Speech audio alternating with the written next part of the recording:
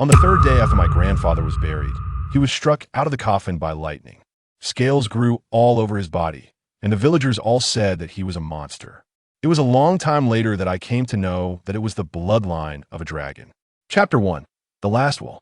My name is Lu Chun. My grandfather bestowed upon me this name, with Chun signifying dust, an intangible essence capable of evading calamity and transforming misfortune into fortune.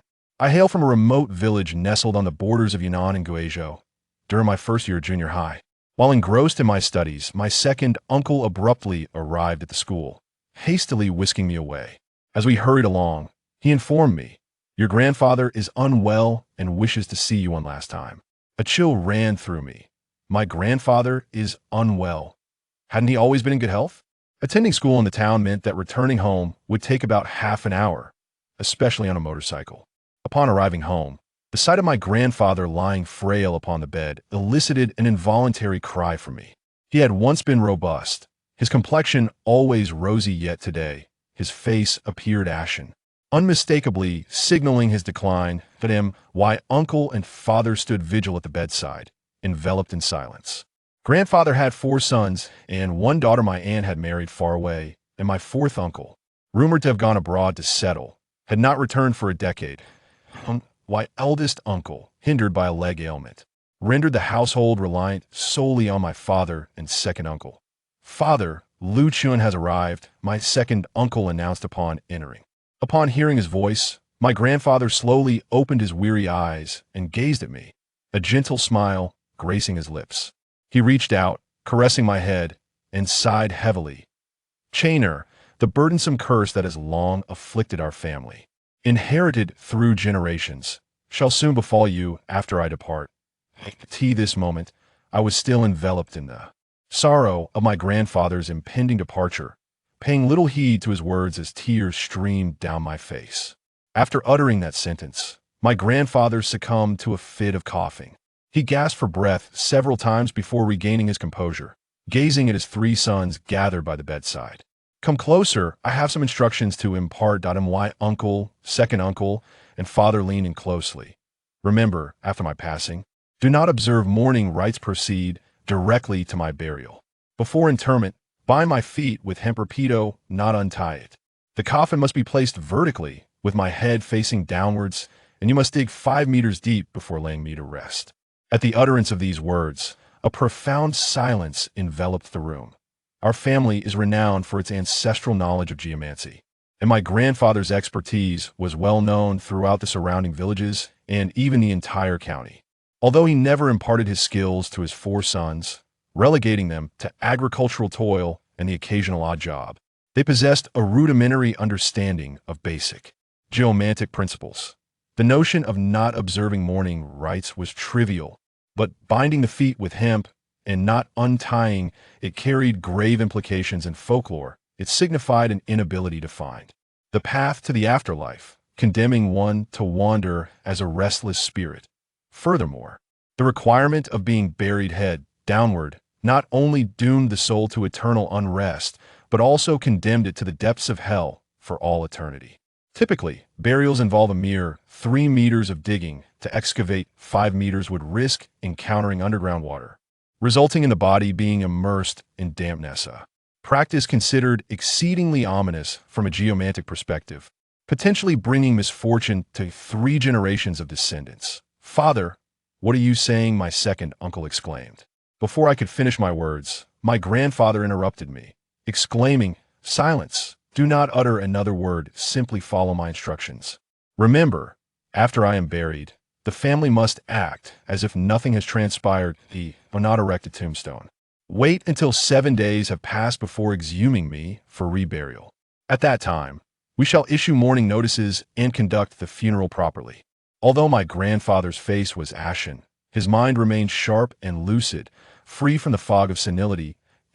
My uncle and father, though perplexed by his reasoning, refrained from further disputation. Once these arrangements were made, my grandfather turned his gaze back to me. "Chainer, if all goes well after 7 days, you shall be destined for great wealth and prosperity, soaring to unprecedented heights in your future. However, should unforeseen circumstances arise, He reached for a bundle beside his pillow and handed it to me. You must leave this place and journey to another location. There, I have arranged a marriage for you, and you shall become a son-in-law. Upon hearing this, my father objected vehemently. Father, Chainer is the sole heir of the Liu family, passed down through 3 generations.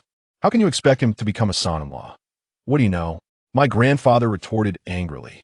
If misfortune strikes and the gates of the underworld open, claiming lives, he may not survive past the age of 15. Becoming a son-in-law is far better than losing his life. His furious shout was accompanied by a couple of harsh coughs.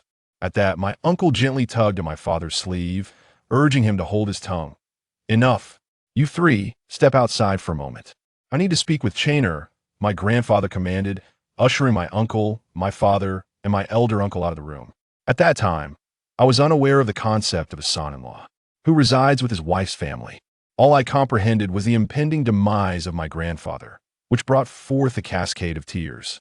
Don't cry, my dear Chainer, he gently urged, stroking my head as he beckoned me to unseal the parcel.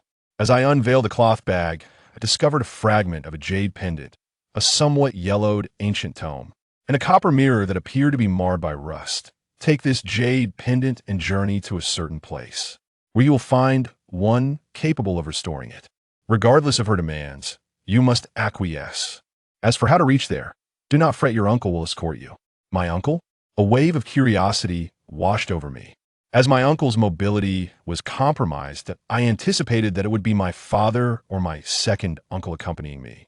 Not my uncle. Upon gazing at my grandfather's visage, I discerned minimal sorrow. It seemed he bore little concern for his impending transition from this world. He continued, this book, you may peruse once you reach the age of 15. However, remember this, regardless of the knowledge you acquire from its pages, it must be incinerated on your 18th birthday. It must not linger for even a day longer. As for this mirror, from this day forth, you shall carry it with you. In due course, once you have mastered the contents of the book, you will find its purpose. That I nodded, etching my grandfather's words indelibly into my mind. Come closer, let me gaze upon you once more, and I shall recount the stories you cherish most, and why grandfather urged me nearer. I settled beside him, just as I did in my childhood, resting against his side as I listened to his tales. Before a single story could reach its conclusion, my grandfather's voice began to fade. The raised arms fell limply. I wept uncontrollably. Upon hearing my cries, my uncle, my second uncle, and my father all entered the room.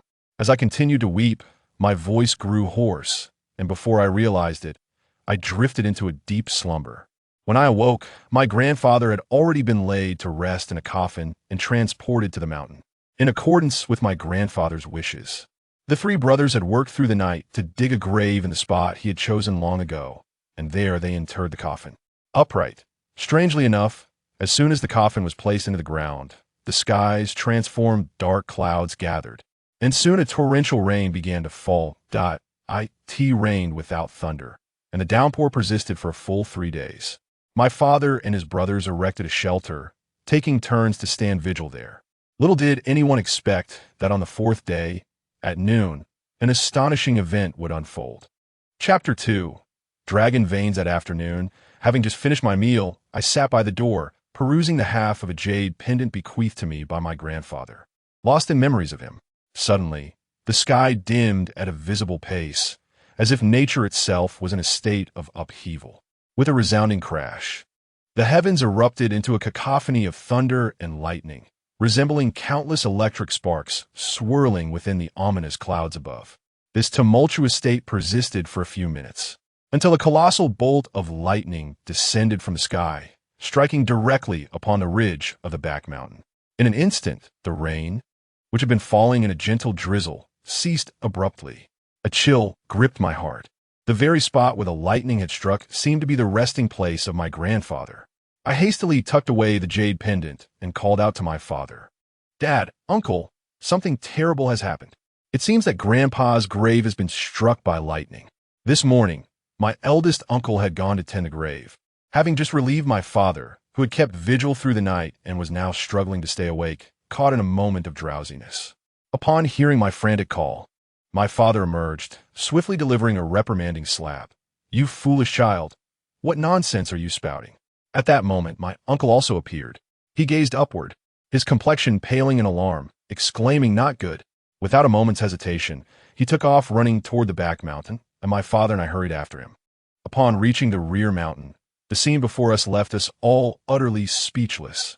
There lay my grandfather's coffin, shattered into countless fragments. Within the confines of the coffin lay a creature, its entire body enshrouded in scales, with feet that had fused together, resembling a serpent's tail. It lay there, rigid and still. Though it bore a semblance of humanity, it had lost all its hair. Only the limbs were bound with ropes, as thick as a thumb. A scream escaped my lips, my mind racing with the horrifying thought that my grandfather had been devoured by some monstrous entity. "Grandfather!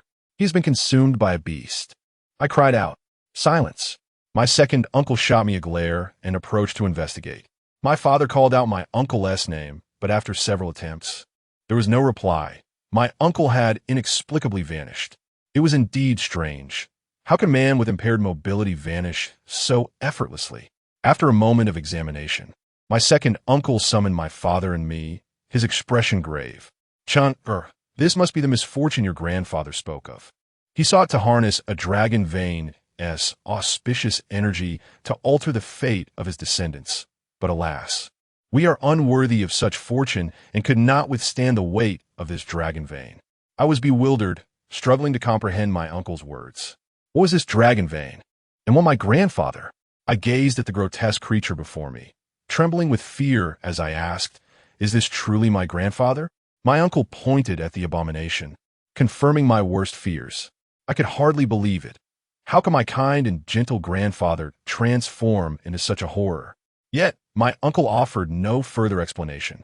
Instead, he and my father procured some timber from a nearby shed, ignited it, and set the creature ablaze. It is indeed peculiar, as the flames surged, that entity's form appeared to be utterly incompatible with fire, swiftly consumed. Concurrently, the overcast skies that had lingered for days soon brightened. My uncle meticulously gathered the remnants of my grandfather's ashes, opting not to inter them, but to carry them down the mountain. What remained was to fulfill my grandfather's wishes, to compose mourning notices and inform distant relatives to arrange the funeral rites. My elder uncle had yet to return, as if he had suddenly evaporated from the earthly realm. My second uncle, clearly privy to certain matters, advised me during the funeral preparations to brace myself. For once the rites were completed, he would lead me away from this place.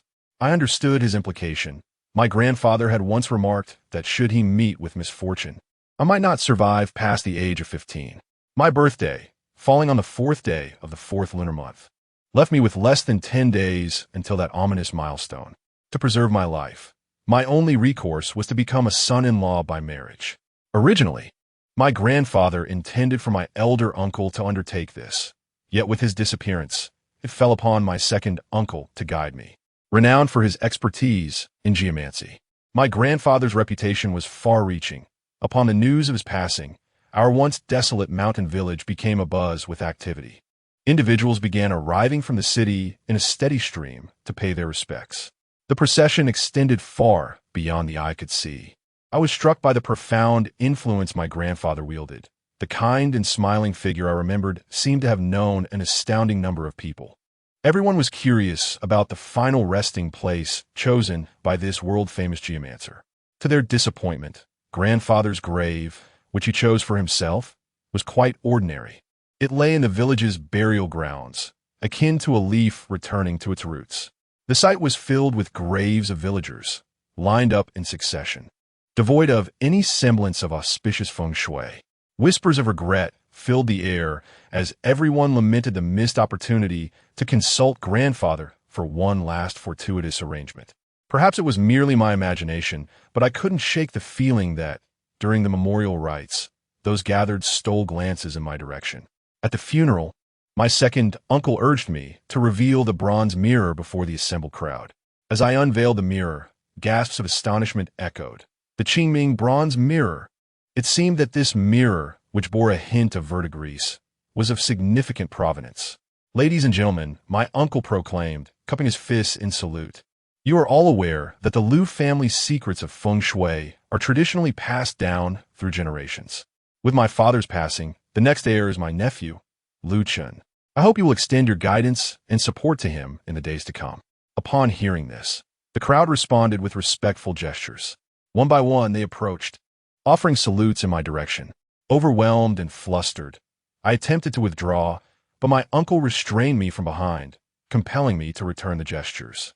I lost track of how many times I bowed, only aware of the fatigue settling into my limbs and the heaviness clouding my mind. Chinner, my uncle reminded me. Remember this.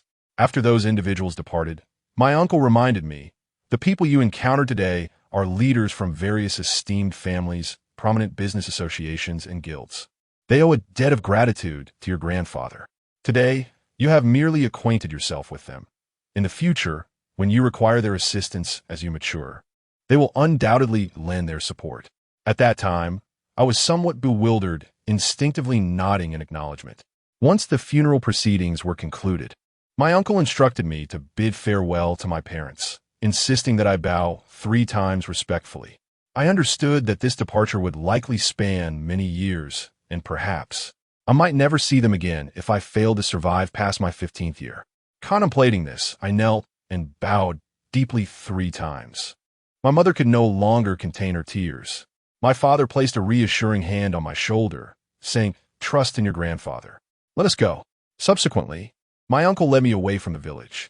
We traversed the winding paths of the mountain village, subsisting on dry rations when hungry and drinking from the mountain springs when thirsty.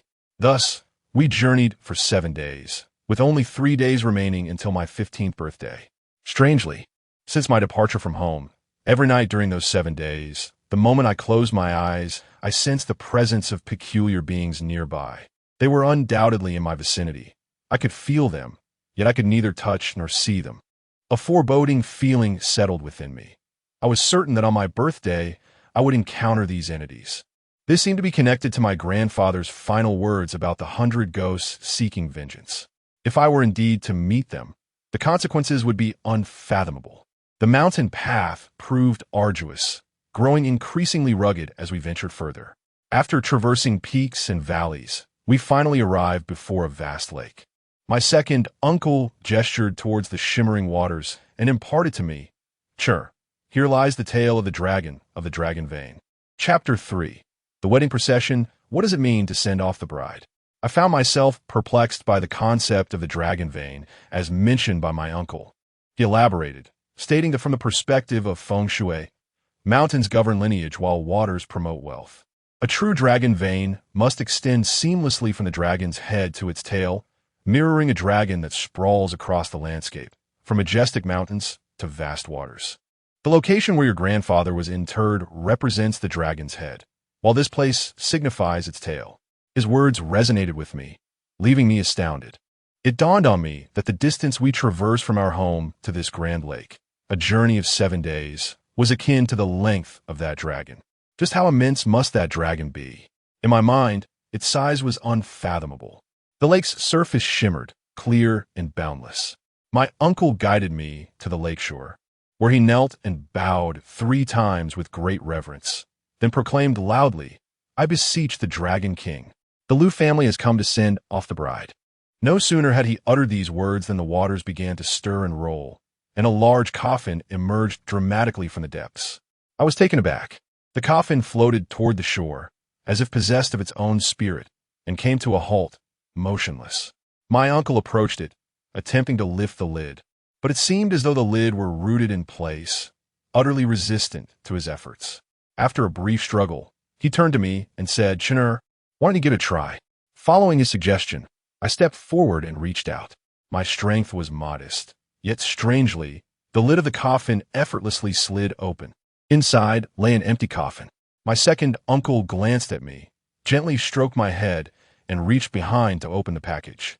From within, he retrieved a resplendent set of crimson wedding attire and helped me don it. Once I was properly dressed, he spoke, "Sure, we as uncle and nephew must part ways here. You must lie down inside." I was taken aback. Yet, upon our arrival, my uncle had declared that no matter what I encountered or experienced, I was to follow his instructions without fail. Only then could I preserve my life. After a brief moment of hesitation, I hastily obeyed his command and leaped into the coffin, lying down within. Chinner, always remember the words your grandfather entrusted to you before his passing, my uncle proclaimed loudly, as he reached to close the coffin lid. Instantly, darkness enveloped me. Although I had endured numerous events in recent days, I was still merely a child. Lying in the coffin, I was uncertain of my destination, and tears streamed down my cheeks uncontrollably. As I wept, fatigue and hunger overcame me, compounded by the stifling atmosphere of the coffin, leading me to drift into a drowsy stupor. In the haze of slumber, I sensed the presence of another being beside me. The coffin was indeed shrouded in darkness, yet I could distinctly perceive her figure. She appeared to be a slender woman, her face obscured by a veil, adorned in a red bridal gown akin to mine. A sweet fragrance wafted from her, mingled with a subtle scent reminiscent of river water. The coffin was narrow, and our bodies were pressed closely together. My hand inadvertently rested upon her waist, as if inappropriately placed. She was a woman of flesh and blood, her form soft and inviting. There lingered a deadly allure. I had reached the threshold of adolescence, and the parts of me that were meant to grow began to do so, causing me to blush and instinctively yearn to turn and embrace her. She spoke. Her voice was ethereal, unlike that of mere mortals. My little lord, who would have thought you were so spirited, so eager to share a chamber with me? Little lord? Was she addressing me? I looked up and suddenly noticed a jade bracelet adorning her wrist. It was the very bracelet my grandfather had bequeathed to me, originally a mere fragment, yet now it appeared whole. I recalled my grandfather's dying words, to seek out the one who could restore the bracelet, and to heed her every command. Instantly, I composed myself, a flicker of trepidation in my heart, and asked her, Who are you? I am Ling Long. Your beloved, she replied, extending her hand to gently caress my head. You are still too small. Wait a couple of days. Here, sister shall give you a treasure to help you grow. At that moment, she suddenly lowered her head and pressed her lips against mine. Her tongue pried open my mouth, and soon a smooth, round pearl slipped from her lips into mine. The sensation was extraordinary. It was my first intimate encounter with a girl, and I instinctively wrapped my arms around her. Not now, she softly murmured, pushing me away. When I opened my eyes again, I found myself lying in a cave. Outside the cave lies a vast lake, an endless expanse of water. The cave itself is quite small, just spacious enough for me to take refuge. Where am I? Before I could examine my surroundings in detail, a peculiar fragrance wafted into my nostrils. Looking up, I noticed the walls of the cave adorned with vibrant, thumb-sized red fruits. These fruits glistened enticingly, and the alluring aroma emanated from them. My stomach rumbled, betraying my hunger. Ignoring any reservations, I approached the fruits, plucking them and indulging in their sweetness. These delectable red fruits were irresistibly delicious, yet they seemed to whet my appetite further, leaving me hungrier with each bite. I lost track of time as I devoured every last fruit in the cave. After finishing, I wiped my mouth only to be suddenly confronted by a tumultuous sensation within my stomach. Almost immediately, an excruciating pain enveloped my entire being, as if my bones were being wrenched apart.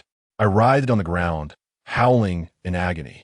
The pain was not merely physical. My skin felt as if it were ablaze, marked by a series of scorching spots. Soon, the outer layer of my skin began to shed. Yet, within me, it felt as though another force was at work, mending my scorched body. I could visibly see flesh regrowing before my eyes. This transformation persisted for an entire day. I emerged as if reborn, experiencing a profound metamorphosis. I could distinctly feel my arms growing stronger, my stature increasing, and at that moment, from the distant heart of the lake, something drifted towards me. It was a coffin. The coffin floated to my side and opened automatically. Within it lay an emptiness. Memories flooded my mind of the girl I had seen in a days earlier, causing my heart to race unexpectedly. I longed for her. She claimed to be my bride, and I her husband. I was not oblivious to matters of the heart. The mere thought of her exquisite form ignited a fervor within me. I laid down in the coffin, which closed its lid of its own accord. In the enveloping darkness, as I succumbed once more to a haze, she appeared again, just as before, beside me. A fragrant aroma enveloped me, and her body felt soft against mine. Observing my transformation, she seemed pleased. This was indeed a worthy match for her suitor. Upon hearing her words, I could no longer contain myself. I reached out, pressing her beneath me, and instinctively kissed her fervently. The atmosphere within the coffin became intoxicating. I inhaled deeply, feeling an inexhaustible strength coursing through me as I began to unfasten her garments and lift her skirts. To my astonishment, beneath her skirt, instead of human legs, there was a fishtail. She was, astonishingly, a creature with the upper body of a woman and the lower body of a fish. Chapter 4. The soul's demand, gazing at the scales adorning her lower body. An unsettling dread enveloped me, and cold sweat began to trickle down my spine.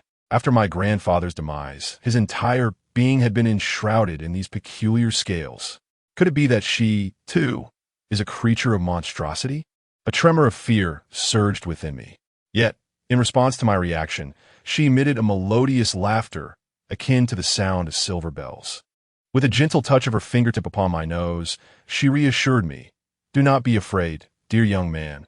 I am no monster, but a dragon." A dragon? Suddenly, I recalled the words my second uncle uttered when he brought me here. "I present my regards to the Dragon King. The Liu family sends their bride." Could she be the Dragon King? But what did my uncle mean by sending a bride? As if divining my thoughts, she delicately unveiled her face, revealing a beauty that could captivate nations, a smile radiant with grace. "Tonight, we shall wed," she declared. "After this night, you shall join the Long family, becoming our son-in-law. In life, you will belong to us. In death, you shall be one of our spirits." In that moment, clarity dawned upon me. I was to become a son-in-law by marriage.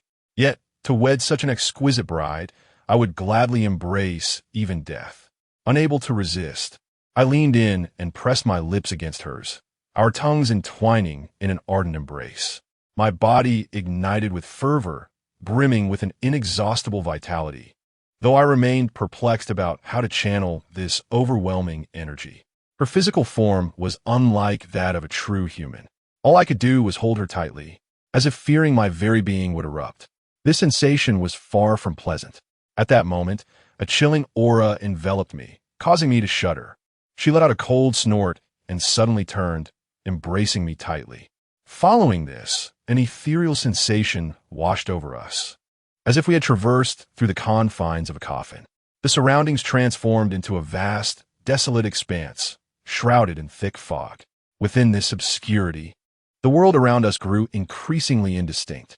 Suddenly, a cacophony of mournful wails pierced the silence. Amidst the gray mist, intermittent voices emerged, gradually becoming more pronounced. "Return my life. 15 years have passed. It is time for you to pay. How do you wish to die?" The air was filled with the sinister laughter of malevolent spirits. In that instant, realization struck me. Tonight marked my 15th birthday, the day my grandfather had ominously referred to as the day of reckoning for the 100 ghosts. According to his words, my fate was destined to culminate this very night. They had arrived. I believed I was on the brink of death, destined to be slain by these malevolent spirits. What was I to do? I found myself utterly helpless. And what of her? Would she, like me, meet a similar fate at their hands? You quickly depart. At this moment, cradling the girl in my arms, I felt an unprecedented urge to protect another. Just then, I was yanked aside. A piercing howl resonated beside me. It was Ling Long. Her voice, akin to thunder, caused the malevolent apparitions to recoil in fear. "How dare you trespass upon my territory? You seek to be obliterated." With her hair cascading like a tempest, radiant white light crackled between her hands.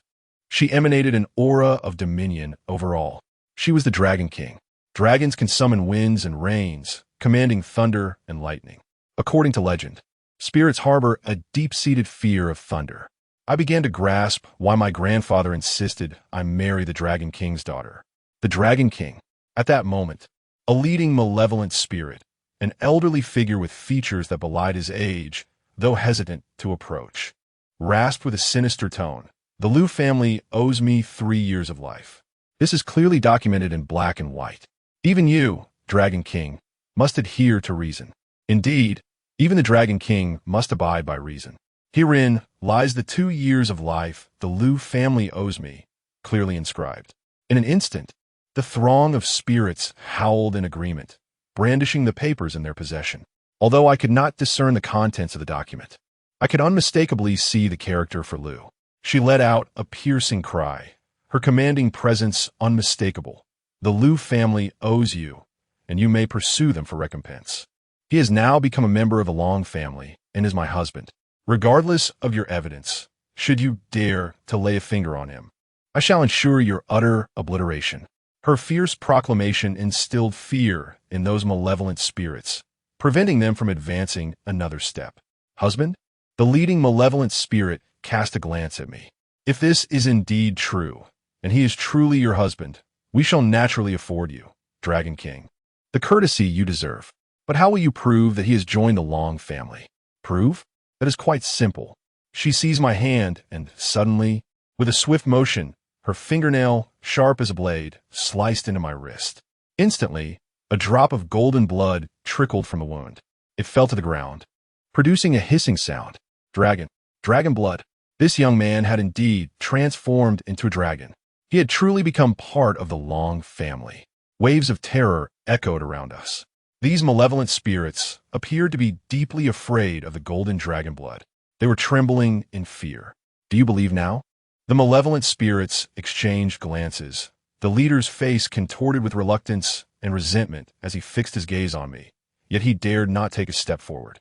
He could only grit his teeth and say, "Very well, since this young man has the protection of the Dragon King, we shall withdraw for now."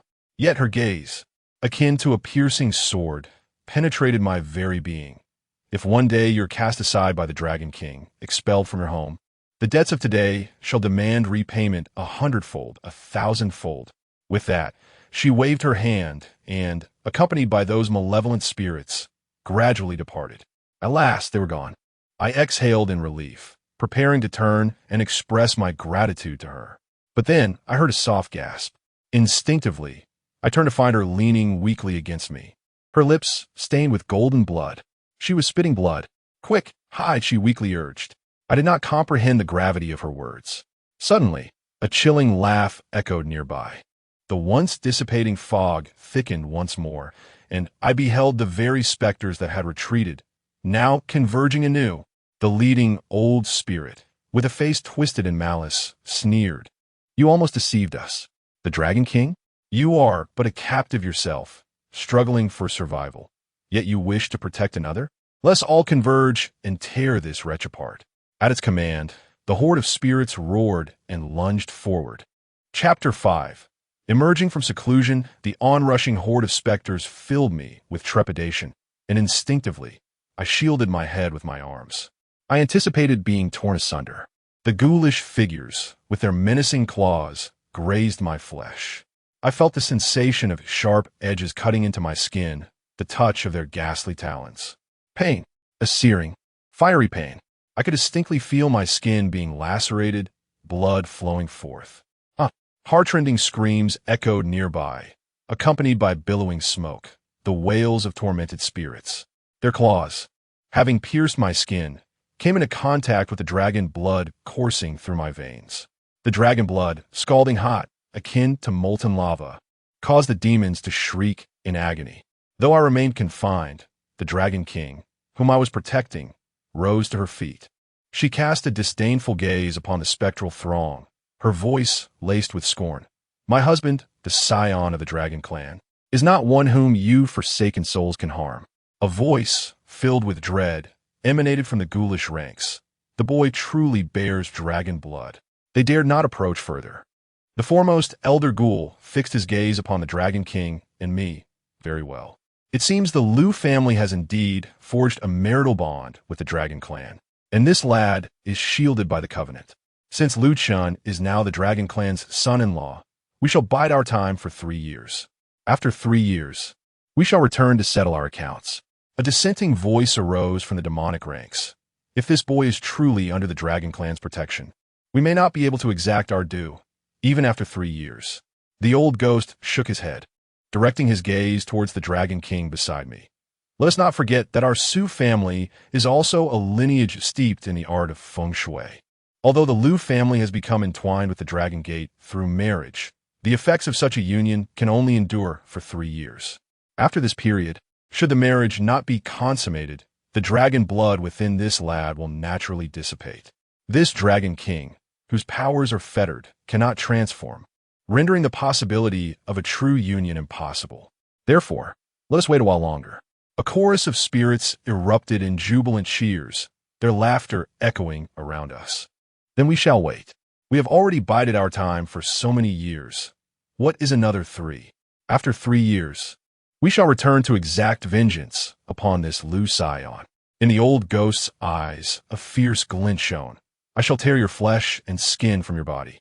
Piece by piece, I shall drink your blood and feast upon your meat. Even your bones shall be crushed to accompany my drink.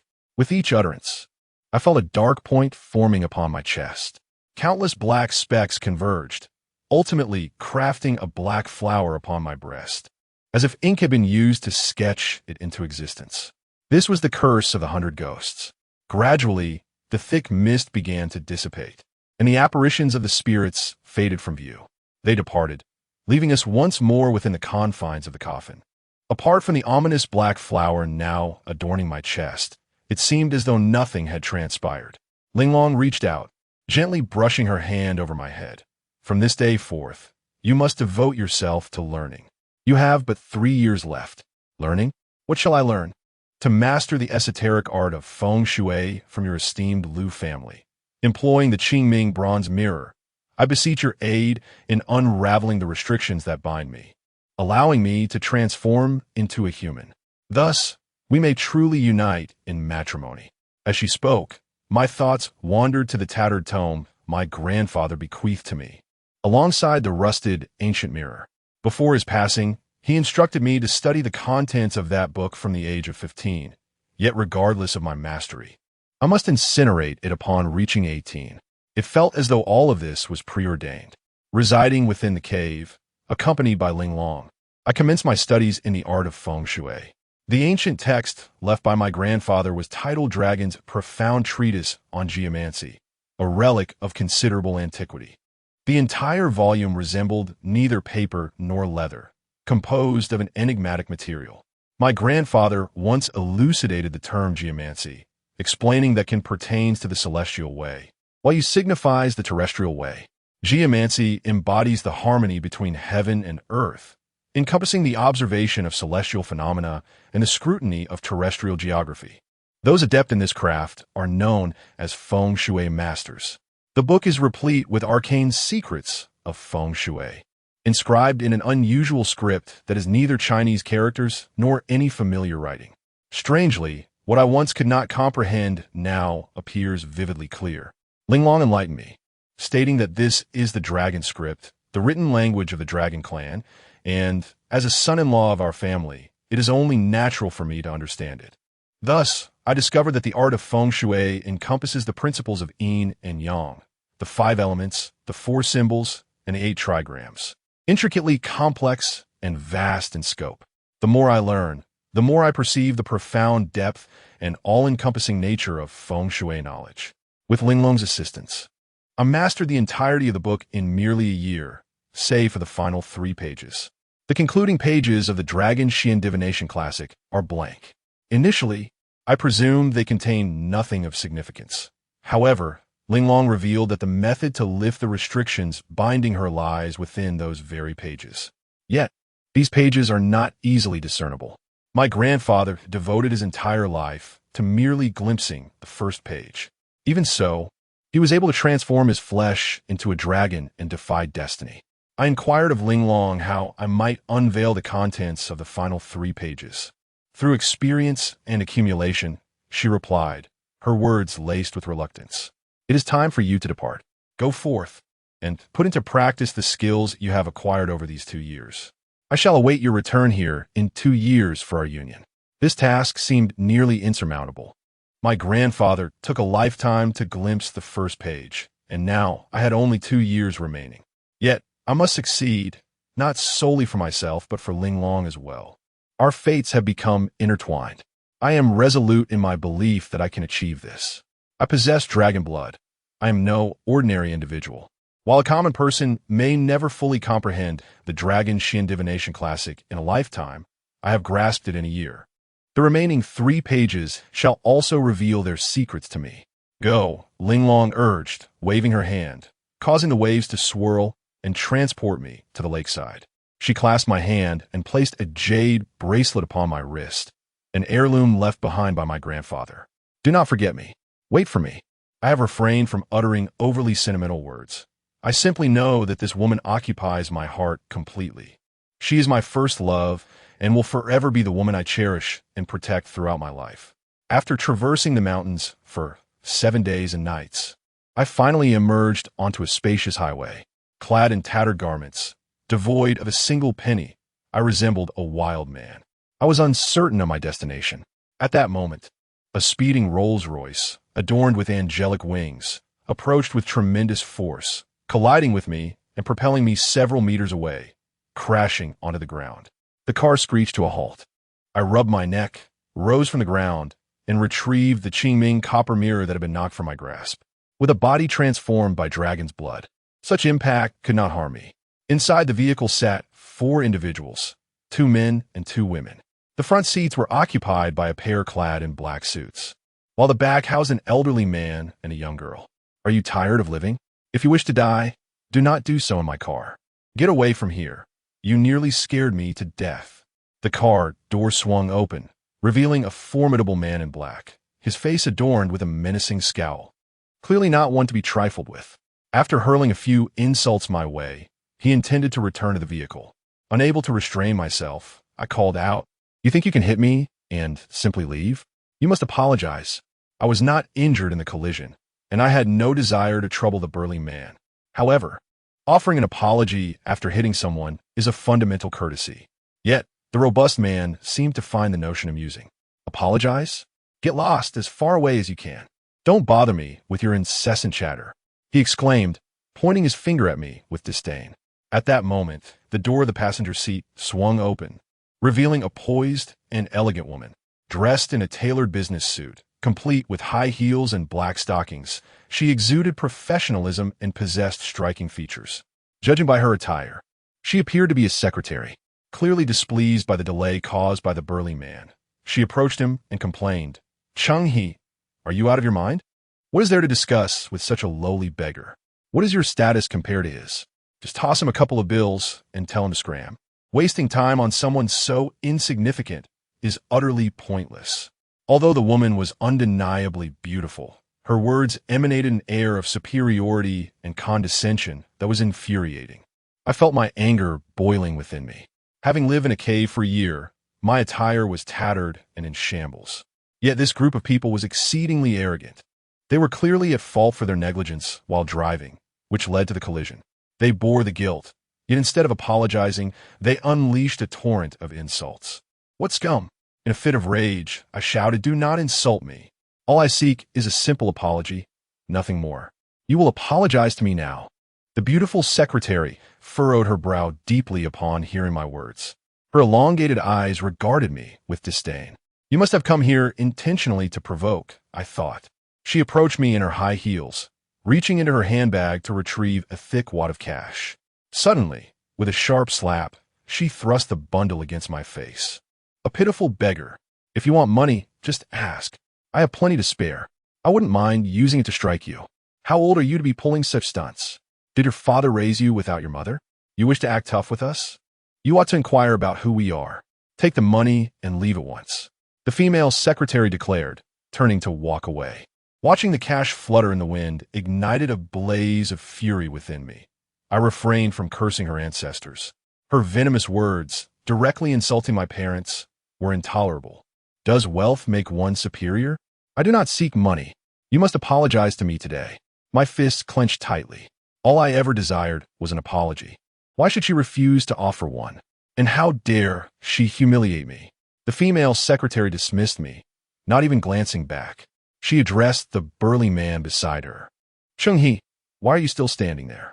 Did you not hear that contemptible wretch? Since he has no shame and insists on being a nuisance, break his legs. Make him kneel." With her command, the man named Chung He advanced toward me, sauntering lazily. He extended his hand, his finger nearly poking my forehead. "Kneel down now. I have no intention of repeating myself," Chung He declared with a fierce demeanor. The female secretary stood by, arms crossed, anticipating the spectacle of my supplication. I persisted. "I demand an explanation from you," but before I could finish my sentence, Chung He erupted in fury. He raised his hand, aiming to strike me across the face. In that moment, I could no longer endure the provocation. In the instant Chung He's palm descended, my fist landed with a resounding blow. Thump! The imposing Chung He was sent hurtling backward from the force of my punch. Crash! He collided heavily with the car's hood, leaving a noticeable dent. The female secretary, aghast, watched me with a face drained of color, evidently taken aback by the power of my strike that could send such a robust man flying. Still consumed by anger, I advanced toward Chung He, fist clenched. "Apologize. Apologize to me," I roared. My fist connected forcefully with Chung He's face, the impact reverberating through the car beneath him. Chung He howled in agony, his face now a bloody mess. All I sought was an apology. Such a simple request. Why? Why did they exhibit such arrogance after causing harm? Using money to assault, refusing to atone. Apologize. Do you hear me? Apologize. I bellowed. I delivered another fierce blow. And with the sickening crack of bone, Chung He's nose shattered.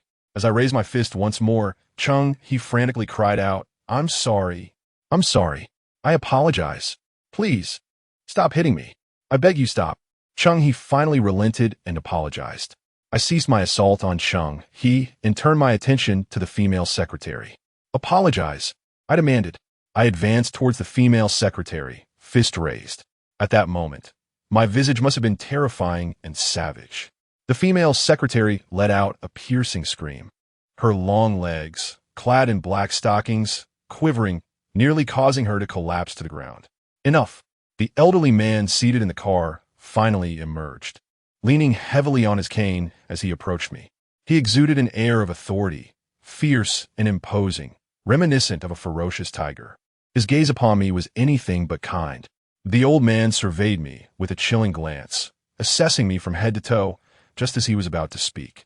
Suddenly, his eyes fell upon the azure bronze mirror clasped in my hand, and his expression shifted drastically, as if he had encountered a specter. His hands trembled. His body shook uncontrollably, a clear sign of overwhelming fright. After a prolonged moment, he regained his composure and cautiously inquired, "Are you from the Liu family? And if I am, what then? If not, what then? All I seek is an apology. Why must you force me in such a manner?" I retorted furiously, unwilling to exchange another word with them. I turned to leave. "Young man, my name is Zhang Huixian. I have been a close friend of your grandfather for many years. If you possess any knowledge of feng shui, I implore you, save me." The secretary, standing nearby, covered her mouth in astonishment, her eyes wide with disbelief. She could hardly fathom that my wild appearance could render Zhang Huixian, a formidable figure in the business realm, so terrified and humbled.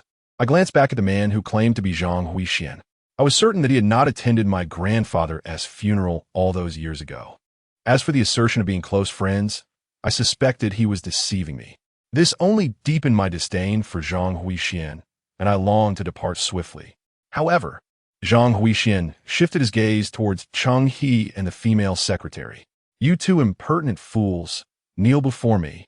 Apologize to the young brother," Zhang Huixian commanded in a tone laced with indignation, exuding a formidable authority. Chung He, fearing retribution, hastily descended from the hood of the car and knelt upon the ground. "President Zhang." The female secretary attempted to speak, but with a fierce glare, Zhang Huixian interjected, "Kneel. Apologize." Startled, the female secretary bit her lip, resigned to her fate as she knelt with a face full of grievance. "I'm sorry." The two knelt, reluctantly offering their apologies to me. Witnessing their submission, my ire began to dissipate significantly. Zhang Huixian approached me respectfully and said, "Young brother, I too owe you an apology. It is my failure in discipline that led them to offend you. I implore your magnanimity. Please save my family." Zhang Huixian pleaded with a forlorn expression. Having witnessed such humility, my anger had nearly evaporated. Just then, The female secretary's phone suddenly rang. She retrieved it, glanced at the screen, and hastily rose to hand it to Zhang Huixian. President Zhang, there are 2 calls from home. Zhang Huixian swiftly answered the phone. As he listened, his countenance darkened progressively until it turned ashen. After hanging up, his hand, gripping the cane, trembled uncontrollably, and he appeared to age several years in an instant. Nearly faltering in his stance, he suddenly lifted his head, gazing at me with the ferocity of a fierce tiger. Mr. Liu, have you inherited your grandfather's feng shui skills? I implore you, you must save me. Zhang Huixian grasped my arm with great force. His posture was low, exuding an air of desperation. Yet, I could still detect a hint of menace in his tone, as if he were capable of anything should I choose to defy him.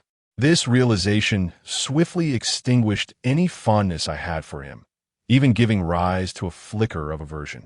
At that moment, I felt a peculiar vibration emanating from the Qingming bronze mirror cradled in my arms. This was the first time the mirror had reacted in such a manner. Could it be that Zhang Huixian possessed something that attracted the mirror? I immediately regained my composure. Linglong had previously informed me that there were numerous treasures in this world, akin to the Qingming bronze mirror, endowed with extraordinary abilities. Acquiring them could enhance my feng shui acumen and allow me to decipher the final 3 pages of the Longxian Kanyu Classic. Indeed, I am a descendant of the Liu family, but if you wish for my assistance, you must at least offer me some form of remuneration. As my thoughts raced, I spoke up. Compensation is no issue. Whatever you desire, I shall grant it. Zhang Huixian exclaimed with excitement as he pulled me into the car. Inside, there was a young girl of similar age to mine, with tear-filled eyes, sobbing softly. Zhang Huixian briefly introduced her as his granddaughter, Zhang Yishi.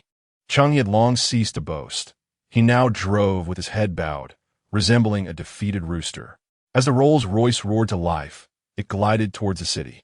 The journey was swift, and soon we arrived at the entrance of an opulent garden villa. Upon entering the garden, even before alighting from the vehicle, I detected an acrid scent of blood in the air. As I opened the car door, an elderly figure hurried towards us. Judging by his attire, he appeared to be the steward of the villa. Master, something strange has occurred. Has the expert you summoned arrived? The old steward trembled uncontrollably, his expression rife with panic and terror, constantly glancing into the car as if hoping to catch a glimpse of the master. I understand, Zhang Huixian replied casually. He then turned abruptly to me, forcing a strained smile upon his rigid face. I implore you, little Liu Xian, save my Zhang family. He beseeched. I descended from the vehicle at a leisurely pace, following Zhang Huixian into the inner sanctum of the Zhang residence. The deeper we progressed, the more intense and nauseating the scent of blood became. At the entrance of the inner quarters, numerous servants had formed a tight circle, wielding mops, wooden sticks, and brooms, striking the ground with fervor. Their faces were etched with terror, their legs quaking as though they had encountered something horrifying. Some of the older individuals trembled and knelt on the ground, repeatedly bowing their heads, while others, overwhelmed by fear, collapsed on the floor, struggling to breathe. What is happening? Zhang Huixian demanded sternly. The aged steward promptly responded, Master, an inexplicable multitude of rodents has suddenly emerged, invading the drawing room with a frenzied determination. Devoid of any fear of humans, they relentlessly hurl themselves against the floor, defying all attempts at dispersal. Zhang Huixian parted the assembled throng and ceremoniously ushered me inside. My gaze swept across the scene, revealing a macabre tableau of rodent corpses and pools of fetid blood. Squeak, squeak, squeak. Countless more rats emerged ceaselessly from the sewers and other obscure recesses. They congregated in dense clusters, forming a seething, ebony tide upon the floor. The entirety of the vermin surged towards the hall's epicenter, numbering in the hundreds, if not thousands, engendering a profound sense of unease. These rodents, in particular, appeared to possess a death wish. They leaped with reckless abandon, flinging themselves onto the ground in a suicidal frenzy. Once, twice, thrice. Each impact left behind a ghastly pool of blood. The spectacle was truly harrowing. Some of the mortally wounded rodents, staggering from the bloody mire, writhed their bodies towards the center of the hall, where they quietly lay down, seemingly awaiting their demise. These prostrate creatures were arranging their bodies to form a large character upon the floor. Indistinctly, it could be discerned as the character for death. Now, only the final stroke remained. Chapter 7. The Rat King. The first to succumb was Zhang Huishuan's granddaughter, Zhang Yishi. She let out a piercing scream, her eyes wide with terror, trembling all over as she cried out, "Grandfather, the curse has come true. This is the first curse. The rats come to pay their respects. Grandfather, we are going to die. I don't want to die. Please save me." Her words rendered the grand hall utterly silent, everyone gazing at Zhang Yishi in dread. Overcome with fear, she collapsed, her legs giving way beneath her, and fell to the ground, unconscious. Zhang Huixian was thoroughly shaken, gripping my arm tightly with a look of desperation as he implored, "Xiao Lu Xian, have you discerned anything?" I nodded slightly. That year, I had mastered the entirety of the Long Xian Kinyu Jing within the confines of the cave. These are merely trivial tricks. Moreover, I surveyed the entire feng shui situation of the Zhang family estate and smiled subtly. I was no longer the naive youth I once was. The rats, gathering to commit mass suicide, were merely a reflection of your family's feng shui predicament. Once the bodies of these rats form the character for death, the Zhang family will face a continuous stream of misfortune and calamity. The consequences could range from severe illness and disability to immediate demise. However, the solution to this predicament is rather straightforward. Simply drive these rats away. As I spoke these words, Zhang Huixian and his secretary exchanged varying expressions. He nodded in agreement, for what I had said aligned closely with the insights of the master he had consulted previously, all pertaining to feng shui. However, the notion of retribution was overly severe. The master he consulted had mentioned that the gathering of rats during the new year was merely a matter of feng shui. At worst, it might bring some misfortune, adversely affecting his business and leading to continuous losses, but it would not pose any threat to his family. Is it possible that this heir of the Liu family lacks the necessary skills? Meanwhile, the female secretary beside him stood at the back of the crowd, arms crossed, observing me with a smirk. Her eyes were filled with derision. "Ha ha ha! You wretched beggar! You are nothing but a charlatan. You possess no real abilities and still dare to come here to swindle money. You are courting your own demise.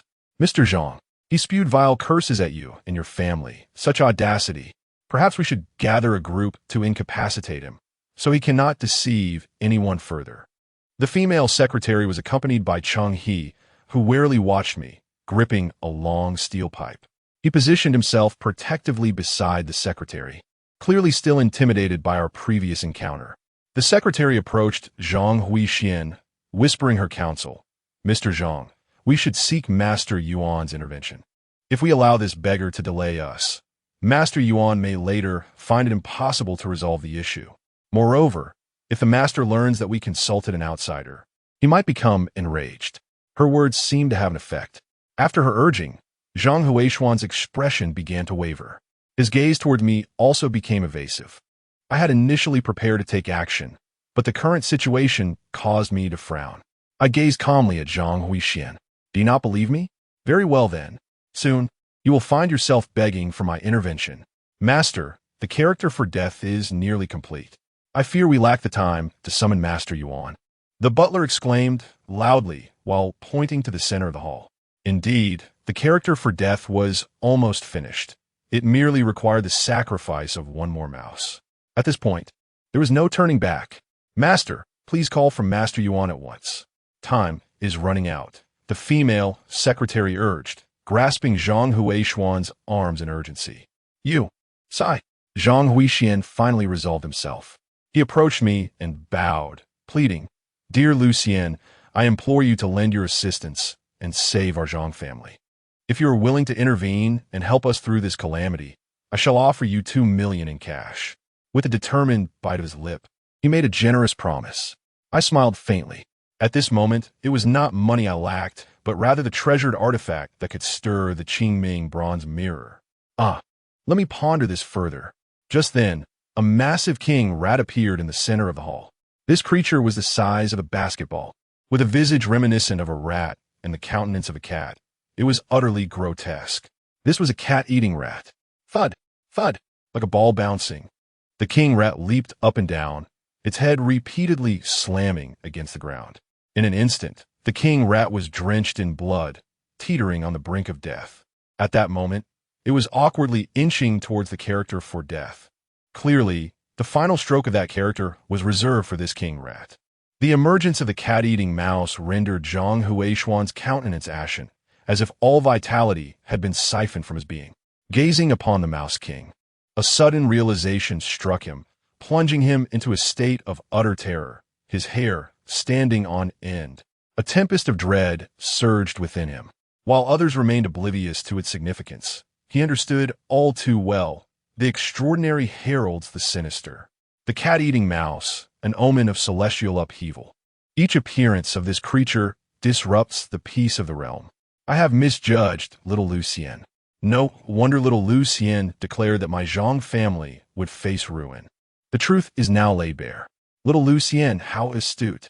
Zhang Huishuan, filled with urgency and pallor, turned his gaze toward me. Little Lucien, should you be willing to extend your hand to aid my Zhang family, feel free to take whatever you desire from our possessions. With a resolute bite of his teeth, he made a solemn vow. Very well, it is settled. Upon receiving the answer he sought, I swiftly retrieved the Qingming copper mirror from my bosom. I pricked the tip of my right finger, allowing a single drop of blood to emerge. My blood, a lineage of dragons, possesses the power to repel malevolent spirits. With a flick of my finger, I inscribed a rune upon the mirror. At that moment, the Mouse King was a mere 10 centimeters away from the character for death. Should the Mouse King recline, the character would be irrevocably formed. Zhang Huishuan's eyes widened in horror as he beheld the Mouse King. He shouted incessantly, "Little Lucien, act swiftly. Please, take action." Meanwhile, the female secretary lurked behind the crowd, a smirk of triumph gracing her lips. The Mouse King's position was secured, and the outcome was now inevitable. No one could alter the course of this event. At that moment, I raised the Qingming mirror with my left hand and gently beamed it. With a hiss, a plume of azure smoke suddenly erupted from the plaque in the main hall, igniting into flames. "Shall Lucien you?" Zhang Huishuan turned abruptly, bewildered by my actions. Behind the crowd, the secretary's complexion shifted dramatically, her entire being trembling with rage. It was so close, just a breath away from the curse generated by the swarming rats paying their New Year respects. It was nearly fulfilled as the plaque began to smoke. All the rats in the hall suddenly collapsed, dying on the spot. Not a single one escaped. A foul stench emanated from the charred plaque, inducing nausea. With a sharp crack, a dark mass fell from behind the plaque. "It is done. I hope you remember your words." I spoke with an air of nonchalance. "The curse has been lifted." Zhang Huishuan finally exhaled in relief. Leaning on his cane, he picked up the object that had dropped from the plaque. After scrutinizing it for a while, he asked me curiously, "Shao Lucien, what is this?" "Zihesh, a substance from within a woman's body," I replied softly. Upon seeing this object, a significant portion of my earlier confusion dissipated. Normal feng shui could not possibly invoke such a curse. Indeed, someone had orchestrated this scheme. In my childhood, although my grandfather never imparted any feng shui knowledge to me, he regaled me with many fascinating tales. Among them were numerous accounts of feng shui masters who deliberately set traps, exploiting feng shui to harm others for their own gain. To my astonishment, I encountered such a predicament immediately upon my return. "Little Lucien, what connection does this purple river vehicle have with the rats offering New Year greetings?" Zhang Huishuan, a seasoned player in the business arena, swiftly discerned the underlying issue. I elucidated the purple river vehicle is, in fact, the human placenta.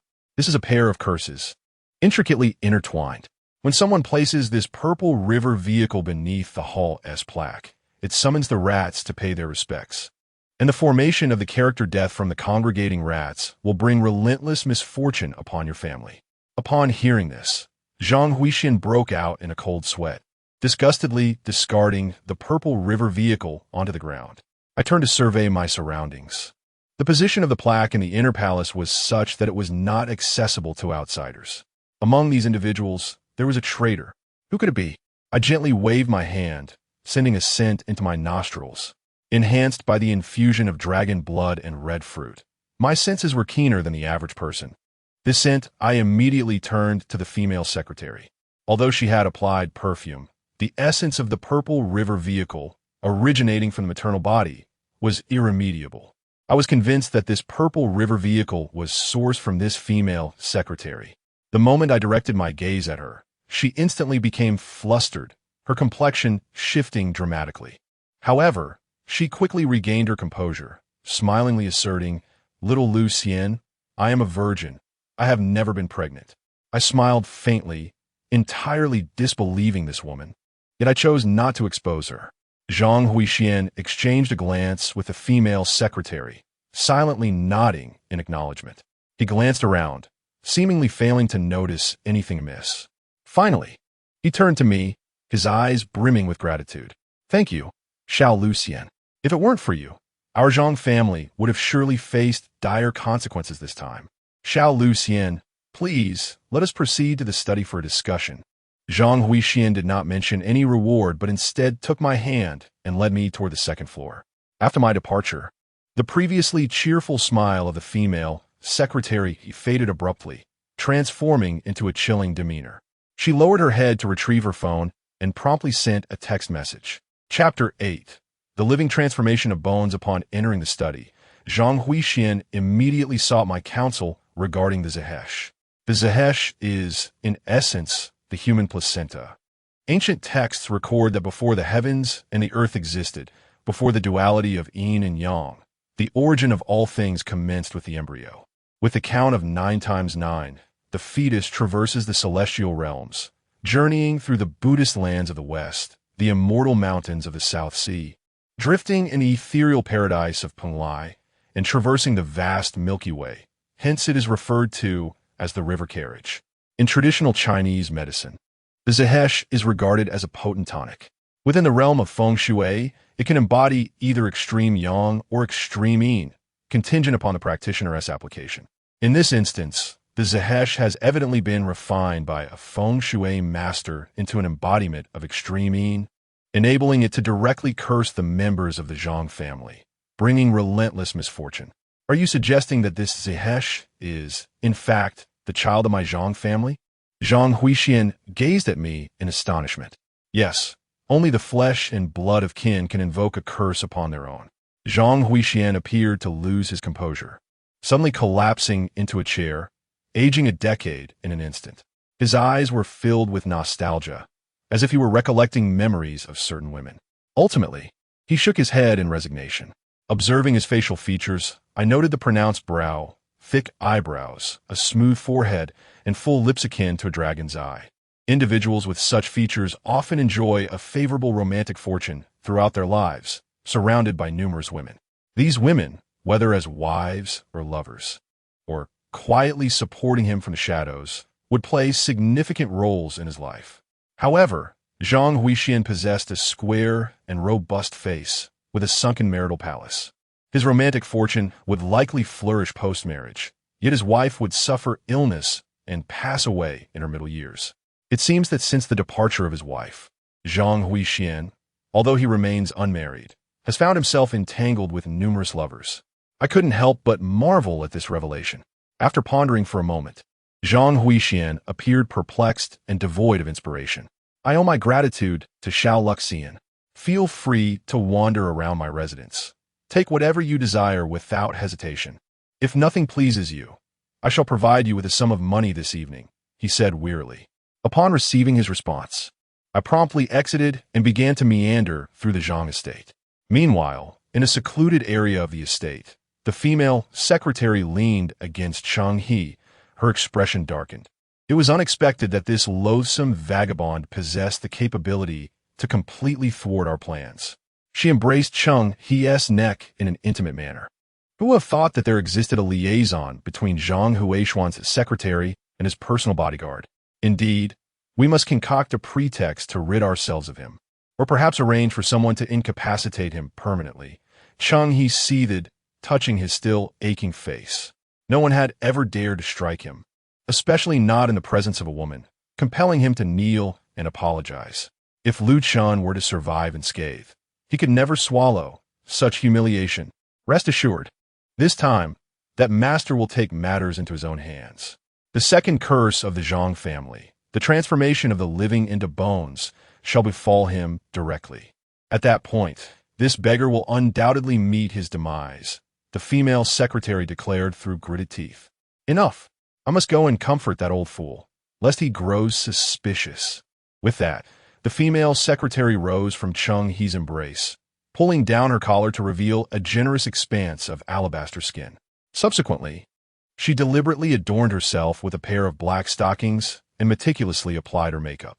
After completing these preparations, she sensuously swayed her hips and entered Zhang Huishuan's study.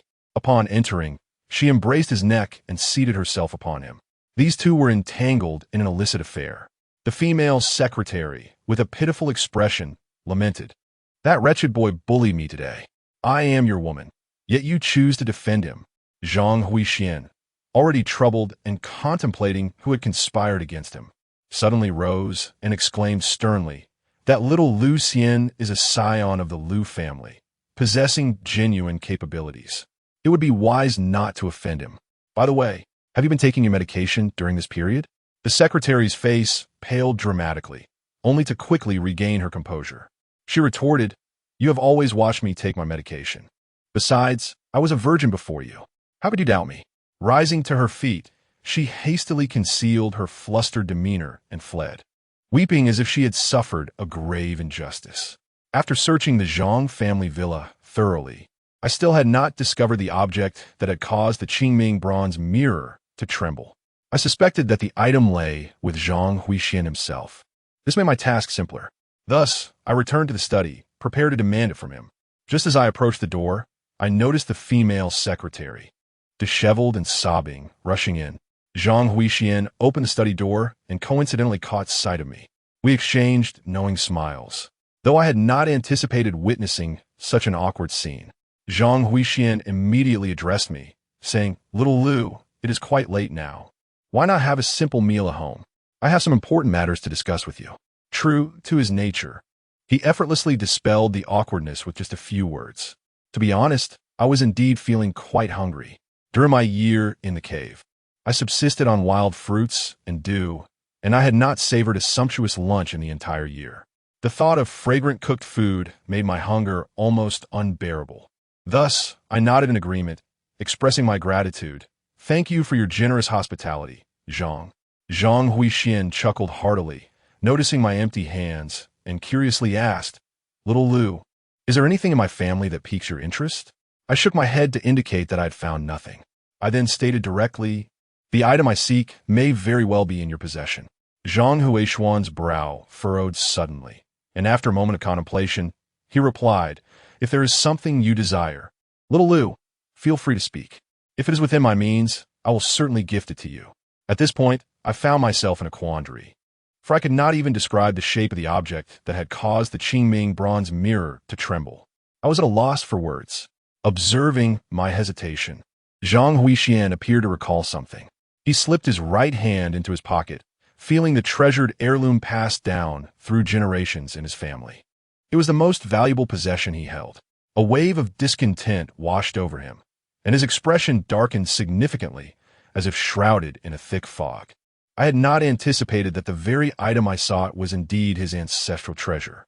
Xiao Luxian, I possess no treasures of worth.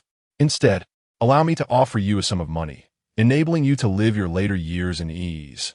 Zhang Huixian murmured, his tone laced with an undercurrent of menace. He raised his hand, clutching Zhang Huishuan's arm. Instantly, the Qingming bronze mirror nestled within my embrace emitted a tremor akin to the last time. I was utterly convinced that the coveted artifact resided upon Zhang Huixian. "I require no money. I desire that object you possess," I resolutely countered. "You." Zhang Huixian glared at me fiercely.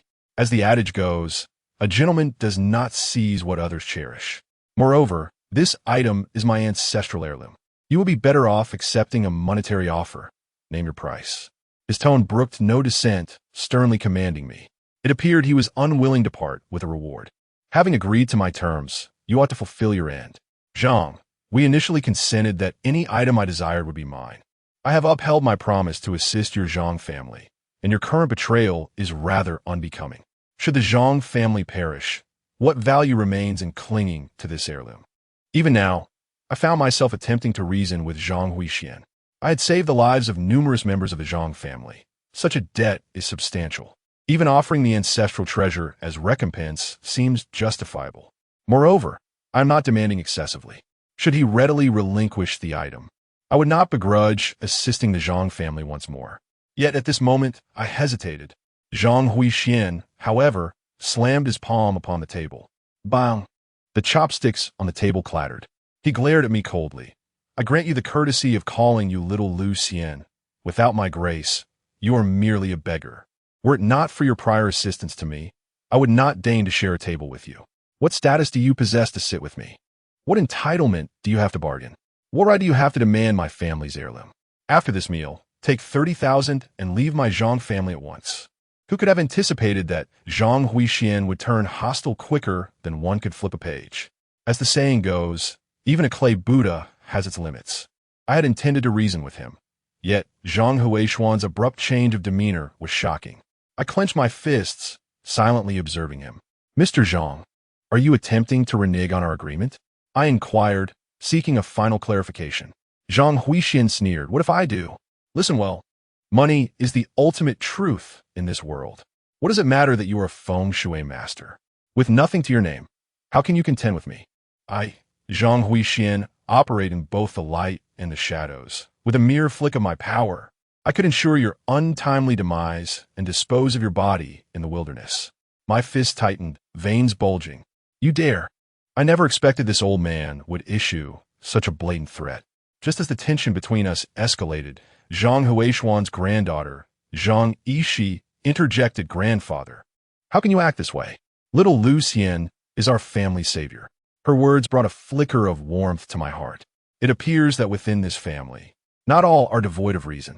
Zhang Huixian glared fiercely at me, declaring, Yishi, you need not concern yourself. Matters at home are not for you to dictate. I had already shown him sufficient respect. It remained to be seen whether he possessed any sense of propriety. A surge of indignation coursed through me. What does it mean to show respect? What does it mean to lack awareness? To renege on a previously agreed-upon arrangement? This is your rationale, Zhang Huixian? Such reasoning, I refuse to accept. Boom! Boom! Boom! At that moment, a middle-aged man clad in white, with a protruding belly and a tall chef's hat, entered the room, carrying a bowl of steaming soup. His movements were stiff and peculiar. With each step, he stomped his feet forcefully against the ground, producing an odd sound. Still seething with anger, Zhang Huixian turned upon noticing this oblivious individual, shouting, Are you blind? Does this beggar deserve to consume? And the broth and pus splattered together. Everyone was momentarily stunned, gazing in horror at the man. Pus and blood flowed freely from his hollow eye sockets. He seemed utterly oblivious to the loss of his eyeballs, facing the astonished stares of the crowd with his vacant gaze. Suddenly, the man's entire body swelled with grotesque, fist-sized lumps, resembling repulsive tumors. Within those grotesque growths, something appeared to writhe incessantly, expanding and contracting, shifting all over his body. He resembled a toad in the throes of transformation. Ah! Zhang Yishi's complexion turned pale as she let out a scream, feeling utterly disoriented and collapsing weakly to the ground. I recalled how she had spoken on my behalf just moments ago, and my heart ached for her. Thus, I swiftly caught her in my arms, cradling her close. With a sound akin to tearing paper, the man's flesh convulsed violently, and in an instant, blood and meat rapidly peeled away from his body. Flesh and bone were severed. In the blink of an eye, the once robust man had transformed into a ghastly skeleton, stark and white. On the ground, fragments of flesh, no larger than fingernails, continued to squirm, reminiscent of maggots, a living being reduced to bones. Chapter 9. The dual Zhang Huixian stood frozen in place, his eyes wide with terror as he beheld the skeletal frame. Fear rendered him a statue, his lips turning a shade of purple, and his entire body trembled. He muttered incessantly, The living turned to bones. Is the living turned to bones? How could the curse of the Zhang family have arrived so swiftly? Could it be that the heavens seek to extinguish my clan? I cast a glance at the writhing mass of flesh upon the ground and suddenly shouted, "Run!" In that instant, the realization struck me. It was goo. In our southwestern region, there exists a mysterious ethnic group, along with villages and tribes that have historically cultivated these sinister creatures. Yet, their presence had dwindled to near obscurity over the ages. I never anticipated encountering them here today. Having witnessed goo for the first time, I was understandably shaken.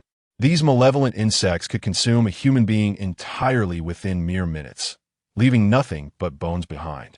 I supported Zhang Yishi as we retreated hastily. "Do not leave. Please save me." Upon hearing my urgent warning, Zhang Huixian seemed to regain his senses. He grasped my arm desperately, pleading for assistance. I had already extended my compassion to him, yet he dared to cling to me still. "Get away." I shook him off with a forceful motion. I had grown weary of ungrateful souls. "Please, I beseech you, rescue the Zhang family. Save me and my granddaughter." "I apologize.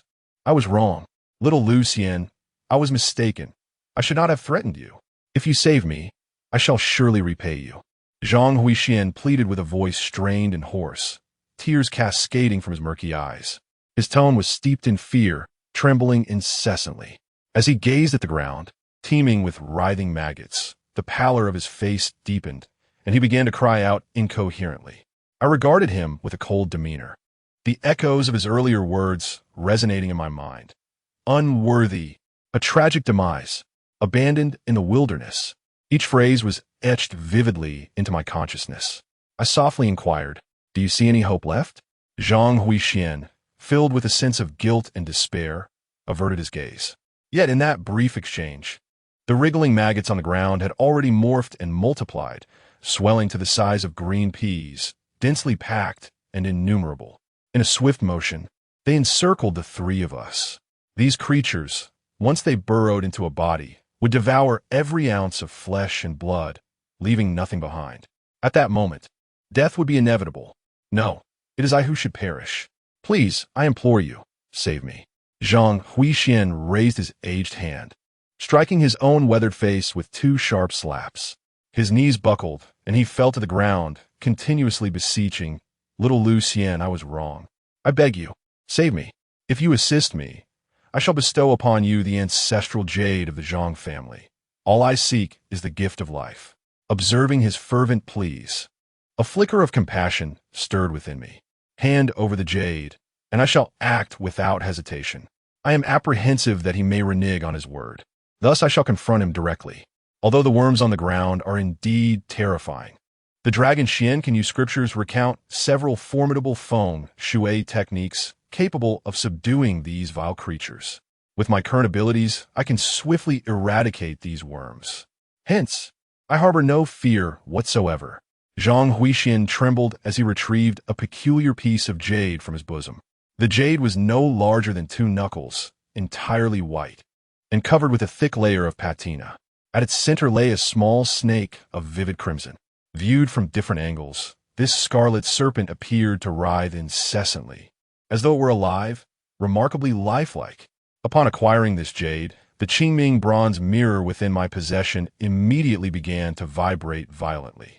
It seems that the object responsible for stirring the mirror is indeed this very piece. With the item secured, I felt an immediate sense of relief. Eagerly, I wished to examine the red serpent jade, yet I was surrounded by numerous fearsome worms. I tucked the jade safely away and lowered my gaze to the ground. There, the worms continued to writhe, beginning to devour one another, growing ever larger. In mere moments, they had swollen to the size of eggs. The sound of their shells scraping against one another produced an eerie rustling, disorienting me with its unsettling resonance. They advanced towards me, encircling me in a menacing throng, their bared fangs and menacing glares suggesting an intent to bring about my demise. Yet, strangely, these cursed insects remain a full meter away from me, no matter how they crawl, unable to approach even a millimeter. I find myself perplexed. Is this truly the conclusion before I even make a move? At that moment, I was unaware that the dragon blood coursing through my veins instinctively suppresses all creatures. Even if they dared to venture closer, they would tremble in fear, paralyzed and unwilling to act. Furrowing my brows, I quietly observed the transformation of these insects.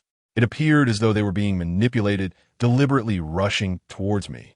This scenario exuded an uncanny aura, as if everything were orchestrated by an unseen hand. Meanwhile, in a concealed chamber of a neighboring city, a young geomancer clad in a yellow robe adorned with the bagua, his expression dark and foreboding, sat cross-legged before an altar with eyes tightly shut. In his left hand, he clutched a delicate bell, while his right hand grasped a pitch-black banner, shaking it incessantly.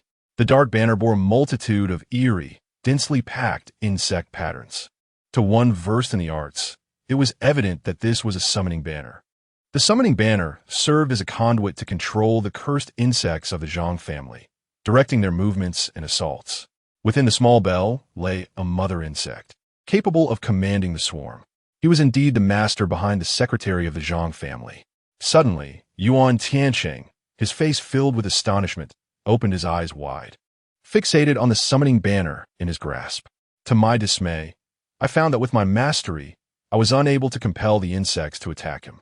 Since my initiation, I have encountered no worthy adversary. Who, then, is this audacious individual who dares to oppose me? Initially, I had contemplated sparing your life. Now, however, I seek your demise. Yuan Tiancheng clenched his teeth and retrieved a dagger from the altar. Strangely, this dagger was merely the size of a palm.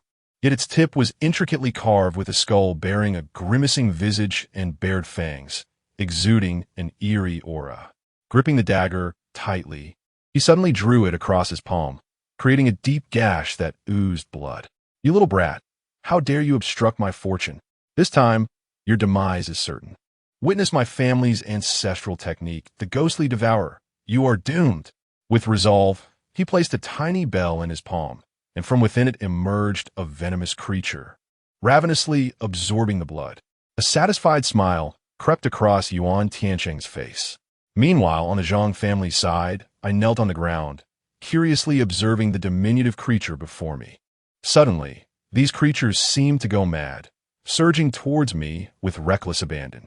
Each was adorned with a small skull-shaped flower, emanating a malevolent aura. They swarmed in a dense mass, evoking a shiver of dread.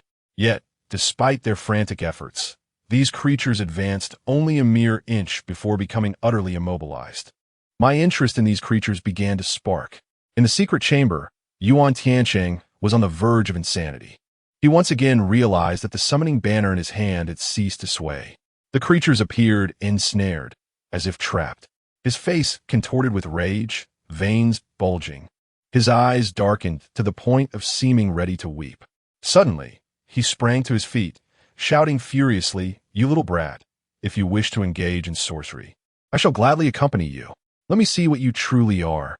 I, Yuan Tiancheng, possess a family secret technique, the dual ghostly malevolence. What do you have? This time, driven by a merciless fury, I shall ensure your demise is complete and unrecognizable. Yuan Tiancheng's eyes burned a fierce crimson as he brandished a dagger adorned with two ghastly heads. In a moment of ruthless determination, he severed his left pinky finger. His expression frenzied, resembling that of a lunatic. Rising from the ground, he wildly shook the jingling bell and summoned spirit flags in his grasp, commanding the venomous insects to launch their assault. The Zhang family witnessed the ferocity unleashed. These cursed creatures, invigorated by the taste of blood, became frenetically aggressive, turning upon one another in a ravenous frenzy. Ultimately, they transformed into monstrous beetles the size of basketballs, their enormous jaws as sharp as blades, capable of crushing a human skull in a single bite. Startled, I examined the scene closely, realizing that the insects had only advanced a mere 5 centimeters. A wave of relief washed over me. I procured a small stool, seated myself upon the ground, and began to observe leisurely. I had never anticipated that these cursed insects would prove to be so captivating. At that moment, Yuan Tiancheng's right hand twitched as if afflicted by a cramp. His face contorted in agony, beads of sweat cascading from his brow. His disheveled hair framed his face, eyes ablaze with a crimson hue as he gazed at the bell in his hand, offering a mournful smile. I surmised that you too were nearing your limit, your energy waning. With a mere exertion of my will, your fate would be sealed. Having forced me to this juncture, you should feel a sense of pride. Should I fall victim to the myriad of insects, torn asunder, my soul would be condemned to wander as a restless spirit, forever denied rebirth. Yuan Tiancheng retrieved from his secret chest a dagger bearing 5 ghastly heads, a sinister smile gracing his lips. This relic, bestowed upon him by his grandfather, had been entrusted with the solemn warning that it must never be wielded except in the direst of circumstances. Now, I eagerly await to see how you will defend yourself. Behold my 5 ghosts killing technique. The dagger plunges directly into the chest, and the goo mother immediately leans over, ravenously consuming the blood. In an instant, Yuan Tiancheng's complexion turns ashen, his lips a deep shade of purple. Suddenly, he senses something amiss. His pupils dilate in terror and unease as he screams in madness. No. Yuan Tiancheng's face contorts in agony, his body convulsing uncontrollably. In that fleeting moment, he is left gasping for breath, teetering on the brink of death. Never did Yuan Tiancheng imagine that despite exhausting his every effort, he would nearly succumb to death. Yet, to me, it proves utterly futile. Chapter 10. The offensive in the Zhang residence. I beheld the grotesque insects before me, their forms swelling in size. As the skeletal figures upon their backs multiplied from 1 to 2, and ultimately to 5. Though these malevolent creatures writhed on the ground, they remained unable to approach me, devoid of any capacity to attack. Gradually, my patience waned. Is this all there is? Rising slowly from my small stool, I casually seized 3 pairs of wooden chopsticks from the table, and with a swift motion, snapped them into 6 fragments. Now it is my turn to strike. Arranging the pieces upon the table, I conjured a formidable array of fire and thunder, known as the fire-thunder devouring formation. The thunder reverberated violently, forming a prison that clamped down from above and below, annihilating all that lay within its grasp. This is one of the 64 hexagrams of the I Ching. With mastery over the elements of wind, water, mountains, medicine, fate, physiognomy, and divination, our family, the Lu, has long adhered to the path of harmony between heaven and humanity. Our greatest strength lies in harnessing the forces of nature to establish advantageous geomantic configurations. Thus, we possess an intimate understanding of the 8 trigrams and the 2 principles of the I Ching, as well as the 4 images. I unleashed a killing formation. The insects, embodiments of the spirits of mountains and marshes, belong to the wood element. The fierce conjunction of thunder and fire inherently restrains these vile creatures. As the formation took shape, the insects began to tremble, engulfed by fear and trepidation. The thunder and fire clashed violently, causing the insects to writhe in agony, rolling helplessly upon the ground.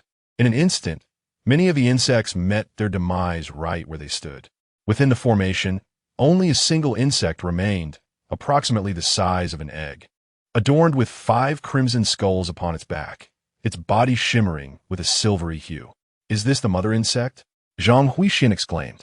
To be precise, this is a larval mother insect. I replied, this is quite troublesome.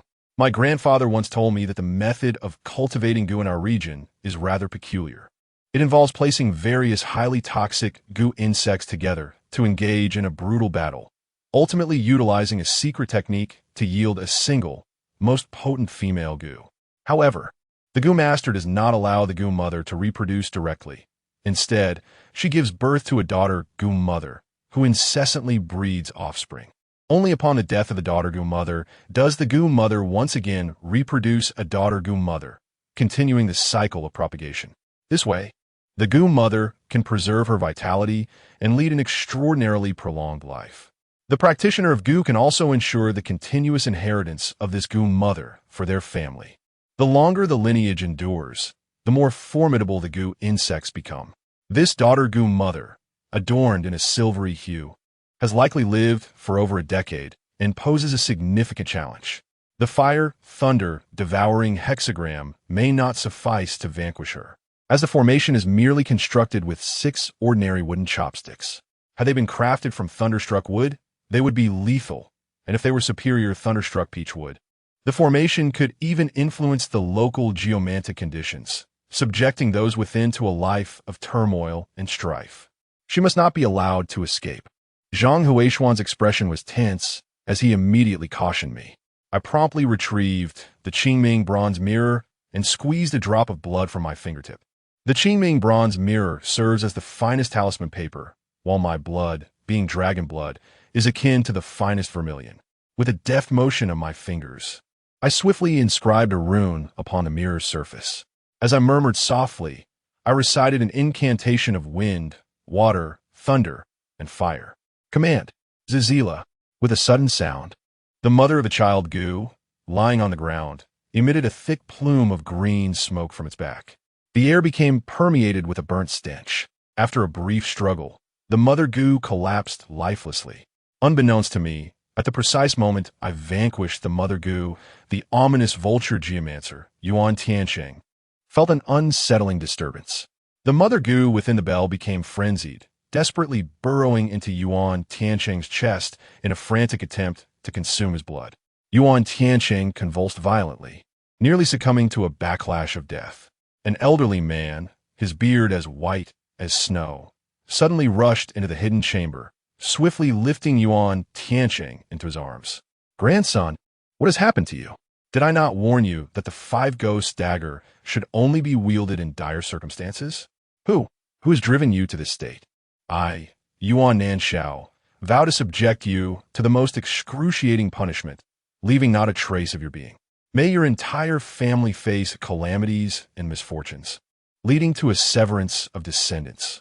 The old man retrieved a vial of medicine and promptly administered it to Yuan Tiancheng, narrowly pulling him back from the brink of death.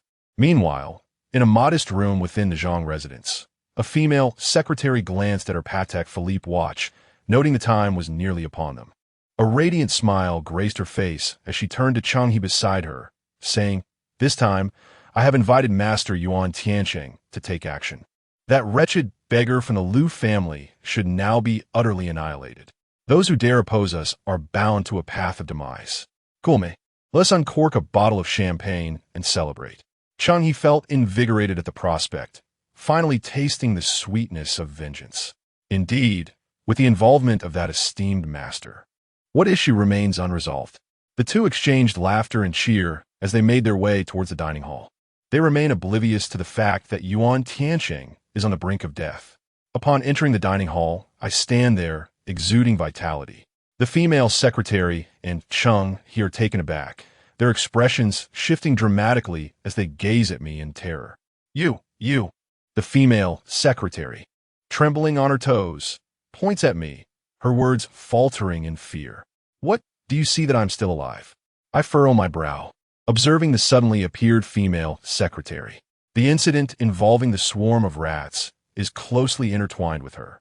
Furthermore, this time, the venomous insects seem to be directed towards me. Just as matters have barely concluded, the female secretary hastily steps forward. What a remarkable coincidence. Little Lu Xian is jesting. With your exceptional skills, how could you possibly be in danger? We merely heard the commotion and were concerned for little Lu Xian and General Zhang. Thus we came to check. Soon enough, the female secretary forces herself to regain composure, continuously attempting to justify her presence. On one side, Zhang Huixian is utterly astonished by my abilities. His face contorts with a myriad of emotions, a bitter silence overwhelming him. My methods have surpassed those of many geomancers. To bring harm to the Zhang family would be exceedingly simple. Instantly, Zhang Huixian feels as though he is akin to an elderly immortal hanging himself in despair. I am immensely grateful for little Lu's life-saving intervention. He bows his head, a sense of dread enveloping his heart. Zhang Yishi casts a reproachful glance at his grandfather, declaring with pride, "Look, once again it is little Lu Xian who has rescued our Zhang family, and you still treat him this way?" Zhang Huishuan's face flushes crimson with embarrassment, shame consuming him. Besides the precious jade from our Zhang family, I shall also bestow a sum of 1 million in cash upon little Lu Xian. I humbly beseech you, dear Lu Xian, to exhibit magnanimity and not to hold the past against my Zhang family. I waved my hand to reassure him. I am not one to quibble over trifles. Moreover, I have already acquired what I desired. With the matter resolved, I shall depart from your esteemed Zhang family, without lingering for even a moment.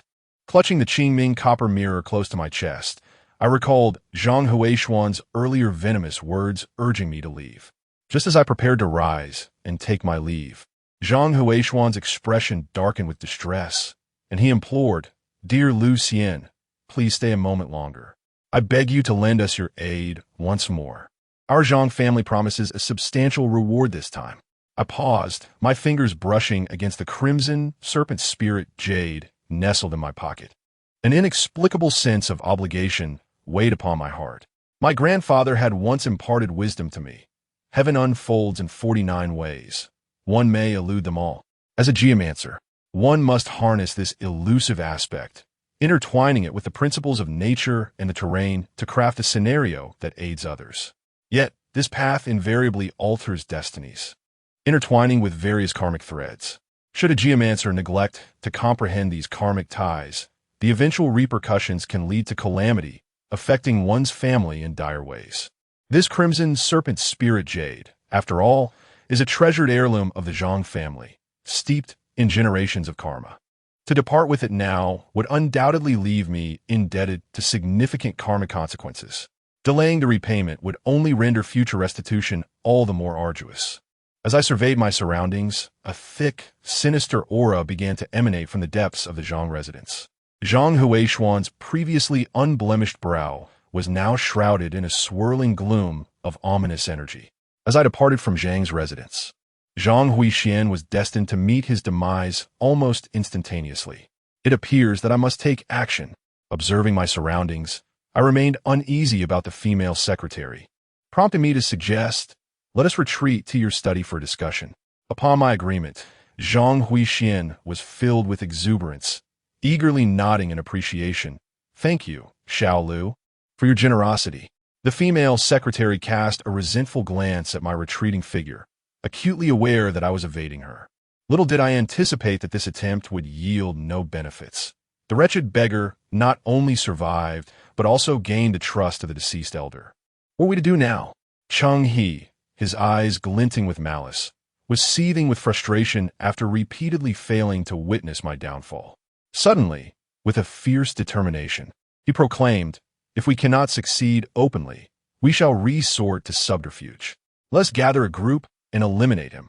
He is but one man, and we can summon hundreds. Even if each person merely inflicts a single wound, he shall be reduced to a mere sieve." Unbeknownst to me, this malevolent plot was already in motion. Chapter 11. The feng shui of the Zhang family. As I entered the study, Zhang Huixian greeted me with fervor, continuously expressing his gratitude and showering me with compliments. The earlier conflict seemed to have vanished, as if it had never occurred. It was evident that my earlier display of skill in arranging the feng shui had completely convinced him of my capabilities. However, I found myself devoid of any affection for him, wishing only to conclude this entanglement and swiftly depart from the Zhang household. Thus, I addressed Zhang Huixian directly. "I perceive a dense aura of negativity surrounding you, and your life force appears dimmed. I fear your days are numbered, and death may soon claim you." My words rendered Zhang Huishuan's complexion ashen, as though he had stepped into a frigid abyss, trembling uncontrollably. Beads of sweat cascaded down his forehead. Seated in despair, Zhang Huixian implored, "Xiao Lu Xian, do you believe there is still hope for me?" His gaze fixed upon me. He seemed to clutch at a final lifeline, repeatedly pleading for assistance. A glimmer of survival. If grasped, it could grant him a few more days of life. If missed, death would be inevitable within 10 days. Since my arrival at the Zhang residence, I had discerned the peculiarities of their feng shui.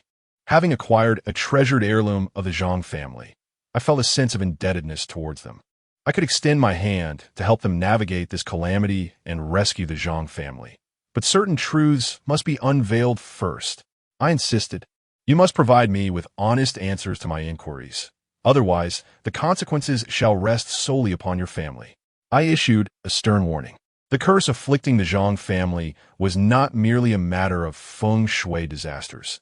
It was the result of deliberate machinations lurking in the shadows. There were essential details I needed to uncover. Was this plight the consequence of human actions or a natural disaster? Man-made disasters are easier to endure than natural calamities. If mishandled, they may even ignite a fire that scorches me, jeopardizing my own fortune and dragging me down.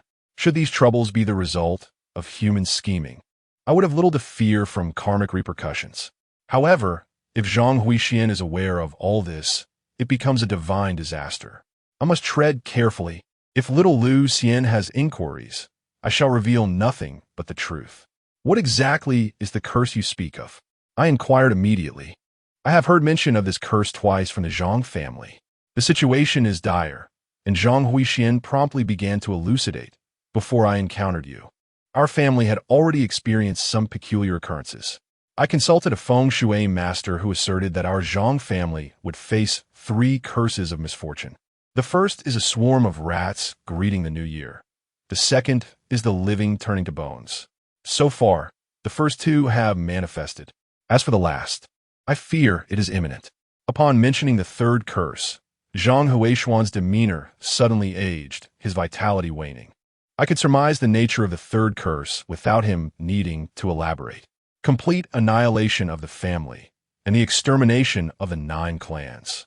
This is the lethal scenario brought forth by the Zhang family's feng shui. After wandering through the Zhang residence today, the overall layout and its implications for fortune and misfortune could not escape my keen observation.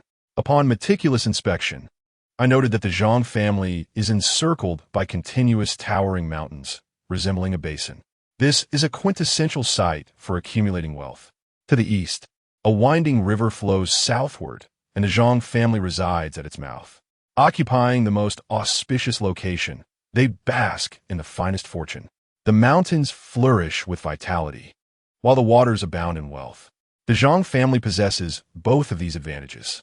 Logically, one would expect them to enjoy a prosperous lineage and abundant riches. However, the Zhang family's insatiable greed is their undoing. Thus, they constructed their residence in the shape of a perfect octagon. Employing clandestine techniques and harmonizing with the surrounding flow of feng shui, they arranged a complex formation known as the 9 Gates Locking Palace Array. This arrangement mimics the imperial palace's layout, drawing upon the energies of the Z-Wei star to amass fortune. Regrettably, the Zhang family lacks the destiny of emperors. Consequently, to prevent their fortune from dissipating, they have resorted to locking the feng shui of their surroundings. To the outside observer, the Zhang family's aura appears resplendent, radiating a vivid crimson. According to feng shui, the family's luck is at its zenith. Yet curiously, the feng shui here remains stagnant, failing to ebb and flow. In the realm of feng shui, such immutability signifies the worst possible scenario. The environment resembles a stagnant pool of water. Initially clear and sweet, it gradually becomes turbid, ultimately exuding a foul stench. Having resided here for over a decade, the Zhang family's fortune has been entirely depleted. The once vibrant energy has morphed into a malevolent aura. Ultimately, this could lead to their ruin, potentially dragging down relatives and friends in the process. Should the Zhang family's fortune deteriorate entirely, transforming into ominous energy, even their servants may meet untimely ends. Presently, the Zhang family clings to a thread of hope. Having dwelled here for so long, their fates entwined with the energy of the place, their demise seems inevitable. Within 10 days, should a resolution not be found, the Zhang family faces certain demise. I promptly inquired, was this geomantic arrangement of your residence also orchestrated by that master? Zhang Huixian, oblivious to the crux of the matter, nodded in affirmation. With a subtle smile, I surmised the situation, piecing together the local geomantic dynamics and the 2 instances of malediction. I was quite certain that the previous 2 curses were the result of human machinations. The swarm of rats was instigated by the female secretary, and the ossification of the living was manipulated by someone behind the scenes. Now, only one crucial question remained. Was Zhang Huixian aware of the ramifications of this 9 Gates Palace interlocking luck array? If he possessed such knowledge, it would be a calamity of fate. If he was ignorant, it would be a work of human malevolence. and I could act with a clear conscience. Did the one who arranged this geomancy for you ever mention that this array would bring misfortune upon your family, leading to ruin and the extinction of your lineage? Zhang Huixian vehemently shook his head, his face etched with disbelief. No, he never mentioned it. He only told me that, according to my destiny, I could withstand such a geomantic arrangement, bringing a continuous stream of good fortune to my family. How could he harm me? He is my good friend. I did not believe it. Zhang Huixian exclaimed in disbelief. I was now fully convinced that all the misfortunes of the Zhang family were orchestrated by someone lurking in the shadows. Do you not believe it? I scoffed and continued. This Nine Gates Palace interlocking luck array is an exceedingly ominous formation. It is imperative to assess the destiny of each member of the Zhang family to determine whether they can withstand the backlash. That master only calculated your destiny. He probably did not calculate the fate of the other members of the Zhang family. I dare assert that you have two sons. One met an untimely demise, while the other took his own life. Their wives, within the span of 3 years of marriage, bore 2 children each. You ought to have been surrounded by grandchildren, basking in the joy of 3 generations under one roof. Yet, tragically, they departed this world shortly after birth, leaving only your granddaughter, Zhang Yishi. The feng shui master who arranged your fortune is indeed the one who brings you misfortune. Upon hearing my words, Zhang Huixian felt as if struck by a thunderbolt. He trembled uncontrollably. His knees buckled, and he fell to the ground, weeping uncontrollably. Great calamity accompanies great fortune. Although this feng shui arrangement has brought you considerable wealth, it has come at the cost of your descendants' lives. Zhang Huixian cried out, pleading, do not speak further. I implore you, do not say another word. I too had not anticipated that I would come to regard him as a brother, only to have him betray me thus, coveting my family's fortune and endangering my progeny. Yuan Nanshao, that scoundrel. It is no wonder that when I visited him last, he immediately demanded half of the Zhang family's fortune, the ancestral jade, and insisted upon marrying my cherished granddaughter to his worthless grandson. So he harbored ill intentions all along. Yuan Nanshao is, in fact, the grandfather of the master behind the female secretary. Upon absorbing all this, a sudden shock coursed through me. The ancestral jade of the Zhang family? I grasped the crimson serpent jade in my pocket. This treasure is indeed extraordinary. Could it be that they are scheming to seize this precious artifact? I secretly noted Yuan Nanxiao's name, preparing for the possibility of encountering this malevolent feng shui master in the future. At that moment, the chief steward of the Zhang family rushed in, breathless and exclaiming, Master, it is dire news. The young lady has suddenly vanished. Chapter 12. The rescue, what is happening? Zhang Huixian asked anxiously. It had only been a mere 10 minutes since we entered, and Zhang Yishi had just been in the dining room. How could she suddenly vanish? And precisely at this moment, the young lady had instructed me to prepare a bowl of bird's nest porridge for Xiao Luxian, asking me to call her in 10 minutes. However, upon emerging from the kitchen, I discovered that the young lady was nowhere to be found. I searched the house several times, but she was absent, and my calls went unanswered. The old housekeeper wore a distressed expression, pacing anxiously, his feet tapping restlessly. Zhang Huixian, his face etched with worry, suddenly rose and retrieved a device resembling a mobile phone from the desk drawer. Do not panic. I have installed a tracker on the young lady. We will certainly locate her. I gazed at him in astonishment. Zhang Huixian then elaborated, Xiao Luxian, our family has faced numerous calamities of late. With only Yishi as my granddaughter, I took the precaution of being vigilant. Indeed, he was a seasoned veteran, rich in experience. The tracker indicated that Zhang Yishi had long since departed from the Zhang residence and was heading towards the city center. Zhang Huixian stood up, hurriedly preparing to leave. I immediately interjected, wait. It is best that you do not go out just yet, since I removed the ancestral treasure of the Zhang family.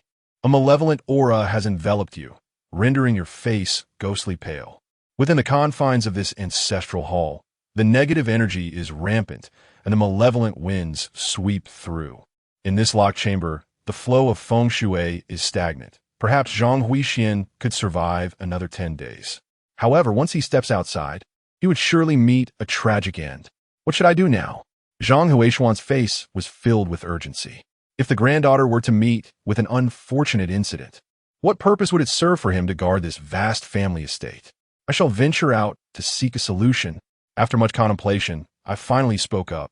Previously, when faced with threats, Zhang Yishi not only willingly offered to speak on my behalf, but also ordered her servants to prepare birds' nest porridge for me.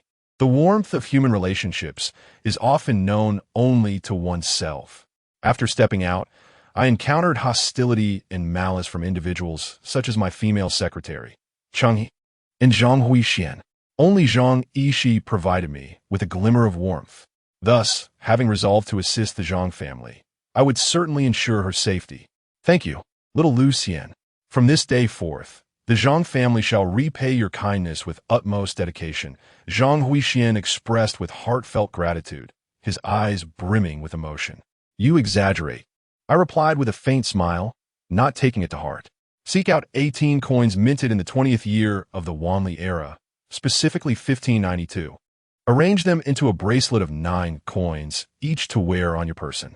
This will ensure your safety over the next 9 days. I trust that, given your current financial capacity, this should pose no challenge. The year 1592 corresponds to the year of the dragon in the Rinchen cycle. In terms of feng shui, it is said that during this year, the celestial dragon descends while the earthly dragon ascends.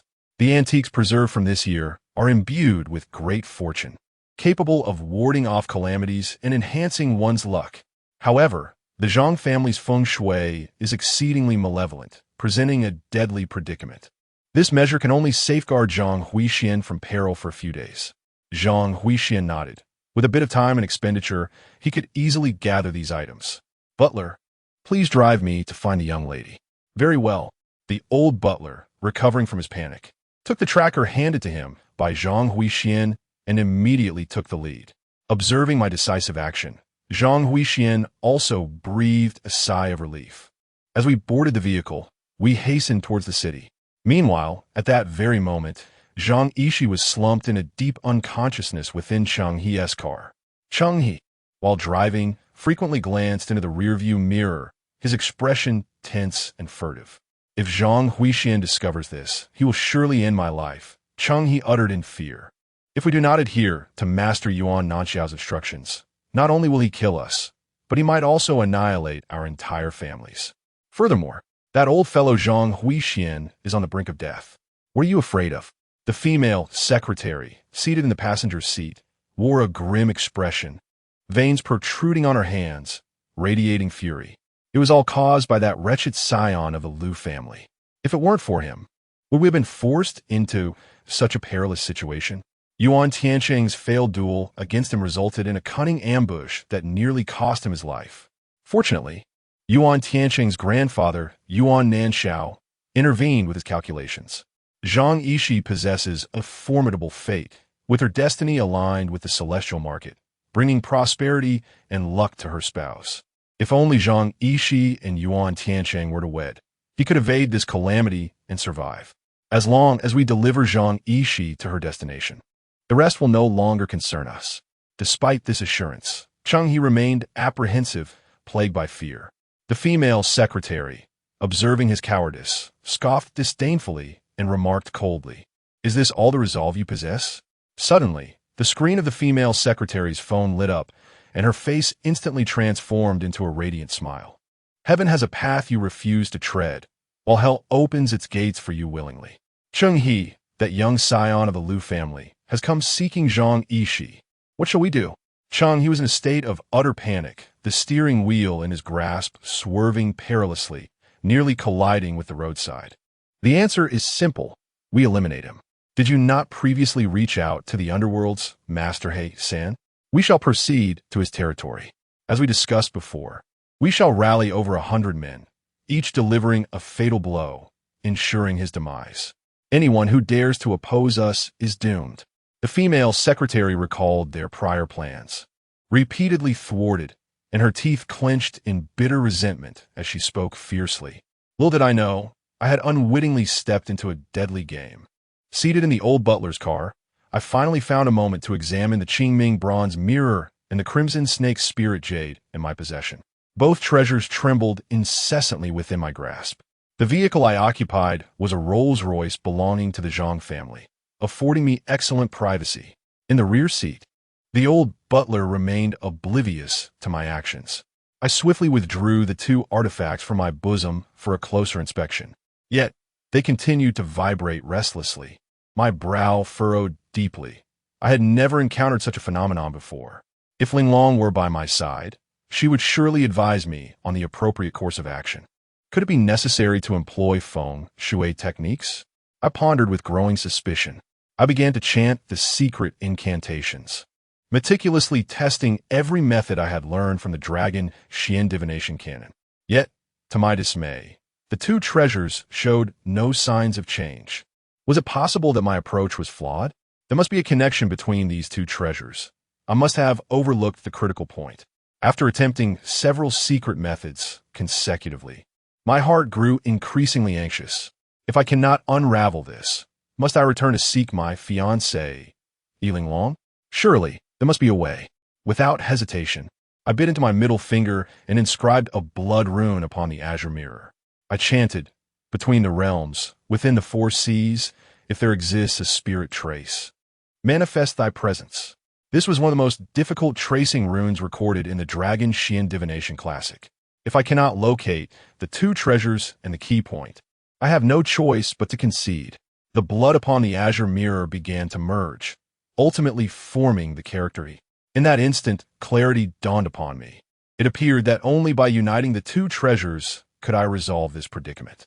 I hastily examined the reverse side of the azure mirror, where I discovered 4 fine scratches, each the length of my middle finger. I had always assumed these to be mere rust.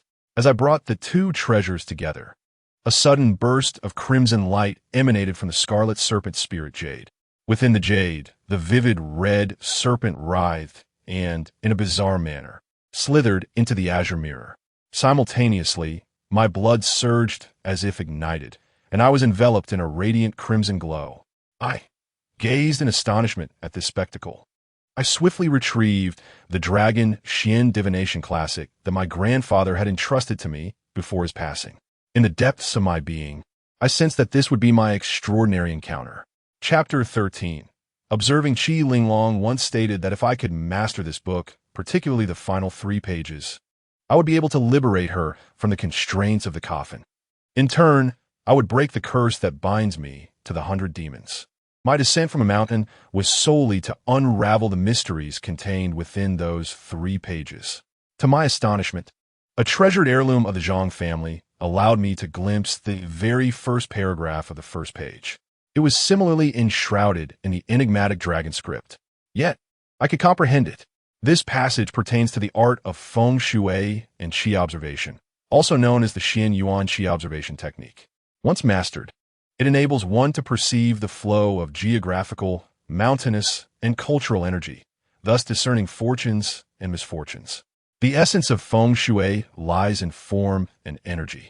The majority of my studies in the Dragon Xian can use classic focus on the shapes and formations of the land. This involves deducing the flow of energy based on the contours of mountains and rivers, the direction of terrain, and the movements of celestial bodies. However, the energy within the terrain eludes my naked eye. The art of observing qi grants me the ability to visually perceive the flowing energies within feng shui.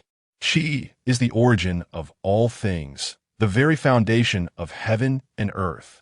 The lifelong pursuit of every feng shui master is to discern the energetic flow of the land with their own eyes, without relying on external circumstances or tools. A master who understands the art of qi observation is revered within the community. Yet, to publish, establish a school, and leave a lasting legacy is the ultimate aspiration of all feng shui practitioners. To my surprise, the content of the first paragraph in the last 3 pages of the Dragon Xian Kinyu Classic pertains precisely to the principles of qi. The deeper my understanding of feng shui, the more I appreciate the profound depth of this discipline. In that instant, I comprehended the formidable prowess my grandfather possessed. He was capable of deciphering the contents of the Dragon Xian divination classic, specifically the first page of the last 3 pages. How astonishing that must have been!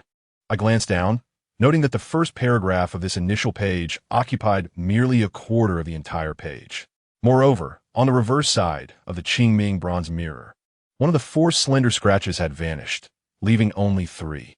It appeared that, akin to the crimson serpent spirit jade, there were still 3 treasures remaining.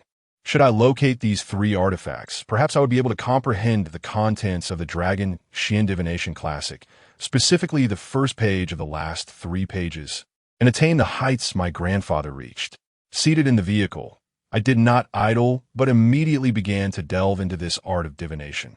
Although this technique was merely an introductory secret of Qi theory, it rapidly deepened my understanding of the feng shui secrets I had previously learned. In just a few minutes, my proficiency in feng shui had significantly augmented, filling me with uncontainable joy. "Little Lu, we are nearly there," the old steward cautioned, his gaze fixed on the tracking device. I promptly stowed away the Qingming bronze mirror, took the tracking device, and gazed towards the looming edifice ahead. The area was vibrant and bustling, dominated by KTV. The old steward's expression grew grave as he anxiously remarked, "Little Lu, this is a great area of the city, notorious for its association with the infamous Black Third Master. If the young lady has been brought here, it bodes ill. Even if we find ourselves in the jaws of a dragon or tiger today, we must forge ahead," I declared with unwavering resolve. At this juncture, retreat was not an option. The ancestral treasures of the Zhang family would aid me, thereby intensifying the karmic bond one owed to them. This matter demanded my intervention. Gazing at the tracker in my hand, I realized I had arrived at the designated location. I pushed open the car door and dashed inside. At the entrance, 2 security guards blocked my path. "This is not a place for beggars seeking alms. Leave at once." A frown creased my brow. Having just emerged from obscurity, my attire was indeed ragged. Yet I was impeccably clean, devoid of any unpleasant odor. Their insults stung, igniting a flicker of anger within me. I patiently explained, "I am here to find someone. Please allow me to enter." "Filthy beggar, get lost." The 2 guards spat venomously, raising their fists as if to strike. The elderly steward, visibly anxious, intervened and revealed his identity. "Do you not see the 2 Rolls-Royces behind us? We are affiliated with the Zhang family. Step aside at once. My young lady is inside, and should anything happen, you will bear the consequences." In any context, a Rolls-Royce symbolizes status. Ordinary security personnel would not dare obstruct entry. We assumed we would swiftly locate the person we sought. However, upon glancing at the license plate, the guards nonchalantly declared, "I am precisely here to stop you. I care not if you are from the Zhang family, the Li family, or any other. You shall not enter today. Under the authority of Lord He San, not even the king himself could enter. Help! There are troublemakers." With a guard shout, a dozen burly men emerged from the vicinity, their eyes glinting with menace and their expressions hostile. This group was notorious for instilling fear in the area, under the esteemed name of the Zhang family. And with these 2 Rolls-Royces, how audacious of anyone to dare obstruct us. This group is clearly intent on impeding our passage. Call the police. Sensing the situation had turned precarious, I promptly alerted the elderly steward. In his frantic search for the young lady, the steward momentarily lost his composure and failed to think of alerting the authorities. Upon my reminder, he swiftly retrieved his phone and dialed for help. Just then, a diminutive and brooding figure surged toward the steward from behind, striking him across the face and seizing the phone. "How dare you cause a ruckus here?" The steward, clutching his face, was instantly consumed by rage. Observing the crowd swelling around us, with some brandishing weapons, I quickly restrained the steward. Outnumbered, we had no choice but to retreat. Rescuing the young lady took precedence. The more time we delayed, the greater Zhang Yishi's peril became.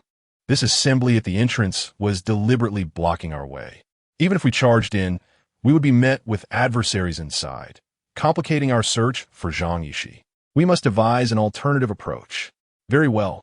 The steward, suppressing his anger, cast a resentful glance before gradually withdrawing. Once beyond the gaze of the crowd, I dashed to the side of the building, gazing up at the towering structure, the tracker in my hand beeping incessantly. The steward, in a state of profound anxiety, inquired, "Young Master Lu, what shall we do now?" We must seek an opportunity to infiltrate this building and locate the young lady. You go find someone to assist us. I replied calmly. The towering edifice loomed high above, its lower 3 tiers composed entirely of glass, impeccably smooth. How could one possibly ascend such a structure? The old steward exclaimed in disbelief. To attempt to scale the glass walls without any tools would be akin to chasing a mirage. Yet, despite spending a year within the mountains, I never relinquished my training, frequently climbing cave walls. Upon meticulous examination, I discerned that the glass facade was constructed from panels measuring 1.5 meters, meticulously joined together. Between each panel lay a slender gap of merely 1 millimeter. If I could grasp that, I would have a chance to ascend. Fear not, I have my own methods. Removing my shoes, I propelled myself upward, securing my grip on the glass seams with both hands. With a surge of energy, I leapt, continually grasping the seams of the glass panels as I climbed the towering walls. After a few labored breaths, I successfully reached the 3rd tier, panting heavily. The remaining floors seemed remarkably effortless in comparison. Below, the old steward stood in stunned silence, his mouth agape in astonishment. This young Master Liu is truly extraordinary. I continued my ascent until I reached the 6th floor, where the tracker emitted a vigorous tremor. Zhang Yishi was within. Spotting a section of glass, I peered inside, and in that moment, fury surged through me at the sight of a peculiar chamber. Chapter 14. The Cleansing in the Dimly Lit Room. Zhang Yishi had awakened from her stupor, lying on the bed with a gaze filled with fury, yet her body lay utterly powerless. Tears streamed down her cheeks, her expression one of despair. Beside the bed stood a pallid man with delicate brows and a hooked nose, his eyes gleaming with lewd intent as he began to loosen his garments, preparing to commit unspeakable acts. Zhang Yishi, did you ever imagine it would be me, Yuan Tiancheng? He sneered. Just the day before yesterday, you resolutely rejected me, declaring that even in death, you would never wed me. Today, even if you were to kneel and plead, I shall not relent. You will be mine. Yuan Tiancheng's countenance grew frenzied as he gazed upon the woman on the bed. Suddenly, he tore off his shirt, revealing a bizarre chest adorned with tattoos depicting a procession of malevolent spirits and infernal creatures. Yet, at the center of his heart, a slender piece of emerald wood emerged, sprouting several verdant leaves, vibrant with life. At first glance, I discerned that this emerald wood was no mere tattoo. It was a genuine piece of wood, sprouting forth from Yuan Tiancheng's very heart. A sudden shock coursed through me. According to the Longxian Qinyu Jing, this was a piece of Duikong Tianmu. In the context of the 5 elements and 8 trigrams, Dui represents marshland, while Qin signifies water. Marshes possess limited capacity for water, and excess inevitably spills over. Thus, moderation is required. However, this slender emerald wood was a branch of celestial timber. The overflowing water, in fact, nurtured the growth of the heavenly wood. This was an extraordinary feng shui treasure, one exceedingly rare in the world. An ordinary person, if possessing a single item, could keep it within their home as a treasured heirloom, bestowing prosperity and health upon future generations. The man within the room was supposed to have suffered grievous wounds to his heart and been a victim of violent robbery. Yet, someone extracted the rare Kunlun wood and implanted it within his chest, nurturing his life force and extending his existence. However, with the wood residing within, nourished by his vital essence, the equilibrium was disrupted. Without external forces to restore balance, roots would soon spread throughout his body, ultimately transforming him into a living tree. Thus, 100 demons' procession was inscribed upon him. This allowed the demons to consume the excess life force within him, momentarily achieving a delicate balance between the 2 treasures. Alas, the demons, feasting upon vitality, would only grow stronger. Sooner or later, this individual would be devoured by the demons, meeting a painful demise. The man's chest was astonishingly a feng shui configuration crafted by a highly skilled hand. I observed him preparing to unfasten his trousers, intending to commit an unspeakable act against Zhang Yishi, and I was instantly filled with rage. Zhang Yishi, tears streaming down her face, shook her head vigorously, her mouth agape, but unable to utter a word. Without hesitation, I struck the glass with my right elbow. Bang! Bang, bang! In just a few moments, I shattered the window and leapt in, observing his countenance. One notes the sunken forehead, the sharp jawline, the thin lips, and the pointed chin, accompanied by slender brows and a hooked nose. His visage is marred by a sinister expression, and his gaze exudes arrogance and hostility. He is not merely a treacherous individual. He is also a prodigal. In this life, driven by avarice and lechery, he squanders recklessly, destined for an untimely demise. Furthermore, a ghastly emblem of 100 ghosts parades across his chest, foretelling an imminent fate of death.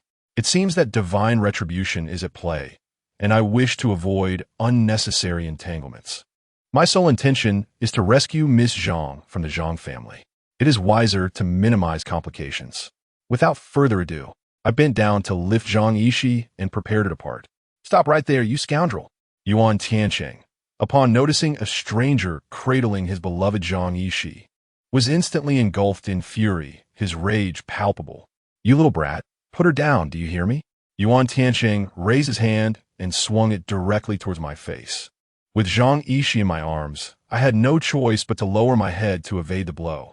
Nevertheless, the slap still struck the back of my head. Igniting my wrath, one must never strike the face. Had it not been for my agility, that blow would have landed squarely on my visage. "You seek your own demise." With Zhang Yishi still cradled, I delivered a fierce kick. Even someone as robust as Cheng, he would have been no Matc, the grandson of Yuan Nanshao, a cohort of Black 3. "You dare lay a hand on me? I'll ensure your demise. Kneel before me this instant, kowtow, and beg forgiveness. Otherwise, I shall not only have you killed, but I'll also see your entire family suffer, meeting a wretched end in the streets." Originally, I intended to let the matter rest. However, his words ignited a sudden fury within me. To have me killed? To threaten my family? Was he courting death? I halted my steps, gently placed Zhang Yishi upon the bed, and regarded him with glacial indifference. With my left hand, I seized Yuan Tiancheng by the throat, hoisting him against the wall, while my right hand formed a fist. Impact! Impact! 2 forceful blows landed upon Yuan Tiancheng's face, causing a torrent of nasal blood and the fracturing of bone. Behind him, a significant portion of the wall's plaster vibrated loose. Kneel and apologize? Threaten my family? His audacity knew no bounds. As a man of stature, regardless of the forces I might provoke or the individuals I might offend, any threat to my family would be met with lethal force. As I raised my fist, Yuan Tiancheng, with great difficulty, opened his mouth, incessantly pleading for mercy. "I was wrong. I was wrong. I beg you, cease your assault. I am on the verge of death. I erred. I implore you to spare me. I shall never dare to raise a hand against you again." Upon releasing him, Yuan Tiancheng collapsed to the floor. Clutching his face, overcome with terror, he scrambled out of the room. He dared not cast another glance in my direction. In that fleeting moment, I contemplated ending Yuan Tiancheng's life. However, reason prevailed, reminding me of the prohibition against murder. I retrieved Zhang Yishi from the bed, resolving to depart with haste. At this moment, Zhang Yishi's cheeks were flushed, her eyes glazed, and her entire body was burning with fever as she nestled into my embrace with fervent abandon. Her arms were entwined around my neck, and her legs were wrapped around my waist, much like a spider clinging to its prey. No matter how I tried to pry her hands loose, she would instantly reattach herself to me. Her cherry-like mouth emitted soft, panting sounds of hum near my ear. A sense of disquiet rippled through me, leaving my body tingling with a strange mixture of discomfort and arousal. I immediately realized that Zhang Yishi had been poisoned. Observing the bedsheets and comforter, I promptly discarded them onto the bed and wrapped her in a clean blanket. Restrained by the confines of the blanket, Zhang Yishi's movements became more subdued. I lifted Zhang Yishi into my arms and dashed towards the front door downstairs. In the lobby, a throng of over 200 men clad in black attire were assembled. Each of them brandished steel pipes, daggers, and short knives, their expressions menacing and hostile. They surrounded me, intent on causing me harm. Suddenly, a middle-aged man emerged from the crowd, brandishing a large iron wrench. His eyes were sharp and narrow, and a tattoo adorned half of his face. He fixed his gaze upon me and bellowed to the surrounding crowd. "Clear the area. All uninvolved individuals must depart immediately." Chapter 15. Dragon City, clear the area. Upon hearing the command, every individual in the hall promptly scattered like birds taking flight, hastily exiting through the main door. I surveyed my surroundings, a sense of unease enveloping me. If I were alone, I might have had a chance to escape. However, cradling Zhang Yishi in my arms made the prospect of fleeing exceedingly difficult. Glancing around, I sought a potential escape route. In the corner, an elderly man with hair ashen and a stooped posture was squatting on a chair, gnawing on chicken feet.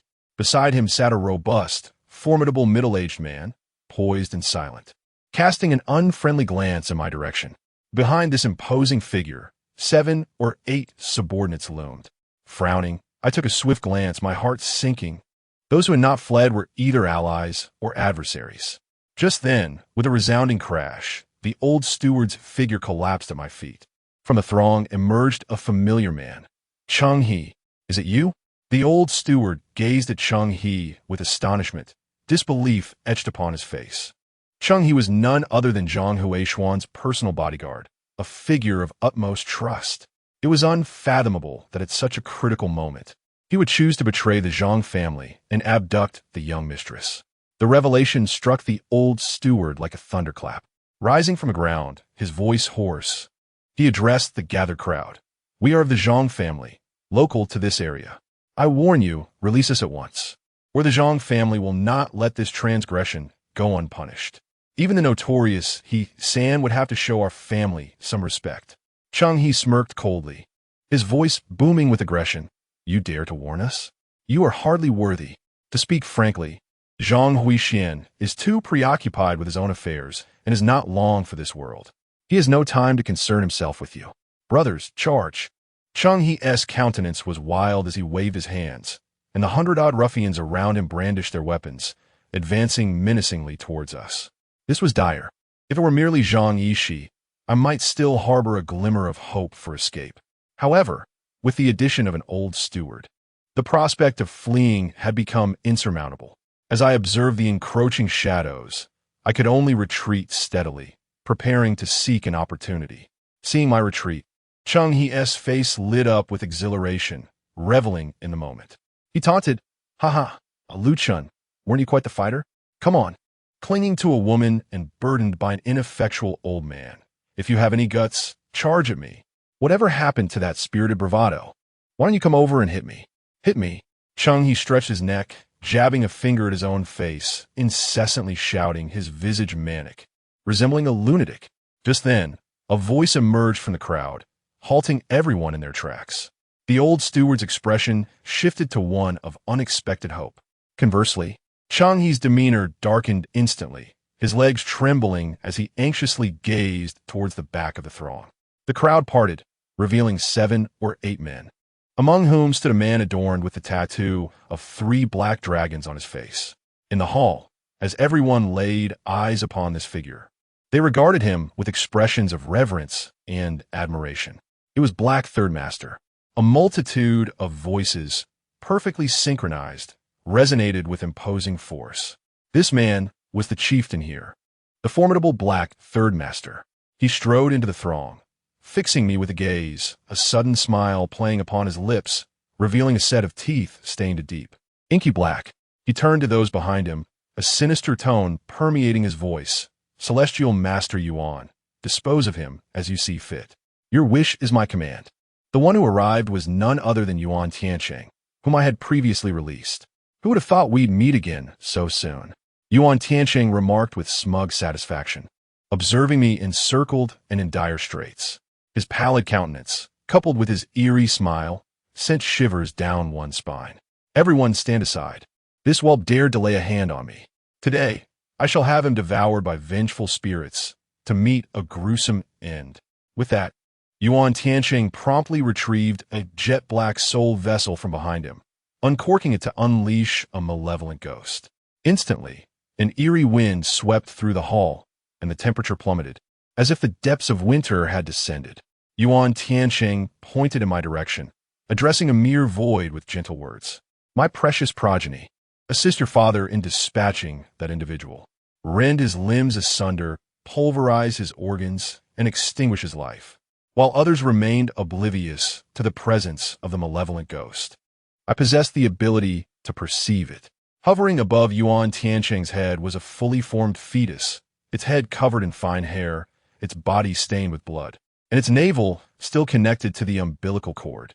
At once, I recognized it as an infant of 9 months gestation, nearing its moment of birth.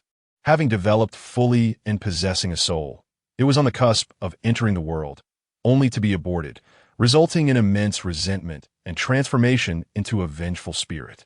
Within its form, a formidable aura of malevolence had even coalesced. Yuan Tiancheng, it seems, has been nurturing malevolent spirits, employing them for his avaricious schemes and clandestine murders. He refers to this infant spirit as his son and wields control over it. This infant spirit must undoubtedly be his own flesh and blood. Even the fiercest of beasts would refrain from harming their offspring.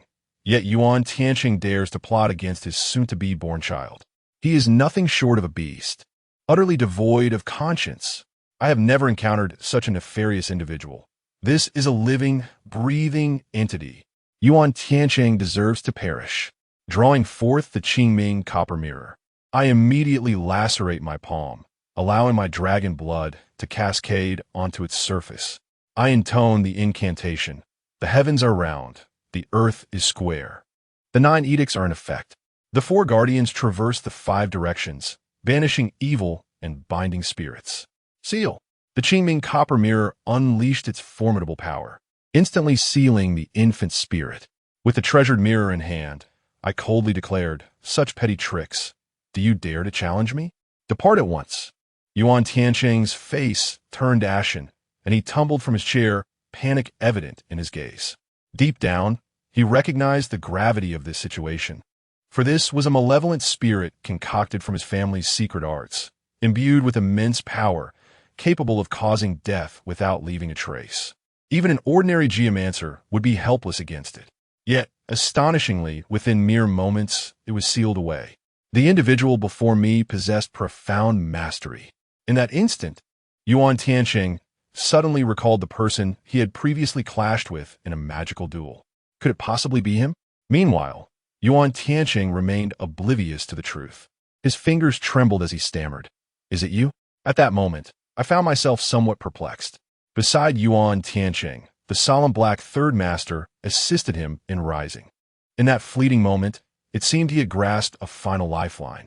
With both hands gripping the arm of Black Third Master, I urgently exclaimed, "Black Third Master, command your brothers to strike him down. No, reduce him to mere pulp." Yuan Tiancheng was on the verge of madness, his eyes a fiery red, his expression one of utter lunacy. Black Third Master waved his hands, and 100 men encircled me, brandishing their knives, poised to deliver a fatal blow. Just as the tension reached its zenith and the first strike was about to be unleashed, an elderly man, squatting on a chair and gnawing on chicken feet in the corner, suddenly shouted, "Everyone halt!" Without further ado, he pointed the chicken foot in his hand at me and commanded a middle-aged man beside him, "Spare him." The robust, middle-aged man rose with purpose, striding effortlessly to stand before Black Third Master, and with an air of nonchalance declared, "Southwest Dragon City. This person is under my protection. You may leave." In just a few succinct words, his authority was overwhelming, exuding a commanding presence. The mention of Southwest Dragon City sent ripples of shock through the hall. Faces transformed with fear, reverence, envy, and a myriad of other emotions, all bowing their heads in deference. Even Black Third Master, who had moments ago been brimming with bravado, was now drenched in sweat, his lips turning a shade of purple, staring at me in astonishment. "Bow before Lord Dragon," everyone chanted in unison, their fervor eclipsing even that of the formidable Black Third Master. I was left bewildered, pondering who this man was. I had never laid eyes on him nor heard his name before. What could possibly motivate him to come to my aid? Black Third Master, with his head bowed, continued to explain fervently to Lord Dragon. I find myself at a loss, uncertain of the identity of this individual. Even if I possessed 100-fold courage, I would not dare to lay a hand upon him. Master Long, I was in error. Long Cheng cast an impatient glance at He San Yi and uttered a single word. Leave. Thank you, Master Xiaolong. He San Yi, accompanied by his band of brothers, prepare to withdraw. At that moment, my gaze fell upon Cheng He, trembling amidst the crowd, and I recalled his earlier bravado. Approaching him, I smirked coldly and inquired, "You wish to strike me?" "Little Lucien, I was wrong," Cheng He replied, his eyes cast downward as he raised both hands, repeatedly slapping his own face. Each strike ignited a fiery pain across his cheeks. The earlier bravado had now transformed into a submission of guilt. This humiliation was far worse than any physical punishment. A rush of conflicting emotions surged within me, accompanied by profound regret. Long Cheng seemed to regard me with indifference, suddenly flashing a smile and gesturing invitingly. "Young brother, there are many people here. I have a trivial matter to discuss with you. Let us converse in my vehicle." Instantly, He San Ye's followers parted to create a path, reluctant to obstruct us any further. Such a name possesses remarkable power. How formidable this individual must be. Without hesitation, I embraced Zhang Yishi and, under the watchful eyes of the crowd, strode confidently alongside Long Cheng out of the door. However, at that moment, Yuan Tiancheng, witnessing my embrace of Zhang Yishi and my intent to depart, wore an expression of resentment. His gaze bore into me as he declared, "You may leave today, but Zhang Yishi must remain with me." I halted, turned my head, and softly replied, "What if I refuse? You seek your own demise. Today, not only have you dared to inflict harm upon me, but you have also seized my treasured possessions, actions which I might have overlooked in the past. However, if you do not spare Zhang Yishi, I shall ensure that you meet a most gruesome demise. You may evade your fate today, but you cannot escape it forever. Should you take Zhang Yishi away, my grandfather, Yuan Nanshao, will not let you go unpunished. Even with the protection of Long Cheng, your demise is inevitable." That name sounds familiar, and I find myself repeatedly uttering it. Yuan Nanshao. Suddenly, it dawns upon me that this individual orchestrated the feng shui arrangements of the Zhang family. The misfortunes befalling the Zhang family are likely intertwined with his machinations. In aiding the Zhang family to navigate their tribulations, I have unwittingly forged an enmity with him. Yuan Tiancheng, with a tone of disdain, proclaims, "You little brat, want me dead, endangering my entire family. Do you truly believe I am without feelings? That I would not be provoked? If they dare to come, it will be the perfect opportunity to settle the Zhang family's debts once and for all." Thus, I turned and declared loudly, "Very well. I, Lu Chun, shall await his arrival at the Zhang residence." Chapter 16. The challenge. I embraced Zhang Yishi and strode out of the hall without a backward glance.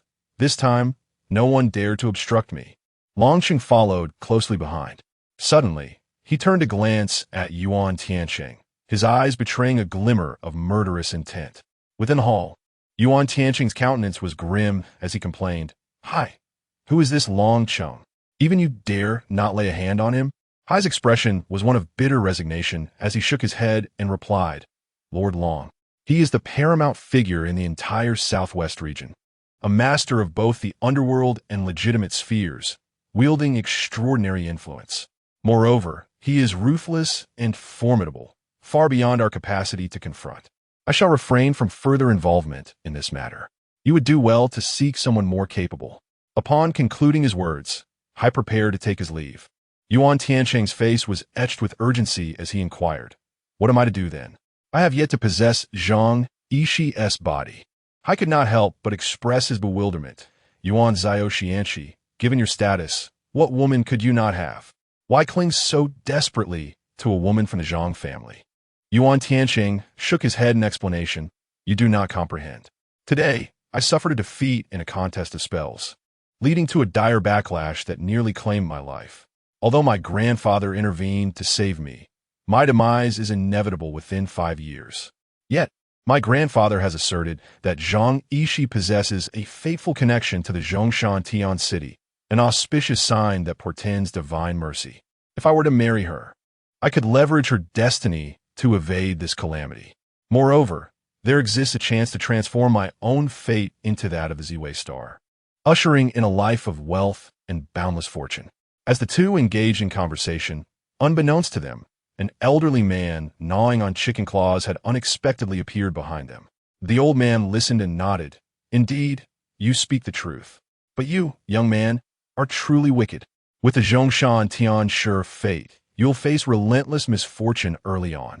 But upon reaching adulthood, your destiny will solidify, and the earth dragon will transform into a celestial dragon, ushering in ceaseless good fortune. Entering the business world, you'll enjoy smooth sailing, rapidly amassing wealth, and becoming a local tycoon. Gnawing on a chicken claw, the old man continued.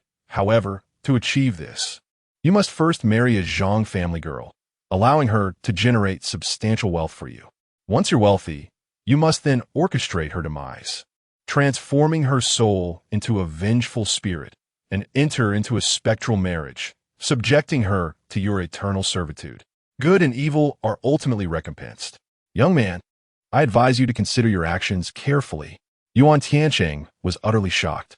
Seeing his grandfather's plan exposed, he flew into a rage, ready to unleash a torrent of abuse. But the old man abruptly wiped his greasy hands on him, disappearing from the doorway. Turning back, Yuan Tiancheng's complexion drained, leaving him ashen as a corpse. Had I been present, I would have noticed the DUI Tian Mu on Yuan Tiancheng's chest, its vitality abruptly plundered.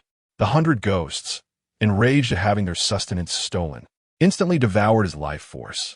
In the end, only a sliver of life remained. This old man's methods were 100 times more ruthless than mine, nearly claiming Yuan Tiancheng's life. The wicked are ground down by the wicked. This is Yuan Tiancheng's retribution. Of this, however, I remained entirely unaware.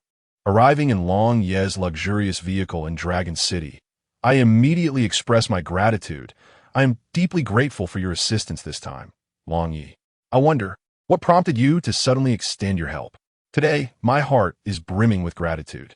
Regardless of the circumstances, I owe a debt of gratitude to Longcheng. I find myself in a bit of trouble and seek your assistance in resolving it, Longcheng said, his expression somber and filled with concern. Just as I was about to inquire about his predicament, an elderly man, gnawing on chicken feet, entered the room. Young lad from the Liu family, allow me to test your fortune-telling skills. What do you see in Longcheng? I cast a glance at Longcheng's features and immediately remarked. His face is square, with a vibrant center brow, broad sword-like eyebrows, and prominent cheekbones. This man possesses a resilient destiny. He consistently transforms misfortune into fortune and escapes calamities unscathed. His fate is one of 7 killings. It was my first encounter with such a formidable destiny. However, as I continued to observe him, I noticed a wisp of pitch-black malevolence swirling above Longcheng's head, ascending into the sky. It was minuscule, yet exuded an aura of terror. This was the Baigang Yinsha. Such a malevolence takes at least a century to form. For an ordinary person, being tainted by Baigang Yinsha would inevitably lead to a sudden and untimely demise within 10 days. Even though Longcheng's destiny is robust, allowing him to frequently avoid calamities, it may not withstand this. Furrowing my brow, I cautioned, the Baigang Yinsha encircles your head. Although your fate is indeed strong, it will not be long before you meet an untimely end, which may also implicate your family. The elderly man tossed aside the unfinished chicken foot and scrutinized me intently. Indeed, as expected from a descendant of the Liu family, you possess remarkable abilities. Longcheng exchanged a glance with the old man, and they both nodded in acknowledgement of my proficiency in the art of feng shui. Suddenly, Longcheng spoke. Young brother, I implore you to assist me this once. Upon a successful completion of this task, I assure you a generous reward. I gaze at the ominous presence of Baigang Yinsha hovering above Longcheng, instinctively reluctant to acquiesce. This phenomenon was undeniably peculiar. Yet, I owed Longcheng a debt of gratitude and had no choice but to repay it. After much contemplation, I resolved to employ the art of feng shui and qi observation, aiding Longcheng in uncovering the key to dispelling this malevolent force, a gesture that would fulfill my obligation to him. In an instant, I perceived an extraordinary aura surrounding Longcheng. His entire being was ensnared within a network of over a dozen feng shui configurations, each designed to suppress the Baigang Yinsha. However, these configurations were intricately intertwined, resulting in a perplexing and convoluted situation. Ultimately, they failed to subdue the Baigang Yinsha, which continued to ascend towards the heavens, growing ever more formidable. Simultaneously, I discerned an intriguing connection between Longcheng and myself, an unseen force binding us together. Alarmed, I realized that this individual's destiny held significant implications for my own. This was the profound power of Qi observation, enabling one to discern fortunes and misfortunes through the understanding of Qi dynamics. Yet, I remained perplexed as to how Longcheng could assist me. I found myself ensnared in contemplation, weighing the merits of embarking on this journey. The elderly man, gnawing on chicken feet, misinterpreted my hesitation as fear.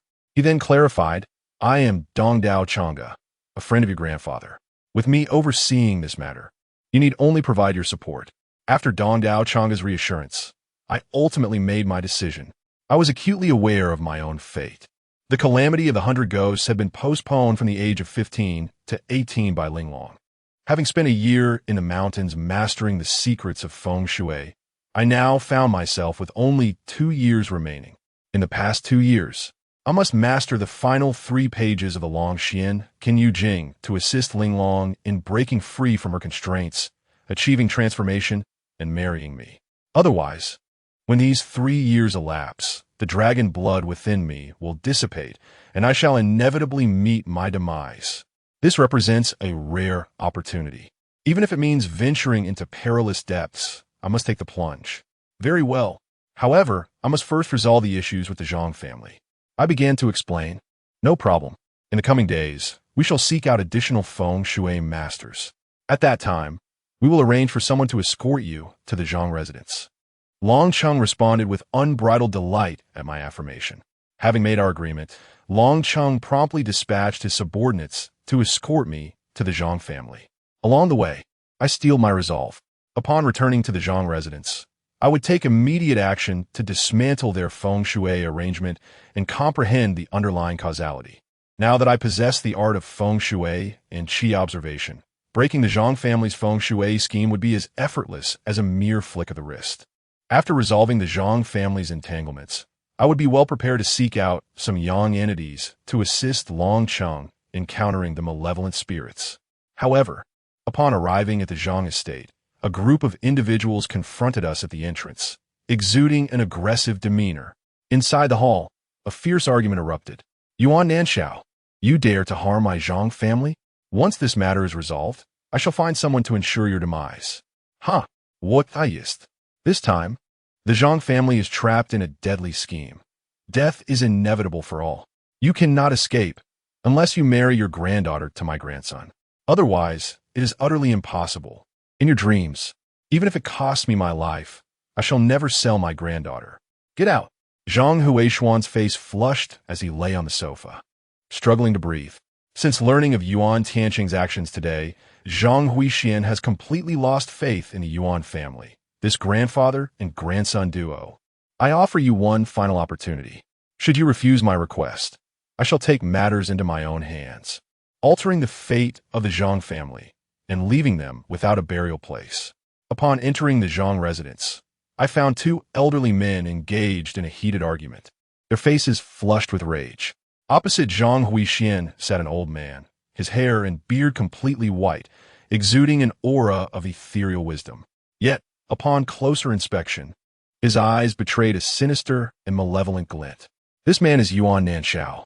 Behind Yuan Nanshao stood 2 middle-aged men clad in black suits and dark sunglasses, their features strikingly similar, revealing them to be twins. On the sofa sat his grandson, Yuan Tianqing, who, astonishingly, remained alive. However, his body was grotesquely infested with peculiar green worms, an unsettling sight. It was these very worms that sustained his last breath. Upon my arrival, Yuan Nanshao immediately fixed a furious glare upon me. "Zhang Huixian, today I'm not here to seek you out. You have 1 day to contemplate my demands. Now, you may leave." You observing Yuan Nanshao, who had once been treated with utmost respect, now speaking to him in such a manner. Zhang Huishuan's face turned a deep shade of purple, his body trembling with fury. As I made my entrance, Zhang Huixian hastily approached me, as if seizing a lifeline. "Xiao Lucian, you have arrived." His voice quivered with emotion. After finishing his words, Yuan Nanxiao immediately turned to regard me. With scorn filling his eyes, he questioned, "Are you the feng shui master invited by the Zhang family? You impudent brat, in the realm of southwestern feng shui. I never imagined someone would dare to lay a hand on a member of the Yuan family. You are essentially courting death. Immediately kneel and apologize to my grandson. Then take your own life on the spot. I might consider sparing your entire family. Otherwise, not only will I demand your death, but your whole family shall accompany you to the grave." A dragon possesses its reverse scales. To touch them is to invite certain demise. Yuan Nanxiao's words were a direct proclamation of death for my entire family. How could I possibly endure such an affront? "Yuan Nanxiao, are you seeking death?" I raised my fist and advanced towards him step by step. It seemed that Yuan Nanxiao, having gleaned my formidable reputation from Chenghe, began to retreat with haste. "I have come to issue a challenge. Should you dare to strike me, it will be a violation of the Feng Shui Circle's rules. At noon tomorrow, we shall set the stage using the Zhang family's Feng Shui and engage in a contest of our craft. Should you emerge victorious, I may grant you a merciful death. But should you lose, not only will you perish, but your entire family will follow you to the grave. This shall determine both our standings and our fates." Chapter 17.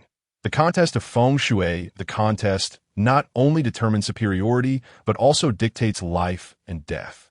I regarded him with a detached gaze, amusement bubbling within me. My purpose for returning to the Zhang family was to unravel their Feng Shui and conclude this entangled fate. To my surprise, Yuan Nanxiao audaciously made such a proposal. Did he truly believe he could outmaneuver me? I had thoroughly discerned the intricacies of the Zhang family's Feng Shui. Even without the knowledge of Feng Shui and divination, I could dismantle it. Moreover, having studied these arts, the task became exceedingly effortless. At this moment, victory was assured. If he sought his own demise, I could not be held accountable. I promptly nodded in agreement. Upon witnessing this, Yuan Nanxiao's lips curled into a smirk, a look of triumph gracing his features. In accordance with the customs of the Feng Shui community, signing the life and death contract signified that the duel was irrevocable. One of us would inevitably perish. The defeated party was compelled to take their own life that very day, lest others come to claim it. Yuan Nanxiao, cradling the contract in his hands, erupted into hearty laughter, his eyes gleaming with arrogance. "Ha! The heir of the Liu family's Feng Shui is nothing extraordinary. A mere taunt, and he falls for my scheme." With the signing of these two life and death agreements, even the Dragon City or those esteemed Feng Shui masters would be bound by the rules, unable to intervene in my pursuit of his life. By noon tomorrow, your fate is sealed. Not a single member of the Liu family shall survive. A fierce glint flickered in Yuan Nanxiao's eyes as he glared at me with malice. In response, a chilling light flashed in my gaze. If he dared to target others from the Liu family, he was courting death. I retorted with a cold smile. Who will prevail remains to be seen. Old man, when you return tonight, it would be wise to prepare your coffin, lest you find yourself unattended in death. Oh, but then again, there's no need for a coffin, as your worthless Yuan family member will likely lack the strength to dig your grave. You might as well be left to rot in the wilderness. His words struck at Yuan Nanxiao's vulnerabilities, causing him to tremble with rage. His plight was no better than that of Zhang Huixian, having harmed many through his manipulation of Feng Shui, leading to dire consequences. None of his sons had survived past the age of 30. The sole grandson he had was also cursed, a life marked by ineptitude and failure. Thus, he sought to marry his grandson to the Zhang family's granddaughter, hoping to leverage Zhang Ishi's destiny to alter his grandson's fate. Unfortunately, all of this was foiled by me, unbeknownst to him. Stubborn as a dead duck, this Feng Shui arrangement has taken me over a decade to meticulously craft, a lethal trap indeed. Even I might struggle to dismantle it, let alone you, a mere inexperienced child. Await your demise. Standing aside, Zhang Huishuan's expression brightened. Observing our clash of powers, both aimed at dismantling the Zhang family's formation, he eagerly inquired, "Little Liu, If you break the formation, does that mean the Zhang family will be saved? Upon hearing this, Yuan Nanxiao erupted into laughter, mocking. Even if the formation is dismantled, the accumulated malevolent energy from over a decade will rebound, causing the members of your Zhang family to perish instantly. This place will transform into a land of doom. Zhang Huishuan's face paled drastically as he turned to me in fear, seeking answers. Indeed, as Yuan Nanxiao had stated, this feng shui scheme was beyond salvation. Yet, there remains a glimmer of hope for resolution. I gazed at Yuan Nanxiao with a faint smile. The crux of the matter lies in the precious gift from his beloved grandson, the ghostly child ensconced within the Qingming bronze mirror. I nodded and addressed Zhang Huixian, assuring him, "Trust me, I possess my own methods." At this juncture, Zhang Huixian found himself devoid of any recourse for retreat. Nevertheless, he appeared pallid. Anxiety etched across his face as he regarded me. Yuan Nanxiao wore a contemptuous grin, his gaze scrutinizing the copper coins adorning Zhang Huishuan's wrist, erroneously believing these trinkets were the talismans safeguarding the Zhang family's existence. He derisively remarked, "The heir of the Feng Shui Lu family is hardly impressive. A mere handful of copper coins cannot preserve their lives. It is nothing short of a fantasy." This time, I intended not only to extinguish the entire Zhang family, but also to obliterate the Feng Shui Lu lineage, ensuring their complete annihilation. Zhang Huixian demonstrated remarkable resourcefulness, procuring a string of copper coins from the 31st year of the Wanli era with such swiftness. Following his declaration, Yuan Nanxiao turned on his heel and departed with a flourish. "Do not accuse me of bullying you. I shall grant you a night's reprieve. Tomorrow, I shall come to claim your life," he threatened as he exited. I watched his retreating figure, my fists clenched tightly in resolve. "Yuan Nanxiao, I took my leave to rest, instructing you to awaken me at noon the following day." With a cold remark, I found a guest room, preparing to further refine the recently acquired art of Feng Shui and Qi observation. Zhang Huixian, feeling helpless, nodded in agreement but remained concerned, drenched in perspiration. He picked up the phone and dialed several numbers in succession. Ever since Yuan Nanxiao's departure, the Zhang family had gradually descended into silence. When I next opened my eyes, it was already midnight. Surveying my surroundings, I beheld a dense, inky aura swirling around me. This energy represented the fortunes of the Zhang family's Feng Shui. The dark aura signified calamity and misfortune, a malevolent energy. Observing this, I squeezed a few drops of dragon's blood from my thumb, weaving intricate hand seals to cast it around me. With these elements in hand, I felt more assured for the morrow. "You have been plotting for over a decade, whereas I require but a few minutes."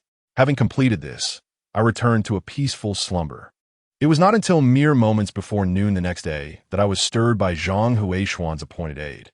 At this time, the courtyard of the Zhang residence was teeming with individuals, celebrities from various fields, masters of Feng Shui, and titans of commerce. Zhang Huixian moved through the crowd, greeting everyone and nurturing connections. When a moment was right, he clasped his fists together, addressing the assembly. "I extend my heartfelt gratitude to all who have come at my invitation. Today, my Zhang family has suffered at the hands of treachery. Our Feng Shui has been compromised, and we stand at an impasse. If that esteemed master could save my family, I would willingly offer all the Zhang family's assets in return. Those with the prowess in Feng Shui are welcome to try."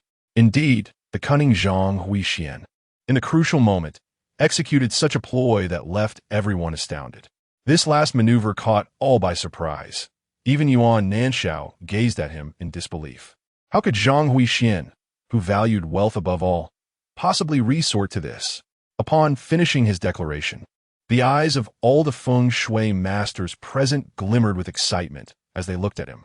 After stepping back, Zhang Huixian immediately approached me and, with a solemn expression, revealed 10 bank cards, each containing 20 million. He implored, "Xiao Lu Xian, I do not ask you to save the Zhang family. I only beseech you to ensure the safety of my granddaughter. Even if I perish, it would be worth it." As the saying goes, a dying man's words carry weight.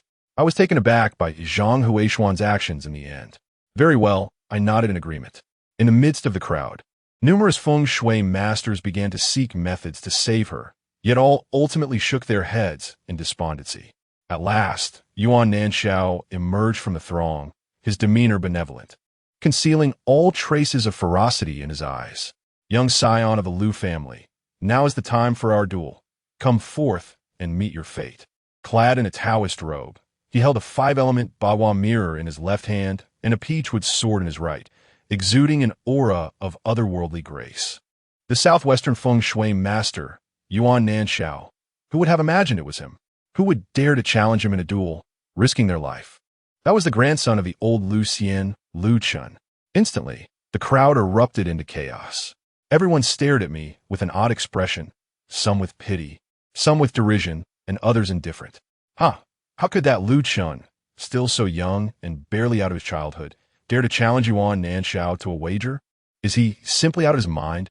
Indeed, every geomancer in the Southwest knows that Yuan Nanshao is ruthless, malevolent, and wicked.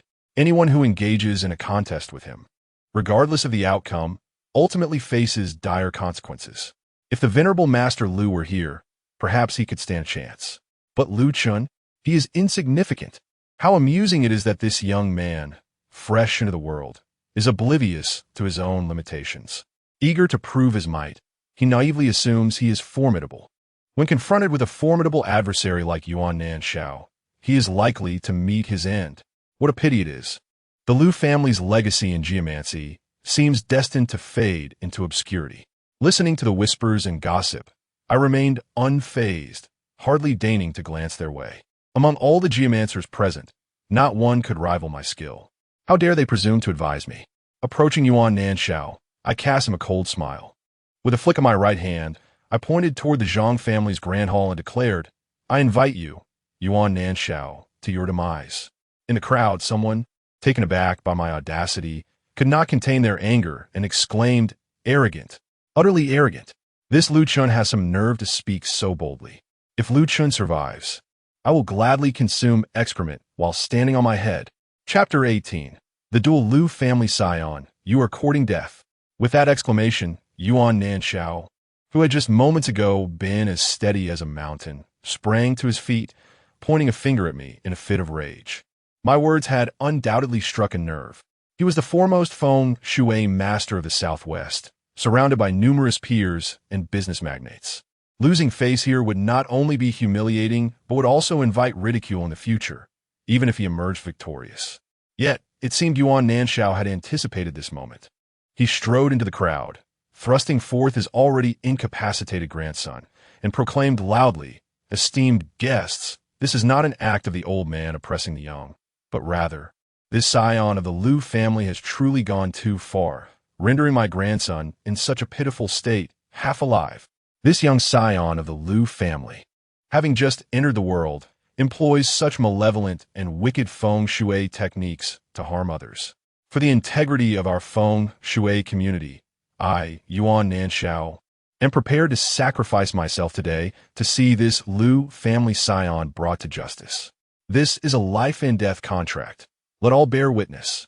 Truly, it is no wonder he has risen to the esteemed position of the leading feng shui master, presenting his case with such pomp and a facade of righteousness. He conveniently disregarded the detrimental implications of his own feng shui arrangements and the character of his grandson, Yuan Tiancheng, as if he were the sole victim in this scenario. The crowd erupted into applause, their gazes towards me filled with malice. Our ancestors had once established a rule. Those of our profession are to assist others in dispelling misfortune and gathering auspicious energies. This young scion of the Liu family dares to breach such a code. Should he meet his end here today, it would be nothing less than deserved. Alas, who would have imagined this boy's heart to be so cruel? Old Liu Xian has indeed raised a heartless wretch, which is utterly disgraceful to us, the feng shui masters. I implore Master Yuan Nanshao to take action and eliminate this vile young man before he causes harm to others. Yuan Nanshao gazed at me, his eyes brimming with arrogance. A portion of these individuals had been summoned by him. Last night, he received word that Zhang Huixian had hastily gathered a multitude of feng shui masters at the Zhang residence, promising substantial rewards to assemble such a crowd. Unwilling to be outdone, he leveraged his connections to rally a group of his own. Yuan Nanshao approached me and whispered, "Youngster, you are still too inexperienced to contend with me. If I were to dispose of you, I would bear no ill repute and could reap the benefits." Zhang Huixian leaned on his cane, flanked by numerous followers. To my surprise, I spotted familiar faces, Long, Chung, and Dong Dao Chonga, who was gnawing on chicken feet. Noon had arrived. Time to breach the formation, Yuan Nanshao declared, glancing at the sun above. He was hastening his pace, eager to silence me and prevent any retort. Yet, I had no desire to explain anything. Why waste words when one is on the brink of death? At this moment, I merely wished to observe his performance in silence. As you are the younger generation, I shall grant you an opportunity to act first. Should you unravel the Zhang family's feng shui scheme, I shall overlook the past. However, if you falter, do not blame me for my ruthlessness, Yuan Nanshao proclaimed, feigning righteousness as he positioned himself to witness my potential embarrassment before the assembly. If you can unravel this and fail, I shall take my own life forthwith, I declared with unwavering confidence. He, taken aback by my audacity, scoffed, "Foolish boy. You squander your chance. Prepare to meet your end." With that, he dismissed me, clutching the Bagua mirror and peachwood sword, and proceeded towards the Zhang family's parlor. Meanwhile, a voice from the crowd boomed, "That lad from the Liu family is astute. Methinks he wagers that even Master Yuan Nanshao is incapable of breaking the formation. So he feigns incompetence, aiming for parity with Master Yuan Nanshao, and thereby preserve his wretched existence. This Liu Chun, he schemes well. He not only elevates his renown, but also secures his survival. In the realm of feng shui, reputation equates to affluence. Sufficient renown begets prosperity." Upon hearing this, the crowd seemed to awaken, regarding me with astonishment. Malevolent gazes mingled with disdain. I frowned at the speaker, who approached Yuan Nanshao, exuding obsequiousness. His words were merely an attempt to ingratiate himself with Yuan Nanshao. Alas, his flattery was misdirected. Yuan Nanshao led everyone to the most pivotal point of the feng shui arrangement, the Zhang family's hall. Here lay the epicenter of the Nine Gates Palace lock array. The Zhang family's residence was a courtyard in the shape of an octagon. Each wall featured a gate, totaling 8, all of which belonged to the outer perimeter, designed to gather the surrounding fortune. The final inner gate, located within the Zhang family's hall, was the most crucial element. To break this formation, one must approach it from this angle. Following Yuan Nanshao's instructions, over a dozen workers immediately set to work, shattering the tiles of the Zhang family hall. Digging 3 feet down and removing a stone slab, they proceeded to unveil a wooden door, entirely enveloped in darkness, adorned with some twisted runes. It was evident that this door had been tainted by malevolent energy beyond any remedy. Yet, unbeknownst to all, a red mark suddenly appeared at each of the 4 corners of the door. Yuan Nanshao, with unwavering confidence, stepped forward, a radiant smile gracing his face. Behind him, 2 disciples promptly brought forth a Zetanwood altar, transforming the area into a ritual site. Upon the altar, he arranged a bronze censer, fragrant smoke, talisman papers, a bronze mirror, and pure water. Surrounding him, he ignited stacks of talisman papers, releasing billowing clouds of thick smoke. Yuan Nanshao lit 3 long incense sticks, holding the bronze mirror, his focus unwavering as he gazed into its surface.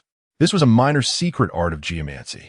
The smoke produced by the burning talisman papers would entwine with the surrounding energies, creating unique patterns. These patterns represented the geomantic situation of the location. However, these talisman papers were exorbitantly priced, requiring skilled geomancers to craft, and even then, they were scarce in the market. Acquiring these several stacks of talisman papers would cost no less than several million. Soon, a circle of white smoke enveloped Yuan Nanshao. Yet in an instant, the white smoke bizarrely transformed into a pitch-black hue, resembling coal dust. Only the smoke at the center of the hall retained a trace of white, preserving the last flicker of vitality. The esteemed guests and merchants surrounding the scene were utterly astonished by this spectacle. Some knowledgeable feng shui masters were left utterly astonished. "What? This is indeed a secret technique of the grandmasters," the divine smoke manifestation method. Truly, this is a master of feng shui from the southwestern circle. Such a maneuver is beyond the capabilities of an ordinary practitioner. Without 5 or 6 decades of cultivation, even with these mystical smoke manifestation talismans, one cannot discern the underlying principles of energy. Master Yuan Nanshao, after vanquishing this young man, is likely to ascend as a legendary grandmaster, renowned throughout the Southwest. Today, this lad from the Liu family is undoubtedly doomed. Even a celestial being could not save him. Soon, as the thick smoke dissipated, Yuan Nanshao, with a confident demeanor, proclaimed, "Everyone, witness how I shall dismantle the Zhang family's feng shui." With a commanding step forward, he exuded an imposing presence. The young peachwood sword, slightly moistened, was thrust toward the wooden door as he recited the incantation. In the realms of heaven and earth, within the cosmos, the 5 elements and 8 trigrams reside herein. Heavenly spirits awaken, earthly spirits arise. Above is purity, below is chaos. The pure ascends to heaven, the spirits descend to earth. The 9 gates seal fate, balancing yin and yang. From henceforth, the divine principles of the celestial realm shall be revealed. Suddenly, a chilling wind swept through the Zhang residence. Icy gusts rising from the ground. The wooden door in the hall creaked ominously, swinging half open and half closed, on the verge of swinging wide. The crowd rejoiced. Once the wooden door opened, the Zhang family's predicament would be resolved. Yuan Nanshao was on the brink of success. Even he felt a bead of sweat upon his brow. Witnessing this situation, it seemed victory was within his grasp, and his expression brightened with joy. Yet, in an unexpected turn, the peachwood sword in Yuan Nanshao's hand snapped with a sharp crack.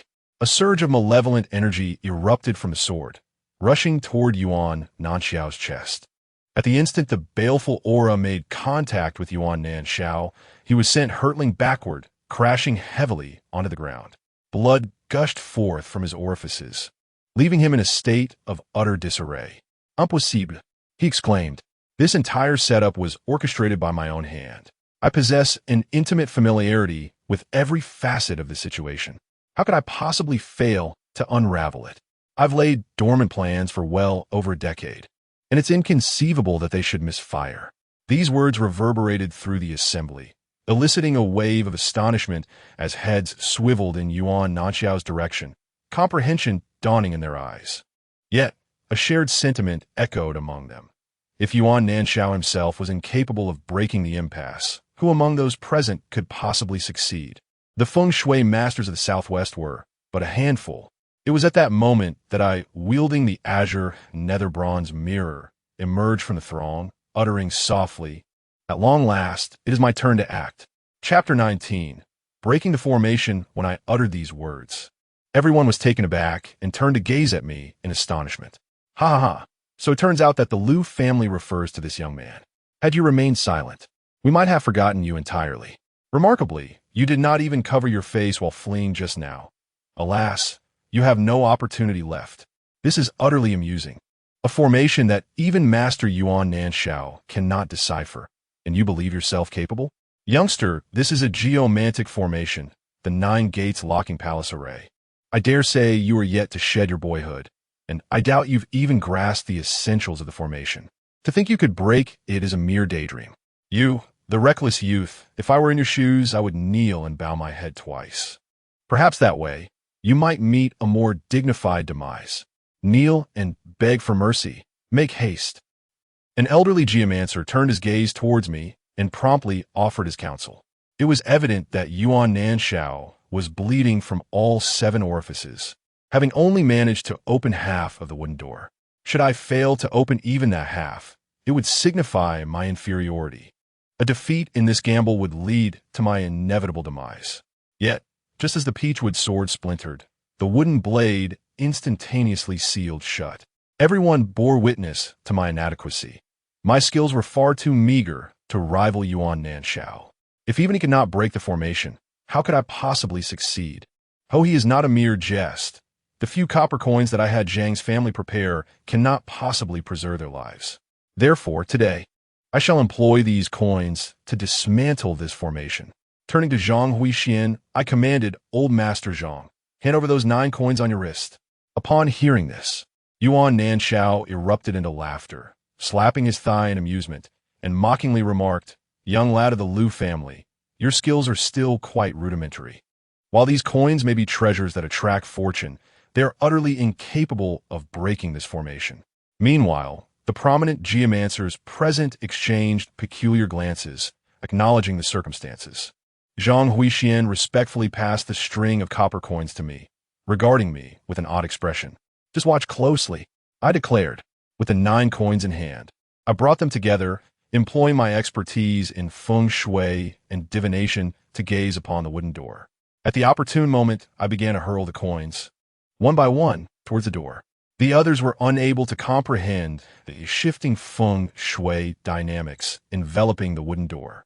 Yet I discerned that this inner door was intricately connected to the 8 outer doors, forming a network of 8 vortices.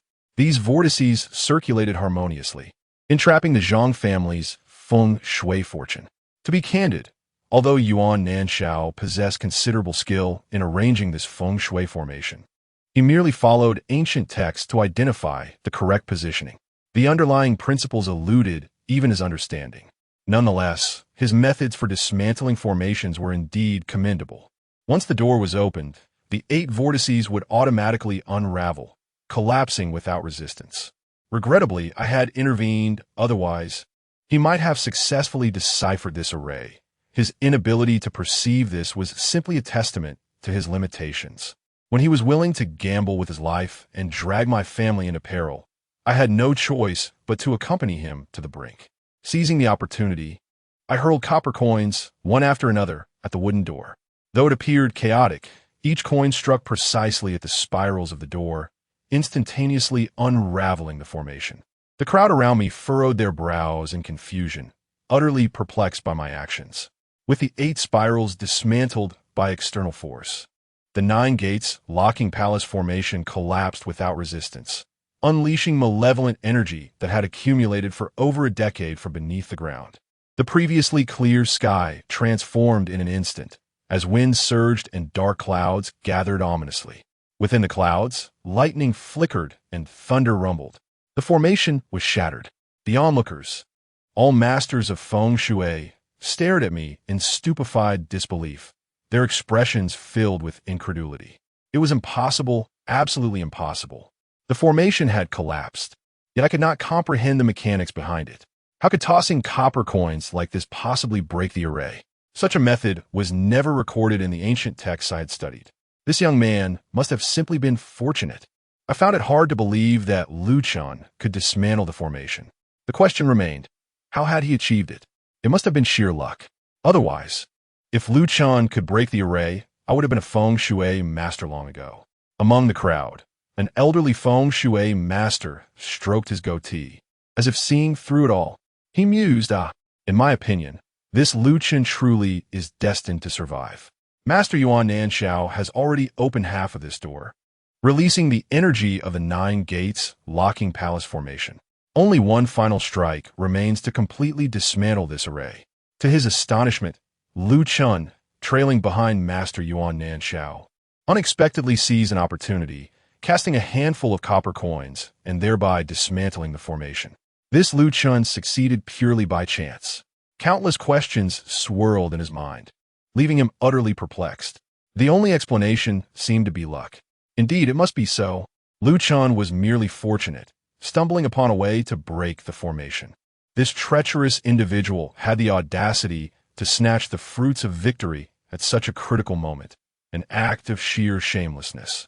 Lu Chen's presence behind Master Yuan during the formation's dismantling was undoubtedly intentional. Otherwise, how could he have managed to break the formation?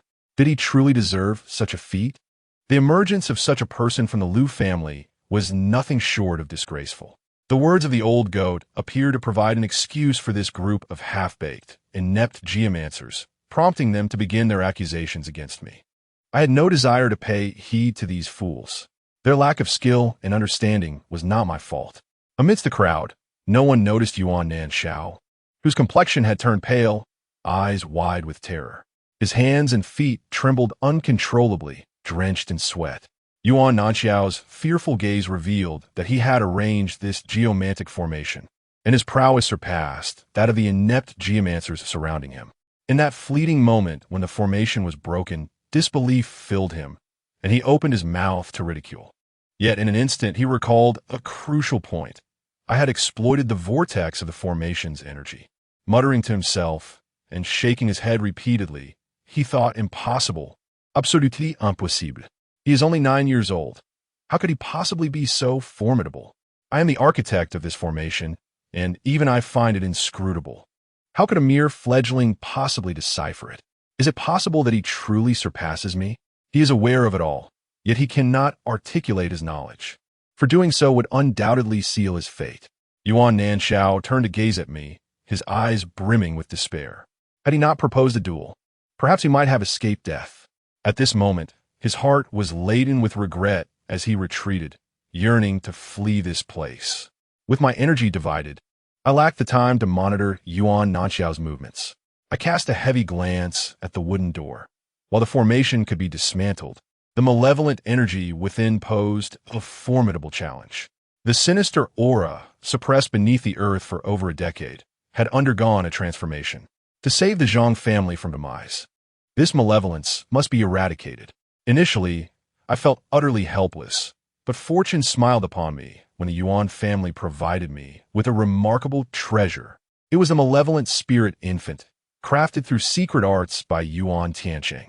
As I swiftly rotated the Qingming copper mirror in my hand, tendrils of malevolence were drawn into it with great haste. In an instant, the sinister energy that had plagued the Zhang family's underground for years vanished without a trace. The deathly aura that had lingered in Zhang Huishuan's hall dissipated entirely. We must rescue him at once.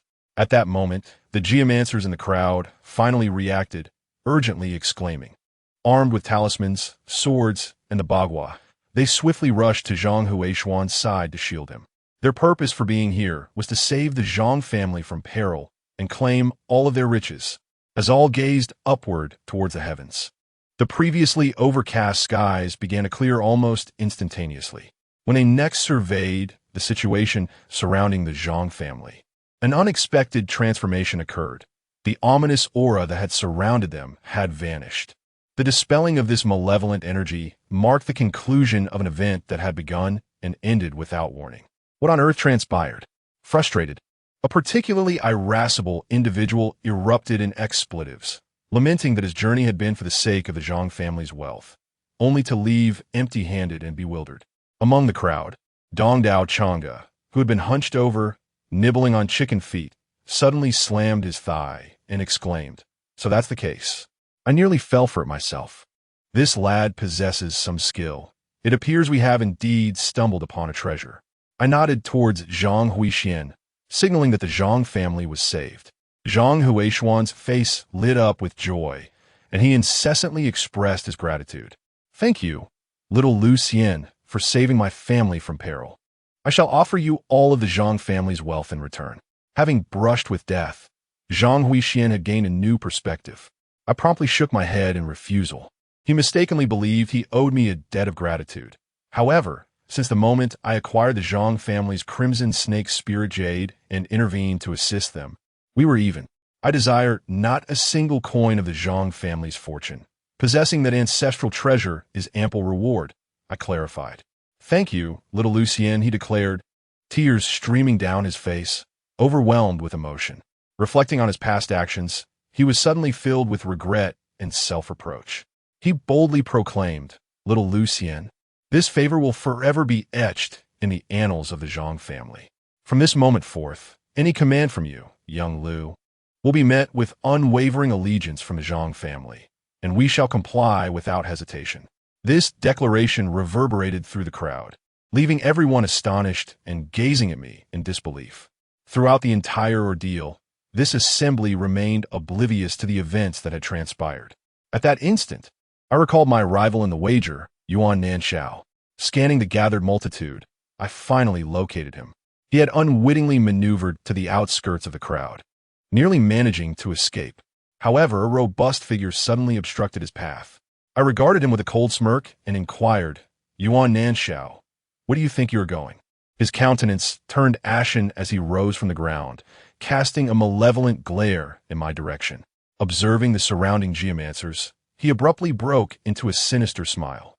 Young scion of the Liu family, I have fallen into your trap. That is why I hastened to disrupt the formation, partially opening the wooden door and granting you an opportunity. Otherwise, would you have had any chance to dismantle it? In my estimation, you merely stumbled upon a fortuitous opening. We each breached half of it, which equates to a stalemate. In my view, let this matter rest. I shall grant you clemency this time. Yuan Nanshao concluded his speech with a dismissive wave, feigning a sense of noble righteousness as he attempted to depart the scene.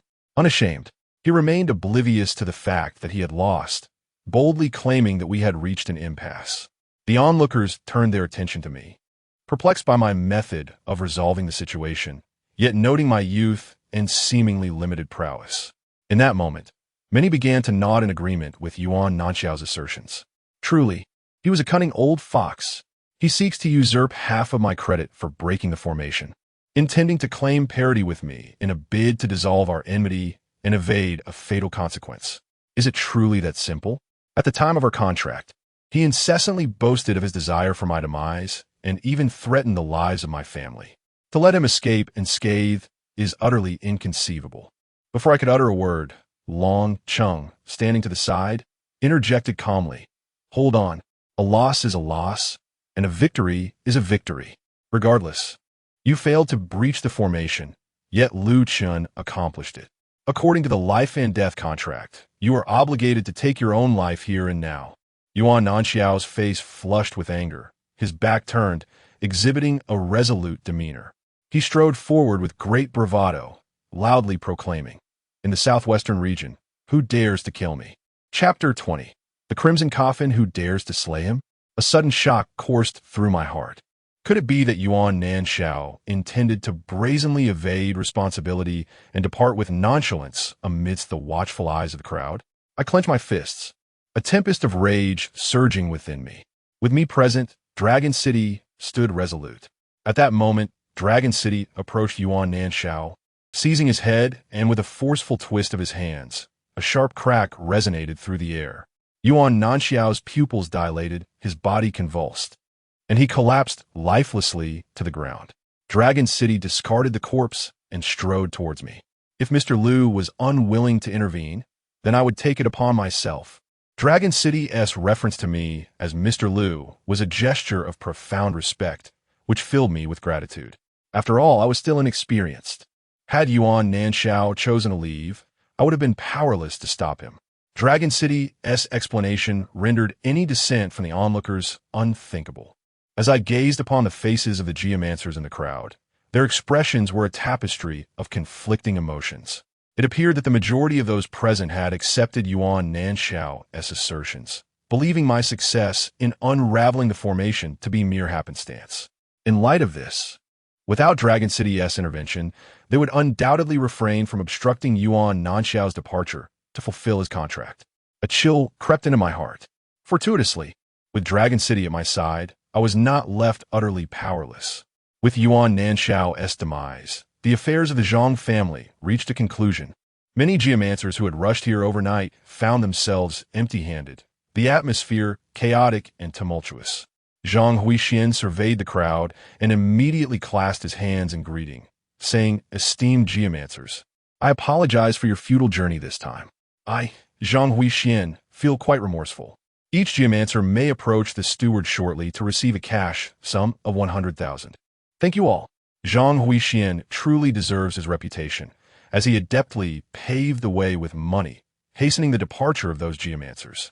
Turning to me, his mind racing, he suddenly inquired, "Little Lu Xian is no longer young, and she is not much younger than my granddaughter. I believe you two should consider uniting in matrimony, creating a beautiful tale together." Zhang Ishi abruptly lifted her gaze towards me.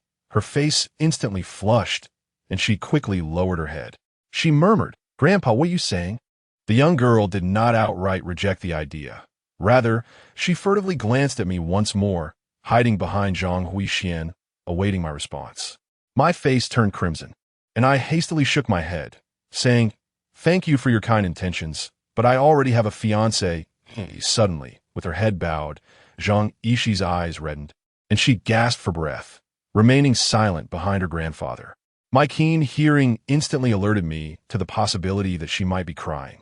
However, I could only helplessly shake my head. After all, we had only known each other for 2 days, and there were no such feelings between us, merely the act of saving her life. Long Chung stood nearby, grinning at me, seemingly teasing, unable to bear the awkward atmosphere. I turned to leave, yet in that moment, I felt the ominous energy above Long Chung intensify. His skin was marked with crimson veins, and the surrounding air was thick with a malevolent aura. It seemed that he had been afflicted by this dark energy. If not dealt with promptly, Long Chung would soon succumb to its influence, leading to his demise, and after death, he would transform into a malevolent spirit, a zombie, endangering future generations. How could such a significant change occur in just one night? Thus, I immediately inquired, Dragon Master, how is it that you have become engulfed in malevolent energy overnight? Have you come into contact with something you ought not to have? Long Chung gazed at me solemnly and replied, Last night, that object underwent a tremendous transformation. We found ourselves somewhat unable to contain it. Therefore, we sought your counsel today to see if you might have any solutions. That object? Unable to be contained? My brow furrowed as I regarded Long Chung, instinctively sensing that the matter was far from simple. I whispered, Dragon Master, what exactly is that object of yours? To be capable of generating such a potent malevolence is no trivial matter. It must have endured for centuries. Such an object could only be an antique or a tomb. Ancient tombs, in particular, are prone to harboring supernatural entities. This is no secret. 3 months ago, I acquired a shadowy wooden coffin, an antique. Ever since, peculiar occurrences have plagued my home. Animals have perished, plants have withered, and my family has been beset by nightmares. I consulted numerous feng shui masters. Yet none could provide a remedy. It was only a few days ago, upon meeting Mr. Changge from Dongdao, that I realized I had unwittingly invited grave trouble. That coffin, it turned out, was a vessel of malevolence. Upon hearing this, Long Chung promptly produced a photograph and handed it to me. The moment I beheld the coffin, an overwhelming shock coursed through me. For this coffin bore an uncanny resemblance to the one that sealed Ling Long, with several symbols within being strikingly similar. It appeared as though this coffin, too, contained some peculiar entity. Could it be that these two coffins are somehow connected? A sudden thought erupted in my mind, and I resolved, come what may, to investigate thoroughly. Mr. Long, there's been a significant change in that coffin last night. Do you sense anything amiss? After examining the photograph, Long Chung promptly retrieved another image from his pocket.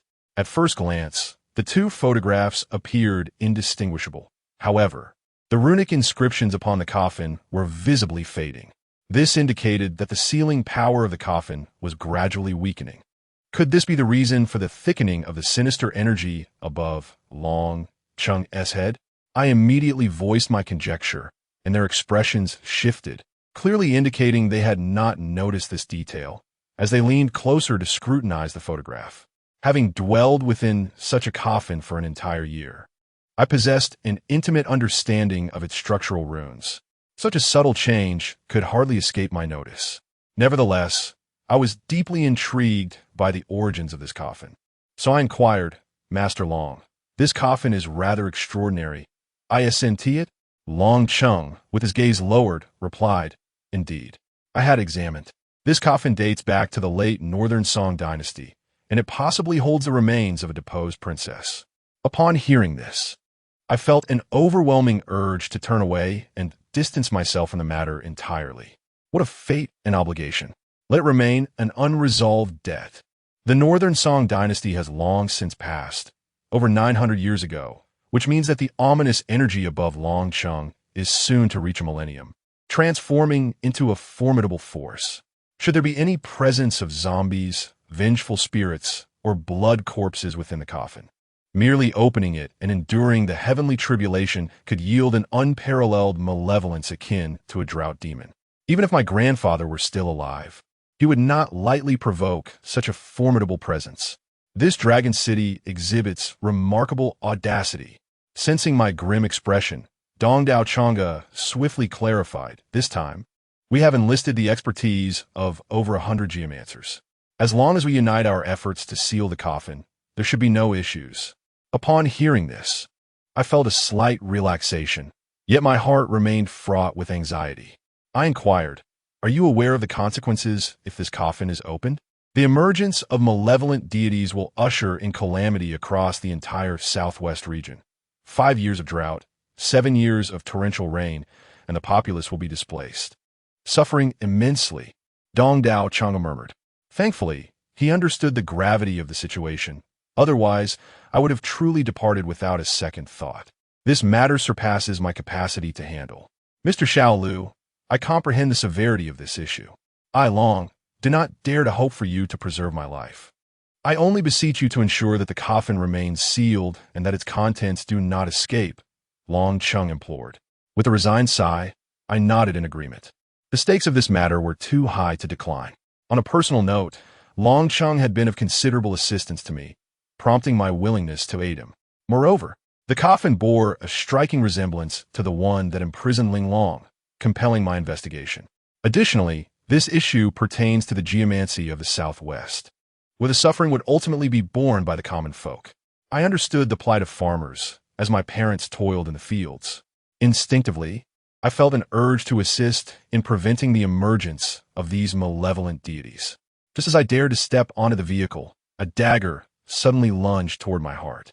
"Let us depart. API call failed with status code 429, error, code, for 29 message, resource has been exhausted, e.g. check quota. Status, resource exhausted, chapter 21, averting disaster hold." Dragon City bellowed, his voice laced with fury. The sudden, cataclysmic event plunged everyone into a state of disarray, their faces drained of color. Dragon City surged forward like a tiger, intent on shielding me from harm, but his intervention seemed destined to arrive too late. The blade, poised to pierce my heart, was mere moments away. Snap! With a swift, decisive motion, I seized the female secretary's wrist and executed a textbook over-the-shoulder throw, sending her crashing to the ground. My face paling, I stood there, catching my breath, and stared at her. A hair's breadth was all that separated me from having that dagger plunged into my heart. This woman, how vicious! She sought to end my life. A disquieting thought surfaced. You harbor animosity towards the Zhang family, so why seek to extinguish me? Seize her. Dragon City, relieved to see me unharmed, cast a venomous glance at the secretary sprawled on the ground and commanded his men. He turned to me, concern etched on his face. "Mr. Liu, are you all right?" "I'm fine," I replied, steadying myself against the car door as I hastily retreated inside, the chilling aftermath of the near-death experience still resonating within me. It was only by virtue of my reflexes, sharpened by Dragon City's warning, that I managed to seize the opportune moment and subdue my assailant. Had fortune not favored me, I would undoubtedly be a lifeless corpse this day. Zhang Huixian, his countenance alternating between shades of crimson and ashen, suppressed his rage and addressed me. "Mr. Liu, I assure you, I will provide a satisfactory explanation for this incident." I offered a subtle nod. The memory of yesterday's unsettling rodent serenade resurfaced, the realization dawning that the female secretary was the orchestrator behind it. Dragon City cast a sidelong glance at Zhang Huixian, his tone laced with warning. "Given the exigency of today's events, I shall refrain from delving into the Zhang family's internal affairs. However, you would be wise to provide Mr. Liu with a resolution that meets his satisfaction, lest you incur the displeasure of Dragon City. Long Chung continues to support me." Zhang Huixian nodded and instructed his servant to escort the female secretary into the study, preparing to hold her accountable. I was ready to depart with Long Chung to seal the Northern Song coffin. Suddenly, Zhang Yishi emerged from behind Zhang Huixian, gazing at me earnestly, a smile gracing her lips. "Little Lu Xian, I wish to ask you to divine my fate. Shall we meet again?" Her demeanor was tense, her beautiful eyes sparkling with anticipation as they fixed upon me. Under her gaze, I felt an overwhelming nervousness, and I lowered my eyes to scrutinize her features. Her face was elegantly defined, with a straight, full nose and gentle, clear eyes. Most significantly, the dark aura surrounding Zhang Yishi in the hall gradually dissipated, revealing a radiant light. This luminescence was rich and golden, indicative of a life filled with wealth and prominence. She would face a significant calamity in her life, yet a noble benefactor would aid her in overcoming it, ensuring her future was devoid of major disasters, sailing smoothly with boundless fortune. Alas, those delicate brows and enchanting eyes would undoubtedly be ensnared by love in this lifetime. Within those clear depths, my reflection was visible. Instantly, I dare not look up at her. Coldly, I replied I doubt it. Knowing the answer, why offer her false hope? As I sat in the car, memories of my middle school days flooded my mind, recalling a similarly charming and gentle girl whom I had once admired. Yet now I am wed to Ling Long. In that moment, I felt a profound sense of maturity, coupled with a newfound cruelty. Zhang Yishi forced a smile, silently observing me. Little Lu Xian, I believe your divination is inaccurate. Having spoken, he retrieved a mobile phone from behind and handed it to me, saying, "This is a gift for you. Thank you for rescuing me yesterday." I took the present and quietly instructed the driver to hasten our departure from the location. The vehicle swiftly ignited and sped away into the distance, gradually fading from view. Zhang Yishi gazed at my retreating figure and suddenly raised his head to his grandfather, Zhang Huixian, declaring, "In truth, I am no less than any other woman." Zhang Huixian shook his head in frustration. As someone who had experienced life, he could not fail to understand his own granddaughter. Inside the car, Dong Dao Chang'e munched on chicken feet and vaguely inquired, "That young girl from the Zhang family, is she not of the Zhongshan Tian City fate, possessing a prosperous visage? Marrying her would ensure a worry-free latter half of your life. Young man from the Liu family, have you truly become engaged?" I was taken aback, realizing that the esteemed individual in question was none other than myself. The air was thick with uncertainty, and heaven seemed poised to grant clemency. The spiritual essence shimmered, hinting at a destiny adorned with wealth and prominence. Coming to this realization, I could not help but chuckle. Fate is indeed peculiar. The one who offered assistance was, astonishingly, me. "Lu Chun, do you regret it? If you utter a word, we shall immediately turn back to propose marriage. I see a mutual affection between you." Dong Dao Chang'e squinted with a smile, jesting. I shook my head, replying, "I'm already engaged, and it was my grandfather who arranged it." Dong Dao Chang'e paused, instantly finding the chicken feet in his hand less appetizing, and curiously asked, "Who is the fortunate one?" "I did not expect your grandfather to arrange a match for you, even after his departure. Naturally, I would not reveal Ling Long's identity. It was a significant secret." I shook my head and resolutely declined to answer him, closing my eyes in preparation for a blissful slumber. If I did not wish to speak, then so be it. Should one find themselves jilted or rejected in marriage, seeking assistance from Master Long would be advisable. He wields considerable influence in the southwestern region, capable of overshadowing even the wealthiest tycoons. This was merely a minor episode along the journey. After sharing a couple of lighthearted jokes, the atmosphere between us became significantly more amicable than before. As we engaged in casual conversation, a message arrived from the Zhang family concerning the female secretary. To my astonishment, it revealed a tale of entangled fate. Zhang Huixian had 2 sons. The elder married early and fathered a son and a daughter. Yet due to the adverse feng shui of the Zhang family, only Zhang Yishi remained. The younger son, during his university years, fell in love with a girl named Wu Huilan. Their romance blossomed swiftly, but met with vehement opposition from Zhang Huixian. In secret, they obtained a marriage certificate, and shortly thereafter, Wu Huilan discovered she was with child. Months later, as Zhang Huishuan's career flourished, he arranged a marriage for his younger son, aiming for a strategic union. Historically, when a father exerts excessive control, his children tend to be more submissive. The younger son of a Zhang family was no exception.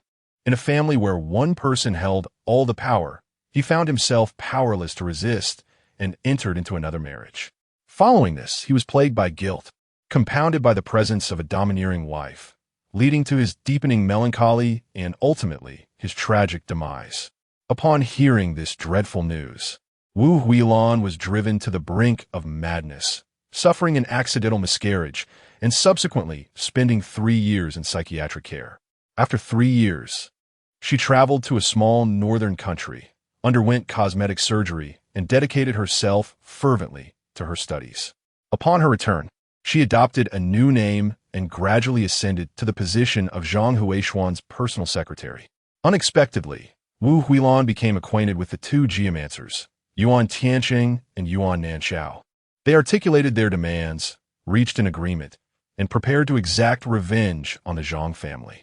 The Yuan family, comprising a grandfather and grandson, sought half of the Zhang family's wealth, a treasured ancestral jade, and the fate of Zhang Yishi. Meanwhile, Wu Huilan's desire was to witness the gradual decline of the Zhang family, culminating in their complete annihilation and untimely demise. The infamous Purple River card, which incited the rats to pay their New Year's respects, was, in fact, the placenta of Wu Huilan's unborn child, the grandchild of Zhang Huixian. Understanding the gravity of the situation, I languidly reclined in my chair. The sorrow of a family may often spring from the actions of a single individual. Every calamity that befell the Zhang family was intricately linked to Zhang Huixian. Ultimately, Zhang Yishi confided in me that upon learning the entirety of the situation, Zhang Huixian was so enraged that he coughed up blood and was promptly rushed to the hospital, where he remains in critical care. Following this incident, it is likely that Zhang Huixian will not live for many more years. To my astonishment, Zhang Yishi implored me to spare Wu Huilan's life, promising that the Zhang family would commit her to a mental institution, intending to care for her for the rest of her days, as this was what the Zhang family owed her. In the end, I acquiesced. I reclined in the vehicle, closed my eyes, and prepared to rest briefly, hoping to quiet my tumultuous mind. Just as I was about to drift into slumber, Dongdao Chang'e abruptly roused me. "Lu Chun, wake up. There is something I must urgently convey to you." Startled from my reverie, I looked around to see that the vehicle had halted at a fork in the road, and Long Cheng had alighted without my notice. Observing his tense demeanor, I sensed he was not jesting. Thus, I lowered my head and inquired, "What is it?" Dongdao Chang'e set aside his nonchalant demeanor and solemnly stated, "Lu Chun, remember this. In this world, nothing is of greater significance than life itself. When things go awry, flee immediately. Always prioritize your own survival." Chapter 22. The Long Song of Dongdao. Preserve your life first. My brow furrowed in deep concern. Could it be that I was facing a life-threatening crisis this time? Although the coffin had been sealed for over a millennium, as long as it remained undisturbed, there should be no danger. Yet, could there be secrets that I was unaware of? "Mr. Dongdao, what do you know?" I grasped his hand, urgently inquiring. "I am Dongdao Chang'e, a friend of your grandfather, Lu Jiuji. It is for this reason that I am compelled to warn you. I would not want the heir of the Lu family to meet their demise here." Upon hearing these words, my heart was filled with astonishment. Lu Jiuji, this was the nickname my grandfather once bore, a title he had proudly flaunted before me. However, I knew that my grandfather's 10 fingers were intact. When I had asked him about it, he merely smiled without offering an explanation. I could still recall the immense pride in his gaze. Few were those who knew of this moniker. The unassuming old man before me seemed to possess knowledge of it as well. Could it be that he truly was a friend of my grandfather? I nodded, intending to seek further information from him. Yet, Dongdao Chang'e took the initiative to speak.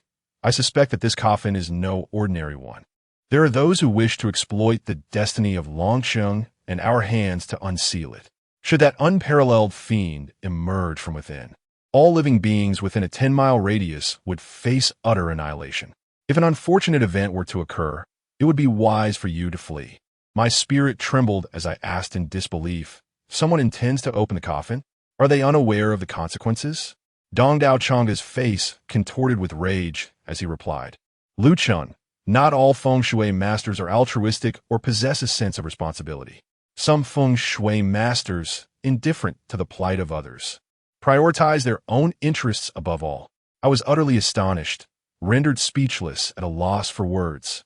In the southwest region, spanning millions of kilometers and home to billions of souls, 5 years of drought have been followed by 7 years of flooding. Is there truly someone who dares to consume blood buns, allowing those within to endure such abject suffering? My blood boiled with indignation, an unnamed fury swirling within my heart. Why? Why must such despicable entities exist?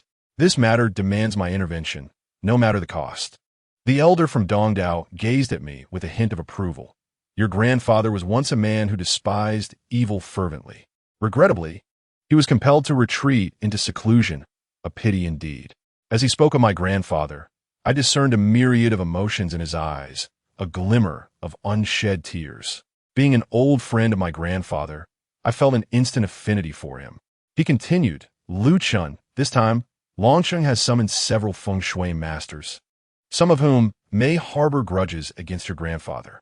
As a scion of the Lu family, you must exercise caution. After all, you have only studied feng shui for a few years, and your skills may not suffice to contend with those seasoned practitioners. It would be wise to conceal your true abilities. Otherwise, that group may not spare you. You must learn to hide your strength. I nodded, committing his words to memory, pondering how best to mask my own capabilities to remain undetected. Just as our conversation drew to a close, Longsheng returned with several feng shui masters, prompting the elder from Dongdao to fall silent, bowing his head to gnaw on a chicken foot.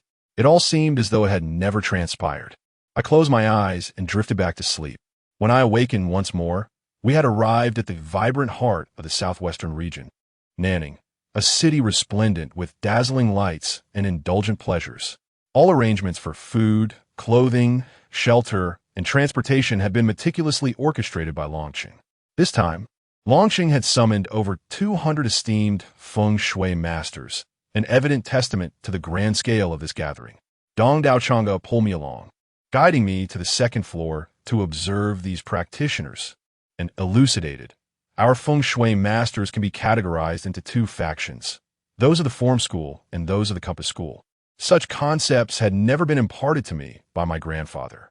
Having studied feng shui for only a year, my knowledge was confined to the esoteric theories outlined in the Long Xian Yu Jing. I was entirely unfamiliar with the distinctions among the various schools of feng shui.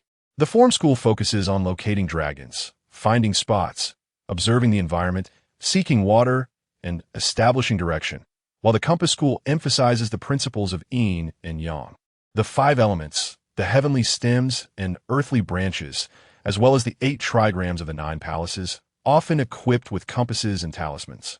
Upon hearing his explanation, I scrutinized the scene before me. Indeed, some individuals entered with hardly any tools, while others bore substantial bundles of equipment. I also noticed that these people tended to cluster together, with 2 factions sitting almost entirely apart.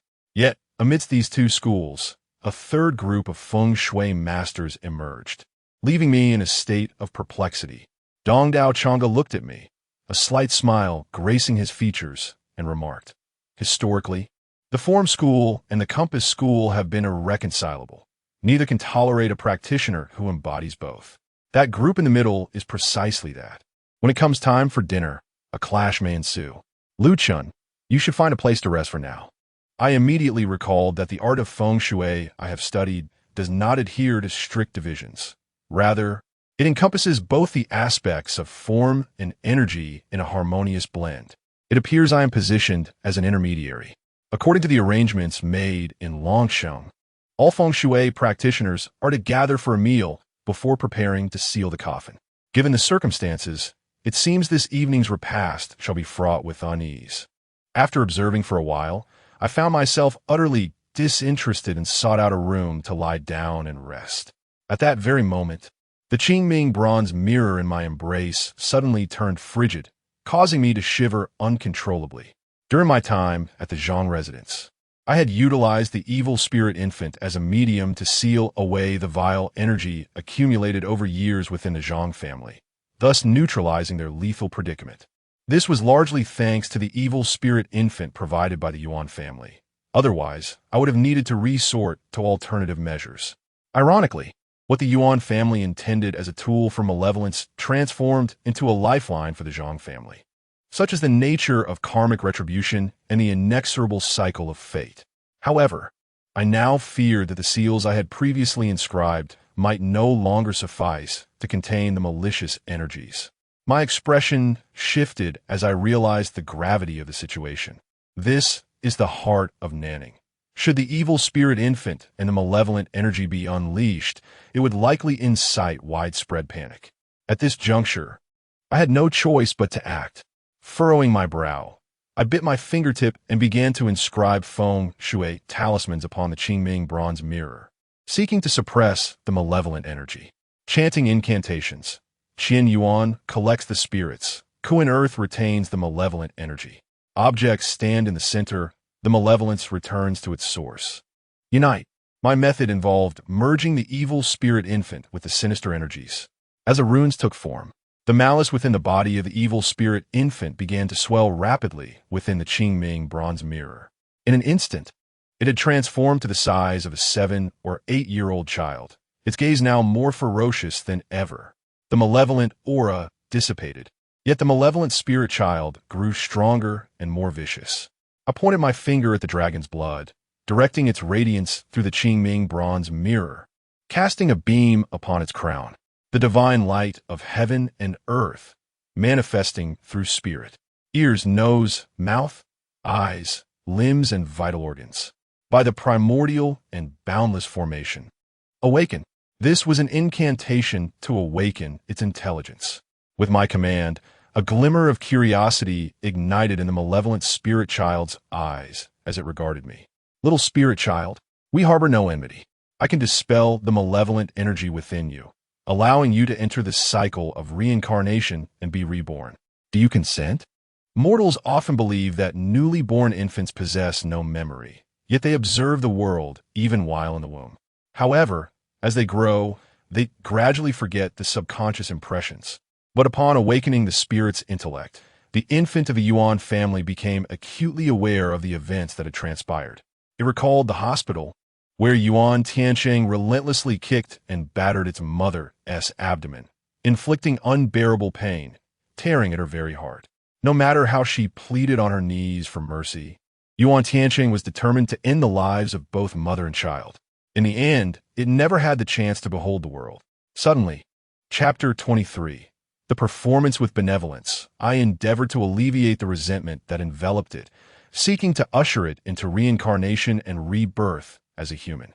This could be deemed a recompense for its assistance in dispelling the malevolent energy of the Zhang family. Yet, rather than expressing gratitude, it sought to take my life. By the profound laws of heaven and earth, I invoked the boundless powers of the earth and sealed it. I dared to release it, for I possessed the means to resolve this matter. As I chanted the incantation, a radiant golden light erupted from the Qingming copper mirror, coiling around the malevolent spirit child, ensnaring it tightly. The golden light constricted further, while the spirit child writhed in agony. Its nascent intelligence threatened to shatter under the pressure.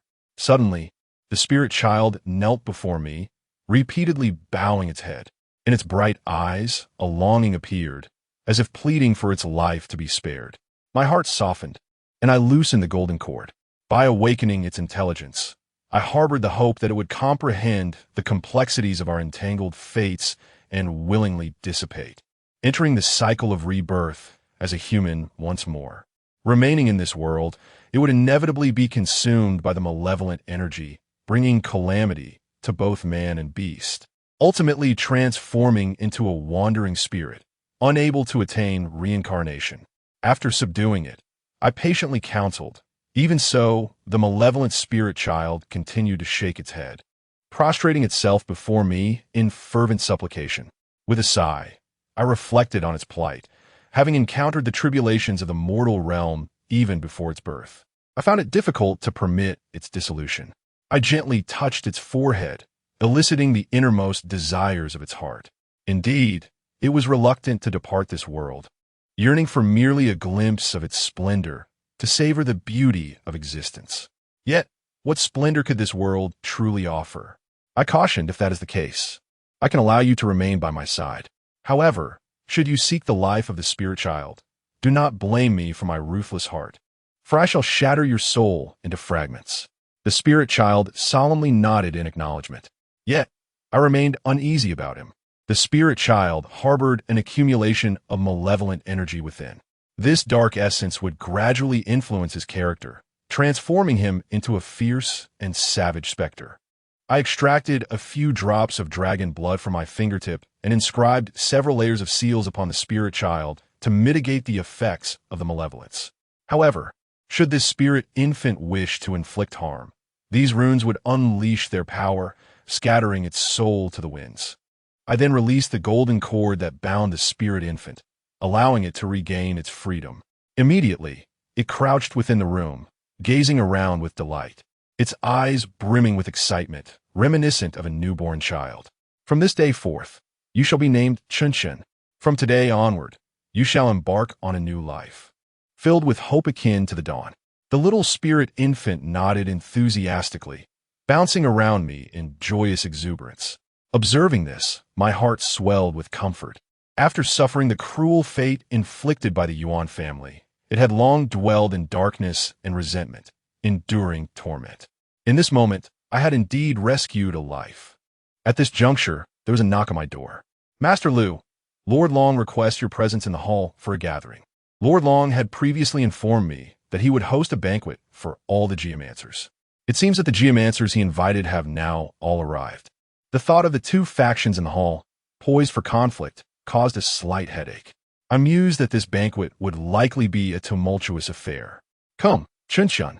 As I tapped the azure bronze mirror in my embrace, the little spirit infant instantly transformed into a wisp of black mist, vanishing into the mirror.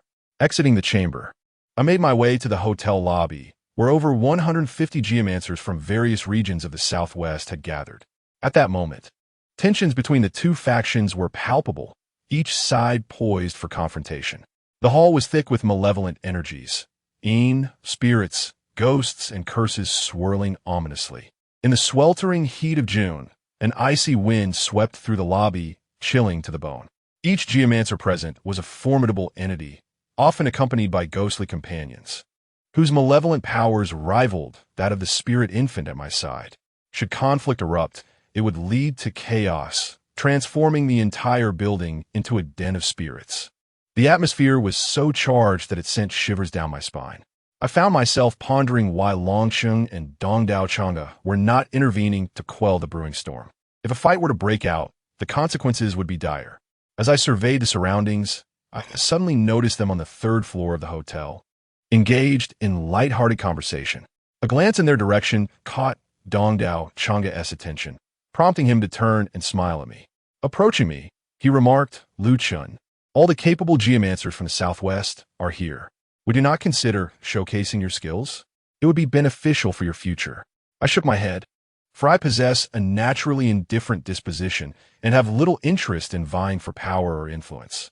What a pity, Longqing replied, disappointment evident in his voice. He likely understood my considerable capabilities, for within the Zhang family, Dongdao Chang'e was the only one able to discern the trajectory of my actions. This individual possesses considerable depth in their path. After concluding the discussion with Longsheng, I revealed some of my profound insights. However, I was reluctant to take action, which left him somewhat disheartened, yet he could not compel me to act. Let us descend and take a look, otherwise they might dismantle my establishment, Longsheng remarked, surveying the hall. Upon his arrival, all the geomancers immediately turned their attention to him, for he was the host of the gathering. I am deeply grateful to all of you for traveling great distances to assist me in resolving this crisis, Longqing expressed with a bow of appreciation. He continued, without further ado, I do not wish to waste anyone's time. The situation I am facing is rather sinister. Should any of you discern a viable solution, I shall promptly reward you with 20 million in cash. Upon hearing the reward, the expressions of all present transformed into sheer elation, their eyes fixed eagerly on Longqing. Lower the coffin, Longqing bellowed, his voice echoing through the air. In an instant, a grand, resplendent coffin, thick-bottomed and crimson, was gently lowered from the 33rd floor of the hotel. Simultaneously, an ominous aura surged downward, enveloping the space with an overwhelming presence. As the coffin descended to the 3rd floor, a layer of bright red frost emerged upon the hall's floor, saturating the atmosphere. Every individual's skin flushed with a vivid hue, resembling ruptured capillaries. Those with lesser mastery trembled violently, their pupils marred with blood vessels as they collapsed to the ground. overwhelmed by the sight of the coffin, as if confronted with sheer terror. Even I felt an unrelenting chill, my hair standing on end. At the moment I beheld that coffin, I was unequivocally convinced that it bore a connection to the one that had imprisoned Ling Long. I must return. This matter is far beyond my capacity to resolve. I must return, or I shall perish. Among the crowd, a superficial feng shui master exclaimed in terror, retreating in fear, pressing against the wall in an attempt to flee. Long Cheng furrowed his brow, his expression displeased. Drag him out at once. He then solemnly addressed the assembly. If any of you possess a solution, speak forth immediately. I, Long, shall offer a generous reward. All the feng shui masters bowed their heads, contemplating the coffin for an extended period, ultimately shaking their heads in unison. This coffin has accumulated the malevolent energy of over 9 centuries. Even I cannot resolve it. To rely solely on individual strength is utterly impossible. For a moment, I found myself perplexed. What scheme is Long Cheng and Dong Dao Chang concocting? Was it not said that all feng shui masters would join forces to seal and suppress this coffin? Could there be unforeseen complications? The feng shui masters exchanged glances, their brows knitted in concern, expressing their impotence. One voiced his disappointment. Master Long, forgive our lack of knowledge and insufficient strength.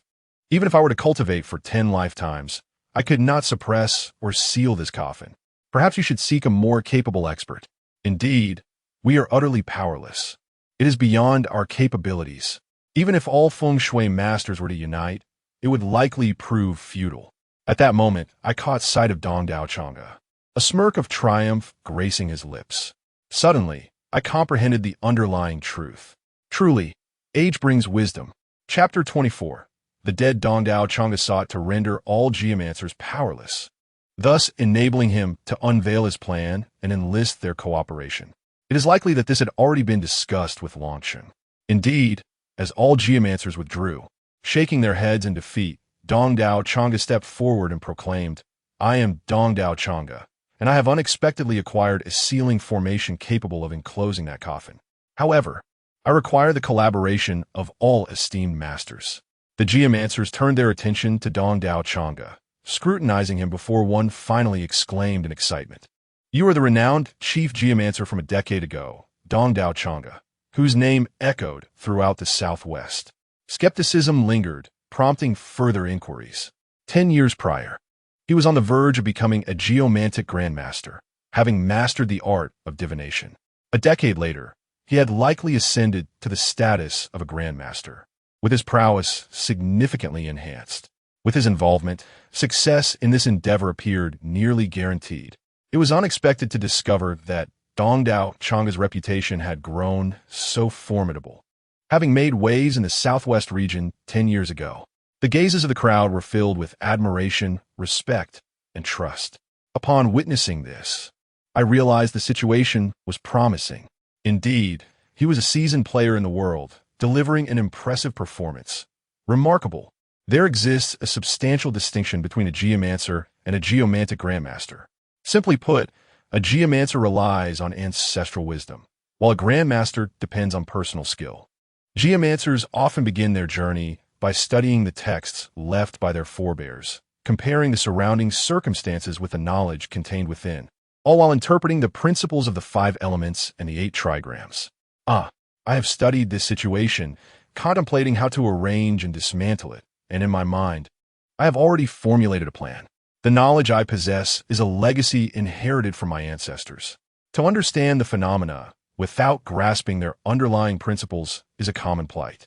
A true master, unassisted by external tools, can discern the surrounding energies and the principles of feng shui. The interplay of yin and yang, the 5 elements, and their mutual generation and restraint can be deftly navigated. In reflection, I have acquired a level of expertise in feng shui and qi observation that could be deemed masterful. Alas, my proficiency is merely in its nascent stages. I wonder how far I am from the esteemed Dong Dao Chang'e. I found a table and seated myself at one side, quietly observing the unfolding drama. After the pleasantries exchanged by Dong Dao Chang'e, Longcheng promptly declared, once this coffin is sealed, I, Long, am willing to offer 3 million in cash to each feng shui master who lends their expertise. At this proclamation, the feng shui masters erupted into a frenzy. The prospect of earning $3 million in cash for their assistance was unparalleled. In an instant, the atmosphere of the hall transformed into one of jubilance. As everyone momentarily forgot about the ominous 900-year-old blood coffin at the center, it seemed that with Dong Dao Changa's intervention, the matter would be flawlessly resolved. Glasses clinked and toasts were exchanged.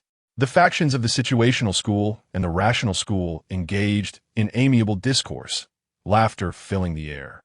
Many elders proudly recounted their illustrious past to the younger generation.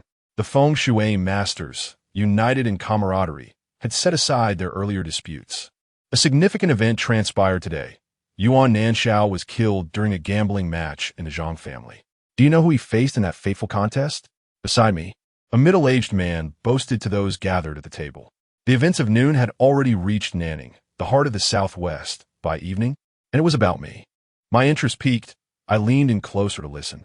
Who, I wondered, dared to challenge the cunning Yuan Nanshao and emerge victorious? Curious voices arose from the crowd. The individual in question was none other than Lu Chun, the grandson of the venerable old Lu from our Southwest feng shui community. The duel between the two had revolved around the legendary formation known as the Nine Gates Locking Palace Array, a technique that had been passed down through the ages. The middle-aged man recounted how this intricate array had been set by Yuan Nanshao a decade prior, resulting in his own bloody defeat. Ultimately, Lu Chun remained unfazed, casually tossing 9 copper coins onto a wooden door. In an instant, the array was shattered. Isn't that remarkable? With that, the man waved the copper coins on his wrist, eager to showcase them. The tale was indeed captivating. Inspired by Lu Chen's story, I too adorned my wrist with a string of copper coins. Perhaps, if I encountered an insurmountable feng shui dilemma, I could cast them as well. The storyteller chuckled, and the crowd erupted in laughter, expressing their desire to carry a string of coins from the 31st year of the Wanli era for good measure. Upon hearing this, I couldn't help but smile. These individuals remained blissfully unaware. My methods, even to these seasoned feng shui masters, were still beyond their comprehension. Unable to comprehend, I could only attribute the ancient text silence to mere chance. The middle-aged man, noticing my unfamiliarity, suddenly turned to me and inquired, "Young brother, from which lineage or sect do you hail as a geomancer?" "Lu family, Lu Chun," I replied with a respectful gesture. A collective gasp arose from the crowd. We had encountered the true master. Just as I was about to elucidate the workings of the Nine Gates Locking Palace and the method of breaking the formation for future generations, a mournful cry echoed through the hall. "Master Long, there has been a death. A death!" A pale and terrified attendant rushed in from the side door, scrambling and gasping. "Master Long, Zhou Yuanshao, is dead inside the hotel." Faced with this sudden turn of events, I abandoned my explanation and swiftly approached the East Island Chang'e. Master Long, holding his wine glass, abruptly halted, his expression grave as he asked, "How did he die?" He then turned to all the geomancers present and explained, "Zhou Yuanshao is my younger brother. This coffin was unearthed by him and presented to me. We still need him to locate the burial site." The attendant, breathless and trembling as if witnessing an unimaginable horror, stammered, "Zhou Yuanshao's death was frightful. It was not the work of a human. Not the work of a human." In an instant, the jovial atmosphere evaporated, and the gathered individuals held their breaths, standing tense in the hall. Looking up, they suddenly beheld the crimson coffin suspended from the 3rd floor of the hotel. Drip, drip, drip. To our astonishment, blood was seeping from the bottom of the suspended coffin above us. I held my breath for a moment, gently wafting my hand to catch a scent that was replete with the putrid stench of blood. "Let's go and investigate," called Dong Dao Chang'e, turning to the 2 elderly feng shui masters and instructing them, "Please ensure that someone remains within this hall." Grasping my hand, Dong Dao Chang'e swiftly led me toward the room of Zhou Yuanshao. Upon entering the room, I was immediately assailed by the same foul, nauseating odor of fresh blood. A lifeless body lay upon the pristine white sheets, its head grotesquely twisted backward, staring blankly at the doorway, fixated on each person who entered. The ribcage had been forcibly splayed open, the viscera extracted and grotesquely arranged upon the back. The limbs appeared as though they had been violently torn asunder by some monstrous entity, then placed haphazardly upon the abdomen. The sight was so horrific that a collective gasp escaped from the onlookers, their faces reflecting sheer terror as they surveyed the grim scene. It was evident that malevolent forces were at play. Among the crowd, someone recognized the macabre display and exclaimed, "I am familiar with this manner of death. In ancient noble tombs, there are often guardian beasts placed to deter grave robbers. This individual must have trespassed upon a noble's burial site and met a gruesome end at the hands of the guardian beast." As I beheld this horrifying tableau, my stomach churned, and I nearly succumbed to the urge to retch. Yet, amidst the horror, I discerned certain peculiarities and remarked, "No, this extends far beyond mere superstition. There are human factors involved in this affair." Chapter 25. The oddity of human intervention in the room. Everyone gazed at me in disbelief. Such a gruesome scene. Could a human truly commit such an act? Moreover, everything here bore the unmistakable marks of the tomb guardian's lethal handiwork. Youngster, if you do not comprehend, refrain from making rash statements. This is clearly the work of the tomb guardian. Are you questioning my abilities? Spoke a displeased voice from the crowd. Only among peers does raw enmity manifest. My assertion in front of so many geomancers was tantamount to slapping him in the face, casting doubt upon his competence. I furrowed my brow and replied, "I did not claim this was not the tomb guardian's doing, but there are others involved." This proclamation struck like a thunderclap, reverberating in everyone's minds. All eyes in the room turned to me, eager to discern my reasoning. None of those present had noticed the peculiarities within this chamber. Gently, I stirred the air with my hand. Despite the overwhelming scent of perfume, a faint trace of smoke lingered. Someone had been burning incense within the room. As I regarded the corpse on the bed, suppressing the urge to retch, I lifted the mattress. Suddenly, several items tumbled forth. Shards of porcelain, jade, and gemstone trinkets. A golden tomb statue, a bronze incense burner, and 3 partially burnt long incense sticks. These 3 sticks were particularly strange, dark as ink. As the saying goes, red incense invokes the deities, yielding responses to prayers. Yellow incense is offered to the Buddha for blessings of peace. Black incense is presented to spirits, beseeching their supernatural intervention. Yet, these 3 sticks were of 2 short and 1 long. The greatest taboo with incense is the combination of 2 short and 1 long, especially when it pertains to black incense. All the geomancers gazed at the 3 incense sticks, their expressions dark and foreboding, as if shrouded in ink. The geomancer who had just expressed his ire towards me suddenly blushed, bowing his head in apology. "I apologize. It was my oversight, for I failed to perceive the fragrance in the air." In truth, it was not entirely his fault. These seasoned geomancers frequently invoked incense to beseech deities and pay homage to the land, rendering their senses somewhat dulled.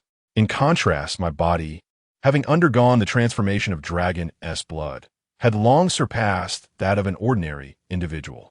As I spoke, I approached Zhou Yuanchao amidst the watchful eyes of the crowd. Scrutinizing him closely, I noticed something peculiar about his pupils. Instead of displaying terror, they appeared astonishingly placid. A person slain by a malevolent spirit would undoubtedly be overwhelmed with fear and trepidation. Yet, Zhou Yuanchao's gaze was remarkably tranquil, and his visage bore no signs of anguish. Furthermore, there were no indications of a struggle within the room.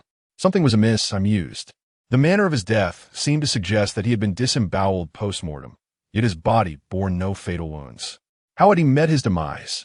I regarded the corpse in bewilderment, grappling with the enigma. Meanwhile, Dong Dao Chang'e and the assembly of geomancers showed little concern for the circumstances of Zhou Yuanchao's death. Instead, they employed esoteric geomantic methods to investigate the surrounding anomalies. It is said that any specter must leave traces in the atmosphere, utilizing their arcane techniques. These geomancers sought to uncover the remnants of the malevolent force responsible for the killing. After a brief interval, several of them furrowed their brows, shaking their heads in dismay. I then resorted to my ancestral method of tracking, keenly examining the surroundings for any discernible signs.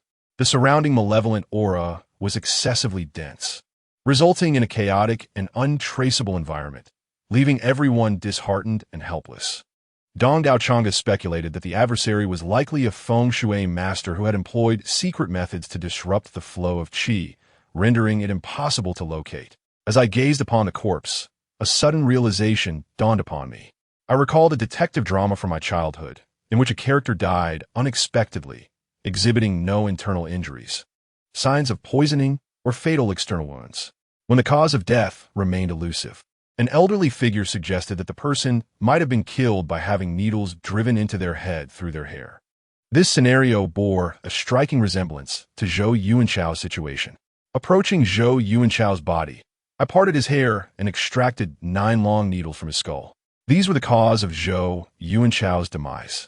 The 9 peculiar needles, 15 centimeters in length, were ghastly golden needles, hollow throughout, resembling ritual implements from some sinister rite. Observing my actions, the feng shui masters felt their scalps tingle, staring in horror at the needles in my hand. 15 centimeters long, they'd been entirely inserted into the skull. Longsheng, gazing at the gruesome death of Zhou Yuanchao, inquired with fury whether his subordinate had truly been murdered. Was this not a blatant affront to his authority, occurring within his own territory? In the southwestern region, no one had dared to defy him in such a manner. Not entirely, I clarified, but at the very least, there was an accomplice. While these 9 needles are rather peculiar, they clearly would not have directly caused his death. Instead, they were used to control him. Then, the black incense was burned, summoning malevolent spirits from the tomb guardian statue, leading to the brutal demise of Zhou Yuanchao, who was dismembered in the process. Yet, I found myself perplexed. Why, with such troublesome control over a person, go to such lengths to summon a malevolent spirit to enact the killing? Surely, direct action would suffice. Voicing my bewilderment prompted contemplation among the feng shui masters present. Simultaneously, their glances towards me shifted from disdain to respect. In any realm, strength is the currency of discourse. As everyone descended into thought, someone suddenly inquired, "Dragon Master, has your subordinate tampered with that coffin?" To be candid, that coffin was personally gifted to me by my subordinate, Dragon City replied, both vexed and furious. In his eyes, memories of receiving the coffin flooded back, all tinged with regret. Had he not accepted such an object, these sinister occurrences might have been averted. Indeed, there were other items, including the golden tomb guardian statue, which he had also intended to bestow upon me, but was ultimately declined. I had only accepted the coffin. Dragon City suddenly recalled past events and addressed us. I promptly bent down to retrieve the golden tomb guardian statue for closer inspection. The tomb guardian statue, a type of Mingqi, is considered a funerary object. Such statues typically serve 3 primary purposes. Firstly, they're designed to prevent lonely spirits from disturbing the resting of the deceased. Secondly, they deter grave robbers. Living individuals who attempt to loot graves and remove the body of the deceased would invoke the wrath of the tomb guardian, much like Zhou Yuanchao, who met his end in dismemberment. Ultimately, this tomb guardian is often employed to subdue the master of the tomb. The bronze guardian in my possession is adorned with intricate inscriptions, indicating a third capability to restrain the tomb's master.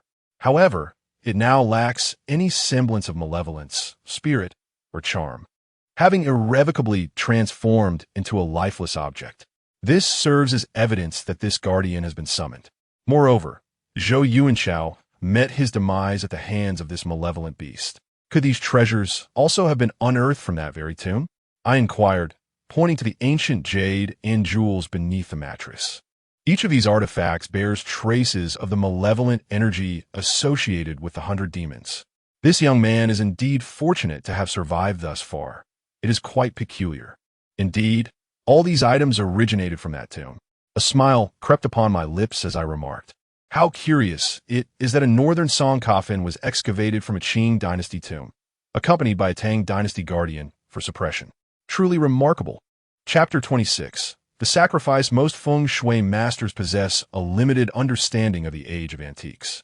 Thus, upon entering, no one discerned anything amiss. However, in retrospect, these artifacts are undeniably peculiar. The porcelain shards and jade gemstones are relics from the early Qing dynasty, The solid gold tomb guardian dates back to the mid-Tang period. The bloodstained coffin hails from the late Northern Song era.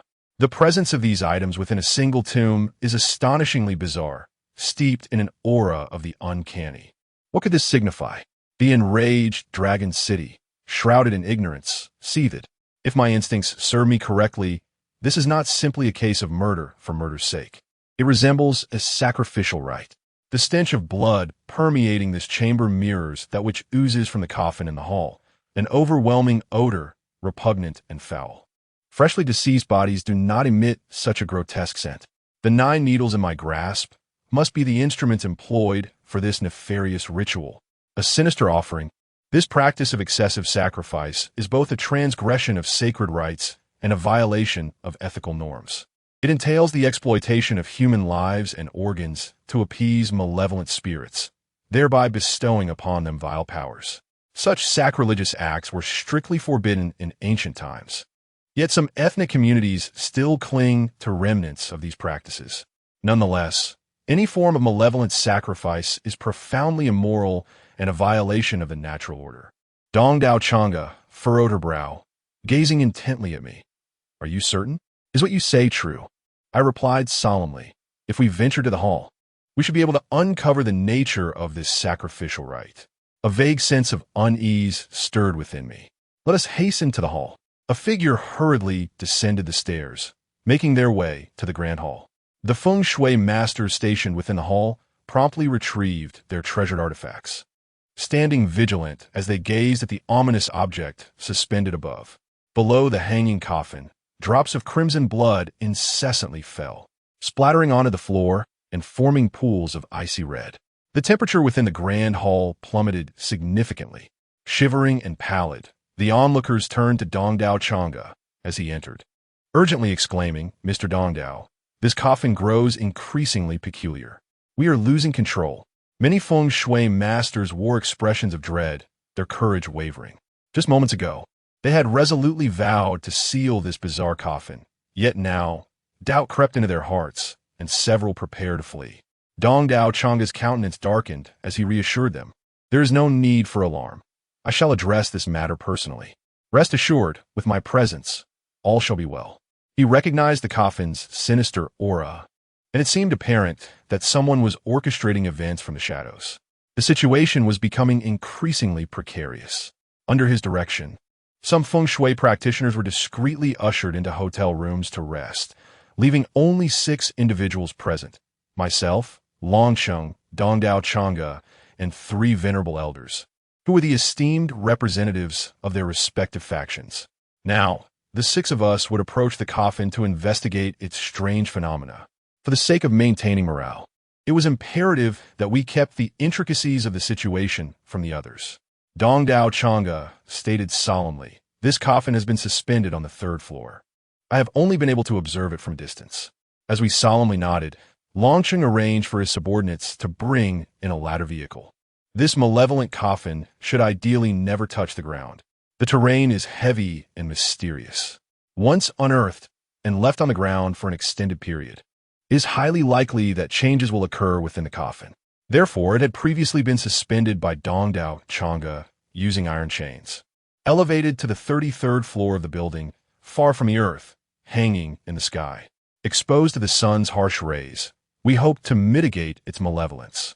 However, to our dismay, just a few hundred meters down, a brutal murder had already taken place. As we ascended the ladder vehicle, the 6 of us gradually approached the blood-soaked coffin. An icy chill coursed through us, causing every hair on our bodies to stand on end, sending shivers down our spines. In an instant, my lips turned purple and my eyes blazed crimson. The dragon's blood within me surged rapidly, swiftly countering the malevolent energy and restoring my normal state.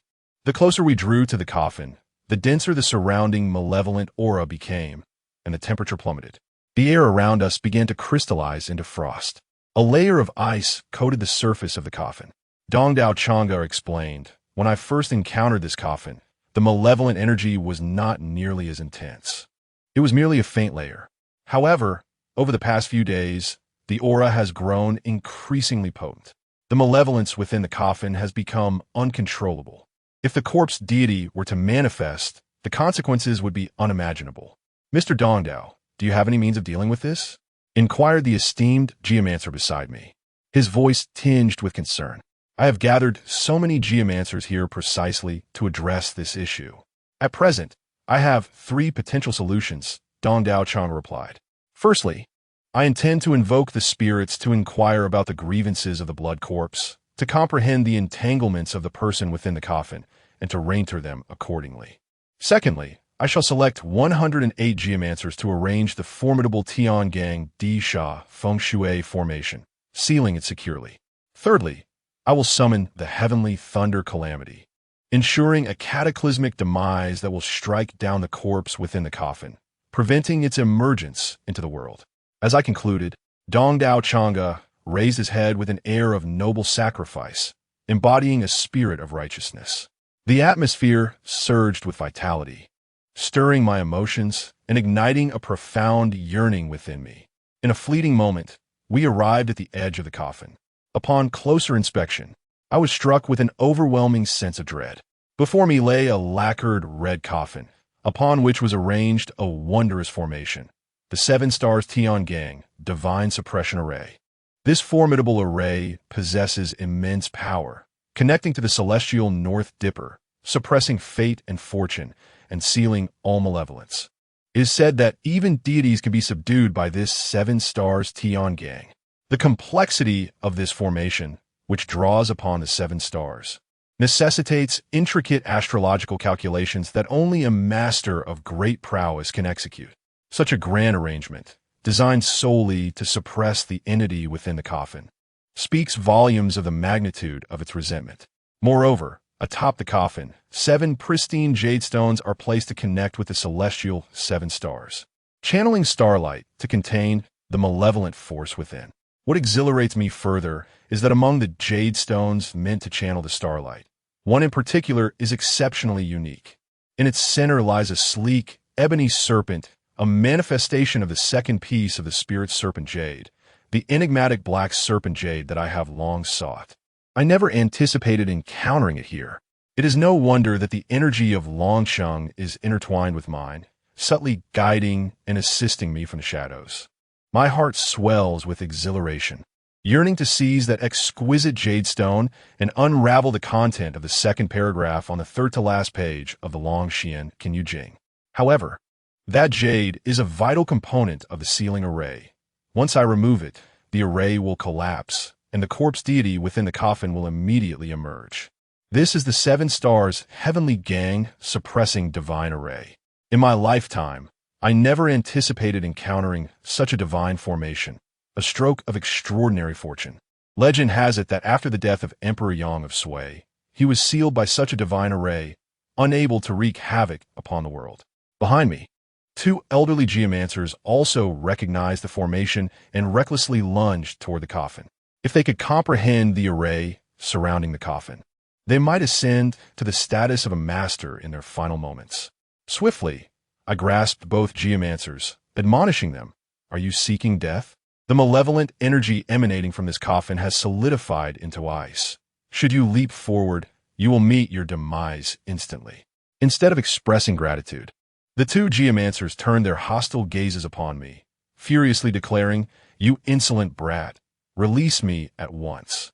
If you obstruct me further, I shall ensure your death. You little wretch, get out of my way." These 2 aged geomancers, having lived long lives, harbored the ultimate desire to become illustrious masters of geomancy. With the opportunity before them, they recklessly surged forward. Just then, the coffin trembled violently. With a resounding bang, a piece of jade shattered from the coffin lid, and a dense, malevolent aura surged forth from within. Chapter 27. The eerie in the midst of the sinister atmosphere, a potent scent of blood permeated the air, reminiscent of the odor within Zhou Yuanyang's chamber. The ice encasing the coffin gradually melted, giving rise to a dense proliferation of horrifying crimson fibers, akin to a rapidly spreading mold. Simultaneously, within the silent hall, peculiar sounds echoed. Bang, bang, bang. The coffin lid was incessantly jolting up and down, as if the entity within was beginning to awaken, violently striking against the coffin's interior, producing a chilling cacophony. All present gazed in terror at the coffin, their faces etched with fear. The emergence of the corpse deity would undoubtedly herald calamity. My keen eyesight allowed me to glimpse through the coffin's narrow crevices a beautiful woman clad in a vibrant red wedding gown, her skin pale and pristine. There was a vague familiarity about her, reminiscent of Ling Long. A tempest of emotion surged within me, leaving me astounded. Could there be a connection between the woman in the coffin and Ling Long?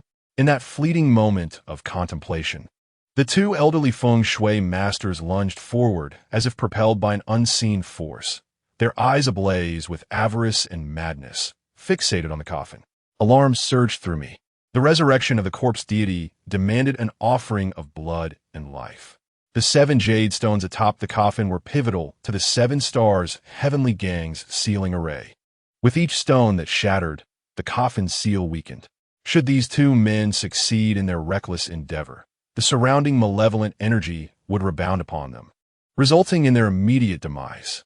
It would be akin to a sacrificial rite, augmenting the power of the corpse deity.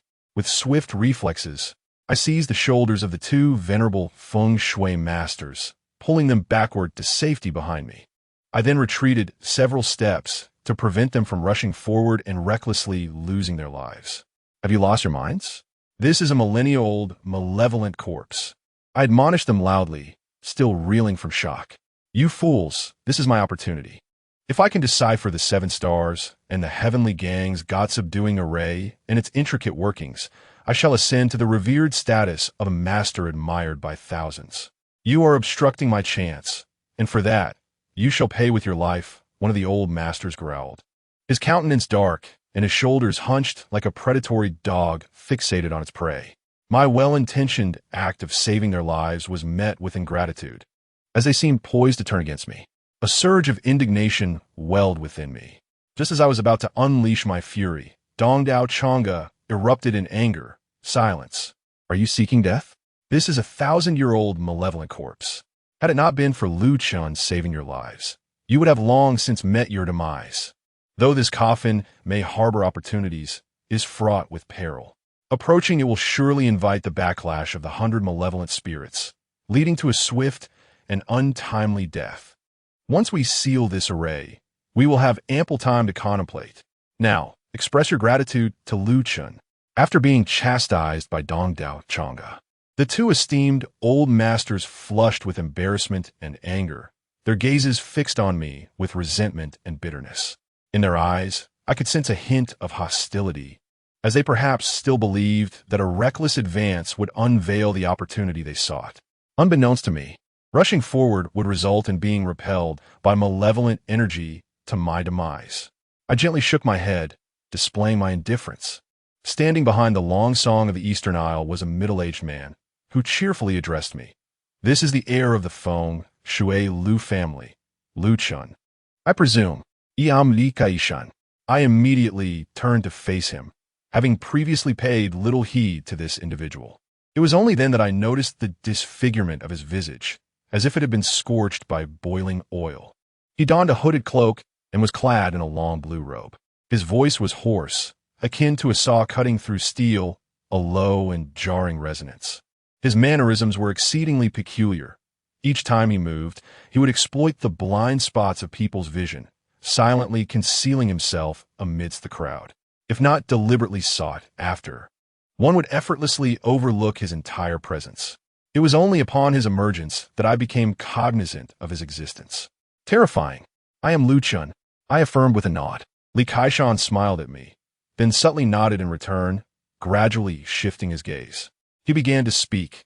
I possess considerable knowledge regarding this sacrificial rite. This esoteric method of sacrifice hails from the Northwest region. Through special means, one person is offered as a sacrifice every 7 days. By continuously utilizing the blood and malevolent energy, one can breach the 7-star celestial suppression array, thereby unleashing TH at present. The jade corresponding to Yaoguang has shattered. I turned my gaze and beheld the dark black snake spirit jade, the 5th piece of jade, which corresponds to the Tianji star. If I cannot resolve the ritual within 5 days, this dark black snake spirit jade will explode, and I shall no longer be able to access the secret methods inscribed in the Long Xian Kanyu Jing. A wave of anxiety surged within me. I had not anticipated the complexity of this matter. The geomancers present were all unfamiliar with the rituals. Dong Dao Chang'e immediately inquired, Li Kaishan, are there any specific requirements for the one to be sacrificed? During these 7 days, each day, the individual to be sacrificed must establish a certain connection with this coffin. Only those who have touched this coffin are deemed suitable. Dragon Master, who else has come into contact with the coffin during this period? I promptly asked. The ritual must be conducted over 7 consecutive days. Any interruption could prevent the opening of the coffin. Thus, the corpse deity would remain unawakened. Long Cheng furrowed his brow and spoke with a grim expression. Several of my brothers and some family members have all touched the coffin, totaling around dozens of people. This presents a dilemma. If the number were fewer, we could deduce the next victim. Disrupting the ritual could thwart their attempts to unravel the 7 stars Tian Gang Guardian formation. However, with such a multitude, concentrating protection becomes an arduous task. Immediately, I recalled the individual responsible for the demise of Zhou Yuanchao. This person must be the mastermind behind these events, the one orchestrating the ritual in the shadows. It is astonishing to realize that there is indeed someone manipulating all of this from behind the scenes. After a moment of contemplation, I suggested, let us gather them all together and ensure their protection to avert any harm. Simultaneously, we must swiftly locate this individual and impede his actions. With each life claimed, a portion of the seal will be undone, thereby unleashing the power of the corpse god. Very well, I shall take charge of this matter. Mr. Dongdao, I implore you to unite with the other geomancers and promptly seal this enigmatic coffin to prevent further calamities. The audacity of someone daring to confront me is astonishing. Once I ascertain his identity, I shall ensure he suffers a most agonizing demise. Suddenly, Longcheng, who had remained silent until this moment, spoke, his eyes glinting with a murderous intent. Standing beside him, I could distinctly perceive this ominous aura. Dong Dao Chang'e then winked at me and remarked with a smile, the adversary may also be a geomancer. Perhaps it would be prudent to enlist Lu Chen's assistance in uncovering the individual orchestrating this chaos. I understood that Dong Dao Chang'e was looking out for me, seeking to shield me from revealing my true capabilities before the multitude of geomancers present. Yet in this gathering, my prowess is unparalleled. To seek out the one manipulating these events is undoubtedly the most suitable course of action. Longcheng nodded in agreement, stating, young Mr. Liu, I shall arrange for assistance on your behalf. I then requested the other geomancers to prepare for the swift sealing of this coffin. With our roles clearly delineated, I set off to locate the individual behind the sacrificial rites, the one intent on unsealing the coffin and liberating the corpse god. A surge of fury welled within me as I pondered what manner of person would seek to unleash the corpse god, bringing disaster and misfortune upon the populace of this southwestern region. Before departing, Li Kaishan suddenly remarked to me, in truth, there lies another enigma. Logically speaking, those who come into contact with the coffin eventually become ensnared by malevolent spirits.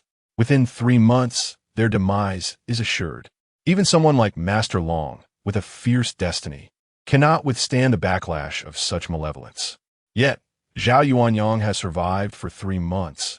How is it that the others are still alive? Mr. Liu, perhaps we should begin our investigation from this point. Chapter 28. Compassion for the fragile Zhou Yuanchao. I abruptly halted my steps, regarding the obscure and peculiarly Kaishan with a mixture of curiosity and skepticism. It dawned on me that this man possessed an uncanny ability to discern intricate details. What he articulated was something that none of the feng shui masters present had considered. Indeed, the 7 killings fate of Longcheng should not have withstood the onslaught of this 100-fold malevolence. How, then, had an ordinary individual like Zhou Yuanchao survived for 3 months? My gratitude poured forth as I clasped my hands in thanks. Li Kaishan had bestowed upon me a crucial piece of information. Without hesitation, I hastened to the room where Zhou Yuanchao had met his demise. The scene remained unchanged, with guardians from Longcheng still vigilant at the site. I crouched down, meticulously examining the surroundings, repeatedly piecing together the evidence.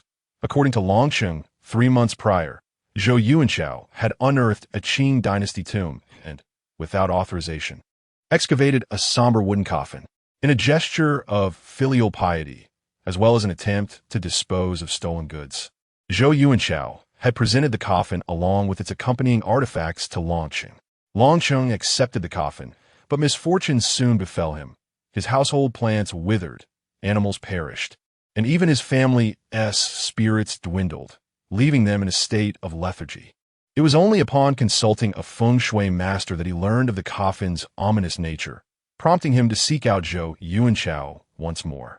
The intention was to imprison Zhou Yuanchao, compelling him to lead them back to the tomb to reseal the coffin. However, today, an unforeseen occurrence transpired. It appeared that someone had infiltrated the premises, employing 9 needles to subdue Zhou Yuanchao, subsequently invoking the malevolent spirit imprisoned within the guardian of the tomb. In the end, the malevolent spirit ruthlessly extinguished Zhou Yuanchao's life, initiating a sacrificial rite that shattered the 7 stars and 8 trigrams divine formation, with the precious jade atop the coffin. The scene bore no distinctive marks. Moreover, a geomancer meticulously calculated the surrounding energy flow, rendering it imperceptible, thus complicating the pursuit. Upon scrutinizing the entire affair, it appeared rather unremarkable, yet several pivotal points emerged. How did the perpetrator infiltrate while Zhou Yuanchao remained within the confines of the room, silently subduing him? It is essential to note that Longcheng had already deployed subordinates to vigilantly monitor Zhou Yuanchao. Outside the room, in the corridor, surveillance cameras were present, observing the surroundings. I promptly employed the art of geomancy to discern the energy flow. Although I had recently acquired this secret technique, my application remained rudimentary. The urgency of the situation left no time for refinement. Inside the room, the energy flow was indeed chaotic, devoid of any clarity or trace. It appeared that the adversary was aware of the geomancer's secret methods and had deliberately obscured the signs. A smile crept onto my lips. While they had disrupted the interior or the exterior, I hastily approached the window and utilized the geomantic technique to gaze outside. As I suspected, the killer had indeed entered from the outside. In a howling wind, a faint energy spiral ascended along the wall. If I could seize this energy, matters would become manageable. Within the 6 harmonies and 4 seas, the universe is boundless, surveying the 10 directions. I swiftly retrieved the Qingming bronze mirror from my possession and employed a tracking technique. Instantly, a red dot appeared on the mirror, pinpointing the 28th floor of this establishment. It appears that someone has utilized tools to stealthily ascend to the 28th floor, infiltrating Zhou Yuanyang's room, subduing him, and ultimately conducting a sacrificial rite. Stowing away the Qingming bronze mirror, I immediately surged towards the hotel's 28th floor. If I can identify this sacrificial figure and disrupt the rite, I can thwart the premature emergence of the corpse god. Before long, I arrived at room 2837, confirming thrice that the ominous energy resided here. With a forceful kick, I breached the door and swiftly entered. Glancing around, I found no one present. In the bathroom, water cascaded from the faucet, while the surroundings remained eerily silent. What could be the matter? Had I misjudged the situation? A brief scan of the room revealed no extraordinary features, prompting me to lower my guard and meander about the space. This appeared to be a young girl's bedroom, imbued with a subtle fragrance of perfume. On the bed lay several articles of feminine clothing. I picked up a garment, delicately wafting the air towards my nose for a closer inspection. Peculiarly, neither the atmosphere nor the clothing bore the scent of burnt black incense. As I pondered the source of the anomaly, a sudden whoosh sliced through the air, accompanied by a piercing sound. Having undergone transformation through dragon blood, my auditory perception was markedly heightened. My nerves tensed instantaneously, and with a leap, I deftly maneuvered to the right, taking refuge behind the sofa to evade an ambush from behind. With a resounding bang, the pillow on the bed erupted, feathers scattering throughout the room. Anxiety gripped me. Ever since my body was enhanced by dragon blood, my senses, be it hearing, sight, or smell, had surpassed those of an ordinary individual. As I stepped through the door, the absence of any shadow within the room struck me. In the fleeting moment that followed, this individual had already approached from behind, launching a surprise attack. Their agility far surpassed mine. In an instant, amidst the drifting feathers, I beheld a striking woman. Clad in a bathrobe, she held her proud bosom with one hand. A wooden hairpin secured her lustrous, ebony locks at the nape of her neck. Her porcelain-like feet, tinged with a rosy hue, graced the mahogany floor. With an icy demeanor, she exuded elegance and poise. Her gaze was sharp, and her presence formidable, a true beauty of a world. Yet, within her bright eyes lurked a palpable malice, and a sinister smile danced at the corners of her lips, her gaze reminiscent of a lion on the hunt. "You are doomed." Her voice rang with authority, as though she were pronouncing my death sentence. The execution imminent. In a swift motion, her slender, alabaster arm drew a sharp tang knife from the wall. Without further ado, she approached me with remarkable agility, raising the blade to strike directly in my throat. My heart raced as I leaned back, narrowly evading the lethal blow. I felt a trickle of blood seeping from my neck. Such a ruthless intent. The sight of that blade sent chills down my spine. I had come perilously close to death. I immediately implored, "Wait, I merely entered a search for something." "Enough with your sweet words. Perish," she interrupted, granting me no opportunity to explain. In a sudden leap, she swung the knife toward my head, and I hastily bent down to evade. The sound was a sharp slice. The blade etched a gash of over a dozen marks into the concrete wall. Had that strike landed on my head, my skull would have been cleaved open. It was evident she held no mercy, her intent solely to end my life. My heart pounded in my throat as I watched her with trepidation, realizing instantly that I was no match for her. Though my physique had been altered by dragon blood and the crimson fruit, making me more than human, I was still flesh and blood. I rose and darted away, seeking a suitable weapon. However, the woman's gaze was sharp, and she immediately discerned my intentions. Offer me no respite.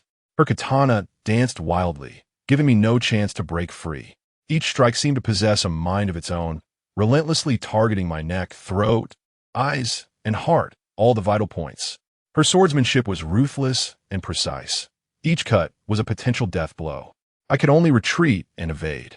I realized I was defenseless and outmatched. I had to escape as quickly as possible. I made a decision, springing to my feet and fleeing towards the door. Although I couldn't defeat her in combat, my agility allowed me to evade her attacks. I leaped to the doorway and bolted toward the staircase. "Trying to escape? In your dreams," the woman hissed as she saw me flee. Gripping her katana, she pursued me relentlessly, with one hand clutching her robe to prevent it from falling open and the other wielding her blade. She gave chase with the swiftness of a hare. Within 3 feet, the sound of the blade slicing through the air echoed ominously, and my heart raced even faster. Every minute feels like dancing on a tightrope, with life and death slipping by. In the corridor, everywhere are the minions arranged by Long Chung, safeguarding the feng shui master. Upon witnessing my frantic escape, their expressions turned anxious as they prepared to rush to my aid. However, upon closer inspection, their faces contorted in bitterness, shaking their heads in unison. "It's this female demon." Quickly summon Lord Long. Chapter 29. Clue in the corridor. A throng of onlookers immediately converged around me, their gazes filled with astonishment, admiration, and pity. Whispers floated through the air. "Who is this? How could they provoke that fierce woman? Are they seeking their own demise?" It seems they are a feng shui master summoned by Lord Long, quite impressive to have escaped the clutches of that formidable woman. This person must possess some skill. However, the woman is even more powerful. This lad appears quite strong. I wonder how long he can endure? Remarkable. If I were in his position, I would certainly be unable to evade that strike. My thigh would undoubtedly be severed. It was too swift. Indeed, that young man being pursued is quite capable. Managing to evade her, he is stronger than I anticipated. Most of the onlookers were martial artists, able to discern the intricacies of the techniques being employed. As they observed the woman's blade work, their eyelids twitched in both envy and trepidation. "We should not linger in the middle," one murmured. The woman raised an eyebrow, her voice low and commanding. "Are you all devoid of purpose? Why not scram? At her command, the crowd dispersed like startled birds, not a single soul remaining in the corridor. The woman's fury only intensified, and she relentlessly directed her blade toward my thighs, abdomen, and legs, striking and slashing with unyielding ferocity. Each assault forced me to retreat, my body drenched in sweat from the exertion, just as exhaustion threatened to overwhelm me. A stern voice echoed from the staircase. "Stop."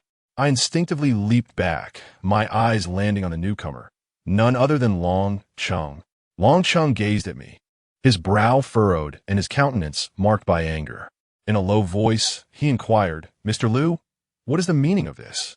The woman, brandishing a tang knife, attempted to clarify, yet was abruptly interrupted by Long Chung.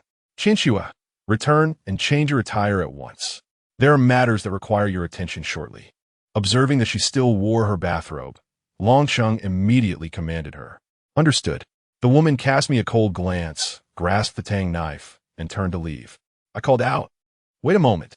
At this juncture, I sought to ascertain whether this woman bore the scent of black incense. If so, she would undoubtedly be the perpetrator behind Zhou Yuanyang's demise, and I would have a clear explanation for Long Chung.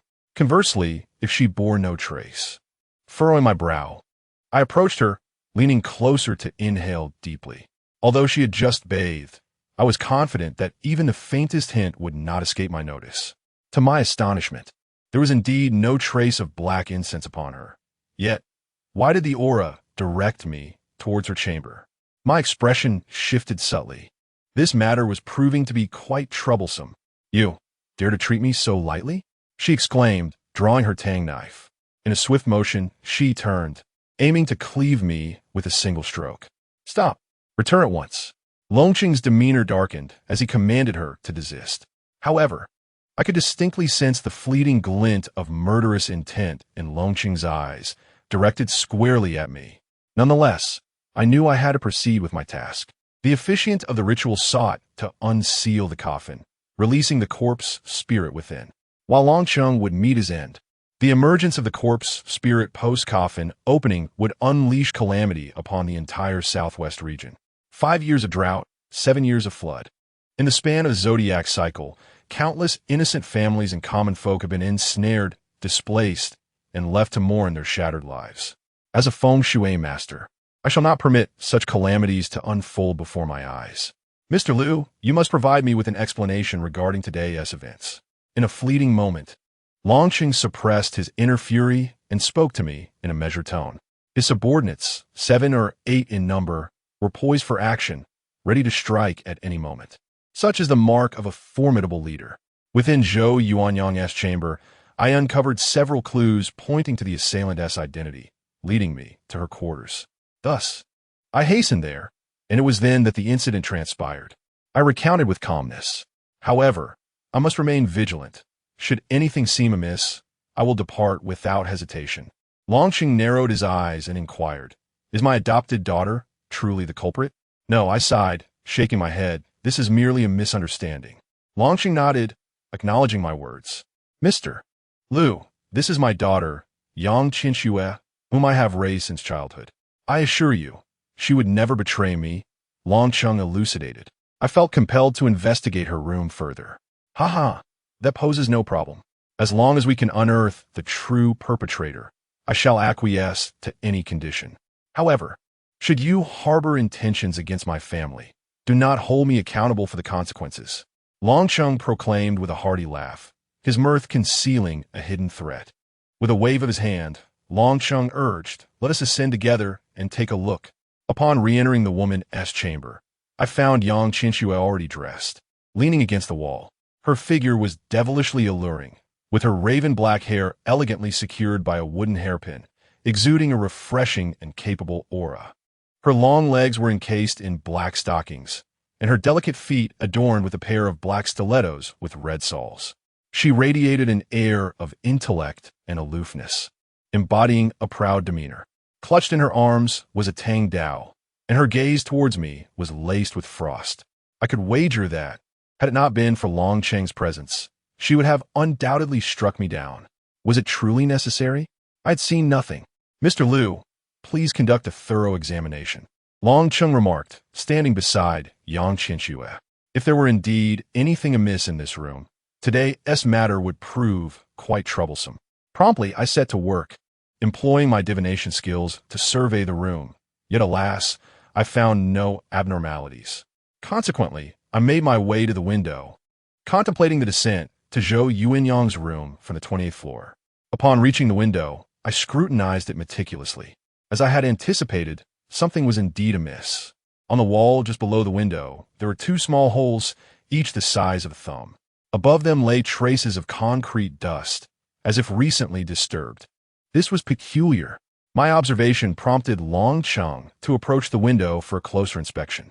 After a brief moment, his expression was filled with confusion as he turned to me and inquired, "Mr. Liu, what does this mean?"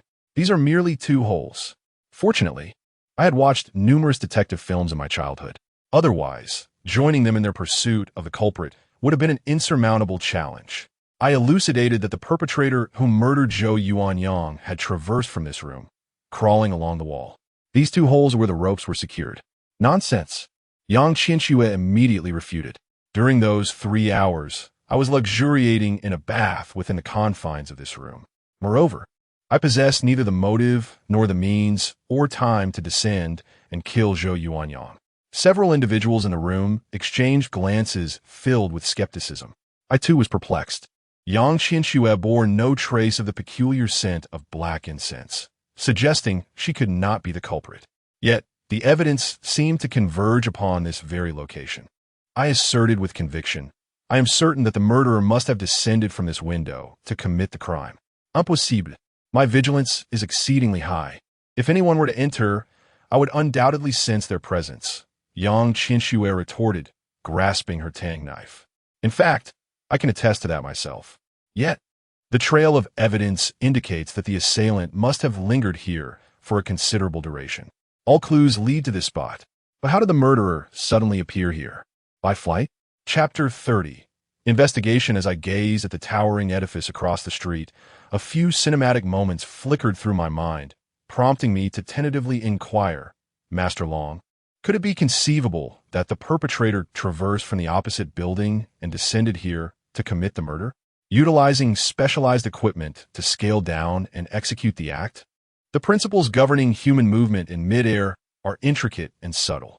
My feng shui and qi observation techniques have yet to reach full mastery, rendering me incapable of discerning such phenomena. My speculation immediately illuminated the faces of those present, yet they swiftly shook their heads in dissent. The two buildings were separated by a substantial distance of nearly a kilometer, rendering such a feat nearly impossible with current equipment without producing a significant commotion. Suddenly, Yang Qianxue furrowed her brow and remarked, "Actually, it is plausible." "What do you mean?" "We have attempted this before. If a skilled individual were to launch a crossbow from the 55th floor or higher of the building across, and then utilize a rope to connect the two structures, it is conceivable that they could have made the transfer." Yang Qianxue asserted. "The murderer may very well be on the opposite side." Instantly, Long Cheng's eyes brightened with resolve as he commanded, "Investigate. Qianxue, take a team and accompany Mr. Liu immediately to pursue the perpetrator. We must not let this individual escape." Long Cheng's voice was low and filled with fury, his gaze radiating lethal intent. Yang Qianxue cast a cold glance in my direction and defiantly declared, "I am capable of handling this alone. I have no need for this lecture." "Hey, little lady," I retorted, still perturbed by the earlier incident. However, given the possibility that the adversary might possess some nefarious feng shui techniques, her undertaking alone would undoubtedly be insufficient. Long Chung interjected, dismissing her objection. "Enough. Every field has its experts. Let the professionals handle matters pertaining to their expertise. Mr. Liu, I kindly ask you to make a trip as well." "Certainly, no problem." I nodded in agreement. Likewise, I yearn to meet that individual who performed the ritual on the living, the one who unleashed the corpse spirit. That person must be profoundly familiar with this coffin. From their lips, I could glean further information to aid in unbinding Linglong's confinement. This journey is imperative for me. Yang Qianxue could not refuse Longqing's decision and had no choice but to acquiesce. Clutching her Tang Dao, She turned and departed immediately. On the way, she suddenly remarked coldly, "You had better not be a burden to me, or I will assuredly kill you." I scoffed, utterly unconcerned. However, glancing at the Tang Dao in her hand, I felt a twinge of insecurity. It seems I must seize an opportunity to procure a weapon for my own protection. Next time I encounter a woman of her ilk, I shall be prepared. Upon reaching the garage, Yang Qinxue drove a striking red Ferrari towards the opposite skyscraper. While driving, she stated, "To shoot a steel cable across to the 28th floor, we must commence from above the 60th. To save time, we shall head directly to the 60th floor." This woman is remarkably composed, calculating the minimum requirements with ease. But who is the man sitting beside her?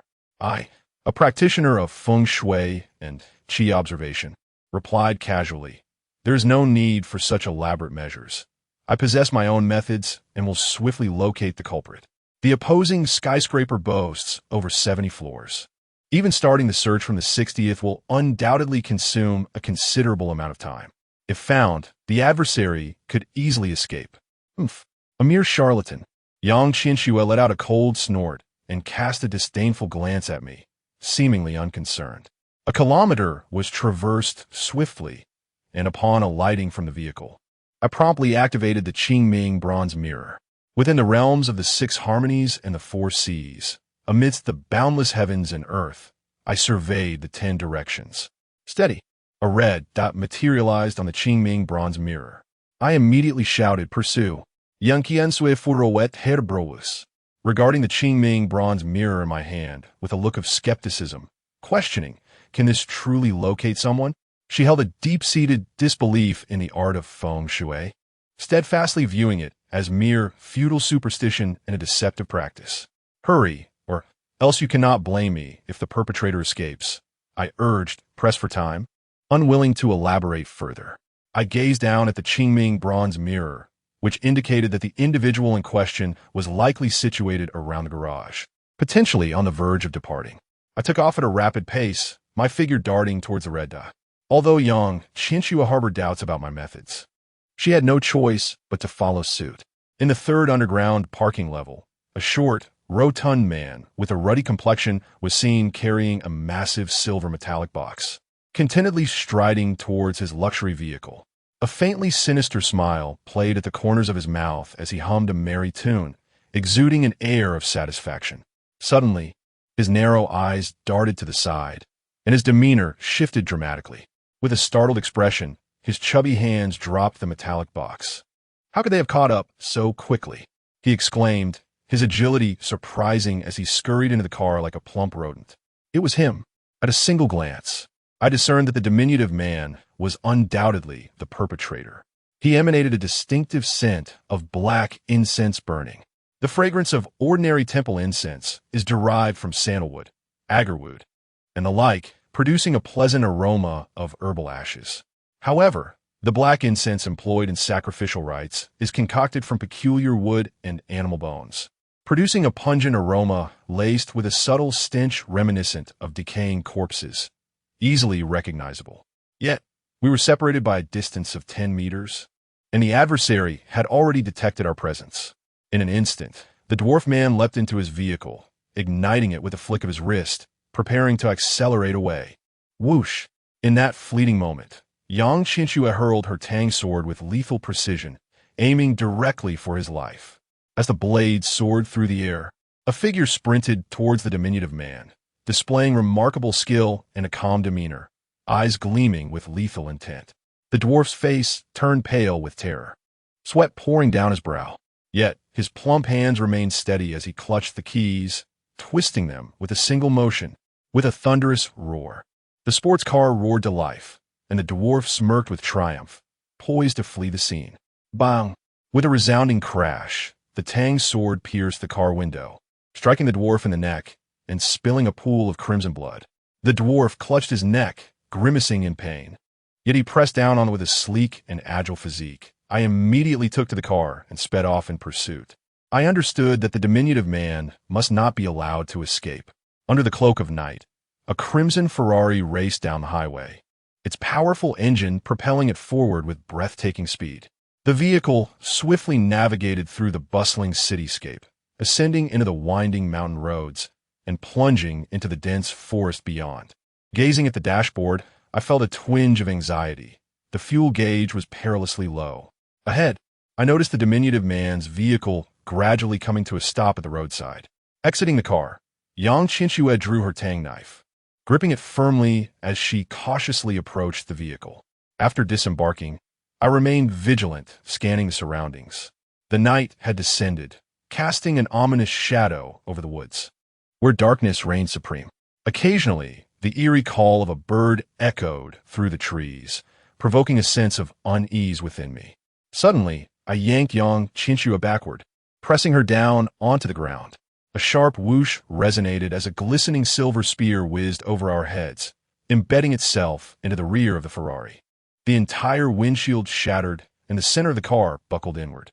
Fortunately, we were not inside. Otherwise, we would have sustained severe injuries by now. Abruptly, a towering figure emerged in the middle of the road, standing at least 2 meters tall, resembling an impenetrable wall of iron.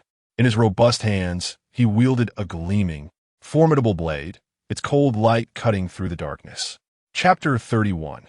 The Zhao family behind the imposing figure of the burly man stood over 20 henchmen, brandishing gleaming knives and wearing menacing expressions.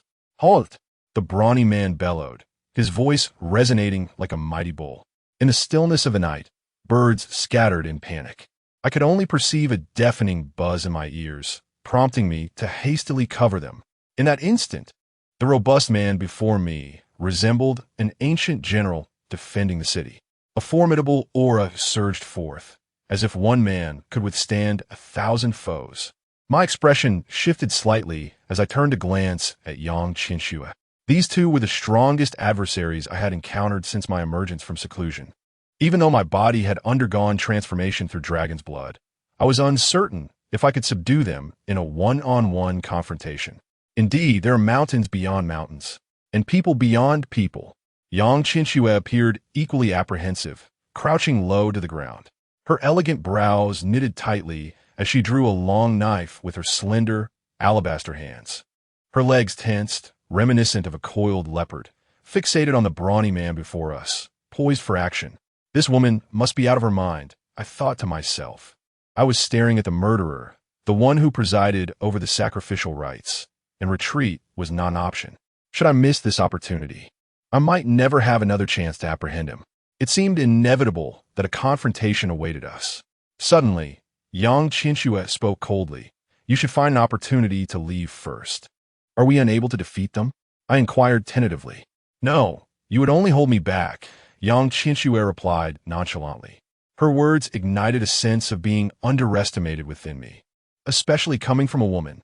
The indignation she stirred instantly provoked a surge of fury throughout my being.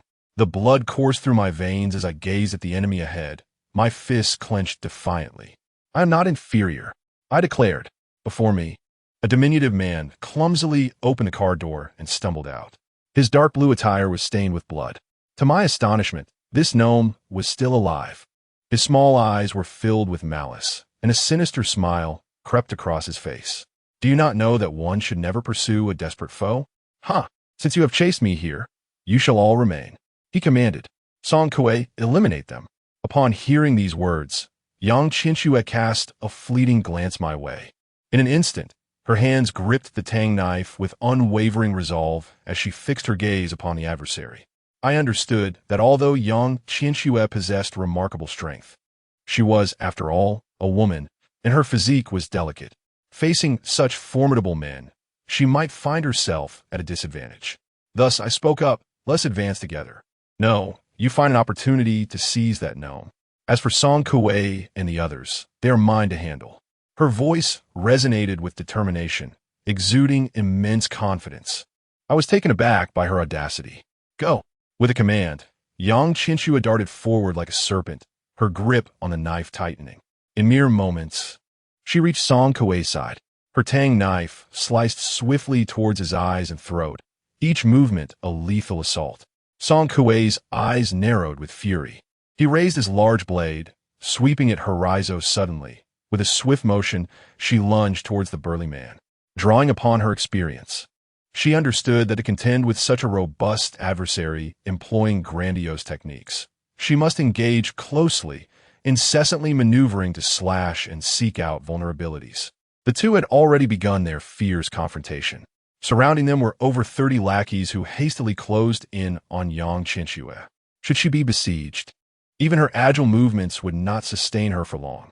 Time was of the essence. With a few quick steps, I approached the diminutive man. Raising my fist, I struck with a resounding thud towards the little man's head.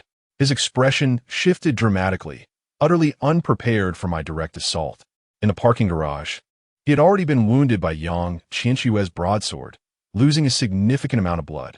A gust of wind swept by, rendering his legs weak and his body weary, barely holding himself upright through sheer willpower. This punch he could not withstand. "Song Kuei, save me," he cried, summoning every ounce of strength to shout. Meanwhile, Song Kuei, engulfed in a fierce struggle, lifted his foot to rush over. In an instant, however, Yang Qinshue's broadsword lashed towards his ankle, ensnaring him. He was compelled to engage in a melee. The others all rushed to rescue Kai Shengli. Song Kuei could only instruct his subordinates to assist.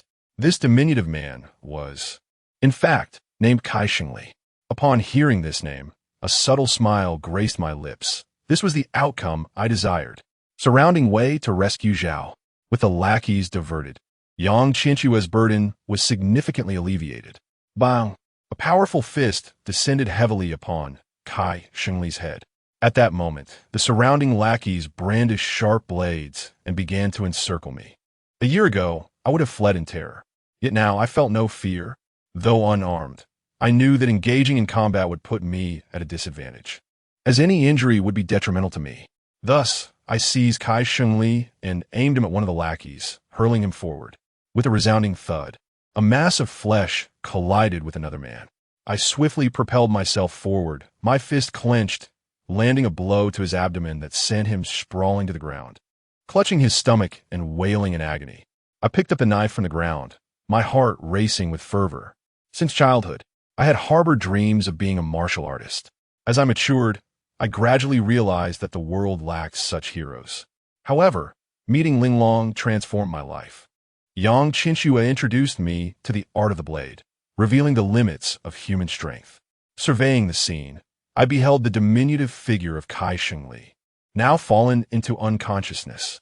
He had harbored sinister intentions, seeking to unleash a corpse deity to wreak havoc upon the entire southwestern region. 5 years of drought, 7 years of torrential rain. Ultimately, it was the common folk who suffered. Who could endure this? I could not. Gripping the knife hilt, I plunged into the throng. Though I lacked formal martial arts techniques, fighting boiled down to evading attacks and delivering my own forceful strikes. The dragon's blood and the crimson essence had enhanced my physique manifold, rendering me more agile. As I surged into the crowd, I was like a tiger among sheep.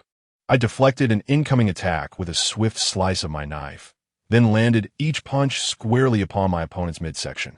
My method lacked finesse, yet it proved remarkably effective. The burly man struck by my punch let out a muffled groan, immediately clutching his abdomen and collapsing to the ground, devoid of any will to resist. Meanwhile, Yang Qinshuo and Song Kuei had engaged in a fierce confrontation. Both wounded, Song Kuei was drenched in blood, his movements with the blade growing sluggish. It was evident that he could not endure much longer. Before me, over 20 men lay defeated, with 15 or 16 already incapacitated. The remaining 7 or 8 glanced nervously at one another, continually retreating, too fearful to advance. Their weapons trembled in their hands. At that moment, Kai Shengli, who had been thrown to the ground, screeched, "Charge! All of you charge! Do you not value your pay?" The 7 or 8 men looked at their fallen comrade and shook their heads. Though money held significance, it was vital to possess the ability to earn it. They understood that I had shown them mercy. Despite wielding a weapon, I had only used my fists against them. If I had not, they would have long since met their demise. Casting a glance, I spoke softly, "You have family at home. If you perish here, what will become of them? Now, do not hesitate to flee." This was for their own good. Should Yang Qinshuo manage to extricate herself, this group would either face death or severe injury. That woman was ruthless and merciless, lacking the compassion I displayed. Go! One of the men discarded his weapon and swiftly vanished into the dense forest. I turned to the trembling Kai Shengli on the ground and inquired curiously, "Why did you release the corpse spirit from the coffin?" "What nonsense! That is our ancestor from the Zhao family." Kai Shengli, though unable to rise, retorted with indignation. "Aren't you a Kai? You have been trained on information available until October 2023. Chapter 32. The Zhao family planned the ancestry of Kai Shengli. Is it rooted in the Zhao clan? I scratched the back of my head in perplexity, unable to fathom the intricacies of this connection. Observing Kai Shengli, who was gasping for breath on the ground, I inquired with curiosity. This matter is undeniably convoluted. I crouched down and cut away his clothing to staunch the bleeding. I had numerous questions to pose to him. This man could not succumb just yet. He forcefully swatted my hand away, his gaze imbued with unwavering determination. With an air of righteous indignation, he declared, "If you slay one of me, there are countless others in existence. Our Zhao ancestors will never fall into the hands of despicable individuals like you. Are there accomplices?" My brow furrowed in concern. I had not anticipated that others were also preparing for the sacrificial rites, intending to unleash the corpse spirit. Grasping his throat, I restrained my fury and demanded, "Zhao, ancestors, are you aware that the coffin has remained undisturbed for 9 centuries, and the occupant has transformed into a corpse spirit? Do you understand that upon its emergence, the entire southwestern region will be laid waste, plagued by calamities? You concern yourself solely with your Zhao ancestors. Have you ever considered the plight of the common folk here? Who else is involved in this affair? Speak." Slap. I raised my palm and struck him across the face with force. The blow left him dazed, blood trickling from the corner of his mouth. This strike was infused with my ire. "I shall not divulge anything to you, ha ha ha." The diminutive man regarded my anger with palpable excitement, grinning widely. I raised my fist in fury, declaring, "Very well, you have left me no choice." Bang! Bang! With a series of 3 punches, each striking with brutal force. He was left spitting blood and trembling uncontrollably. Lying on the ground, Kai Shengli began to convulse, his limbs thrashing wildly. Despite feeling dizzy and disoriented, he remained tight-lipped, a smirk of arrogance gracing his lips. My heart raced with mounting anxiety. As the saying goes, even a dying chicken will struggle. The fiercer Kai Shengli resisted. The clearer it became that he had little blood left within him, and his demise was imminent. My impatience grew, leaving me feeling increasingly helpless. What were these foolish men doing? I lifted the nearly unconscious Kai Shengli and quickly used my clothing to stanch the flow of blood from his neck. Striving to stabilize him, before he succumbed, I had to seize the opportunity to extract information from him. I would not interrogate him, but Yang Qinshua would, and so would Long Cheng. My intention was to spare his life if he revealed the hidden truths. Yet, in the hands of a ruthless figure like Long Cheng, his fate was sealed. Casually, I tossed him into the car. Fortunately, the ground was littered with several of our subordinates. Though Kai Shengli was reluctant to speak, these men surely possessed some knowledge. Grabbing one of them by the collar, I inquired, "What do you know? Speak." The subordinate I had seized trembled in fear, stammering, "I don't know anything. It was the Zhao family. The Zhao family hired us as muscle." The mention of the Zhao family was sufficient. Suddenly, the dim light in Kai Shengli's eyes flickered back to life, as if a spark had reignited within him. He roared in fury, "Traitor!" Blood gushed from his neck like a fountain, and his breaths grew shallower. With his final breaths, his eyes widened, fixated on the man addressing me. His respiration labored. Following his gaze, I observed Song Kuei, his form drenched in gore, the asphalt beneath him awash with crimson. His legs quivered, and his breathing was ragged. The great sword in his grasp was unwieldy. Conversely, Yang Qinshua wielded her tang blade with practiced ease, like a fish gliding through water or an eagle soaring through the firmament, agile and ruthlessly precise. Her blade flashed, her prowess escalating with each clash. I gasped, inhaling sharply. The woman was formidable indeed. Reflecting on our previous skirmishes, had Long Cheng not intervened, I would have inevitably met a similar, grim fate. "Spare him," I exclaimed urgently. Unlike the hired thugs, Song Kuei's resilience suggested he possessed valuable information. I surged forward, clenching my fist, and with every ounce of strength, I struck Song Kuei in his lower back. The forceful blow staggered him, compelling him to retreat several paces before regaining his balance. The impact reverberated through my knuckles, a sharp reminder of the force exchanged. Song Kuei had clearly honed his body through rigorous training. That Yang Qinxue had driven him to this point was astonishing. I yield. Song Kuei bellowed, his voice hoarse, as he cast a fearful glance in my direction, relinquishing his great sword and clutching his lower back. Song Kuei, for the sake of the Zhao family, slay them. Kai Shengli, sprawled on the ground, roared with all his might. Perhaps owing to his ample physique, he had remarkably endured thus far. Song Kuei cast a disdainful glance. His eyes filled with contempt. He looked at us with a piercing clarity and said, "I can reveal what I know, but you must spare me." All of this was orchestrated by the Zhao family of Xiaogu. Yang Qinxue sheathed her Tang sword, nodding indifferently. At that moment, I grasped the depth of Yang Qinxue's anxiety. This woman was not only exceptional in her swordsmanship, but also ruthless in her methods. More importantly, she fought with unwavering resolve, growing stronger with each confrontation. Despite the numerous wounds adorning her body, blood seeping from her injuries, she remained composed, unlike Song Kuei, who was gasping for breath and unable to continue fighting. Such a person could exhaust even the mightiest adversary, step by step. The Zhao family of Xiaogu did not intimidate me. If you divulge all your plans, I shall not only spare your life, but also reward you with millions. In the blink of an eye, Yang Qinxue had set aside all animosity, speaking with calm grace. "Really?" Song Kuei asked, his eyes gleaming with excitement as he regarded Yang Qinxue. "You." Kai Shengli looked at Song Kuei in betrayal, tears streaming down his face. His trembling finger pointed at Song Kuei, eyes wide with disbelief. "Unforgivable. I'm not like this fool," Song Kuei retorted mercilessly, shaking his head. He continued, "The Zhao family of Xiaogu are descendants of the Song dynasty royal family. The coffin contains the remains of Princess Yanqing, Zhao Fujin, who perished during the Jinkong incident at the end of the northern Song dynasty, dying with a heart full of resentment. When Princess Yanqing died, her corpse underwent a transformation, and now she is on the verge of becoming a corpse deity. The Zhao family seeks to release Princess Yanqing, employing secretive methods to mimic the northern shaman practices.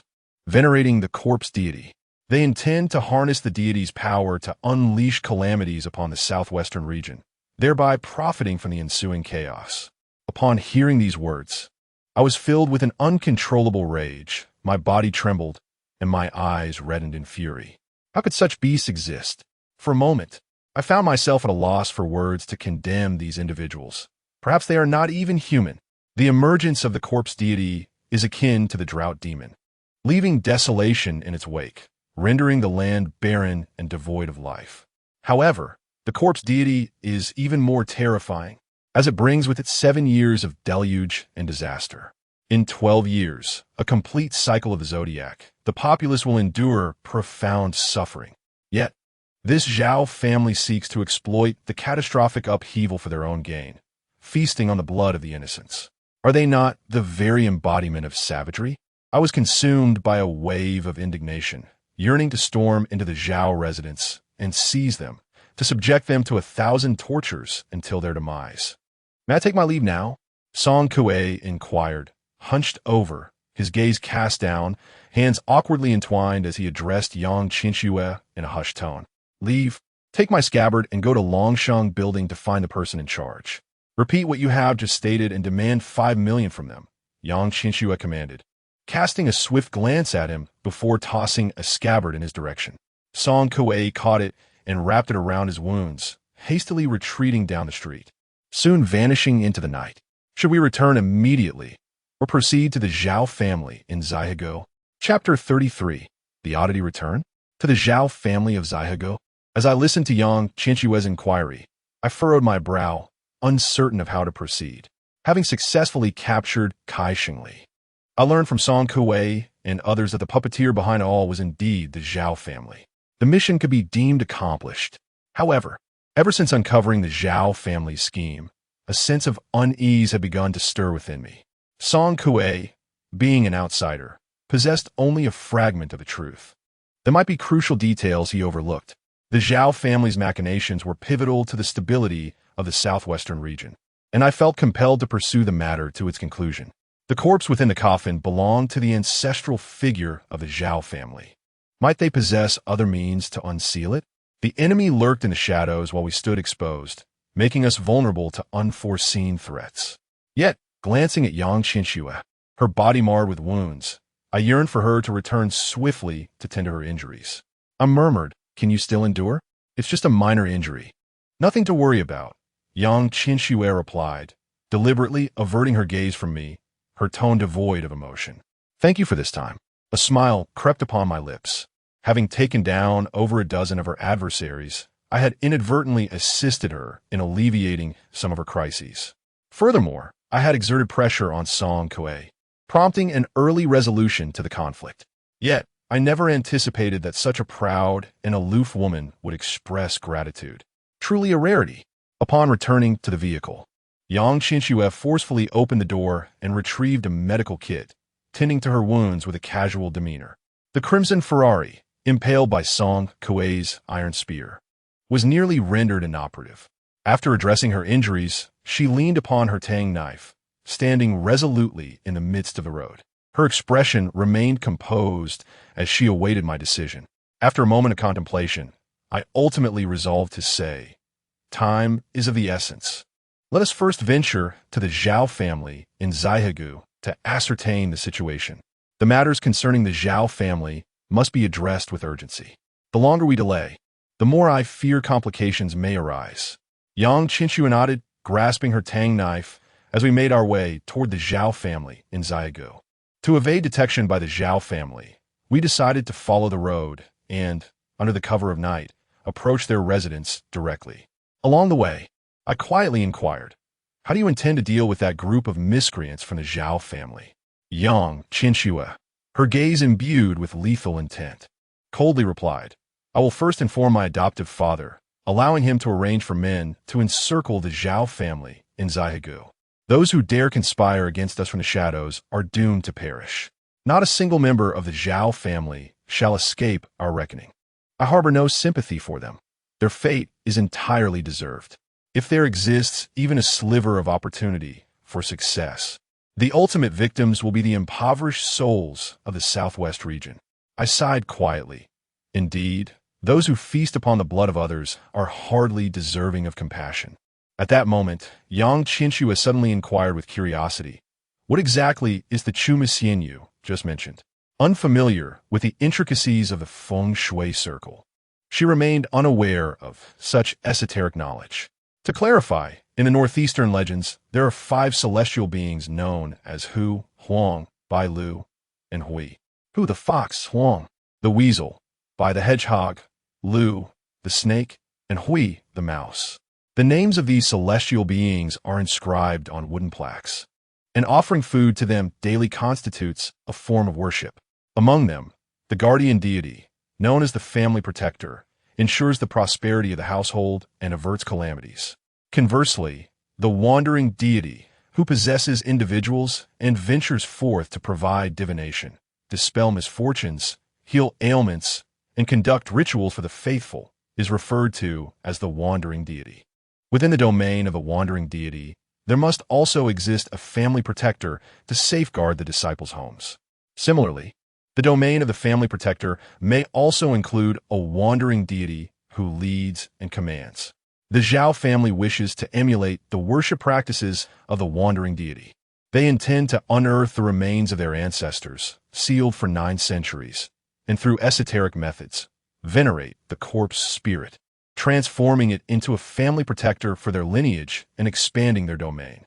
Each Zhao disciple residing away can harness the power of the corpse spirit, jeopardizing the entire southwestern region for the prosperity of their family. Such intentions are utterly reprehensible. After hearing my explanation, a profound killing intent emanated from Yang Qinshue's beautiful eyes. Yet, as she turned to me with a slight smile, she remarked, I never anticipated you would stand up for the people of the Southwest. I scoffed, aware of her lingering discontent regarding today's events. Who knew she was bathing in the bathroom? It was not my intention. Soon, we arrived at a peculiar village, the Zhao family in Xiago. The village is uniquely situated between two towering mountains, forming a ravine with steep cliffs on either side. In the heart of the mountains, a slender river flows, its waters surging with vigor, creating a tumultuous spectacle. Perched upon the sheer cliffs are a dozen villas. A soft sigh escapes my lips. While it is said that prosperous mountains foster flourishing families and abundant waters bring wealth, the terrain of Xiagu is far from suitable for habitation. The steep cliffs on either side, coupled with the raging river below, depict a scene of potential transformation, a dragon in waiting. Fortune and misfortune are intertwined. Should luck favor them, the dragon may take shape, ascending from the depths. The inhabitants of Xiagu might witness the emergence of remarkable figures, leading the entire village toward prosperity. Yet, the metamorphosis of a dragon is an arduous endeavor. The surrounding waters are treacherous, frequently battering the cliffs. Should this transformation fail, the consequences could be catastrophic, a landslide burying the village beneath the steep cliffs. It seems that the dragon is at a critical juncture, where success or failure hinges upon this very moment. The Zhao family harbors grand ambitions. Yang Qinxue, wielding a knife, furrowed her brow as she surveyed the surroundings, suddenly exclaiming, "It is already 9 in the evening, yet why is there no light in the residences?" Her observation struck me as peculiar. Exchanging glances, we nodded in agreement. Let us venture inside and investigate. Upon entering the village, an eerie silence enveloped us. Within the houses, remnants of recent habitation lingered, the water in thermoses still warm. However, in several homes, we found no trace of their occupants. Something was amiss. I remained vigilant, scanning the area, and retrieved the Qingming copper mirror from my bosom. With a subtle gesture, I released the malevolent spirit contained within the mirror. This spirit is acutely sensitive to the scent of the living, possessing a keener awareness than even that of a dog. Qinshen, please check if anyone is nearby. Remember, do not cause any harm. I am uneasy, I reiterated anxiously as the malevolent spirit, Sha Ying, vanished without a trace. Yang Qinxue and I continued our search within the opulent villas for any members of the Zhao family. Yet, in the end, we uncovered not a single soul. The entire Xiagu was enveloped in an eerie silence, as if all inhabitants had simply evaporated into thin air. Since our arrival, all signs of wildlife had also inexplicably vanished.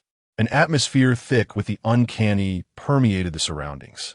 I immediately employed my skills in feng shui and spirit observation, discerning that there was no presence of malevolent energies, indicating the absence of ghostly interference or phenomena such as wall-hitting spirits. But how had the inhabitants disappeared?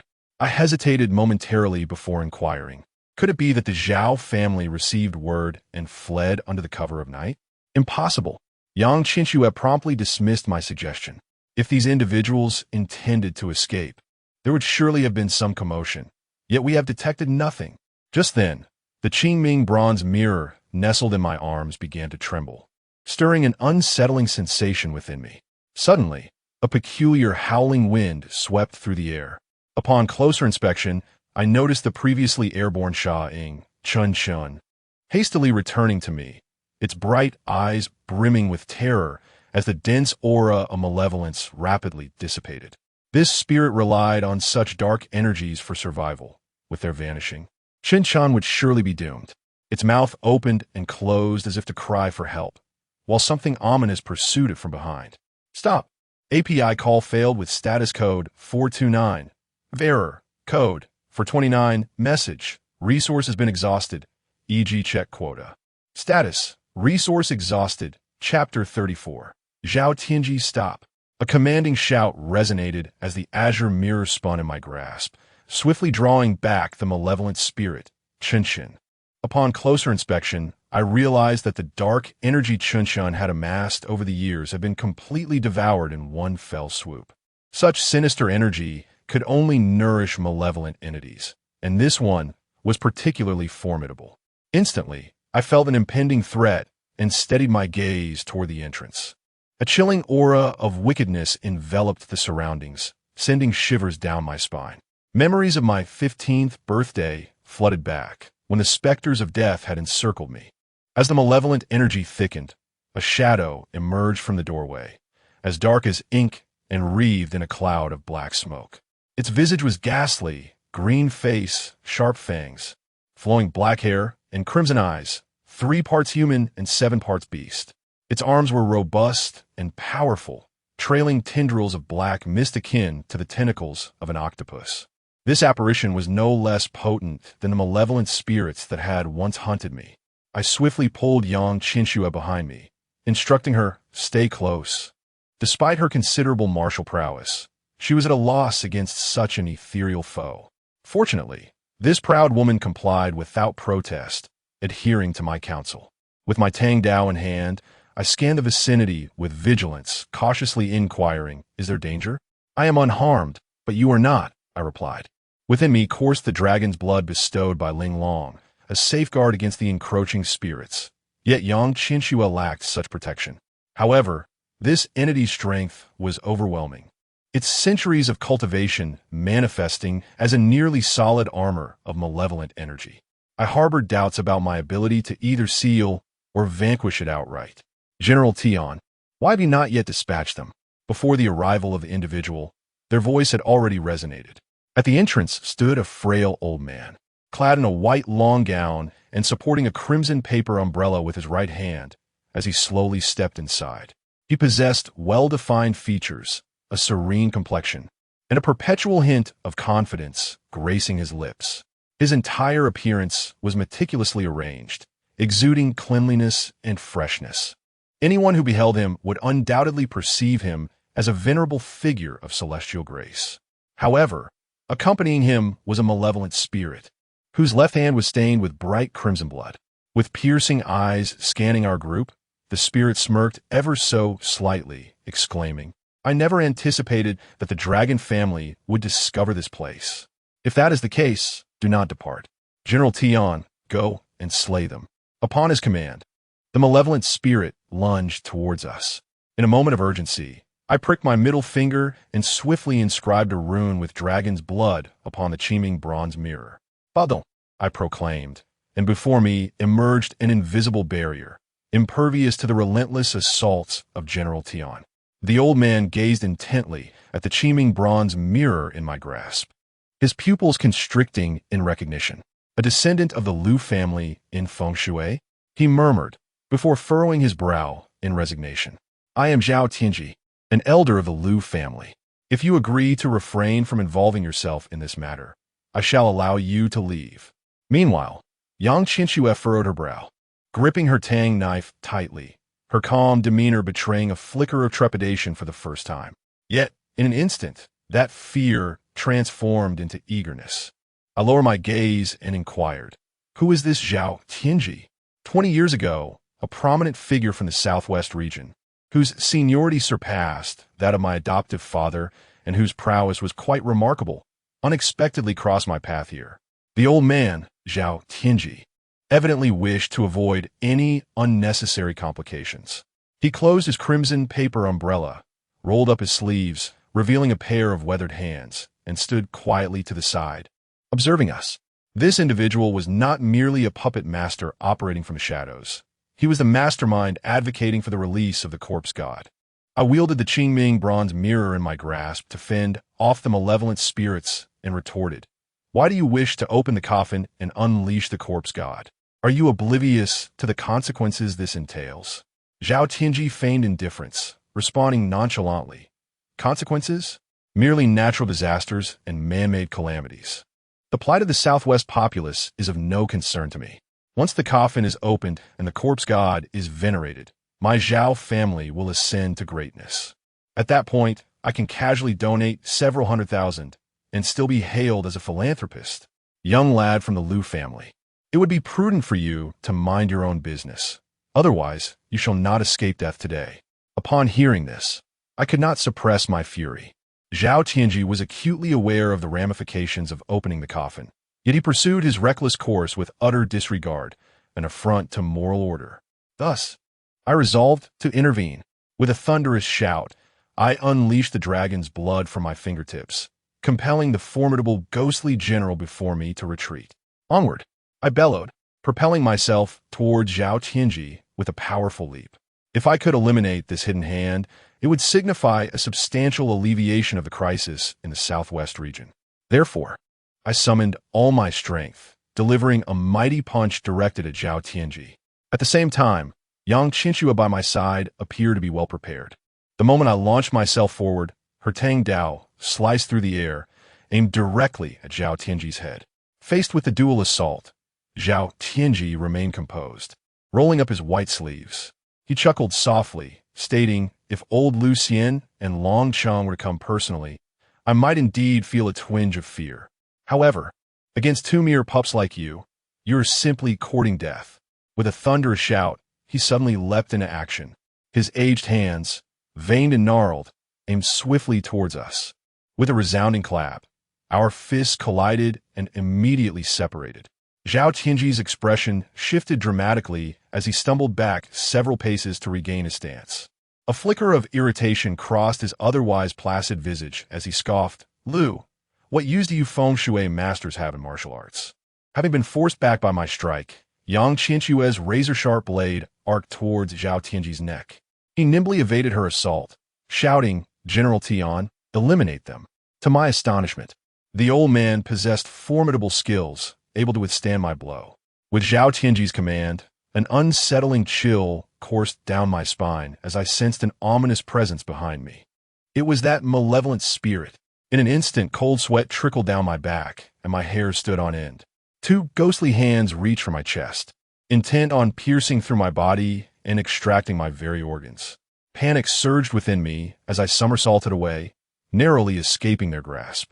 While I was entangled with the general, I could only muster all my strength to defend myself. Meanwhile, Yang Qinshua faced Zhao Tianji alone, the pressure mounting significantly as she began to falter. To my astonishment, Zhao Tianji's strength proved to be formidable. With a resounding thud, Yang Qinshua crashed heavily to the ground, a pool of crimson blood seeping from her back. A wave of alarm surged through me, and I instantly withdrew from my struggle with the heavenly general, swiftly pulling the fallen Yang Qinshua behind me for protection. Do you truly believe you can contend with me? You're far too inexperienced. Zhao Tianji snorted disdainfully, a trace of smugness crossing his features as he lowered his long sleeves. Since you refuse to depart, then you shall remain here. However, as for the Lu family, I have no desire to provoke them. If, in 3 days' time, you find yourself still clinging to life, I may grant you mercy and a glimmer of hope. Chapter 35. The ancestral home, however. The general of heaven from the Zhao family has been a fearsome, malevolent spirit passed down through generations. In my hands, it has already endured for 28 generations, possessing an unimaginable power that even I cannot contend with. After Zhao Tianji spoke, he shook his head, as if convinced that I would not survive. Raising the red paper umbrella, he turned and left without hesitation. In an instant, a torrent of malevolent energy surged around me, enveloping me in darkness. From within this inky void, 2 robust arms lunged toward me with lethal intent. Clutching the gravely injured Yang Qinshua with one arm, I struggled to fend off the onslaught, retreating step by step. Yang Qinshua lay in my embrace, her back racked with agony, causing her to perspire profusely. Yet, she gritted her teeth in silence, her delicate hands persistently pushing against my shoulders. Release me. Silence, I commanded coldly. At my reprimand, she immediately complied, becoming still. As Zhao Tianji had indicated, this general of heaven was indeed an ancient malevolent spirit, having existed for centuries. The surrounding malevolent energy threatened to form an impenetrable armor. As a mere feng shui master, my methods were no match for the Taoists of Maoshan when it came to dealing with such spirits. Although my dragon blood offered some suppressive power, its effectiveness was ultimately limited. Observing the relentless assaults from the general of heaven, I swiftly instructed, look for an opportunity to convey our situation.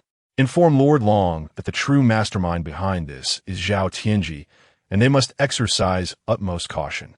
Given the gravity of the situation, Yang Qinxue promptly retrieved her mobile phone, but her expression shifted in an instant. There's no signal here. My brow furrowed, anxiety mounting within me. The General of Heaven clung to me incessantly, leaving me feeling utterly exhausted and unable to combat the threat.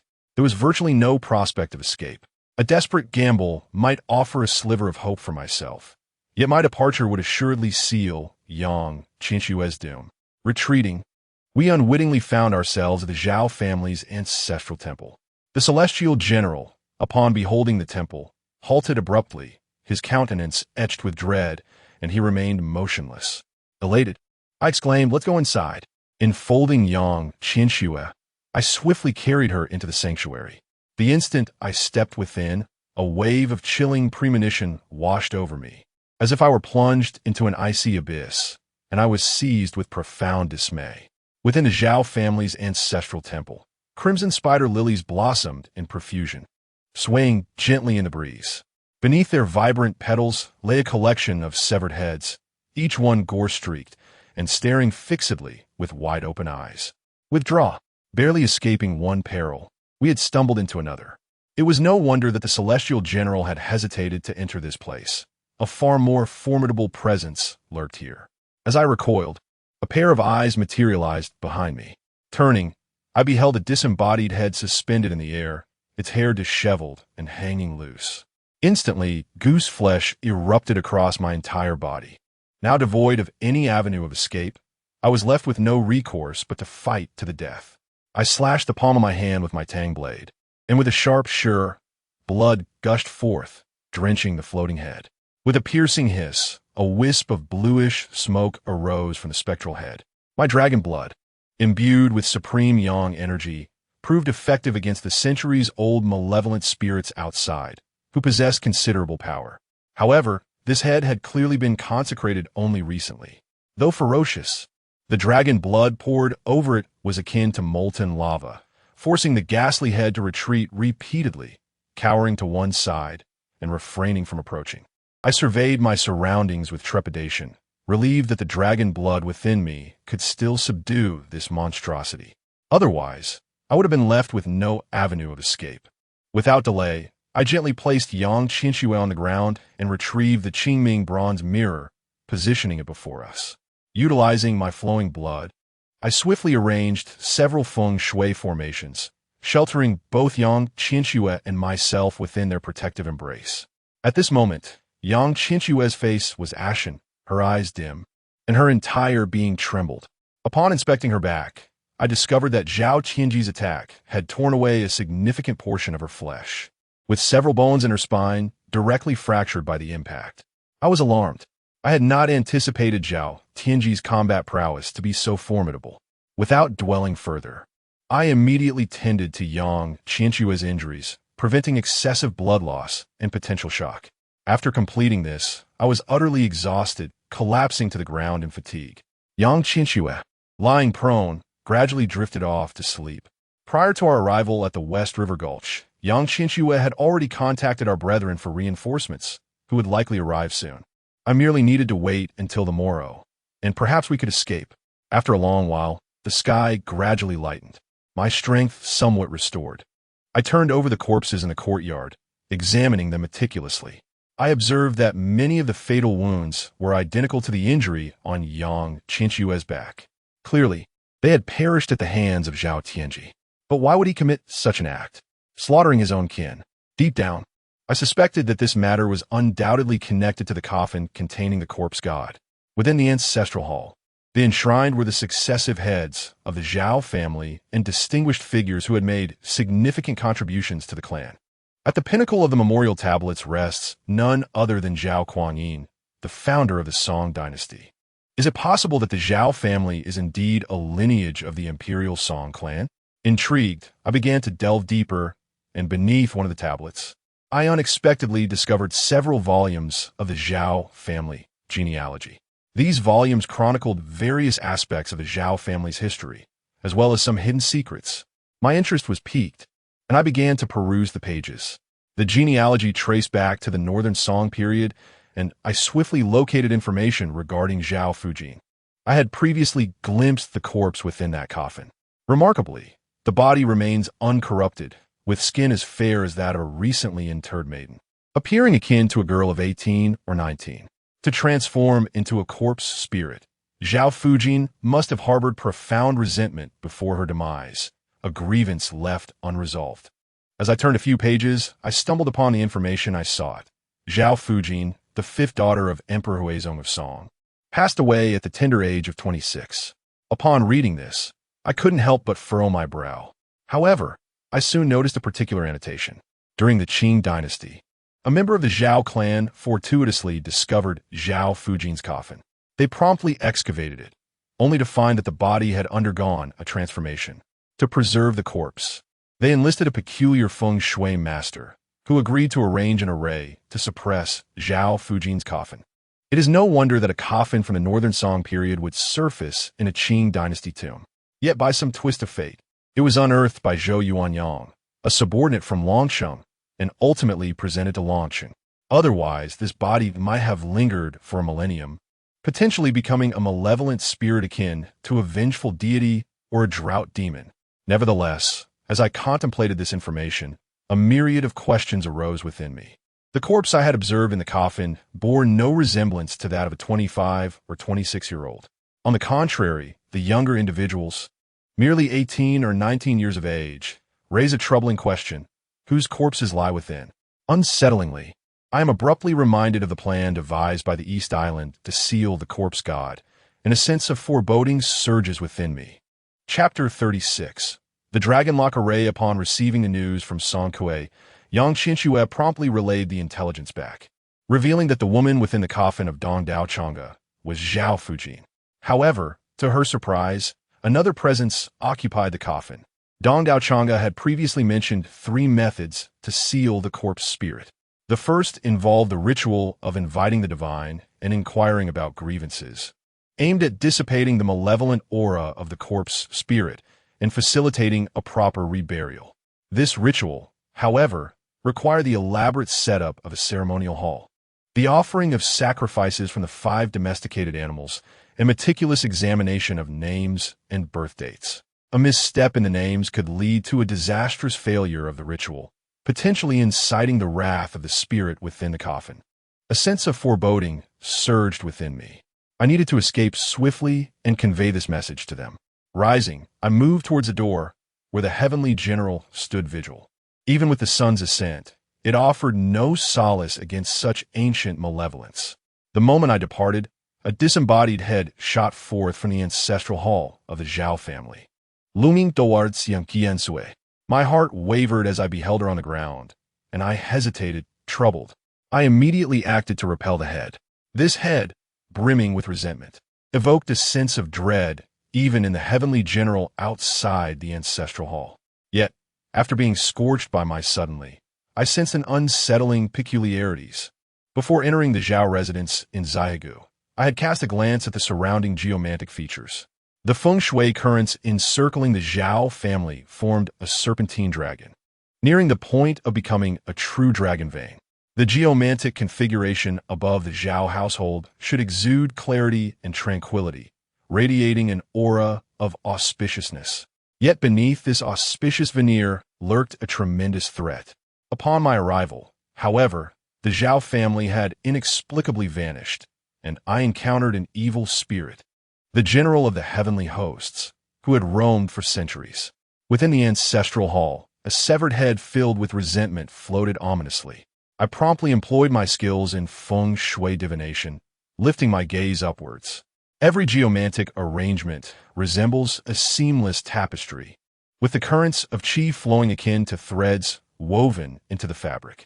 The intertwining of these threads generates spirals of energy, representing the transformations within the feng shui dynamics. The ever-changing nature of existence, the interplay of purity and impurity, continuously forms a hierarchy of significance. In the duality of yin and yang, clarity signifies fortune, while turbidity portends misfortune. The The fluctuations of yin and yang reveal both calamity and blessing through the spirals of qi. In the realm of geomancy, a static configuration is detrimental, symbolizing rigidity and lifelessness, much like the previous feng shui of the Zhang family. Conversely, perpetual transformation breathes vitality. This aligns with the Taoist principle of creation. The feng shui of the Zhao family in Xiaogu is neither static nor erratically shifting, but rather an unchanging transformation. Every subtle current of qi flows according to specific laws, remaining utterly unchanged from beginning to end. Strange. How peculiar. Since my emergence from the mountains, I have never encountered such an extraordinary geomantic arrangement. It is as though it were meticulously orchestrated. A formation. My eyes suddenly sparkled, as if I had unearthed the crux of the matter. The individual who orchestrated the feng shui here possesses remarkable prowess. Perhaps their skills rival those of my grandfather. Indeed, this is the most formidable feng shui master I have encountered since my departure from the mountains. Furthermore, this formation has been meticulously arranged for many years, seamlessly integrating with the surrounding feng shui. Thus, I had failed to detect it. I exhaled in relief. As long as I could pinpoint the key, unraveling this formation would become significantly more manageable. Following my line of thought, I promptly seated myself cross-legged, retrieving a small stone from the ground. I began to calculate the intricacies of this formation upon the earth, seeking the path to its dissolution. The method I employed was rooted in the primordial 8 trigrams. By adhering to the sequence of Qian 1, Li 2, Li 3, Zhan 4, Sun 5, Qin 6, Jan 7, and Kuan 8, I intertwined the positions of the trigrams with the feng shui dynamics of the Zhao family. Each fluctuation of energy was meticulously computed. Gradually, the brilliance of my insights intensified. A smile graced my lips as I comprehended the transformations and functions of this formation. This is a dragon locking array. To lock the dragon is to sever the dragon. Every strand of energy above the Zhao family is operating along a predetermined trajectory. The Qian gate enters the Kuan gate, the Dui gate enters the Zhen gate. This cyclic motion perpetuates the flow of energy within. Simultaneously, it firmly secures the dragon vein of the Shiha ditch, preventing it from fully transforming into a dragon, thereby allowing the Zhao family to harness its power. It continuously fosters auspicious fortune, safeguarding the descendants of a Zhao family. What a clever stratagem! This dragon locking array is infinitely superior to the Zhang family's 9 gates locking palace array. This time, the formation not only ensnares the dragon vein, but also binds both Yang Qinxue and myself. It is no wonder that Zhao Tianji felt secure in departing, leaving us behind. Unless we decipher this formation, even vanquishing the celestial general at the entrance will not grant us our freedom. Each approach to the formation renders us disoriented, ensnared within a labyrinth from which we may never escape, akin to a ghostly wall. Understanding the operation of this formation fills me with exhilaration, compelling me to seek its means of resolution. Unbeknownst to me, Yang Qinxue, who lay on the ground, suddenly stirred awake. Observing her bandaged wounds, her delicate brows knitted in concern, and her complexion pale as death, I sensed an air of indignation between her brows. Her gaze, filled with curiosity, fixated upon my calculations on the ground. However, the symbols and numbers I inscribed were esoteric principles of geomancy. After a brief moment of scrutiny, she could only shake her head. Leaning on her tang knife, she limped towards the ancestral hall. Do not move recklessly. There are apparitions behind you, I cautioned, glancing at her just as a floating head surged towards her back, poised to deliver a lethal bite. Upon hearing this, Yang Qinxue's eyes glinted with lethal intent. She twisted her waist, turning sharply, and with great force, slashed her tang knife backward. With a resounding thud, the floating head was cleaved away. Fresh crimson blood erupted. The resilient figure of Yang Qinxue finally came to a halt, her voice laced with urgency. I must hasten back to inform my adoptive father of Zhao Tianji's appearance. I, too, possess a plethora of information that must be disseminated. However, the surrounding signals are utterly severed, rendering my phone incapable of transmitting any messages and both Yang Qinxue and I find ourselves ensnared here. These crucial tidings cannot escape. Delay could spell disaster. Zhao Qianji is orchestrating his schemes in the shadows, unaware of the impending turmoil in Longcheng and Dongdaochanga. Should he unleash the corpse god, all would be lost. My own anxiety swelled within me as I set down the stone in my hand and gradually rose to my feet. A solution had begun to crystallize in my mind. The more intricate the formation, the greater the challenge of its disassembly. After relentless calculations, I finally discerned a method to breach the formation. I can dismantle it, but you must heed my instructions for the next 2 days. What do you intend to do? Yang Qinxue inquired with curiosity. Wait. Chapter 37. Breaking through patience is my sole recourse. I must wait for the opportune moment. This dragon lock array cannot be breached through brute force, yet I am certain that any alteration will reveal a weakness.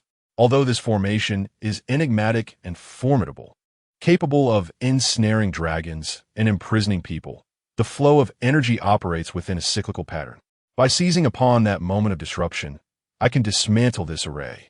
According to my calculations, a vulnerability will manifest in 2 days, with the energy flow pausing for a mere 3 seconds. Within that brief interval, if I can disrupt the focal point of the array, it shall be rendered ineffective. Moreover, during the preceding 8 days, this is the only opportunity that shall arise. Should I miss it, I must wait another 8 days for a chance to present itself. However, Yang Qinxue must regain at least half of her strength within these 2 days. Otherwise, relying solely on my own power, it will be exceedingly difficult to escape the array. Seated on the ground, I observe the ever-expanding cluster of red spider lilies surrounding me. After the sun ascended, the corpses within the Zhao family ancestral hall began to decay rapidly, devoid of even the faintest whiff of putrefaction. Yet, these crimson spider lilies flourished more vibrantly, as if they were absorbing the nutrients from the flesh and blood of the deceased. These flowers are indeed treasures.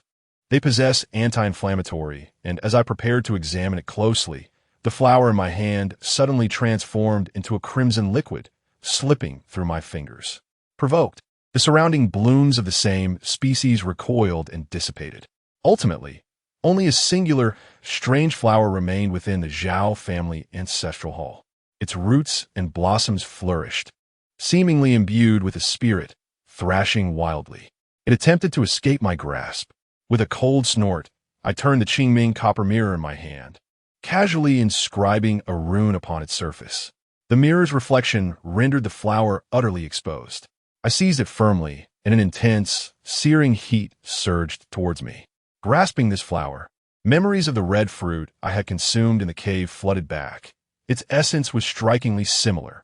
This flower possesses the capability to heal your wounds. I can purge some of its toxins. Whether you choose to use it is entirely up to you. After all, these flowers grow upon the bones of the deceased, which is somewhat unsettling to me. Yang Qinxue immediately nodded in agreement, showing not a hint of hesitation. Yet, unexpectedly, she blurted out a heartfelt thank you. Glancing at Yang Qinxue, a smug smile curled at the corners of my mouth, knowing she referred to my rescue of her last night. Just hearing this proud, aloof woman express gratitude filled me with an indescribable sense of satisfaction and excitement. I sliced open my wrist, allowing a few drops of blood to escape. The dragon's blood within me during this time. I have not remained idle. Rather, after several calculations, I tirelessly sought the key to unraveling the dragon lock formation.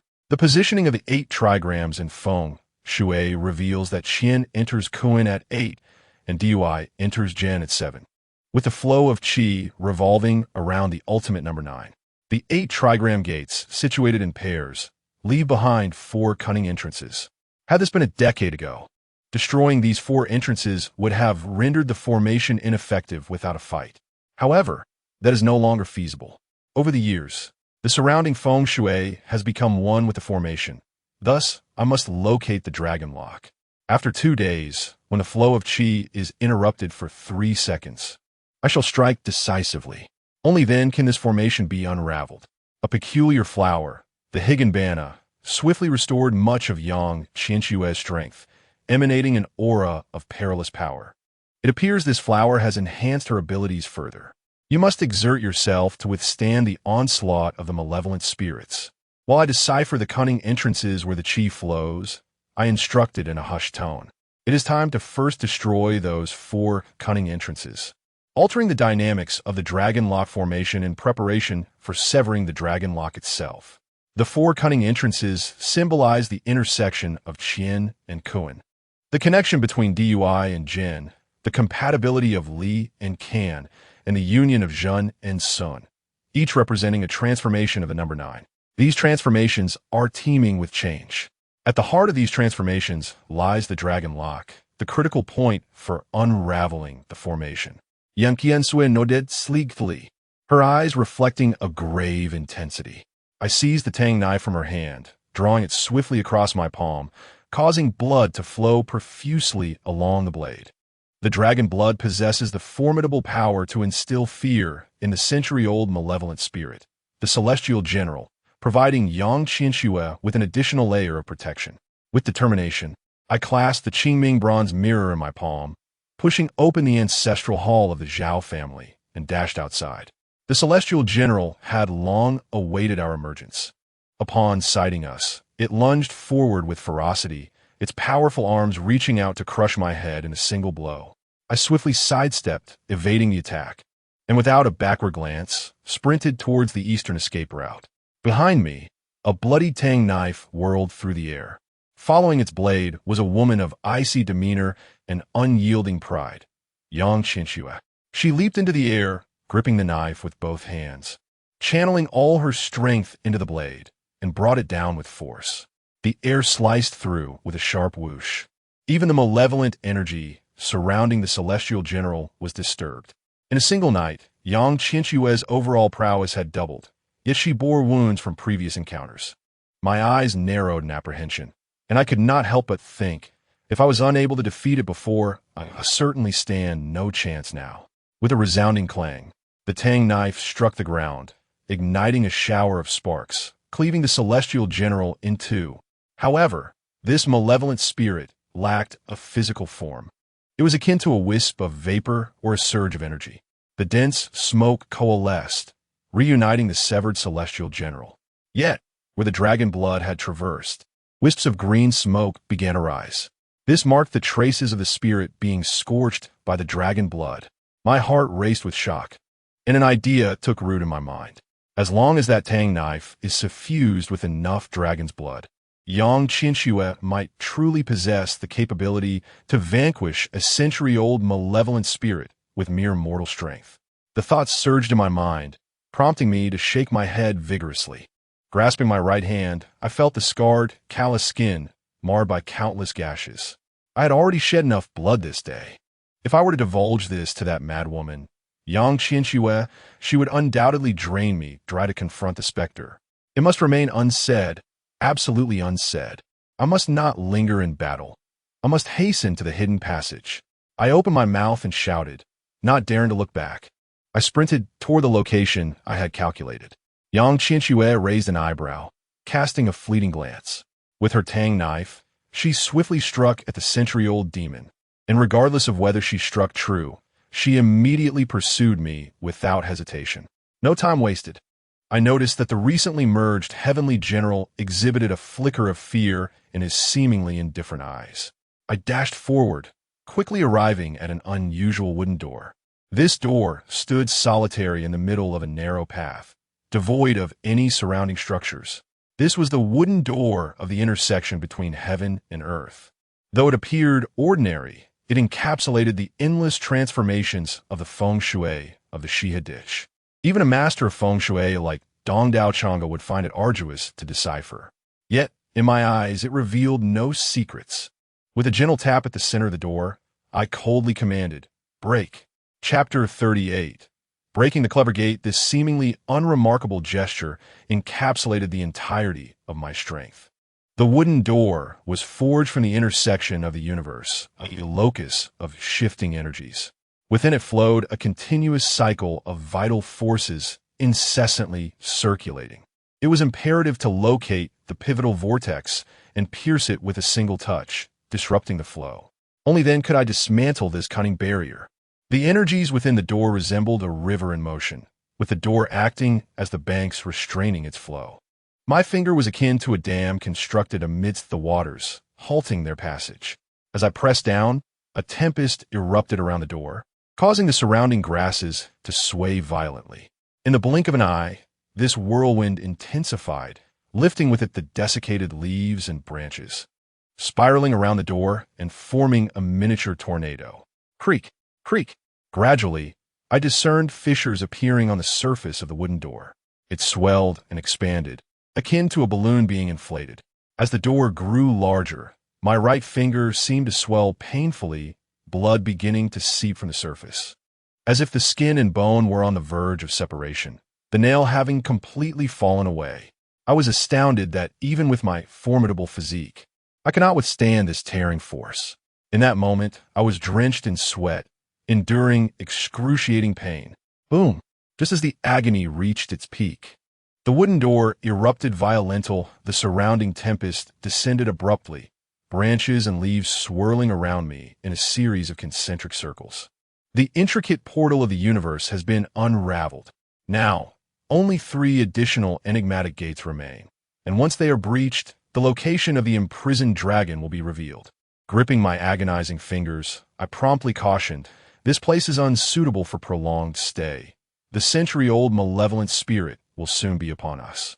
We must immediately proceed to the next destination." Yang Qinshue maintained her indifferent demeanor, her hands clasped around the tang knife, yet her gaze fixated on my swollen fingers. "Must it truly be your fingers?" she inquired, her tone imbued with confusion. I shook my head in resignation, elucidating, "The principles of the Bagua array require equilibrium to sustain its vitality. Inserting foreign objects into the vortex could potentially alter the operational rules of the formation, complicating its nature.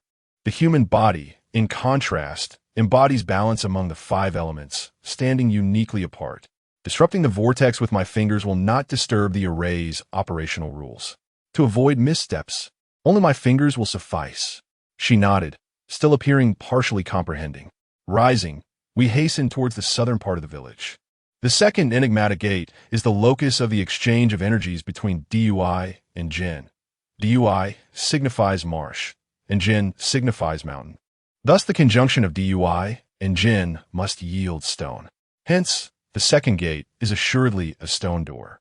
Compared to the wooden door formed by the intersection of heaven and earth, the stone door connecting Dui and Jin proves more challenging to breach. In addition, there lies the copper door harmonizing Li and Kan, as well as the iron door aligning Zhun and Sun. However, after only a few dozen meters, the century-old malevolent spirit, the heavenly general, manifested silently beside me, exuding a palpable aura of malevolence. The chilling essence enveloped me, causing an immediate shiver to course through my body, raising the hairs on my skin. The heavenly general gazed at the Tang Dao in Yang Qinshue's hand with a hint of trepidation before abruptly turning and charging towards me, intentionally avoiding her.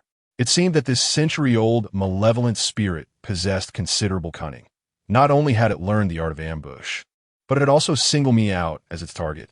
At that moment, I was sprinting at full speed, my form too swift to evade, and I could feel the imminent grasp of the heavenly general at my back. Suddenly, a Tang Dao soared through the air, piercing the malevolent spirit's arm and swiftly severing its limbs. Before the blade could touch the ground, Yang Qinshuo pivoted and leapt, deftly catching the Tang Dao, and began to strike fiercely at the heavenly general. Her rapid and precise swordplay forced the century-old specter to retreat repeatedly.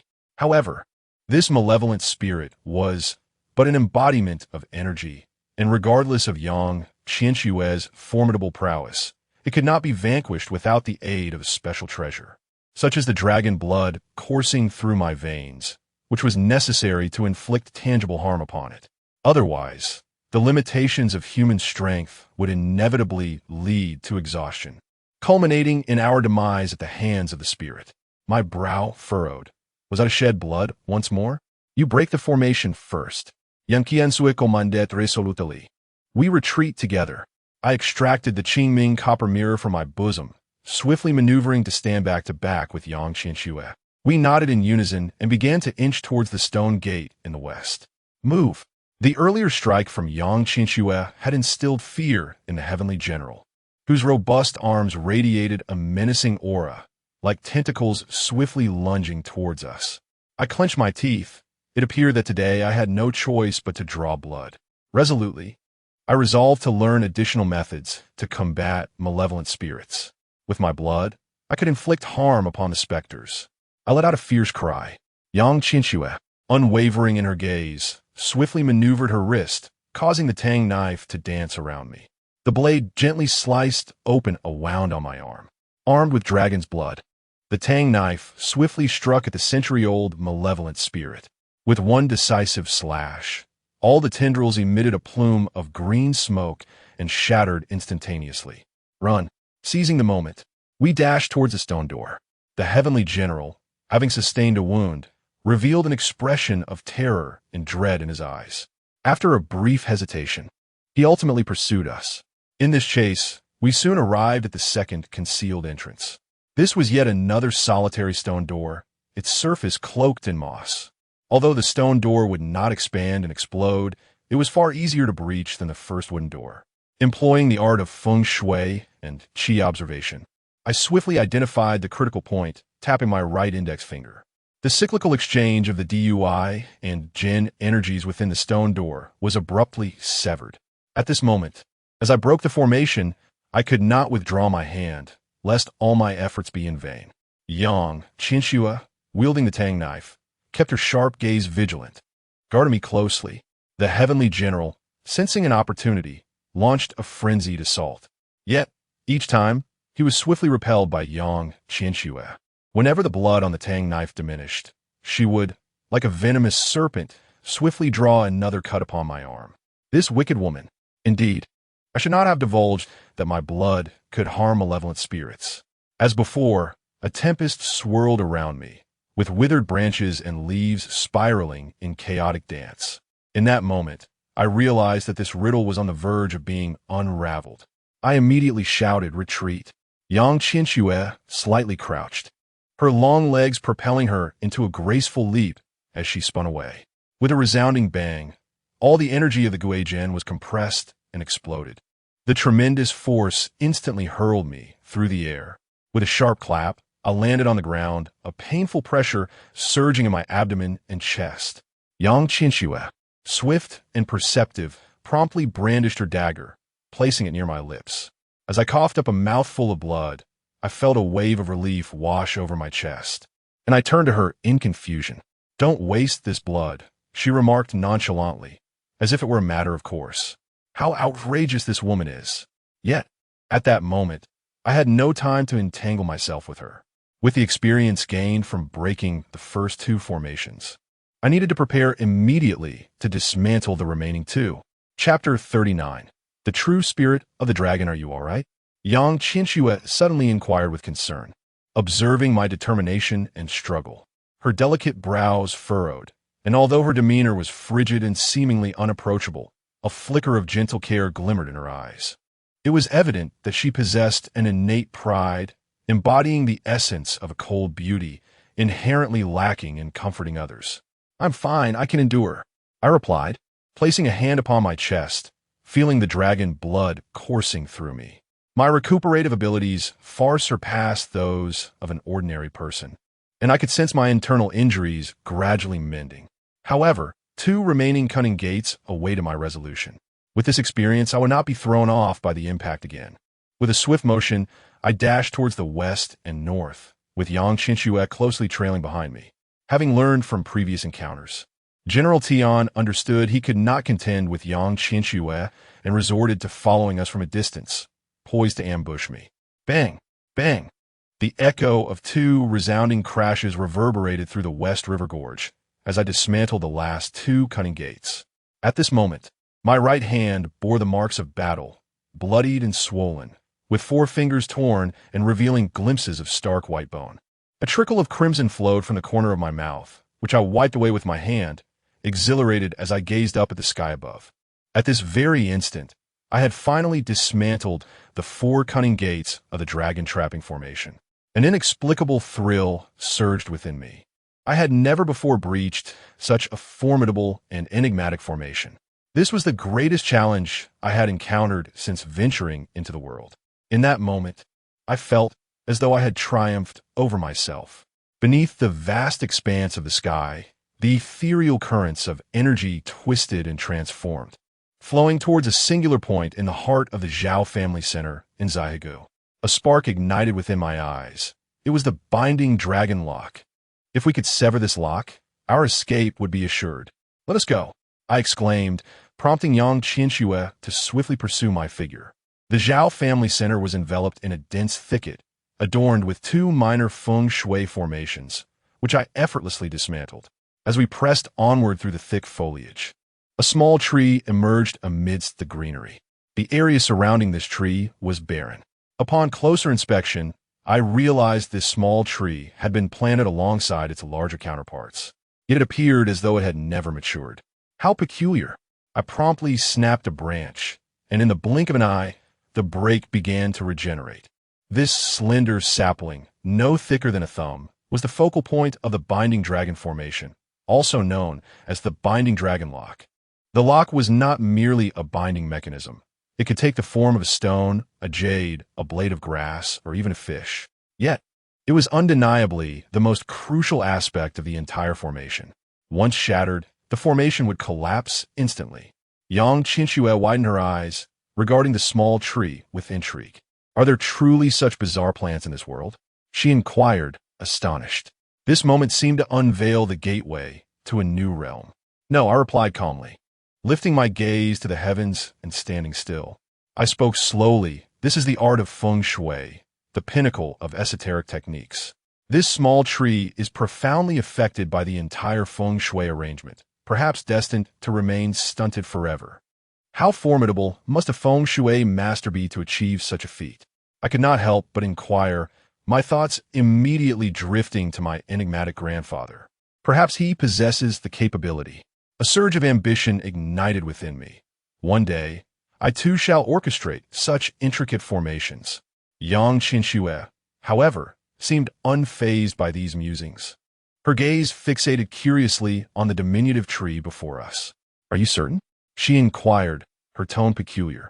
"The pivotal element in dismantling the formation is this very tree. As long as the formation remains intact, this tree shall not perish.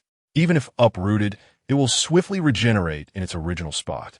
Yet, within the confines of the dragon restraining formation, every 8 days, the flow of energy abruptly pauses for 3 seconds. This fleeting moment constitutes the sole opportunity to decipher the array. Otherwise, all efforts will be in vain." I scrutinized the surroundings, my hands instinctively calculating the most critical point. 7 gods and 8 strands, the universe in harmonious rotation. Separation leads to the primordial, myriad following the singular.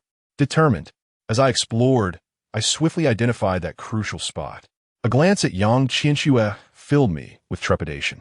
That pivotal point lies precisely 13 inches up the tree trunk, yet it is as fine as a single strand of hair. This signifies that Yang Qianxue must strike with utmost precision within 3 seconds, her aim unwavering. The mastery of this dragon restraining formation is truly extraordinary. Yang Qianxue's expression hardened, her grip on the Tang Dao tightening as she nodded resolutely. "We have but one chance," I reminded her. "Understood," she replied nonchalantly. What more could I possibly say? Without the harassment of the heavenly general, we swiftly returned to our ancestral hall. Yang Qianxue marked a small dot on the wall of the hall, drawing her Tang knife and training relentlessly. Perhaps she, too, was uncertain of her capabilities, yet she never uttered a word of defeat. Leaning against the courtyard, I gazed up at the sky, where clouds drifted lazily and time flowed gently. As night fell, Yang Qianxue's blade continued to strike at that tiny point. Suddenly, a thunderous roar echoed as the once bright and clear starry sky became shrouded in thick clouds. From within the layers, the sound of thunder rumbled, and flashes of lightning illuminated the darkness. A torrential downpour was imminent. This was peculiar. I looked up at the sky, puzzled. According to the weather of the past 2 days, rain was not forecasted. Yet, inexplicably, the blood within me began to boil, as if encountering a long-lost kin. Suddenly, a light dawned before me, and an unsettling tension gripped my heart. The dragon vein of Xiaogu was about to transform. Alas, the constraining array above was intended to seal this dragon vein. No matter how powerful it might be, it would ultimately face defeat. My thoughts swirled in my mind as I sought a solution. In an instant, a plan formed. Yang Qinxue, cease your training. Quickly, fetch me red cloth, an incense burner, and fragrant herbs. Today, I shall perform a ritual, I proclaimed loudly. The ritual, typically associated with Taoist and Buddhist practices, also involves geomancers invoking the heavens and inquiring about the mountains and rivers. My intention for this ritual was to communicate with the true spirit of the azure dragon vein, thwarting its transformation into a formidable dragon vein. 3 days hence, the binding chains of the dragon would be severed, and in that moment, the surrounding energies would flow freely, perhaps granting it a chance to transform into a true dragon. Yet at this juncture, it was utterly impossible. Though Yang Qinxue harbored doubts, witnessing my prowess, she resolutely proceeded towards the ancestral shrine. All that we sought was contained within. Above, thunder rumbled ominously. Time was of the essence. I felt an urgency in my heart. For once the lightning descended as a calamity, all would be irrevocably determined. My lips parted slightly, and my throat resonated as I pronounced intricate, enigmatic characters. This was the language of dragons, an ancient tongue that Linglong had once imparted to me. However, despite my voice booming, it was a formidable challenge to convey my message to the true spirit of the dragon. I continued to chant in the dragon tongue, yet the true spirit remained unresponsive, and my anxiety deepened, becoming unbearable. I needed the offerings. At that moment, Yang Qinxue arrived unexpectedly, laying out the items I required. Yet, I still lacked 6 living beings for the sacrifice. I could no longer afford hesitation. With a swift stroke, I sliced open my arm, blood gushing forth. Essence of the heavens, essence of the earth, essence of the spirit, assist my being, grant me communion with the myriad pathways. Forgive. With a command, thunder roared, wind surged, and sand and stone danced wildly. Torrential rain cascaded down in a magnificent deluge. What audacity for such a young one to obstruct my path to enlightenment. I shall devour you whole. Suddenly, a furious roar reverberated in my ears. Chapter 40. The true spirit the dragon concealed within the terrain is but a manifestation of ethereal essence, devoid of corporeal form. Yet amidst the torrential downpour, one can perceive, albeit faintly, the silhouette of a true dragon spirit, measuring approximately 14 to 15 meters, suspended in the air. This magnificent creature, imbued with profound spiritual energy, has accumulated centuries of cultivation, now standing at the pivotal moment of its tribulation to transform into a dragon. How could it not be incensed by my interruption? The dragon spirit, perched high above, glowered fiercely with wide-open eyes, fixating its wrathful gaze upon me. Just as I prepared to elucidate the circumstances that led to this encounter, the dragon spirit suddenly writhed, opening its intangible maw, poised to engulf me whole. Should I be consumed by this dragon's essence, I would be dragged into the depths of the earth, buried beneath the weight of the soil. I furrowed my brow, observing its menacing presence. As the saying goes, dragons beget dragons, phoenixes beget phoenixes, a mouse's offspring will burrow. The terrain that birthed this dragon spirit is surrounded by sheer cliffs and tumultuous waters, creating a perilous environment that has rendered this dragon's temperament volatile and its heart ablaze with fury. Having been interrupted during its tribulation, it was now consumed by rage, heedless of consequence, determined to obliterate me. Oh, audacious and malevolent dragon, I have spared your life, yet you repay my mercy with treachery. Employing the art of feng shui and divination, the dragon spirit appeared vividly before my eyes. In terms of bloodline and lineage, the dragon's blood coursing through my veins is far more esteemed than that of this dragon spirit. The laws of the dragon kin are stringent, yet this dragon spirit, not yet having transcended its tribulation to become a true dragon, dares to challenge my authority and strike against me. With a deft motion, I grasped 3 long incense sticks, rolling them between my fingers to coalesce into a singular force. With the dragon's blood flowing from my arm, I smeared it upon the incense stick and coldly remarked, "If you refuse to heed my wise counsel, then prepare to face the consequences." With a flourish of the incense in my hand, an invisible force whipped through the air like a lash, striking the body of the dragon with a series of resounding cracks. In an instant, the true essence of the dragon was thrown into disarray, causing it to retreat in fright. It swiftly pleaded in the tongue of dragons, "My lord, please cease." The term "my lord" was its expression of reverence towards me. Upon hearing its plea for mercy, I relaxed my grip on the incense, and the invisible force dissipated immediately. This technique had been taught to me by Linglong prior. It appeared formidable and extraordinary. Yet was only effective against the souls and true spirits of those with dragon lineage. Quickly dispel this thunder calamity, or you shall suffer grave injury. The intricate and convoluted dragon binding array flowed with the energy of the 8 trigrams, endlessly circulating. You sought to rely on the power of the thunder calamity to dismantle this array and transform into a dragon. However, you possessed no opportunity to do so. I articulated its inner thoughts with such precision that the dragon's true spirit was left astonished, gazing at my figure with an expression of bewilderment, unable to fathom my identity. Despite its tempestuous nature, it was not devoid of intelligence. It inquired in a robust voice, "Might I ask, my lord, how can this old dragon resolve its predicament and ascend to the skies as a dragon? In 2 days, I shall dismantle the dragon binding array, granting you the chance to transform. However, you must agree to one condition." My eyes narrowed slightly as I regarded the dragon before me. My intention was to enlist this dragon's aid in subduing the corpse deity entombed within the coffin. Upon the coffin, adorned with jade stones to arrange the 7 stars and heavenly gang's divine formation, one piece is the mysterious black spirit snake jade. This precious stone is imperative for me to acquire. However, I also wish to prevent the release of the corpse deity contained within, which could wreak havoc upon the world. Should the true spirit of the dragon assist me in subduing the corpse deity within the coffin, I would be able to retrieve the 5th jade stone corresponding to the Tianji star without the fear of the malevolent entity inside. The true spirit of the dragon did not immediately acquiesce, appearing contemplative. Thus, I resorted to threats. "Do you wish to transcend the thunder tribulation and transform into a dragon vein, only to find yourself half a beast, half a fortune? Moreover, with the dragon confinement formation suppressing you, there is no hope of overcoming the thunder tribulation. Even if you fortuitously transform into a dragon, you will suffer grievous injuries, and your Taoist cultivation will diminish.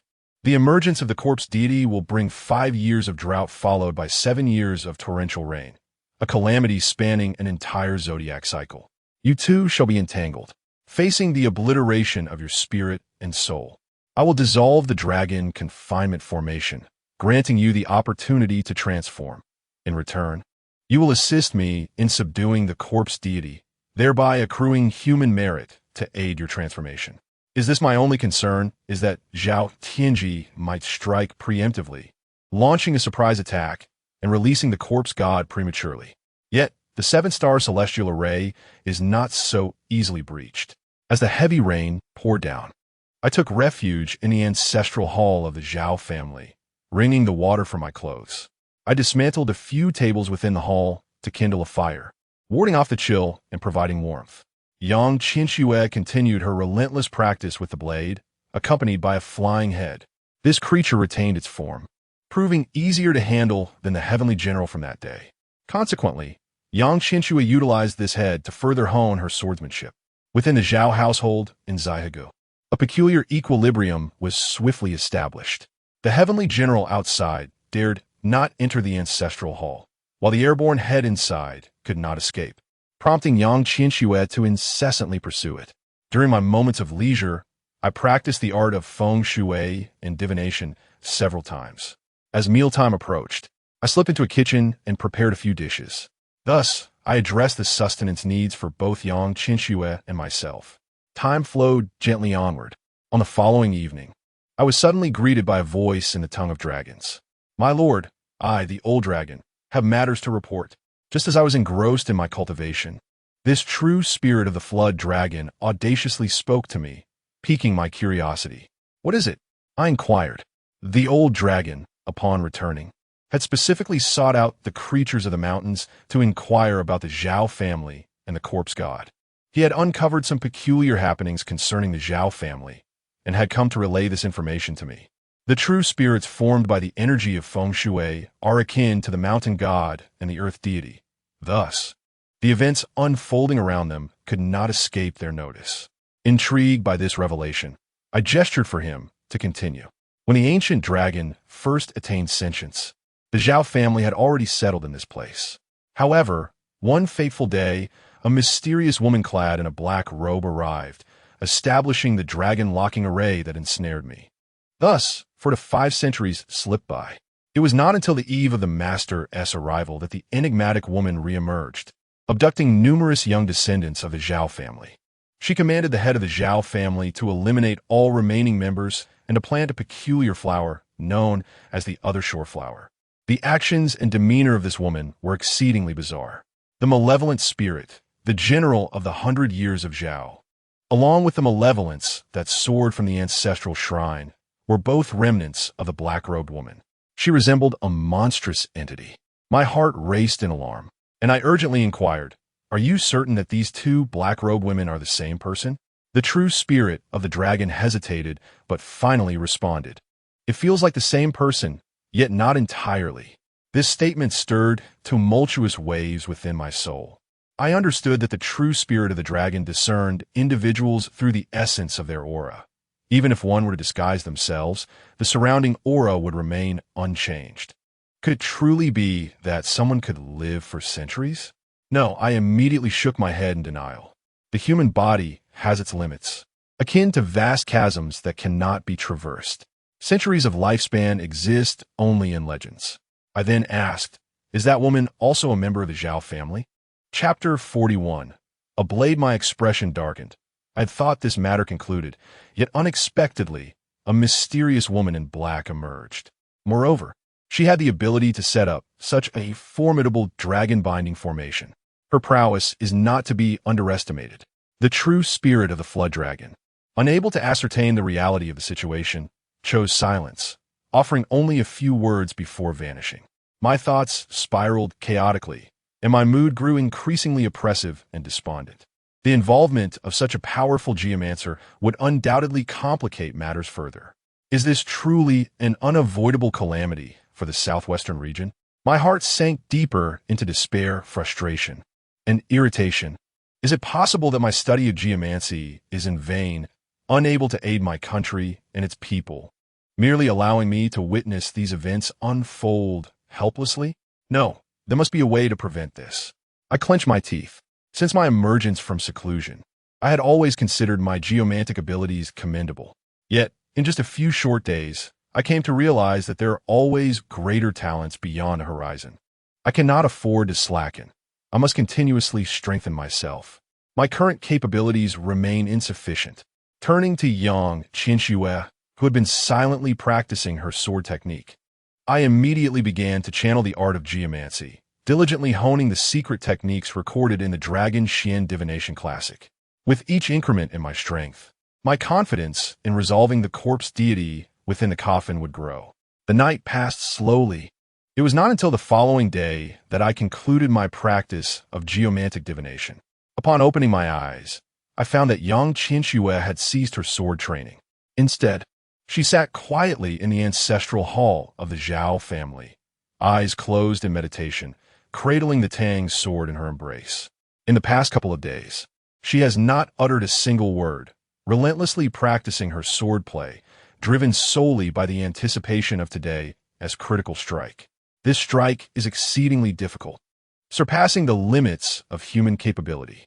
It demands not only swiftness, but also precision, accurate to the millimeter.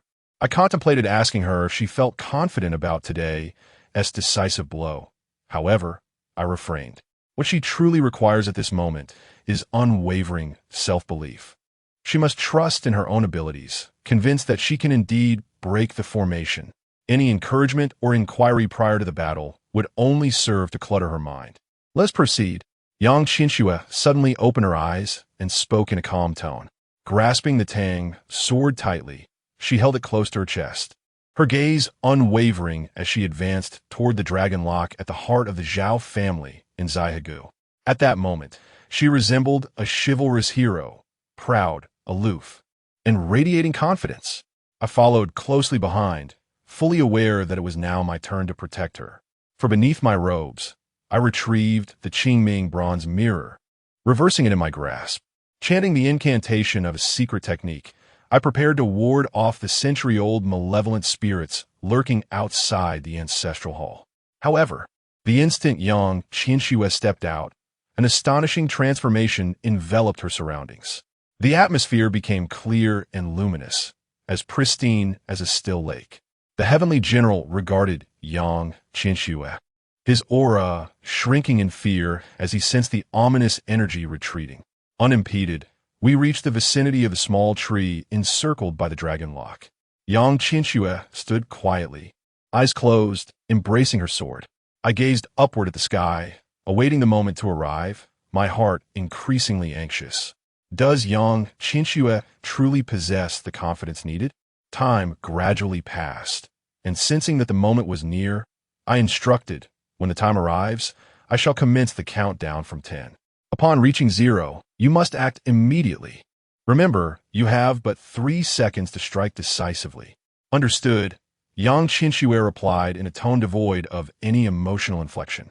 I immediately employed my feng shui divination technique, anxiously observing the sky. As I calculated the passage of time, I remained vigilant against an impending assault from the celestial general. My heart grew increasingly restless. As the sun ascended to its zenith, a sudden clarity illuminated my thoughts, prompting me to call out 10, 9, 2, 1, 0 act.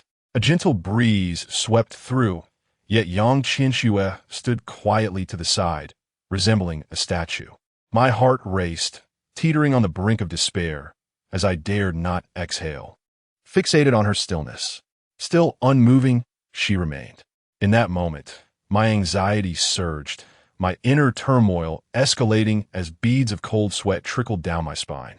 Damn it! An ominous realization struck me. The Qingming bronze mirror in my grasp suddenly stirred, gripping tightly in my palm. You are courting death, I muttered in a low, furious whisper, and I sprang into action. A surge of malevolent energy rushed towards me from behind. With my hands clasped, I directed a powerful strike towards Yang Qinxue's head. In that instant, it felt as though decades of tension had coalesced into a singular release. The speed, all of it feels as though it never transpired. Even with my extraordinary physique and keen perception, I could only capture a fleeting shadow of the blade in the air. The sword has been sheathed, yet the zephyrs stirred by its movement continue to resonate. From both sides, the howling winds harmoniously echo.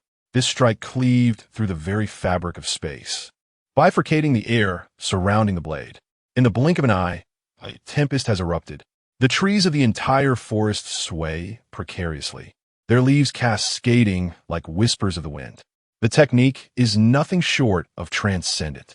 The blow has been delivered, and the figure of the celestial general can no longer be restrained. His visage, once fearsome, now appears shrouded in a dark gray pallor, as though confronted by the most terrifying presence in existence. The malevolent energy emanating from his being seems to harbor conflicting intentions. The forefront retreats frantically, yearning to escape this place, while the energy from behind relentlessly pushes forward. However, I'm no easy target. With a fierce glint in my eyes, I direct my finger at the azure mirror, which immediately emanates a faint luminescence. Within this radiance, countless intricate runes weave together, forming an expansive net. Pardon, I utter, and suddenly, a thunderous clap reverberates, brimming with formidable power. As I press the azure mirror towards the celestial general, I am grateful for the meticulous cultivation that has allowed me to comprehend this wondrous secret technique. The moment the celestial general encounters these runes, his ethereal form collides with an impenetrable barrier, shattering into fragments. Within him, arcs of lightning flicker, piercing through his essence, as azure smoke billows forth. The celestial general, in a moment of panic, retreated hastily, seeking to flee. Alas, my preparations culminated in but a single strike. The malevolent spirit, having existed for a century, wielded an overwhelming power, suffused with an aura of sinister energy that was anything but ordinary. This blow could only inflict severe injury, yet not obliterate it. With a resounding crack, the small tree before me was cleaved in two. The trunk grew wildly, expanding from the thickness of a thumb to that of a bowl, then to that of a basin, matching the size of the surrounding trees. The natural order of the entire West River Gorge was restored to its former state. The dragon trap was shattered. With a thunderous roar, the entire West River Gorge quaked. Stones flew about, and the very earth trembled incessantly. This is not good. A heavy dread settled in my heart, realizing the imminent peril. The earth dragon was about to stir. At that moment, the clouds in the sky began to coalesce ominously. Dark clouds gathered, accompanied by the rumble of thunder. "Hurry, cease this at once!" I bellowed, my gaze fierce as I scrutinized the geomantic configuration of the West River Gorge. This true spirit of the flood dragon was inherently volatile, unable to contain its urgency. In this instant, it sought to transcend its tribulation and transform into a true dragon vein. But I would not permit it to succeed. Should the true spirit of the flood dragon undergo its tribulation, even if victorious, its power would wane, necessitating years of recovery. By then, the die would be cast, and all would be irrevocable. "Have you forgotten our pact, true spirit of the flood dragon?" I demanded, my fury igniting as I questioned it in the dragon tongue. "My lord, I have not forgotten," the ancient dragon replied, its demeanor shifting to one of sheepishness. "It was merely a moment of excitement. Consider yourself fortunate," I retorted with a cold snort. Suddenly, a hand rested heavily on my shoulder, and in a low voice, it remarked, "The coffin at Longsheng Mansion has been opened halfway. The woman within is about to emerge." What? Chapter 42. Sacrificing life to fill the void of the corpse god has emerged? I gazed at Yang Qianxue in terror, incredulously inquiring, how could the ancient and extraordinary formation of the seven stars and the celestial general, which lies atop the coffin, be so swiftly dismantled? Moreover, Dong Daochanga has already attained the status of a feng shui master, gathering all the eminent geomancers from the southwest feng shui circle. How could it succumb in less than 5 days, allowing the corpse god to manifest? With little time for contemplation, I immediately raised my gaze to the heavens, scrutinizing the feng shui situation. Though the feng shui of the southwest was in disarray, no definitive changes had yet transpired. There was still hope. Without hesitation, I grasped Yang Qianxue's hand and began to depart. At that moment, I felt an eerie emptiness enveloping me. The world seemed shrouded in silence, and I could scarcely perceive the rhythm of my own heartbeat. My mind was singularly focused on one thought. I must return and seal the corpse god. Of course, my own strength was insufficient. I needed to harness the power of the true spirit of the Jiao dragon. My throat constricted as I uttered the dragon's tongue. True spirit of the Jiao dragon, hasten to my side. This Jiao dragon spirit, born from the geomantic energies of the Shiha ditch, is inherently linked to the mountains and rivers. Thus, it can only reside within me as we journey together to Nanning to seal the corpse god. Master, I can only be away from the Shiha ditch for the duration of 3 incense sticks. After that, I must return, or I shall suffer grievous harm to my spirit. The true spirit of the Jiao dragon cautioned. 1 incense stick lasts approximately 30 minutes, so 3 incense sticks equate to 1.5 hours. That would suffice. Time is of the essence. We must hasten to the Longsheng building. I immediately turned to Yang Qianxue and inquired, "Are there any vehicles nearby?" "My subordinates should be in the vicinity," she responded. "If there is a vehicle, then we shall be able to proceed." Without the entanglement of the Kunlong formation, we swiftly exited the Zaihagu area. Numerous subordinates were searching anxiously nearby, and upon spotting Yang Qinxue, they rushed over. "Prepare the vehicle. We shall return at once," Yang Qinxue commanded without delay. Once we were seated in the car, I finally had the opportunity to inquire about the specifics of the situation. After we deciphered the Kunlong formation, Yang Qinxue's mobile phone signal was finally restored. A torrent of messages inundated us, revealing the information that had been relayed from Longcheng over the past 3 days. It turned out that Dongdao Chang'e had received our transmitted news and discovered that the person in the coffin was Zhao Fujin, while the puppet master was the Zhao family of Xiaogu. Consequently, Longcheng issued a direct order to apprehend every member of the Zhao family from Xiaogu in the southwestern region, executing a thorough purge without mercy. However, the following day, unforeseen events transpired. Within the Longxing building, another individual was brutally sacrificed. The second star of the Big Dipper. The Kaiyang stone shattered. The seal of the Qixing Tiangang Jinshin formation was breached. So in the interest of caution, a multitude of feng shui masters were summoned to meticulously arrange protective formations in the vicinity. Should any unforeseen incidents arise, they were prepared to swiftly seal the corpse spirit. However, to their astonishment, Zhao Tianji suddenly appeared, immediately interrupting the ritual and nearly unleashing the spirit by forcefully lifting the coffin. Fortunately, Li Kaishan acted with remarkable agility, intervening just in time to thwart Zhao Tianji.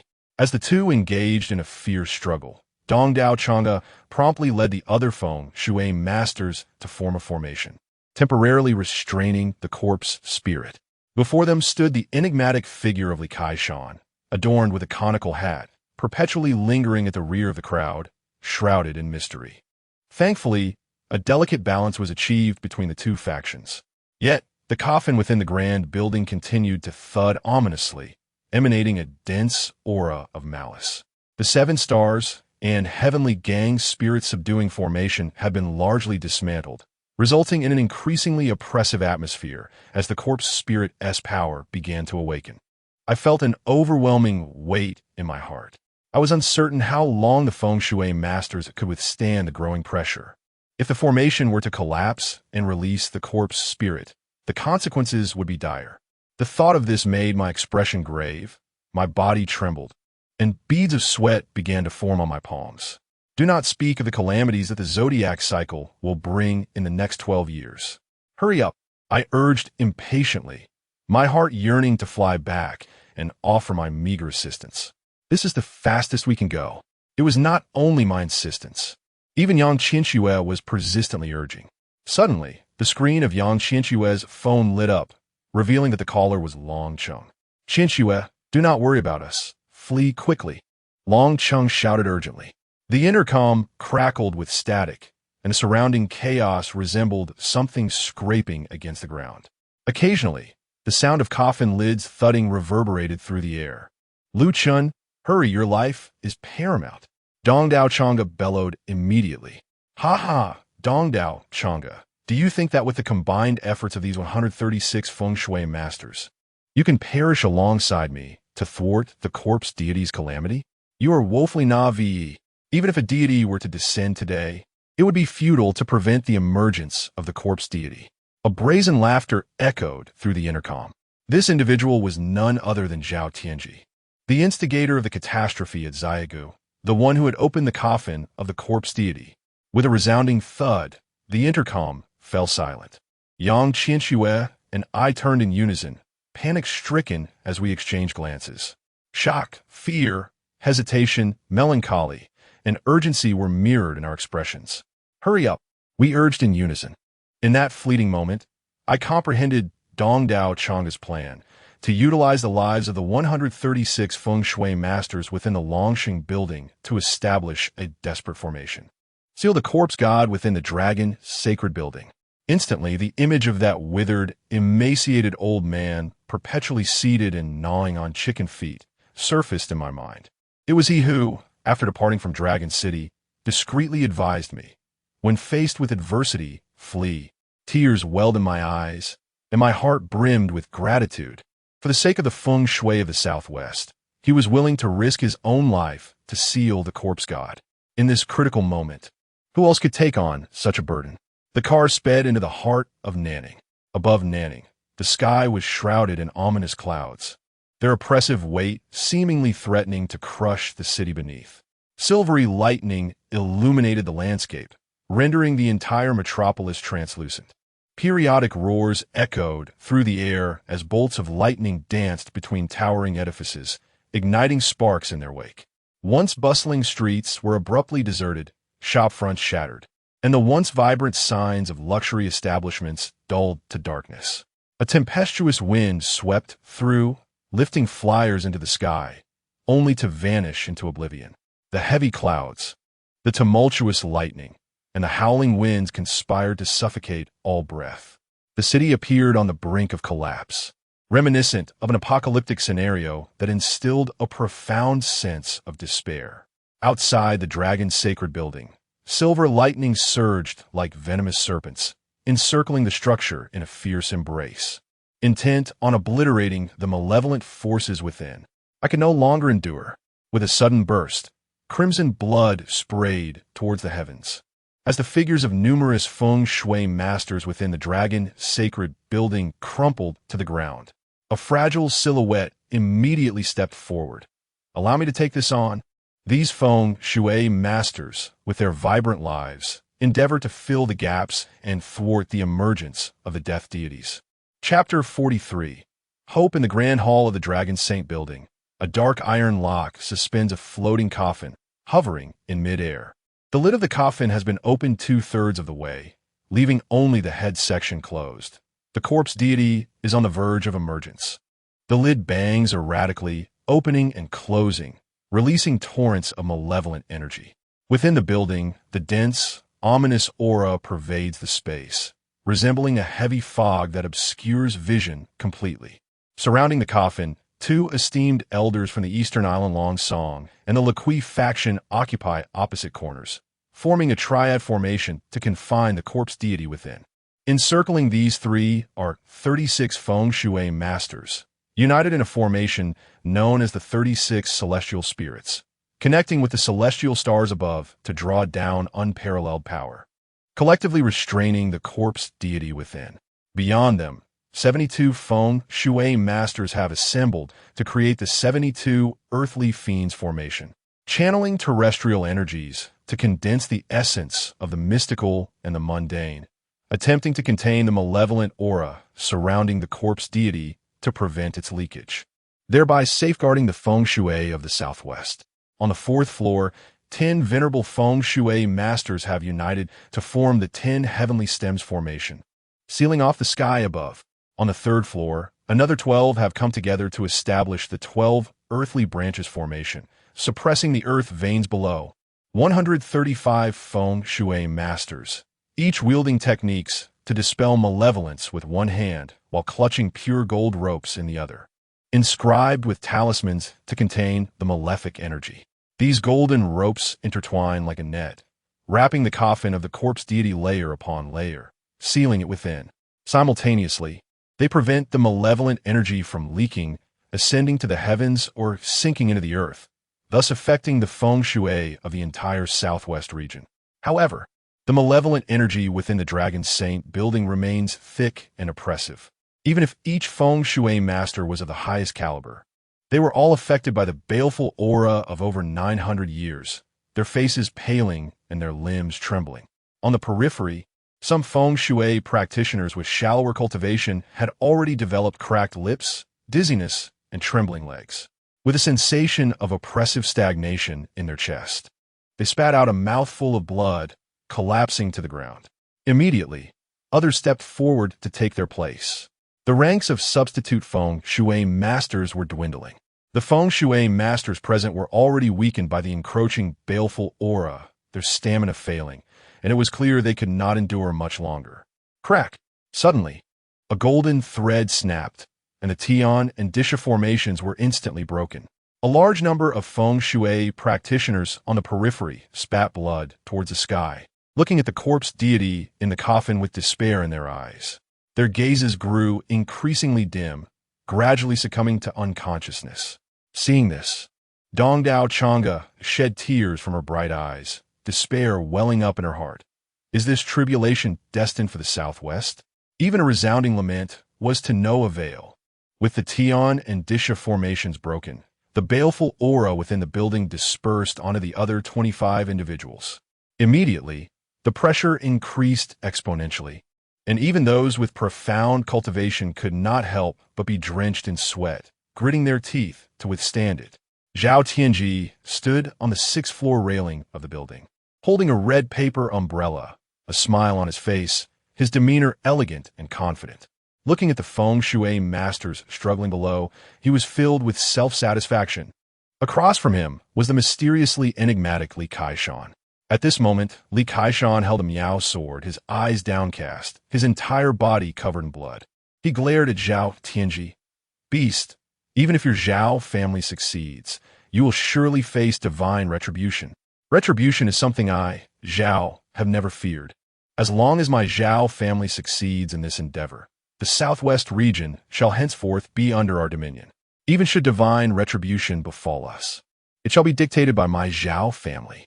Zhao Tianji arrogantly gazed down at the multitude of feng shui masters below, who presided over the heavenly stems, earthly branches, and the Trinity formation. Their faces were drawn, trembling with fatigue, on the brink of unconsciousness, unable to withstand the pressure any longer. Dong Dao Chang's countenance was ashen, blood oozing from his mouth and chest, despairing as he cast a helpless glance at the corpse within the coffin. The ends of the pure gold ropes were clutched tightly in his hands, for he was the backbone of this formation. Yet despair clouded Dong Dao Chang's eyes, his body swaying precariously. Suddenly, Zhao Tianji erupted into laughter. At this juncture, the outcome is sealed. Not even the gods could alter this fate. Li Kaishan, if you turn and leave now, you might still preserve your life. Remaining here will only add another corpse to the tally. With a smirk, Zhao Tianji brandished his red paper umbrella, preparing to depart. Li Kaishan, already devoid of strength, had succumbed to despair. Yet, a fleeting image of Lu Chan surfaced in his mind, a smile gracing his lips. At least a seed still remained within the Southwest feng shui realm. As long as there were those who survived, a glimmer of hope persisted. Just then, amidst the dense malevolent energy, a refreshing breeze swept forth, dispersing the surrounding ominous aura. I entered the Dragon Saint building, akin to a radiant pearl, shimmering brightly against the pitch-black night. Where my figure passed, the sinister energy recoiled and retreated. Upon recognizing my figure, Li Kaishan and Dong Dao Changa suddenly glared at me with intensity, exclaiming in unison, "Lu Chun, why have you returned at such a time? Quickly flee." "I have returned to quell the divine spirit," I declared emphatically, my resolve unyielding. My gaze fixed upon the suspended coffin above, a surge of battle spirit igniting within me. Fortunately, my return was timely. The surrounding malevolence had yet to seep into the heavens. As long as I could subdue this corpse deity, the southwestern geomantic situation would remain unaffected. How foolish, Dong Dao Changa lamented, pounding his chest in despair, tears streaming down his face as he looked at me with a mixture of frustration and disbelief. Li Kaishan paused, his excitement and satisfaction darkening into a scowl as he slowly turned his head. "I never anticipated you would escape, but it matters not. You shall remain here today." With a sudden surge of power, he shattered the concrete beneath his feet and leapt into the air. His form, akin to a specter, swiftly descended from the sixth floor, bounding down each level with remarkable agility. As he drew forth a red paper umbrella, its pointed tips aimed menacingly at my head, he thrust it towards me with violent force. Whoosh! A tang sword sliced through the air as Yang Qinshua leapt forth, intercepting Zhao Tianji with a decisive blow. "Your adversary is me," Yang Qinshua declared, her voice low and resolute. Zhao Tianji scoffed disdainfully, his expression one of contempt. "A mere defeated opponent dares to engage me? You seek death. Indeed, last time I was caught off guard by your despicable tactics, but not this time. Once I eliminate you, no one will know I was ever bested by you." Yang Qinshua gradually rose, regaining her former proud, cold, and untamed demeanor. Suddenly, her gaze swept towards me. A chill ran down my spine. "Seeking death. Upon witnessing this haughty demeanor, Zhao Qianji was instantly consumed by fury, launching a frenzied assault on Yang Qinshu, and the two were immediately entangled in combat. Just then, Dong Dao Chang'e could no longer bear the strain and collapsed backward, crashing heavily to the ground. The celestial and terrestrial forces, along with the formation of the three talents, all crumbled, and the golden cord snapped. An overwhelming aura of malevolence surged rapidly towards the heavens. Above the Longsheng building, dark clouds swirled, forming a terrifying vortex. Within the clouds, thunder roared, gradually coalescing into a massive bolt of lightning. A sense of annihilation descended from the sky, as if it intended to obliterate the entire city. All the awakened Feng Shui masters bore expressions of despair, their hearts ashen. Escape was no longer an option. Regret filled their eyes. Regret for not having suppressed this corpse deity. Dong Dao Chang'e, summoning the last remnants of his strength, turned to me and urged, "Lu Chun, flee. Your life is paramount. Your survival is the only hope for the Southwest. Besides, you have only practiced Feng Shui for 6 or 7 years. It is impossible for you to subdue this corpse deity. Hurry and escape." He was mistaken. I had only studied Feng Shui for a year. The true spirit of the flood dragon enveloped me, condensing the entire geomantic essence of the Zaihagu mountain range within me. At this moment, I finally possessed the strength to fight. "Master, I have but a single incense stick's worth of time left," the old dragon said urgently, glancing anxiously at the corpse deity. Even such a formidable entity as this formless true spirit trembled in fear and panic. "Understood," I replied solemnly, gazing at the surging malevolence, and clasped my hands to execute the spell. Beneath the vast heavens and above the earth's veins, in all directions and across the 10 realms, I declare, seal. At the moment of my strike, the surrounding aura of the true spirit of the dragon surged forth, instantly engulfing the dark malevolence within the dragon's Saint Mansion, sweeping it away. The hall was restored to silence. The true dragon, the dragon spirit, leapt forth, its powers soaring into the skies, forming a seal above the expanse of Nanning, trapping all malevolent energies. What 136 geomancers could not achieve, I have accomplished.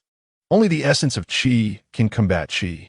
Harnessing the dragon essence from the Shihe ditch, I promptly subdued all the malevolent forces. Though it may last but half an hour, sealing this corpse deity will resolve the crisis in the southwest. Dong Dao Chang'e's murky eyes sparkled with brilliance as he stared at me, his eyes wide in disbelief, mouth agape, struggling to comprehend the scene before him. After a long pause, he finally stuttered, You truly are a terrestrial immortal." His gaze upon me was one of sheer awe. "Little immortal Lu, please save us." Chapter 44. The town suppressor behind Dong Dao Chang'e. A multitude of geomancers had succumbed to unconsciousness, yet numerous adept practitioners valiantly persevered. The despairing gazes, once filled with hopelessness, now sparkled with renewed vigor as they beheld my retreating figure, brimming with hope. At that moment, I had become their sole beacon of optimism. Lao Lu, unmatched beneath the heavens, and the young prodigy, Lu Chun, had already surpassed me at such a tender age. Indeed, the southwestern geomantic circle had produced a true celestial being. Dong Dao Chang'e, overwhelmed with joy, wept tears of gratitude, his face alight with satisfaction, reflecting on the time when he first entered the world. He had considered himself a master of unparalleled geomancy, believing he had already eclipsed me. Little did he realize that my prowess was hardly inferior to his. "Mr. Lu," the surrounding geomancers implored, their eyes fixated upon me with palpable tension. The title Mr. echoed the admiration and reverence of all the eminent geomancers present. This honorific, popular within our circle, is reserved for those of considerable skill and high standing. Yet, despite my youth, it was my abilities that earned their respect. Lu Chen's capabilities were akin to the combined might of over 100 seasoned veterans. Who could have foreseen that the younger generation would possess such strength?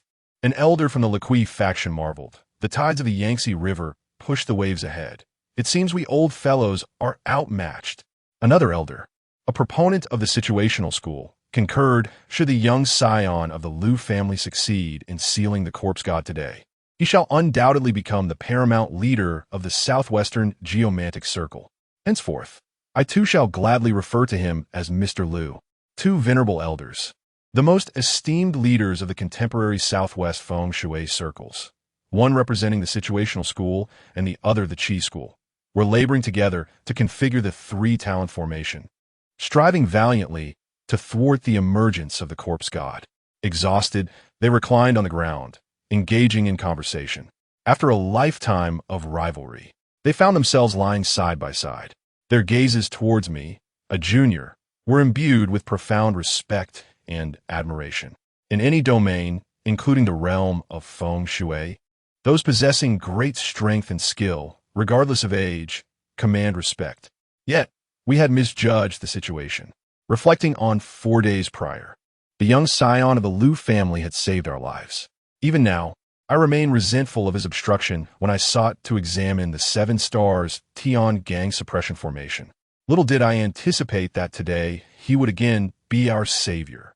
At that moment, I had presumed he relied on Mr. Dongdao's influence to accompany us, as I investigated the corpse god's coffin. To my astonishment, his abilities had already surpassed ours. Alas, I had intended to instruct my disciples to suppress this young Mr. Liu in the future. In hindsight, I am engulfed by shame, my face burning with embarrassment. The elder of the Qi school lowered his head, lamenting softly. His once pale complexion now flushed crimson with embarrassment as beads of perspiration appeared on his forehead, rendering him unable to meet my gaze. The elder of the situational school, burdened by guilt, remarked, "Indeed, I harbored some resentment back then. I never anticipated that such youthful insight resided within him. Yet, he is merely 16 years old." Upon uttering these words, both elders fell into a profound silence, their hearts entwined with bitterness, a medley of emotions overwhelming them. The feng shui master represents an achievement they can scarcely aspire to attain in their lifetimes. The emergence of a 16-year-old feng shui prodigy astounds and enlivens them with envy. In unison, they exclaim, "If only this child were my grandson." The two elderly gentlemen, amidst their dire predicament, engage in light-hearted banter, blissfully oblivious to the looming peril. Even behind them, a cadre of feng shui experts marvels, astonished and awestruck by the emergence of such a profoundly skilled practitioner from the Liu family. Once more, the southwestern feng shui realm has birthed a master.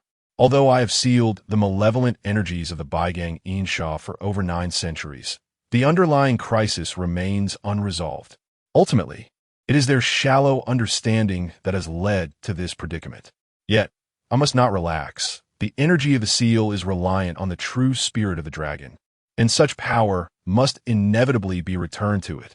I must eradicate the malevolent aura and seal the corpse god within half an hour. Fortunately, since my communication with the true spirit of the dragon yesterday, several secret techniques and methods have emerged in my mind. However, relying solely on my strength and that of the dragon spirit makes this a formidable challenge. I glance back at Yang Qianxiu, who is currently locked in fierce combat with Zhao Tianji. Her swordsmanship has reached an extraordinary level of mastery. Yet Zhao Tianji, with one hand shielding himself with an umbrella and the other enveloped in obscure, malevolent energy, evidently harnesses the power of ghostly forces to withstand Yang Qianxiu's onslaught.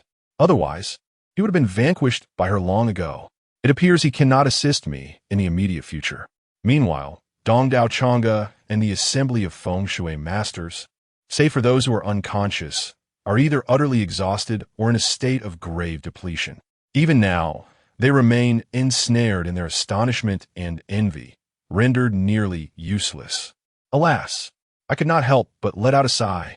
Suddenly, a towering figure materialized behind me. Had it not been for the unsettling aura that enveloped me, I might not have even noticed his presence. Li Kaishan? I turned to see him standing there. "Mr. Liu, do you have any instructions?" he inquired, immediately discerning my unspoken thoughts. I understood that this individual was not one for eloquence. He was typically reticent, always lurking in the shadows of the crowd.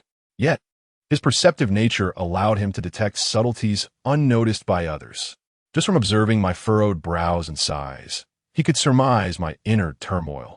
Would you be so kind as to utilize the calming gold rope left by Mr. Dongdao to re-establish the formation we just witnessed? First, we must suppress the corpse spirit that has lost its malevolence. I scanned the surroundings and promptly declared, upon my entry, I had already sensed that this formation and its treasures were anything but ordinary. The items presented by Dongdao Chang'e, had it not been for Zhao Tianji's interference, would have assuredly led to the successful sealing of the corpse spirit within the coffin. Regrettably, the unexpected arrival of Zhao Tianji disrupted our plans. These 135 ropes, inscribed with calming runes, were not merely made of pure gold. The intricate runes etched upon them were the handiwork of a master. The endeavor was labor-intensive and costly, potentially amounting to several hundred million. Moreover, their formidable power, interlinked as they were, was on par with the extraordinary array of the coffin, the 7 stars celestial calming formation. The efficacy of this setup surpassed that of the formations I had previously conceived. Very well. Without further ado, as his voice faded, Li Kaishan swiftly departed to prepare the array. At this moment, I cannot afford to relax.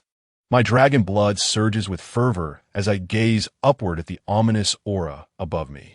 Summoning the Qingming bronze mirror with one hand, I tread the 7-star steps, reciting incantations with fervent concentration. With each step, I allow droplets of crimson dragon blood to fall into the imprints I leave behind.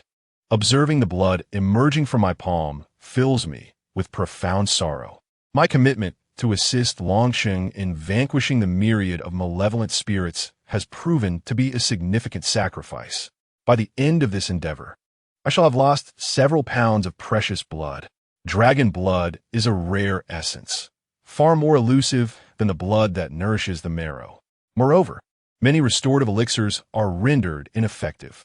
Yet for the sake of the geomantic equilibrium in this southwestern territory, I must grit my teeth and persevere. Each step releases a drop of dragon blood, and between 7 steps, I have woven a formation. I press the Qingming bronze mirror against the ground and command, true spirit of the flood dragon, heed my call and return with the malevolent aura. You have lost your mind. The true spirit of the flood dragon roars incredulously in my mind. Is your method truly to bear the burden of this malevolent energy upon your own body? The spirit shakes its head, seething with anger. These malevolent spirits have amassed for over 900 years, mere years away from coalescing into 1,000-fold malevolence. Although the rich dragon blood within you can temporarily suppress these spirits, have you considered the consequence? Your dragon blood will be tainted by this malevolence, stripping you of your potential to transform into a true dragon. The ultimate goal of every dragon vein's true spirit is to ascend into a true dragon. The flood dragon's spirit hovers in midair, laden with confusion. It cannot comprehend the purpose behind my actions. Yet, these myriad malevolent spirits are exceedingly difficult to contend with. If I had ample time, I would undoubtedly find a way to gradually dispel this malevolent energy. However, I currently possess merely half an hour. This is my only recourse. Bang! At that moment, the coffin suspended in midair suddenly erupted, splintering wood flying in all directions. The corpse deity descends. Chapter 45. The guardian of the town, the long song of Dongdao, left the speaker's eyes bloodshot, filled with fury, as blood gushed forth from their mouth. The once clear gaze grew dim, and the leader of the Qi regulation sect collapsed in terror, exclaiming, "How could this be? How could this happen? There are still 4 jade stones sealing it. How could the corpse god emerge from the coffin? Why is this happening?" All the geomancers present were struck as if by a thunderbolt, standing transfixed at the sight of the emerging corpse god. I immediately turned my gaze, my heart surging with tumultuous waves. Clad in a crimson, pleated dress adorned with 100 birds and phoenixes, her skin was as smooth as jade, and her aura delicate as an ethereal orchid. Her eyes sparkled with youthful vitality, and her lips bore a charming smile. With dark hair elegantly pinned back with a jade hairpin, gazing around with childlike excitement. Her enchanting visage, akin to a peach blossom, with fingers delicate as scallions and lips tinged with ruby, captivated the heart with every smile and frown, a beauty unparalleled in the world. She was not the corpse god of desolation, but rather an exquisite, classical beauty, enchanting and utterly lovable. The geomancers around me were equally entranced, their previous fears and resentments vanishing without a trace, their eyes fixated on the appearance of the corpse god, as if they were gazing upon a maiden from their youth. I gasped for breath, my eyes glued to this woman. Yet, when she turned to look at me, a hint of resentment flickered in her gaze. With a swift motion, her fingers, as white as jade, transformed into 10 sharp claws, lunging towards me with alarming speed.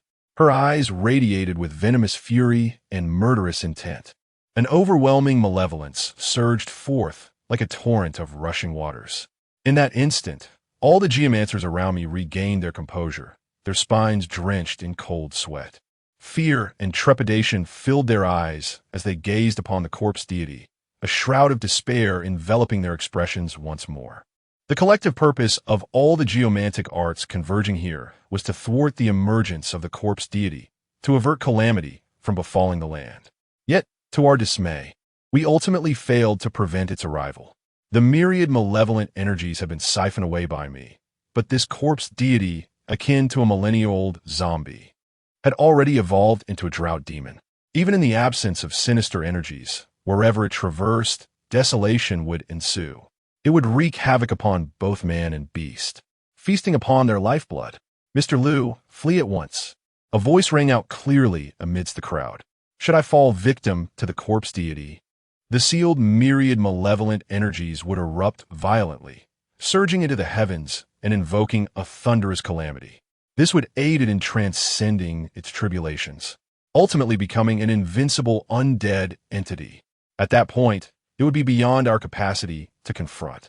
On another front, Zhao Tianji, who was gradually descending into despair, flicked his tattered white garment with a sneer, spitting blood from his mouth as he cast a malevolent glare at Yang Qianxue. The red paper umbrella in his grasp was already in tatters, and even his enigmatic right hand trembled uncontrollably, devoid of strength. Upon witnessing the descent of the corpse deity, a glimmer of delight ignited in his eyes. "Ha ha! You pitiful geomancers think you can obstruct the actions of my ancestral Zhao family? Such a dream. You fools are destined to remain here, mercilessly slaughtered by my forebears. In the southwestern region, my Zhao family shall rise." His gaze suddenly shifted toward me, a derisive smile gracing his lips. "This insignificant ant believes it can stand against my ancestral Zhao. Truly, it is akin to a mantis attempting to stop a chariot, utterly unaware of its own limitations. I initially intended to spare you, but you have chosen your own demise. Thus, I can no longer be held accountable." Before the words had fully escaped my lips, Yang Qianxue charged forward. My gaze swiftly scanned the surroundings, and I suddenly noticed the obsidian serpent jade embedded in the coffin, lying discarded nearby. In a swift motion, I rolled over and seized the jade. With my hands pressed together, I united the obsidian serpent jade with the Qingming copper mirror. Summoning all my strength, I commanded, "True spirit of the flood dragon, draw the malevolence into my being." Faced with my unwavering determination, the true spirit of the flood dragon reluctantly spiraled the 100 malevolent forces into my body. I flipped the Qingming copper mirror in my hand, directly imprinting it upon my crown. Seal. I endeavored to confine all 100 malevolent forces within me.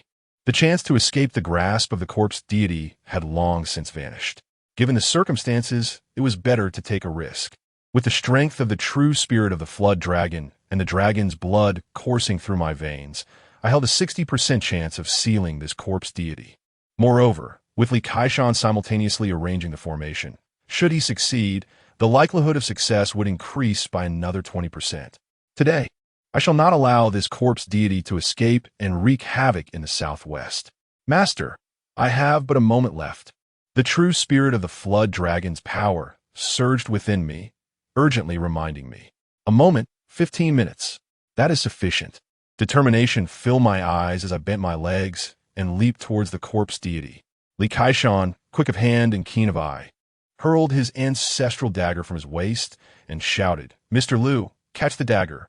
This is my family heirloom. possessing the power to quell evil and seal malevolence. I grasped the dagger with one hand, swiftly assessing the situation. The blade measured a formidable 1 meter and 45 centimeters, resembling a sprouting seedling. The hilt itself extended to a length of 40 centimeters, while the blade stretched an impressive meter long. With both hands gripping the knife, a surge of valor coursed through my veins. A splendid weapon. With a swift thrust, I coated the blade in my dragon's blood and aimed it towards the corpse deity. The blade sliced through the air with a fierce arc, instantly sweeping away the malevolent aura surrounding me, rendering it nearly impossible to approach. Simultaneously, the razor-sharp edge descended upon the corpse deity with deadly intent. The corpse deity, with alabaster hands, swiftly clasped them together, deflecting my blade with remarkable ease. In truth, I possessed no mastery of swordsmanship, nor had I ever wielded such an elongated blade. Throughout my life, I had only handled a chopping knife and a kitchen cleaver. Yet, as I waved my hand, my movements appeared grand and commanding, compelling the corpse deity to retreat. The awakened geomancers, wincing in pain as they rose from the ground, gazed at me in astonishment, their expressions filled with disbelief and exhilaration. It was utterly incomprehensible that I not only refrained from fleeing, but dared to confront the corpse deity head-on. Their eyes sparkled with reverence, as if beholding a celestial being. The young scion of the Liu family truly embodied the essence of a terrestrial immortal. As long as Liu Chen remained, hope still flickered for my southwestern geomancy. My fortunes would surely flourish. From this day forth, I, Qian Sun Wang, shall yield to no one in the realm of geomancy, except to Master Liu, heeding his every command. Gradually, the crowd began to revive with renewed vigor. Simultaneously, some geomancers, dragging their injured bodies, crawled and maneuvered towards Li Kaishan to assist in arranging the formation. The stakes of life and death hinged on this decisive moment. Meanwhile, I wielded the seedling knife, relentlessly forcing the corpse deity back, ensuring it could not draw near. With a frantic gaze fixed upon Li Kaishan, I deliberately lingered, knowing that once his formation was established, I could immediately harness the power of the true spirit of the flood dragon to seal the corpse god. Master, we have only 5 minutes left. The true spirit urged incessantly. The corpse god, invigorated by the battle, grew ever more formidable, although I could utilize the true spirit's power to fend off its assaults. Inflicting damage upon the corpse god proved to be a formidable challenge. Moreover, the atmosphere in its wake became tainted, suffused with a dense malevolence. The longer we delayed, the more unfavorable the situation became for us. At that moment, a glimmer of realization sparked in Li Kaishan's eyes as he proclaimed, "The formation is complete. Attack!" The energy of the true spirit surged within me as I executed a strike with my blade. Simultaneously, I retrieved the Qingming bronze mirror and bellowed, "True spirit of the flood dragon, unleash your full power." With a leap, I sprinted towards the formation woven with golden threads. Alone, Li Kaishan could not have orchestrated such an intricate array, yet his astute mind quickly adapted to the environment, anchoring the golden threads to the walls. Blood oozed from his palm as he gripped the golden threads, swinging them in the air, which immediately snapped back toward him. The dragon's blood flowed along the golden strands, inscribing the sealing runes that began to radiate with a resplendent golden light. The corpse god, oblivious to the trap I had laid, continued to step forward. No! Zhao Tianji engaged in a fierce confrontation with Yang Qianxue, sensed my ploy and bellowed in fury. Unfortunately, the corpse god had yet to transcend its tribulation and possessed limited intelligence. Even if he spoke, the corpse god would be incapable of understanding. "Liu Chen, I vow to see your demise." Zhao Qianji bellowed in fury, eager to extricate himself from the conflict with Yang Qianxue, intent on vanquishing me. Suddenly, Yang Qianxue halted, cradling her tang knife closely, her gaze shifting toward me, a knowing smile gracing her lips. Zhao Tianji paused, bewildered by the unexpected turn of events. With a swift motion, a sound like air slicing through the throat echoed in the air. Simultaneously, the Qingming bronze mirror in his grasp illuminated. its golden cord engraved with the sealing runes radiating a resplendent glow, swiftly ensnaring the corpse god and rendering it immobile, unable to flee in any direction. Lu Chun, be cautious, Yang Qinshua urged urgently at that moment.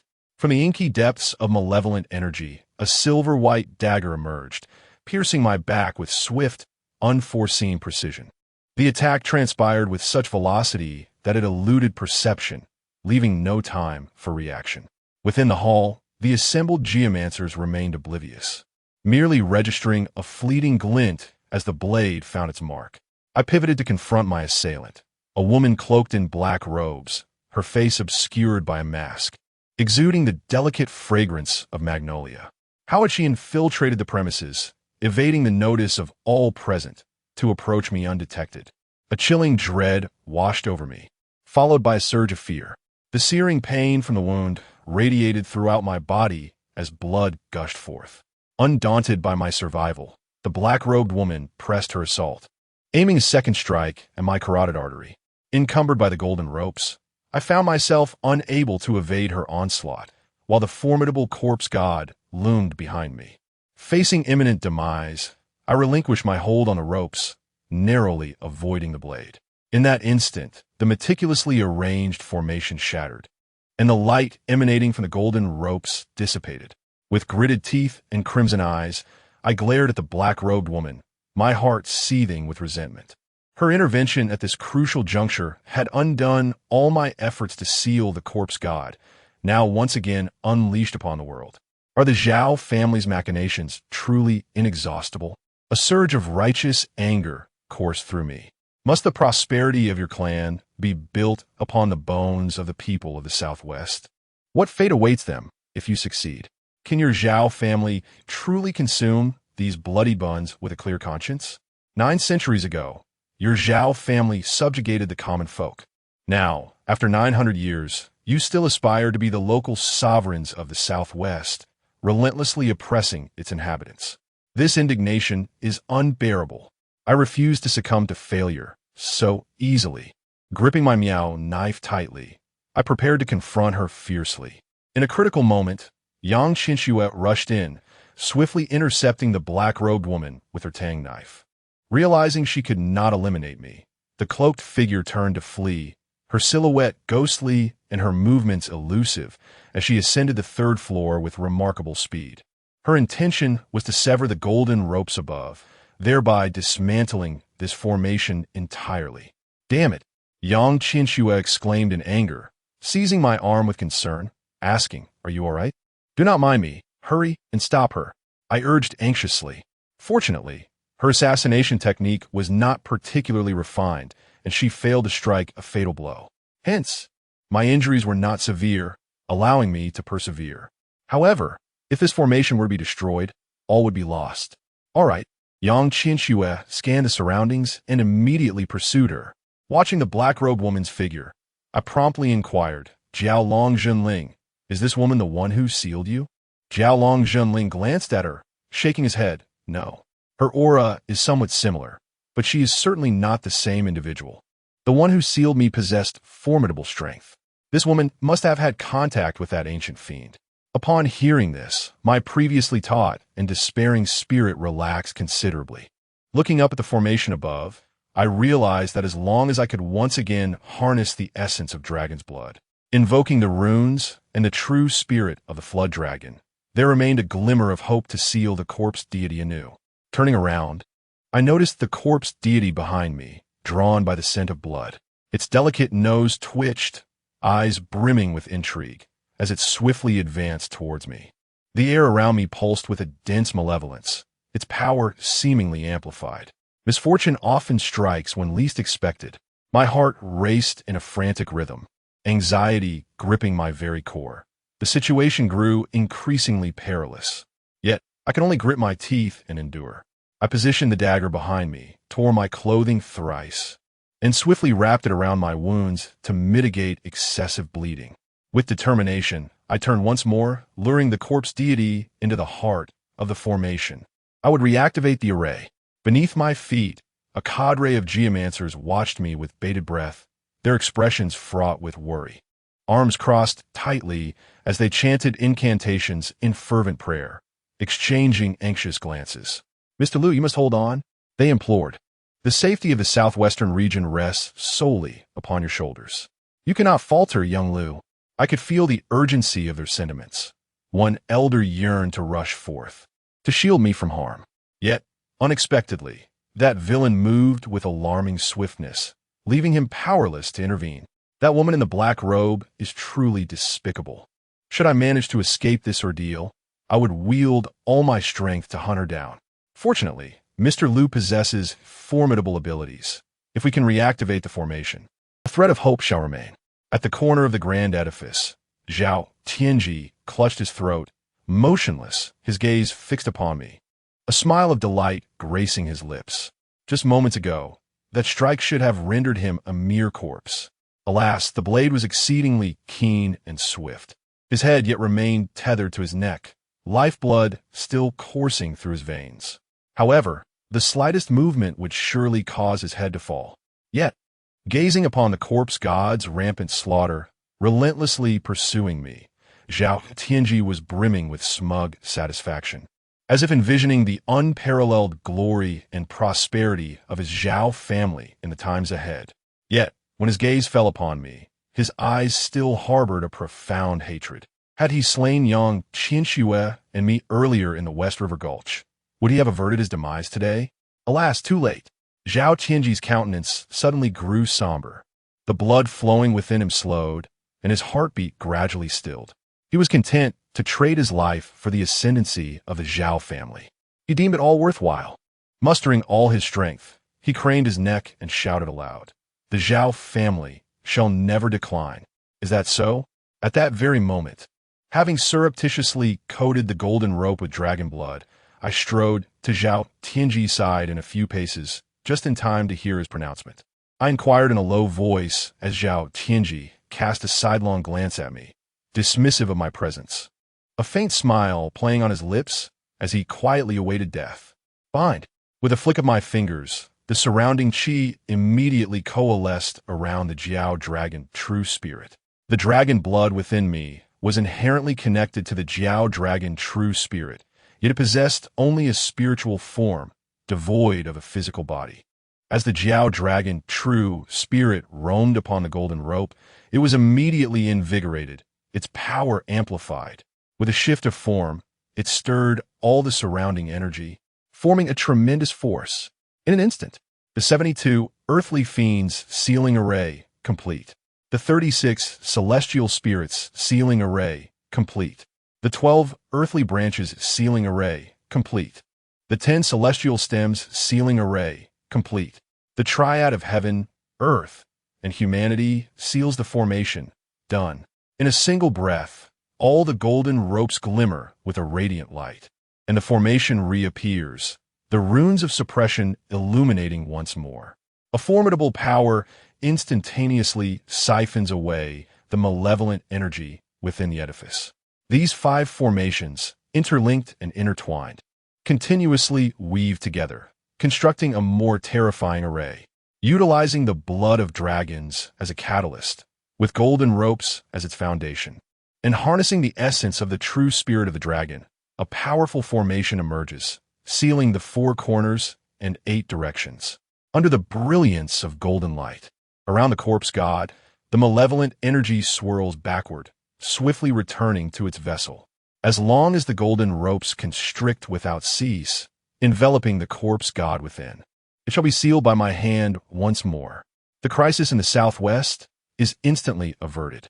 All the awakened geomancers gaze at me with excitement, astonishment, and exhilaration. With the strength of but a single individual, I wield this formation, surpassing the collective prowess of 135 geomasters present. Little Liu, exuding an aura of might. Little Liu, unmatched under heaven, a force no one on earth can challenge. One by one, the geomasters' eyes sparkle as they fervently shout in exhilaration. Their gazes are filled with reverence for my figure. Within the formation, the corpse god struggles, the light in its eyes gradually dimming, losing its ferocity. Roar!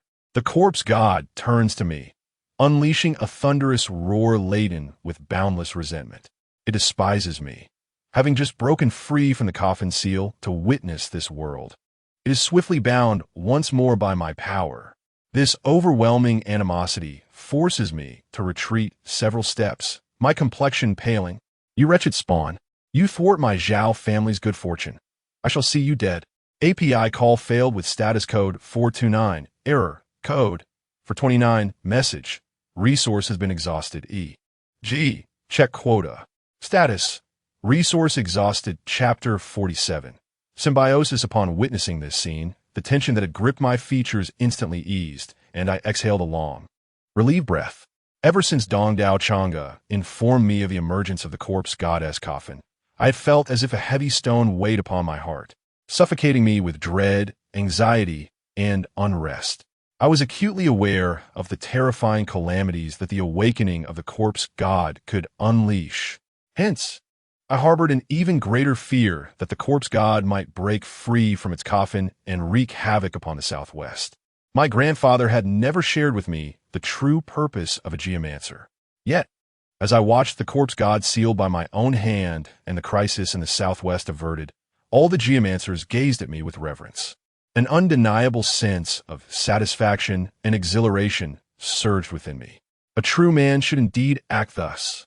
Dong Dao Chang'e was instantly moved to tears, his aged hands trembling uncontrollably as he joyfully exclaimed, "If old Master Lu were to know that his grandson possesses such formidable prowess, he would surely smile down from the afterlife. Since ancient times, heroes have arisen in their youth. I extend my heartfelt gratitude to Mr. Lu Chan for safeguarding the geomancy of the Southwest. Please allow me to bow in respect." The elder leading the rationalist school bowed deeply. The great kindness and virtue of young Master Lu are beyond my ability to repay. I can only offer my respects. The leader of the situational school lowered his head in reverence, raising it to proclaim, "From this day forth, all geomancers in the Southwest shall regard you with the utmost respect, young Master Lu." These two venerable figures are the current leaders of the two foremost geomantic schools in the Southwest. Not only are their skills profound, but they also possess great moral stature, with numerous disciples who have established their own factions. The two elders, stooped in stature, retrieved a black and a white jade pendant from within their garments. With solemnity, it was entrusted to me, accompanied by the admonition, "This is the black and white bagua of the Southwest region, a fusion of both, symbolizing the feng shui leader of the Southwest. From now on, merely by presenting this artifact, you shall command all feng shui masters born in the Southwest." To be frank, I felt worthy of such an honor. However, I had no desire to become entangled in the realm of feng shui, and thus I shook my head in refusal. All my endeavors have been guided by the inclinations of my heart, not for the sake of power or wealth. The two elders, however, were insistent in their offering, their demeanor unwavering. Dong Dao Chang'e, with a cheerful smile, encouraged me to accept it. After several rounds of polite refusal, I reluctantly acquiesced. Heffing met Meister Lu Xiao. From this day forth, we shall regard you with utmost respect, and let the Southwest flourish. All the feng shui masters present immediately bowed in reverence, their expressions sincere. The atmosphere was grand, and I couldn't help but feel a surge of pride as I responded loudly, "Let the Southwest flourish." Instantly, the entire hall brimmed with fervor. At that moment, the true spirit of the dragon was equally exhilarated, exclaiming, "Master, you have indeed not deceived me, old dragon. I can sense the dragon blood within you, and I have gained enlightenment. This time, I am confident in overcoming the tribulation. Upon my return, I shall surely transcend the thunder tribulation and become a true dragon vein. Henceforth, I owe you a debt of gratitude. Should you require anything in the future, I, the old dragon, will not hesitate to risk my life to repay this kindness." I nodded with a smile and, in the language of dragons, declared, "Congratulations! The world has gained another true dragon vein. The Jiaolong of Zaihagu is but a mere small dragon vein. Attaining the status of a true dragon vein would only influence the fortune of the surrounding regions. It couldn't possibly extend blessings to the Southwest, let alone protect the entire nation. To exert influence over the nation's fortune, a calamity looms. As I was lost in contemplation, the dragon's true spirit suddenly roared. With a resounding crash, the black-robed woman's body on the third floor of the building exploded, scattering countless droplets of blood that cascaded down, enveloping the corpse god. My relaxed demeanor instantly turned tense as I fixed my gaze ahead. The corpse god, sensing the familiar blood, became bloodshot, with wisps of baleful aura erupting once more. A terrifying aura emanated from its entire being. Bang! Bang! Bang! The corpse god stomped its feet, shattering the marble floor. The terrifying aura radiating from its body grew increasingly dominant, causing the light of the ceiling formation to dim considerably. One by one, the golden ropes snapped apart. There's something amiss with this blood. The dragon's true spirit promptly warned, continuing, the aura within the blood reminds me of that black-robed woman who sealed me. It's that old fiend. Alarm, I gritted my teeth. Only 2 minutes remained before I could completely seal the corpse god. Yet, unexpectedly, an unforeseen event transpired. Your Excellency, I only have 3 minutes left. I must return to West River Gulch, the dragon said urgently. My mind raced, and I immediately began to contemplate a solution. The surrounding golden ropes continued to break, and soon the corpse god would be reborn. With the dragon's departure, I would be unable to suppress the corpse god. The situation was dire. As I clenched my teeth, I urged fiercely, true spirit of the flood dragon, swiftly carry me and the corpse god away from this urban area to a secluded place and deposit us there. Esteemed one, traversing the earth in such a manner is perilous. Came the reply. I can no longer afford to concern myself with that. We must depart at once. I insisted fervently. Under no circumstances should this corpse god manifest in the heart of Nanning, wreaking havoc upon innocent lives. As for traversing the earth, it is an innate power of the true dragon of the land. I remain but a mortal. Moving through the veins of the earth is indeed fraught with danger. With a sudden roar, the true spirit of the flood dragon engulfed both me and the corpse god, bound in golden chains, in an instant.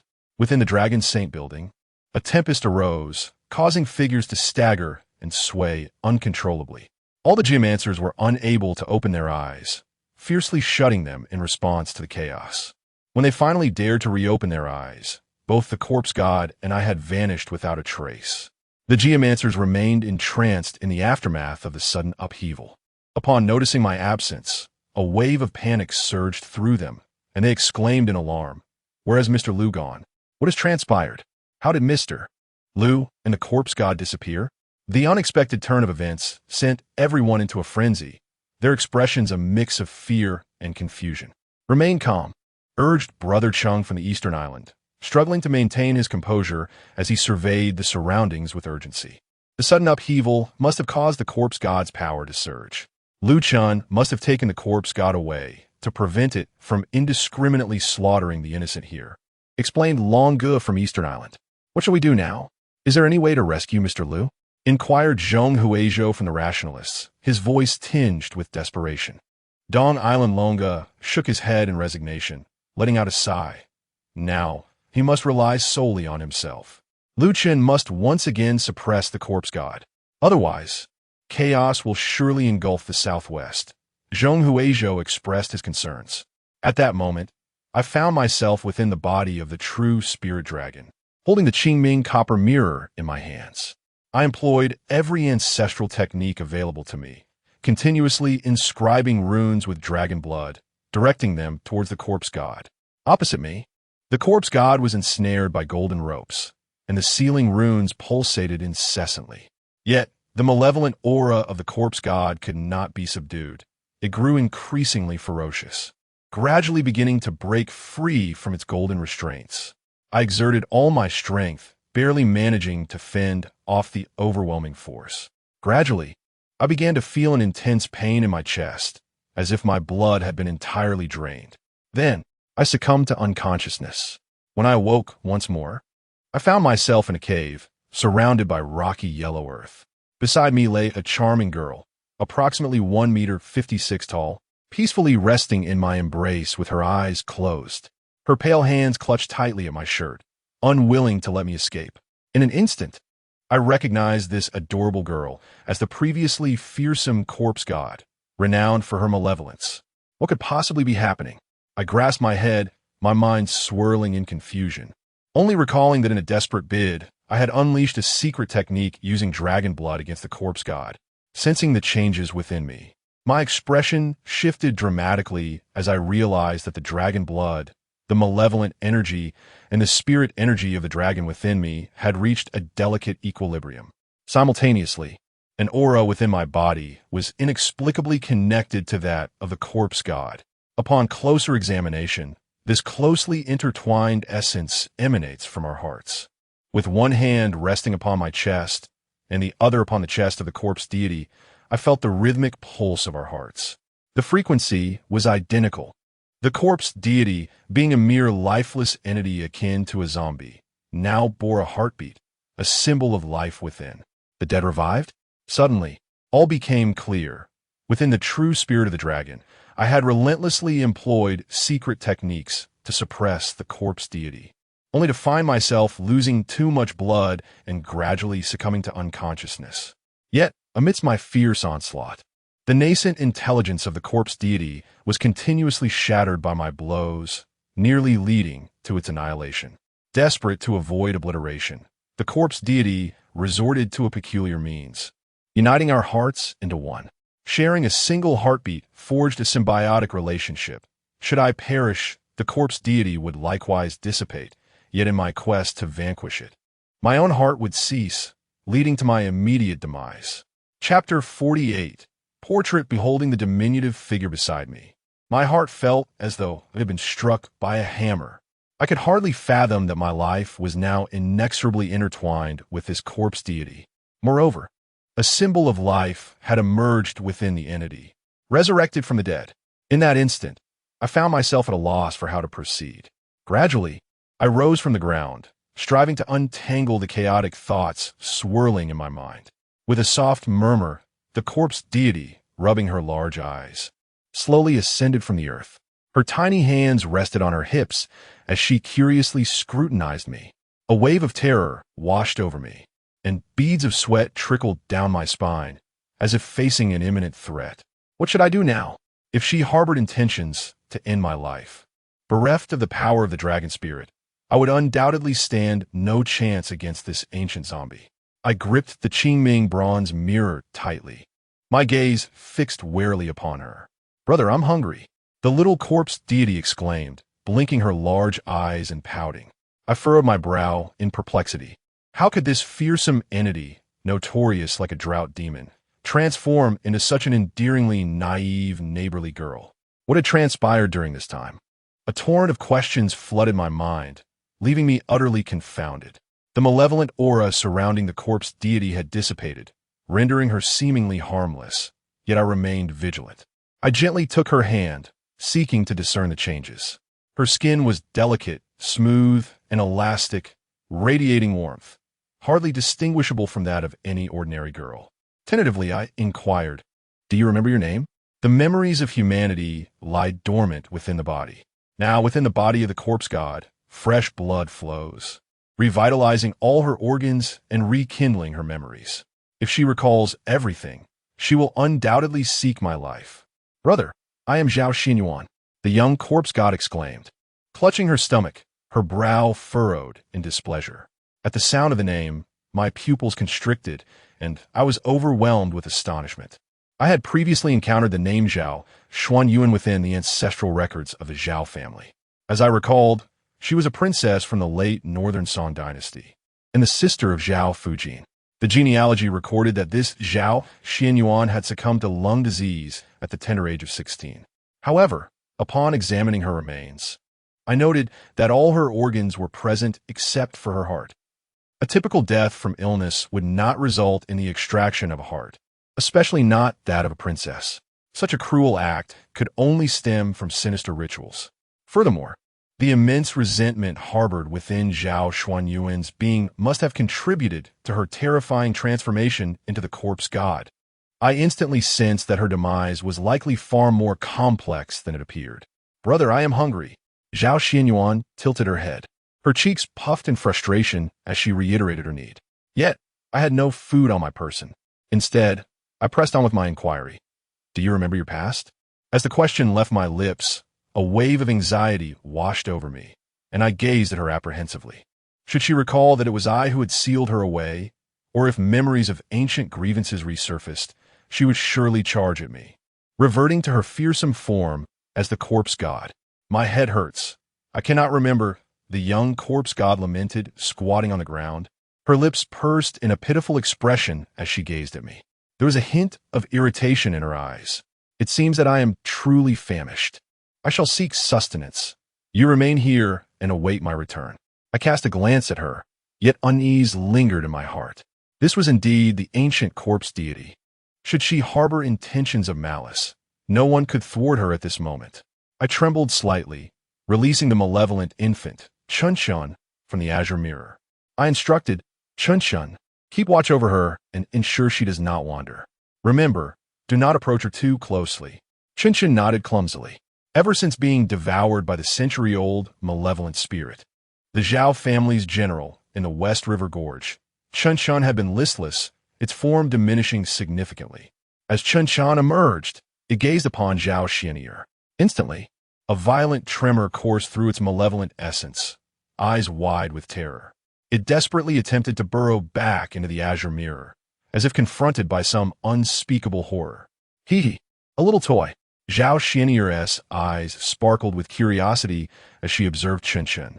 With a swift motion, she clasped the malevolent infant tightly in her palm, exclaiming with delight, "You shall be my toy from now on." The speed was such that even I was caught off guard. This bodes ill, I thought to myself, initially intending for the malevolent infant to surveil Zhao Xian'er, yet in the blink of an eye, it had been ensnared. Chun-Chun lay like a pile of soft clay in Zhao Xian'er's grasp, subjected to her whims as she twisted and tossed it about, its malevolent aura gradually dissipating. Should this continue, it would likely vanish completely. I immediately interjected, Zhao Xian'er, Chun-Chun possesses its own life and consciousness, much like you. Please do not torment it. Zhao Xian'er, visibly displeased, pouted her lips and squeezed Chun-Chun's form with force. Fortunately, Chun-Chun is merely a wisp of gas. Otherwise, this mischievous child would have caused its demise long ago. However, Zhao Xuanyuan's playful antics nearly dissipated Chun-Chun entirely. She parted her delicate, cherry-red lips and gently exhaled toward Chun-Chun, infusing it with a rich essence of malevolent energy. Instantly, a potent aura of hostility enveloped Chun-Chun, its form darkening. Under the sunlight, its shape became discernible. One breath of this sinister energy granted it decades of cultivation. The dissipating form swiftly coalesced into that of a child. I swallowed hard, astonished, and cautiously regarded these two ominous entities. My mind was awash with confusion. Why had the malevolent energy, which I had sealed within me, returned to the corpse deity, Zhao Xianyuan? In that fleeting moment, my trepidation towards her deepened. I felt utterly helpless against her, praying that this little creature possessed only the most rudimentary intelligence, and that it would not recollect any memories. Brother, look, Zhao Xianyuan exclaimed, holding Chun-Chun with a gleeful expression, as if seeking praise for her actions. Well done, Xianyuan. While you play here, I shall go in search of food. I casually replied, before promptly turning away from the cave to seek sustenance. All right, brother, Zhao Xianyuan cheerfully exclaimed, bounding about as she played with Chun-Chun. How pitiful! The fearsome and terrifying infant Chun-Chun was reduced to mere plaything. Setting aside all other thoughts, I stepped out of the cave and gazed outward. Not far off lay a cluster of white high-rise buildings, a bustling urban area. Our current location was nestled within the suburban woodlands. The southwestern region is abundant in mountains, with many cities nestled among them, surrounded by towering peaks. The ethereal entity, Jiao Longjinling, has transported both the corpse god and myself underground, ultimately leaving us here. Alas, I let out a heavy sigh. Who could have foreseen that the terrifying corpse god would assume such an endearing form? Observing the dense forest around me, I find myself at a loss for how to procure sustenance. I can only employ the art of feng shui and Qi observation to discern the energies of my surroundings. Every entity manifests a distinct energy signature, be it oranges or pears, rabbits or birds. Each species possesses its own unique essence. To my astonishment, the recently renowned Master Liu Xiao, who had just shocked the southwestern feng shui community, is now resorting to master-level qi observation techniques merely to locate a meal. How pitiable. In this modern age, the forests surrounding cities have become devoid of wildlife. Fortunately, a kind-hearted individual has grafted some pear trees around this forest, offering a modicum of hope. Perched on a hillside, I gaze at the distant city, enveloped in confusion. What should I do now? I retrieve the Qingming bronze mirror and the Long Xian Kinyu Jing from my embrace, examining them with great care. Previously, within the Long Sheng building, when the corpse god erupted from his coffin, the Xian He Ling Shi Jade was sent flying, and I quickly retrieved it, placing it into the Qingming bronze mirror without time to investigate further. Now, at last, an opportunity presents itself. The second paragraph of the first page contains a secret technique of feng shui for cultivating qi. After committing the incantation to memory, I intended to rise, take the pears back, and contemplate this profound method. As I grasped the azure bronze mirror once more, its surface resembled the flowing waters of a great river, surging and undulating. Upon the mirror's reflection, an eccentric image materialized. Chapter 49. The altar upon the mottled surface of the mirror, a bronze trapezoidal altar materialized, flanked at each corner by a bronze pillar, adorned with intertwining runes that depicted the sinister visages of myriad demons. Suspended above these pillars was a spectral, brownish flame, casting an eerie and foreboding aura. Surrounding the altar lay a chaotic arrangement of bleached bones and withered, scarlet-stained human hides. At the very center of the altar rested a pitch-black wooden box, from which emanated a faint, pearlescent glow that illuminated the entirety of the small cavern. What manner of place is this? Why does the azure mirror reveal such a bizarre spectacle? I gazed intently into the azure mirror, my mind awash with bewilderment. After a brief moment, the mirror began to ripple like waves, and the scene gradually transformed. Hovering above the altar was a square bronze mirror, approximately a foot in size, significantly larger than the one I held. As my gaze shifted, I beheld a straight passageway, its walls smooth and bearing the marks of chisels and axes. This corridor was clearly hewn by human hands. Ascending further, the passage extended over 3,000 meters, culminating in a stone slab that concealed its entrance. Above it lay 200 meters of layered yellow earth, with the surface revealing an aged neighborhood from the last century. Surrounding it were towering edifices, bustling with the ebb and flow of pedestrians and the incessant clamor of vehicles. The imagery on the azure mirror abruptly ceased, returning to its former tranquility. I furrowed my brow as I scrutinized the azure mirror in my grasp. Apart from the last encounter with the crimson spirit snake, this marked the second instance of such peculiar phenomena occurring within the mirror. Why does the Qingming bronze mirror reveal a cavern situated 3,000 meters beneath the earth?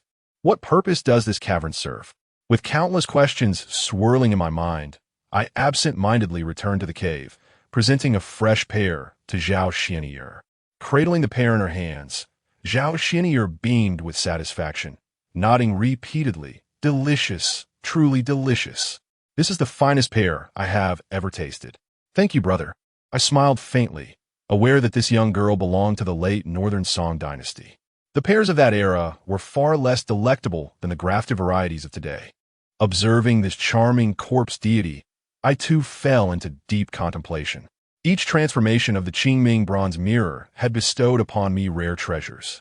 The two pieces of snake spirit jade had unveiled two segments of esoteric feng shui techniques, greatly enhancing my abilities. What revelations would the latest vision from a Qingming bronze mirror bring? I yearned to locate that vintage residential area and unlock the peculiar box at the altar's center. Yet, I was accompanied by this fearsome corpse deity. Should her temperament shift drastically and she turn to violence, no one could withstand her wrath. Here, I could only hold my ground for a fleeting moment. Hence, I must continue to observe her every move. With my eyes closed, I swiftly recalled the qi cultivation techniques I had just witnessed. The art of observing qi revolves around the concept of gazing, discerning the flow of qi, and predicting changes to avert calamity. However, the art of nurturing qi rests upon the notion of nurturing, cultivating one's own essence from the flowing energies. This transcends mere feng shui techniques. Rather, it resembles the Taoist practices of health preservation. With a furrowed brow, I found myself perplexed by the purpose of this esoteric technique. My grandfather had once enlightened me that the art of geomancy practiced by the Liu family adheres to the principle of harmony between heaven and humanity. However, cultivating energy in my surroundings seemed to contradict this very principle. As my inner turmoil intensified, my thoughts became chaotic and disordered. Once I commenced the practice of energy cultivation, numerous geomantic techniques will be susceptible to the interference of surrounding energies, significantly diminishing their efficacy. My considerable prowess in geomancy could not be wielded in the short term. Moreover, the dragon blood within me suppressed most of the myriad malevolent energies, rendering the use of dragon blood impractical. To practice or not to practice? Just as I found myself ensnared in this dilemma, within the Dragon Saint building in Nanning, geomancy masters such as Li Kaishan, Zheng Huizhou, and Xiao Luyun exuded a tense atmosphere, their anxious gazes fixed upon Master Dongdao Chang'e. Has there been any alteration in the Southwest geomancy? They inquired, knowing that only Master Dongdao Chang'e possessed the insight to discern such changes. With a heavy sigh of disappointment, Master Dongdao shook his head. The Southwest geomancy remains intact. But Lu Chun, alas! The collective sigh from the gathered geomancers echoed with bitterness. Lamenting, young Master Lu single-handedly subdued the corpse deity, safeguarding our Southwest geomancy. Yet his whereabouts have become a mystery. What a pity. I have already dispatched my subordinates to search. As long as he is in the Southwest, I, Long Chung, shall certainly locate young Master Lu, he declared. The iron door swung open, and Longqing strode in with an imposing presence. At that moment, the malevolent energy that had once loomed above him had dissipated, and his vitality surged, though he still bore the pallor of one gravely ill. The geomancy masters present, having suffered from a barrage of malevolent energies, similarly appeared weakened, as if they had just endured a severe illness. Particularly for the elderly masters such as Zheng Huizhou and Xiao Luyun, despite their frailty, still bear the weight of being primary geomancers. It is likely that upon their return, they will require several years of recuperation to regain their strength. Following the fierce battle with the corpse god, the geomancers throughout the southwestern region have suffered significant injuries. Our gratitude extends to Lord Long. With his assurance, we feel a sense of relief. Lord Long's influence spans across the Southwest, and we trust he will undoubtedly locate Mr. Liu Xiao. Thus, we, the elder gentlemen, can return to our homes and focus on our healing. With Lord Long's promise in hand, even Dongdao Chang'e feels considerably reassured. After exchanging pleasantries, the geomancers hastily took their reward from Long Chung and departed to recuperate. Outside, Yang Qinxue stood, her gaze directed toward the Longshang Hall, her delicate brows knitted in contemplation, reflecting a visage laden with unspoken thoughts. Memories of her time spent with Lu Chun at Xiaogu flooded her mind, as did the recollections of their separate battles within the Longxing building. Although both had maintained a veneer of silence, the weight of their shared experiences had etched a profound impression within her heart. A smile graced her lips, reminiscent of the winter plum blossoms heralding the arrival of spring. Perhaps she was not the icy beauty she seemed. Only towards him, foster father, I shall take my younger brothers to seek out Mr. Liu Xiao, she declared, her tall figure swiftly descending the stairs. Summoning a few companions, they departed without delay. At the entrance, several younger brothers trembled, exchanging incredulous glances, muttering, "Did you see? Did that formidable demoness just smile?" Indeed, though exceedingly beautiful, it was still quite terrifying. Another replied, drawing back nervously. This scene was, without a doubt, utterly astonishing. The perpetually aloof young lady unexpectedly smiled. Time flowed by in this manner. The clandestine forces throughout the southwestern region, akin to a frenzy, fervently sought a mysterious man. The revelation of a useful clue commanded a staggering price, reaching tens of thousands. To locate this enigmatic figure promised a reward of 1 million. Madness. This was undoubtedly madness. Yet here I was ensconced within the cave. Ultimately, I resolved to cultivate the art of vital energy. I had but 2 years to unravel the seal upon my wife Ling Long, aiding her transformation into a dragon. Otherwise, I too would fall victim to the 100 demons. I found myself devoid of options, compelled to seek the altar and uncover the truth.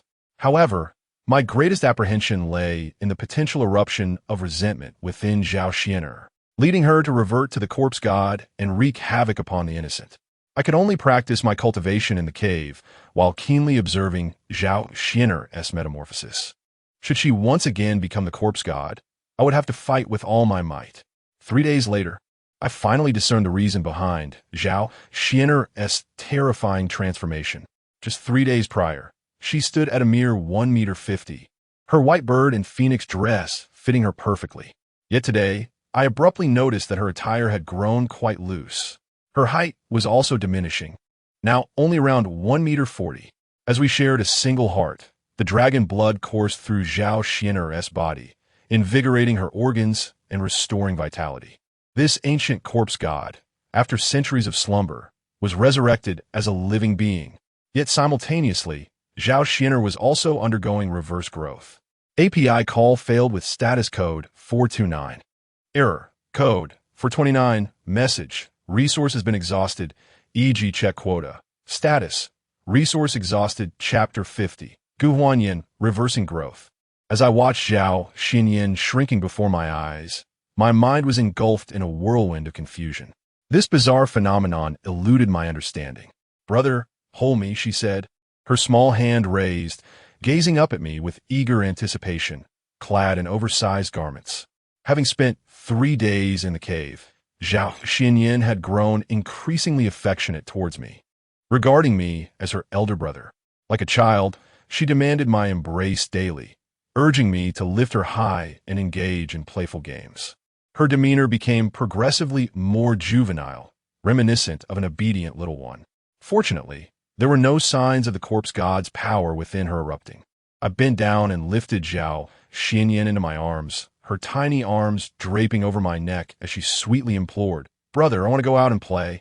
For the past 3 days, I had strictly prohibited her from leaving the cave. At that moment, she resembled a 7 or 8-year-old child, brimming with curiosity about everything in the world. The more I restrained her, the deeper her resentment and frustration would grow. It was clear that merely blocking her desires would not suffice.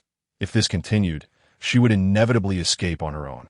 I grasped a blade of foxtail grass, playfully teasing her while contemplating a solution. At this juncture, Zhao Xian'er straddled the line between demigod and human. Certain formidable formations might prove ineffectual against her.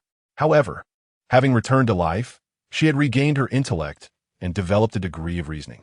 With patient guidance, I was confident I could help her harness the powers of the corpse god. Yet, even with this assurance, I still hesitated to take her outside.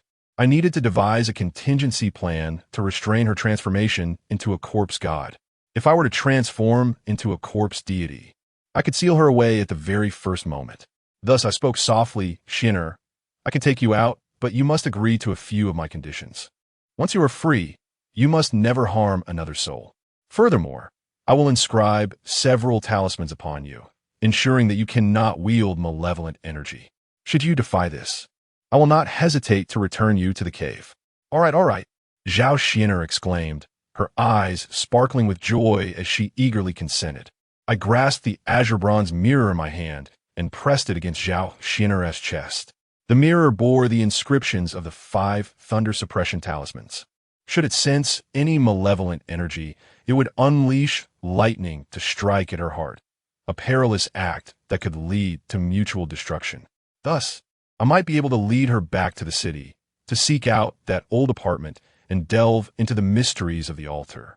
Moreover, once I descended the mountain and ventured into the urban landscape to uncover treasures of the Feng Shui realm, I could gradually seal and suppress the powers of the corpse deity.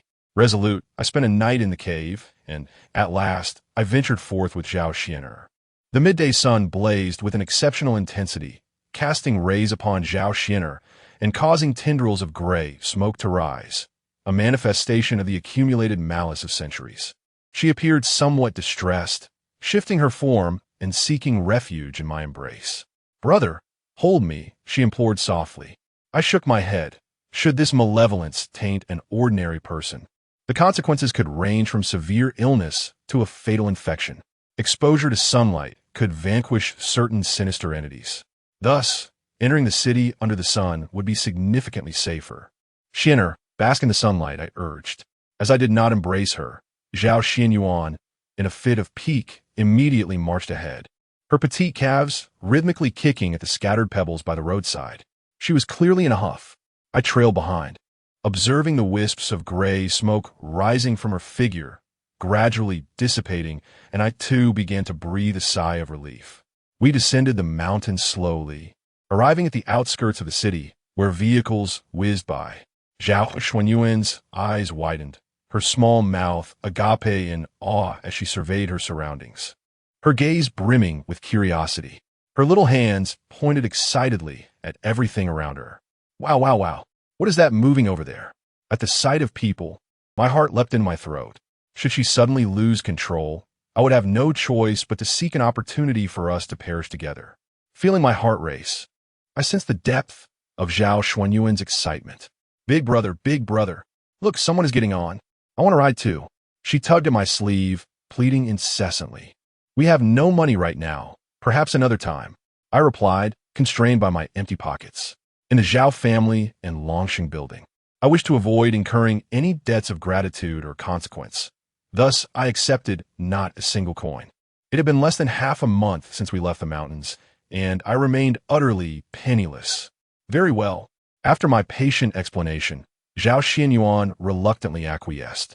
Yet her large, expressive eyes remained fixated on the passing vehicles, filled with longing. Like all children, excavators and cars were the toys she had dreamt of in her youth. As we walked, we gazed, and gradually we arrived at the city's inner ring, where the throng of people grew ever more abundant. Zhao Xianyuan was reluctant to leave, and thus I could only hold her close. Gazing at the towering Longsheng building in the city center, my heart was engulfed in turmoil. To seek out Longsheng at the Longsheng building, leveraging his connections and influence to locate that old residential area and unearth the altar, undoubtedly, this seemed the most viable course of action. However, Zhao Xianyuan had transformed into a corpse goddess, and it was inconceivable that the feng shui masters would remain oblivious to this fact. What if they were determined to eliminate Zhao Xianyuan? Our fates were intertwined. If she were to perish, my heart would cease to beat, leading to my own demise. Therefore, unless absolutely necessary, I preferred not to seek out Longsheng and Yangqianxue. Yet, I had never set foot in Nanning and knew nothing of the city, being utterly penniless. Both Zhao Xianyuan and I required sustenance. Perhaps I should call Zhang Yishi to enlist the aid of the Zhang family? As this thought crossed my mind, an intense itch seized my nose, as though something peculiar had surged within. Achoo! Following a sneeze, a delicate scent of magnolia wafted through my nostrils, reminiscent of a familiar place. Suddenly, a sharp pain shot through my back. This fragrance had once permeated the Longsheng building when I intended to seal the corpse goddess. Amidst the malevolent aura, a woman in a black robe had unexpectedly stabbed me from behind.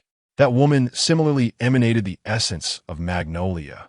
The two scents were strikingly alike, yet bore subtle differences. I immediately turned to look, noticing a slender woman passing by me, with cascading black hair and adorned with a cream-colored checkered hairpin atop her head. She donned a sky-blue floral dress, complemented by a white handbag at her waist. Her countenance was exquisite, exuding a refreshing elegance reminiscent of a charming older sister next door. Although the street bustled with passers-by, I soon discerned that the delightful fragrance wafting through the air emanated from her presence. Could it be that this woman was somehow linked to the mysterious figure in the black cloak? Her slender, fair hands held a mobile phone, and she was engaged in a conversation with evident displeasure. I truly do not comprehend my aunt's reasoning. I am merely 17 years old. Yet she insists I assume the role of company president. My intention was to start from the ground up and work diligently. My aunt's actions have incited discontent among many uncles and relatives at home, who frequently cast me disdainful glances. Oof. I, Gu Huanyin, aspire to ascend gradually. However, my aunt denies me the opportunity, thrusting me directly into the position of company president. It feels as though many people are unwilling to accept me. I squinted, clutching Zhao Xianair as we trail behind her. Xianair, do you detect any peculiar sense? I inquired, lowering my head to address Zhao Xianair, whose sense of smell was notably more acute than mine. Delicious aromas, Zhao Xianair replied, a hint of saliva escaping the corner of her mouth, which she hastily wiped away. Yet, she furrowed her brow and added, but there is also an unpleasant odor.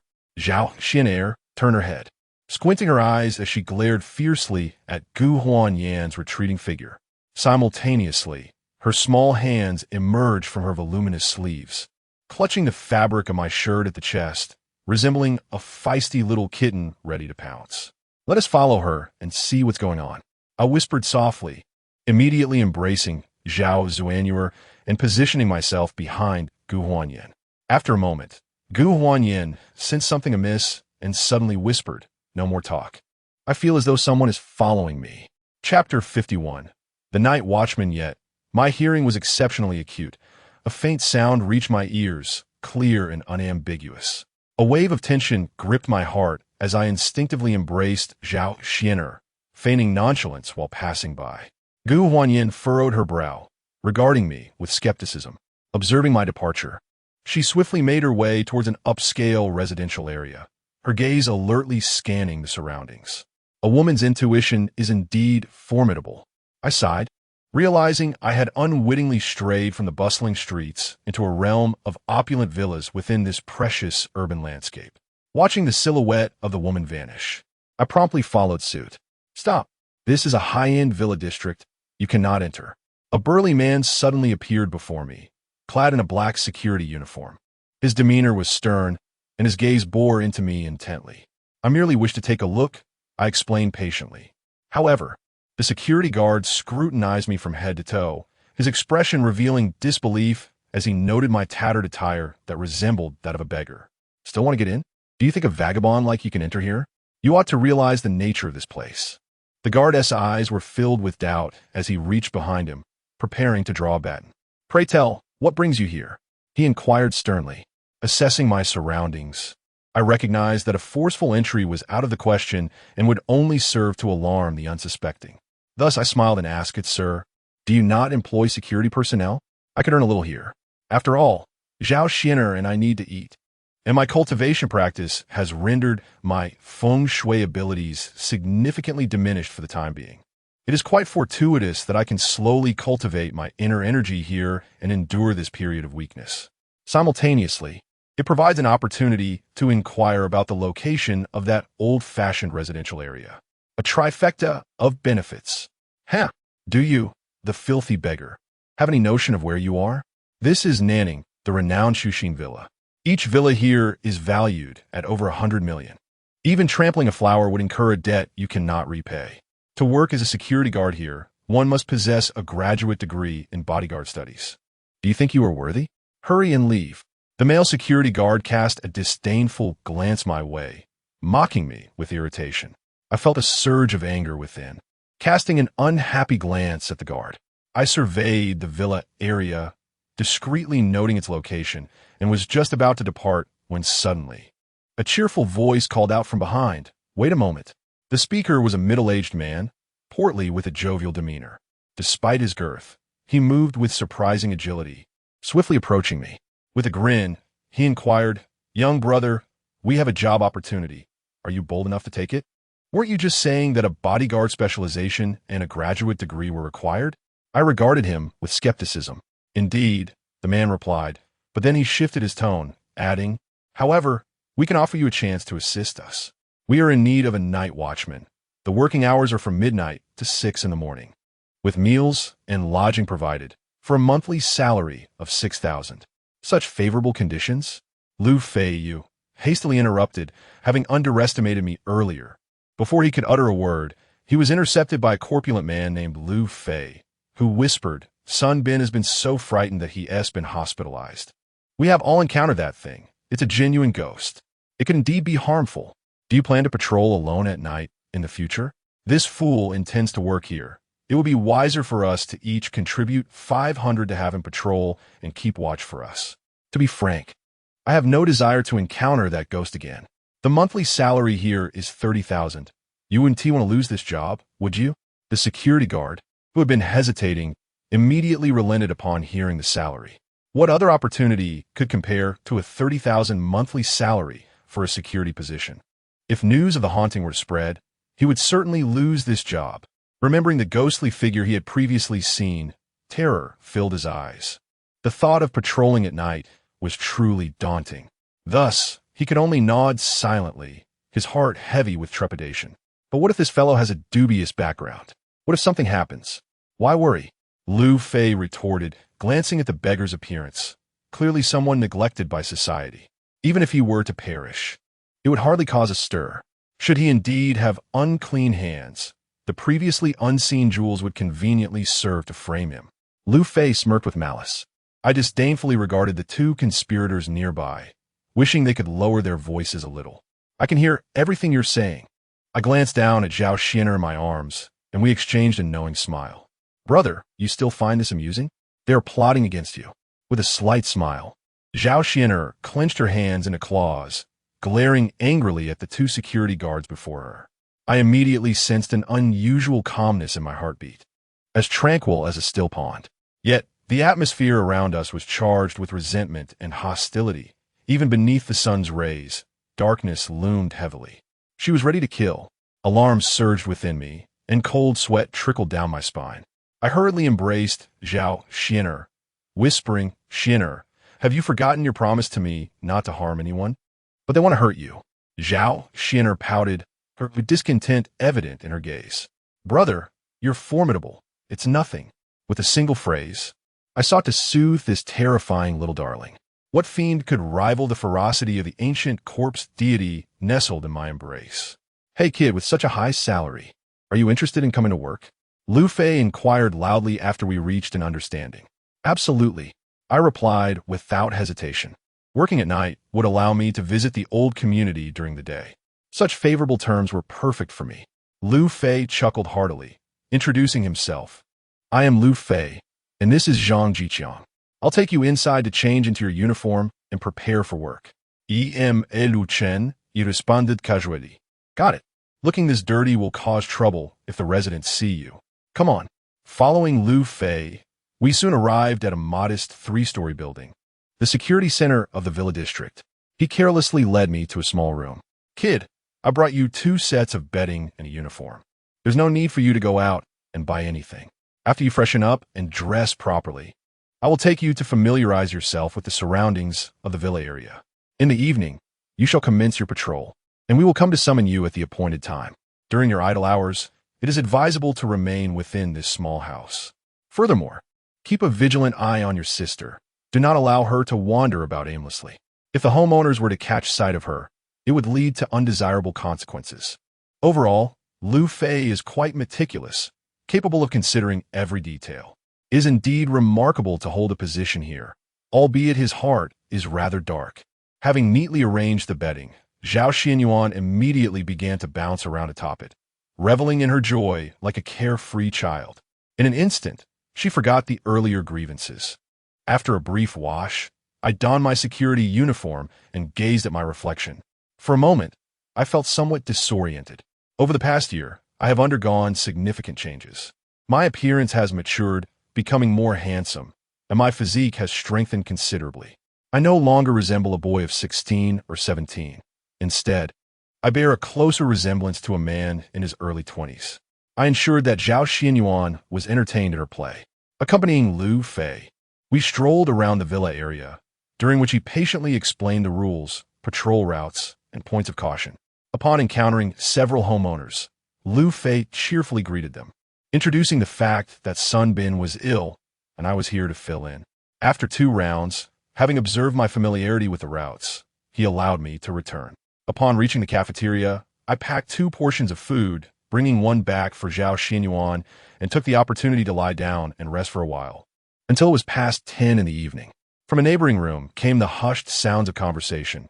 One voice belonged to Lu Fei, another to Sun Jiqiang, and a third voice, soft and laced with a hint of coldness, interjected with a sarcastic tone. Lu Fei, have you lost your mind? You expect each of us to contribute 500 to hire a beggar to keep watch for us?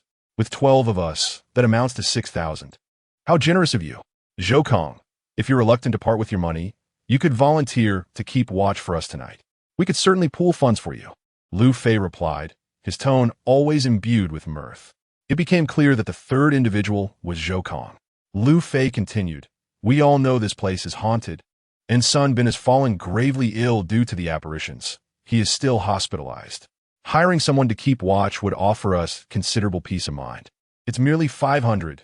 You could save that amount by skipping a couple of outings. Moreover, that 6,000 is literally a matter of life and death. Zhou Kong hesitated for a long moment before responding in a subdued tone. It's not that I am unwilling to contribute. Rather, 500 seems excessive. A beggar should suffice with a mere 100 as a reward. Besides, if something were to happen, it would be us who would have to deal with the aftermath. With that, Zhou Kong opened the door and approached them. Chapter 52. Patrol Lu Fei and Sun Jiqiang exchanged glances, their eyes brimming with disdain as they silently cursed the miserly nature of their companion before promptly following suit. The clamor of their quarrel was quite pronounced, and as fate would have it, I resided nearby, my senses unusually acute. Every word of their exchange reached my ears without omission. Furrowing my brow, I rose from my bed. Zhao Xian'er was already crouched behind the door, her gaze fierce and menacing as she fixed her eyes on the entrance. Her small hands had elongated by 10 centimeters, adorned with sharp, crimson nails. Behind her loomed the malevolent Chun Chun, his eyes bloodshot, equally fixated on the doorway with resentment. Although I had awakened Chun Chen's spirit, it possessed little capacity for independent thought. It merely mirrored Zhao Xian'er's actions, adhering to her lead. After all, following the big sister felt inherently right. With a sigh, I contemplated the potential consequences should Zhou Kong burst through the door, inciting trouble. A malevolent spirit child and a corpse deity could easily instill terror and lead to a gruesome demise. I sighed once more and approached the two little beings, intent on soothing their agitated emotions. Xian'er, Chun Chun, remember that you must not harm anyone. No way. If he dares to trouble my brother, I shall surely end him. Zhao Xian'er puffed her cheeks, her face a portrait of fury as she spoke indignantly. Rising, I consoled her, saying, you mustn't intervene. Allow me to handle them. Obediently, Zhao Xinyuan, visibly displeased with my resolute demeanor, settled on the bed with Chun Chun. Her little eyes darted around, and her legs swung restlessly as she quietly observed me. I turned my gaze around the room and noticed a strength training bar hanging in the corner, presumably left behind by a previous occupant. It was a device designed to enhance arm strength, one I had experimented with during my middle school days. I casually picked it up and tried it out. With a resounding bang, the wooden door was forcefully kicked open, and Zhou Kong stormed in, brimming with aggression. Clenching his fists, he glared at me with contempt, bellowing, you scoundrel, we VE changed our minds. We'll only pay you 1,200 a month. Take it or leave it. I squinted, calmly inquiring, what did you say? My hands swiftly bent the strength training bar, revealing the robust muscles in my arms. In mere moments, I had completed dozens of repetitions, my speed surpassing the eye's ability to follow. For me, bending that bar was astonishingly effortless. In an instant, Zhou Kang's eyes widened in disbelief as the arrogance drained from his demeanor. He stepped back, beads of cold sweat forming on his forehead, fearfully regarding me. Like a defeated chick, he hunched his shoulders, lowered his voice, and meekly stated, I merely came to see if you were comfortable here. He appeared deflated, akin to a punctured balloon. Lu Fei approached me, his eyes widening in astonishment at the strength training bar in my hands. Then he chuckled and introduced, this is Zhou Kong, little brother. You need not concern yourself with him. Everything we discussed remains unchanged. You are only required to keep watch at night. With that, he pulled Zhou Kong back into their room. After closing the door, Zhao Xianyuan expressed her dissatisfaction, glaring at me with indignation. Brother, didn't T even subdue him? A little intimidation would suffice. After all, he won T dare to lay a hand on me again. I replied, even if it came to blows, I am confident I could overpower these three. However, I may need to leave this place soon, as it wouldn't be advantageous to remain here. I must also investigate the relationship between Gu Huanyan and the woman in the black robe. Upon returning to the bedroom, the previously sullen son, Jiqiang, suddenly spoke up. That arm strength bar earlier was customized to 80 kilograms, right? Goodness. In his hands, it felt akin to me handling a mere 40 kilograms. Moreover, during our conversation, I counted, and he bent it over 200 times, averaging one every 3 seconds, all while maintaining a calm breath, not even breaking a sweat. That's an 80-kilogram arm strength bar. It's utterly terrifying. I could never manage it so effortlessly. To manipulate an 80-kilogram arm strength bar with such ease is the hallmark of a top-tier athlete. Among the three present, the most physically imposing was Sun Jiqiang, who typically handled 60 kilograms. Yet even that was far from effortless. Zhang Jiqiang marveled in admiration. Now I truly understand that there are always greater talents beyond our own. That fellow may not look impressive, but I never expected him to possess such strength. Lu Fei gazed at the panting Zhou Kong and mocked, always preying on the weak. You've finally encountered a formidable opponent. Zhou Kong, upon hearing this, was instantly consumed by a mix of embarrassment and rage, rising from his chair to roar in discontent. He merely possesses brute strength. He is nothing more than a reckless, uncouth man. If a confrontation were to arise, would I truly fear him? Sun Jiqiang scoffed disdainfully, retorting, is it truly so difficult to acknowledge another's strength? In a real fight, even if you landed 10 punches, he would remain unscathed. A single blow from him could send you sprawling. As he spoke, Sun Jiqiang promptly retrieved a 40-kilogram strength training bar from the wardrobe and commenced his practice. He spoke the truth. Among the three present, Zhou Kang's physique paled in comparison to that of the other two. Sun Jiqiang was the most robust, while Lu Fei, though portly, exhibited remarkable explosive power and endurance. In contrast, Zhou Kang's physique was the least impressive, his muscles merely inflated by substances, outwardly weak. His strength was even more lacking. Brute! Zhou Kong shouted in dissatisfaction before turning to leave. Sun Jiqiang, straining against the strength training bar, eventually sighed in disappointment after a considerable duration. This is impossible. I can barely bend a 40-kilogram bar, while that lad effortlessly bends an 80-kilogram one. It's exceedingly challenging. How does he train? In truth, I have not practiced much myself. My strength has been augmented by dragon blood and red fruits. Meanwhile, I lay on the bed, cradling the petite Zhao Xianer, who nibbled on a pear with her tiny hands, her curious eyes fixed on the television before her. In my hand, I held a remote, tirelessly searching for animated shows to entertain her. Brother, is what's inside the box the same as Chun Chun, a ghost? She turned her head to look at Chun Chun behind her, her curiosity evident in her voice. No, it's... I furrow my brow, realizing that I could not articulate an explanation at that moment. The knowledge was far too intricate for her understanding. Just then, Lu Fei arrived, knocking on the door of Lu Chun, ready for patrol. I'm coming.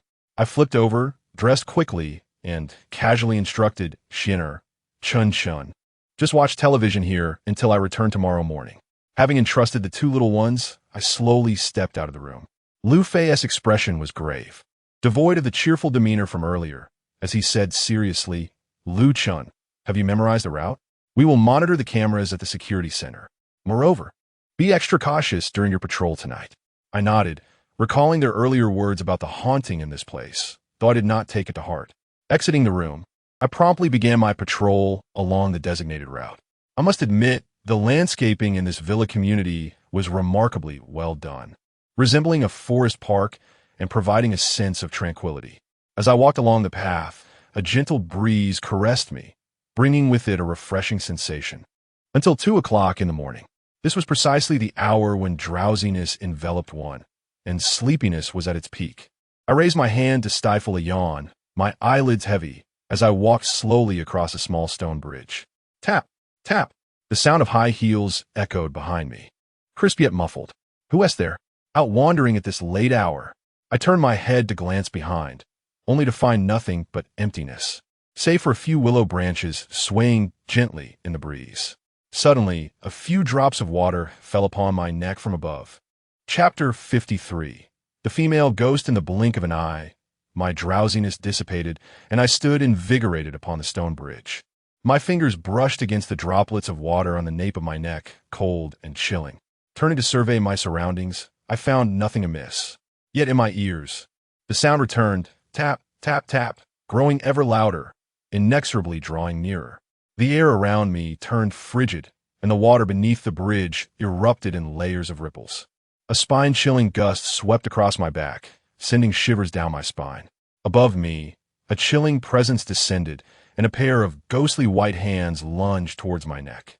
Simultaneously, a pallid face materialized before my eyes, its eyes bulging, exuding an aura of death. At my feet, a pair of red high-heeled shoes graced the ground. It was yet another striking female specter. Instantly, I declared with a steady voice, "How dare you, little ghost, attempt to harm others? Are you seeking death?" This was the weakest spirit I had ever encountered. I swiftly retrieved the Qingming bronze mirror from my bosom, inscribing a rune upon its surface with my fingertip, commanding seal. With a resounding poof, the rune failed to take effect, dissipating in my grasp. I employed my feng shui and divination techniques, glancing around me. Before my eyes, the energy appeared chaotic and indistinct. Surrounding me were 14 or 15 translucent strands, radiating golden light. The art of feng shui relies on harnessing the surrounding objects and energies to alter circumstances and invoke secret methods. When the energy is disordered, the feng shui techniques falter. These golden energies were products of my cultivation. Yet at this moment, they were obstructing my ability to wield the feng shui secrets. As the duration of my cultivation extends, the golden aura generated becomes increasingly potent. At that point, I shall be utterly incapable of utilizing the art of feng shui.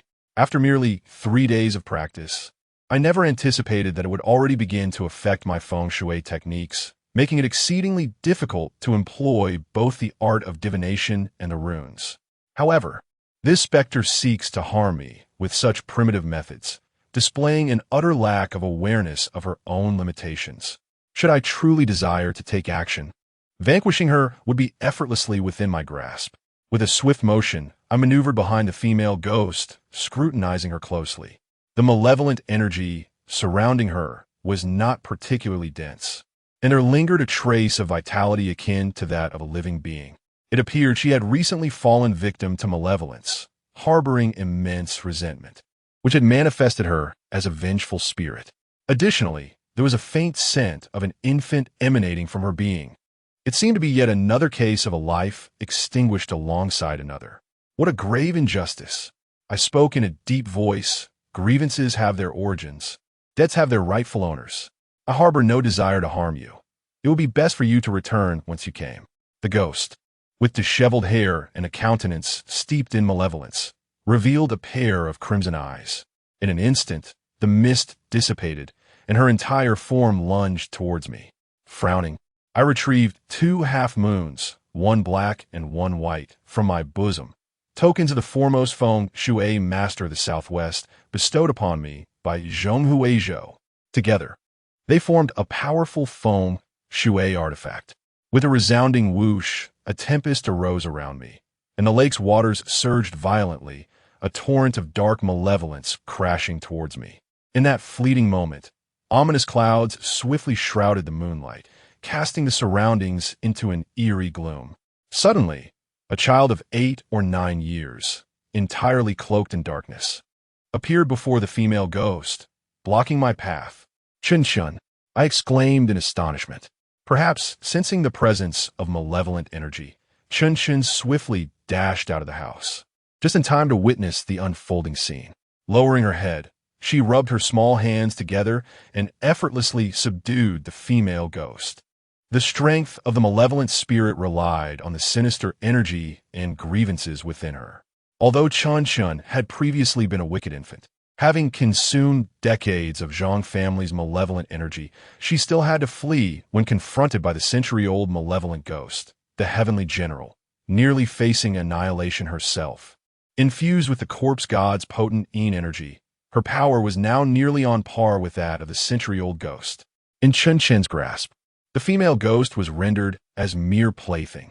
Suddenly, Chen Chen knelt down, performing 3 bows and 9 kowtows before me, her eyes brimming with pleading and yearning. The controlled ghost, her ethereal form nearly dissipating under the assault of the potent Yin energy, was filled with terror and fear in her crimson, malevolent eyes. Trembling in my presence, she immediately collapsed to the ground, bowing deeply in reverence. My heart softened, realizing that Chun Chun was interceding for the ghost, their fates intertwined, both sharing the essence of a single body with 2 souls.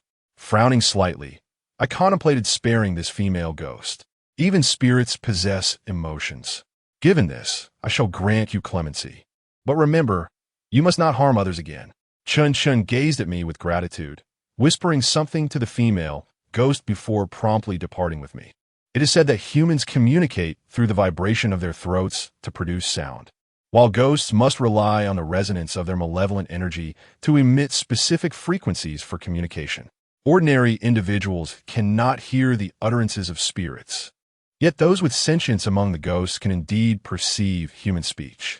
In the security center's monitoring room, Lu Fei covered his mouth.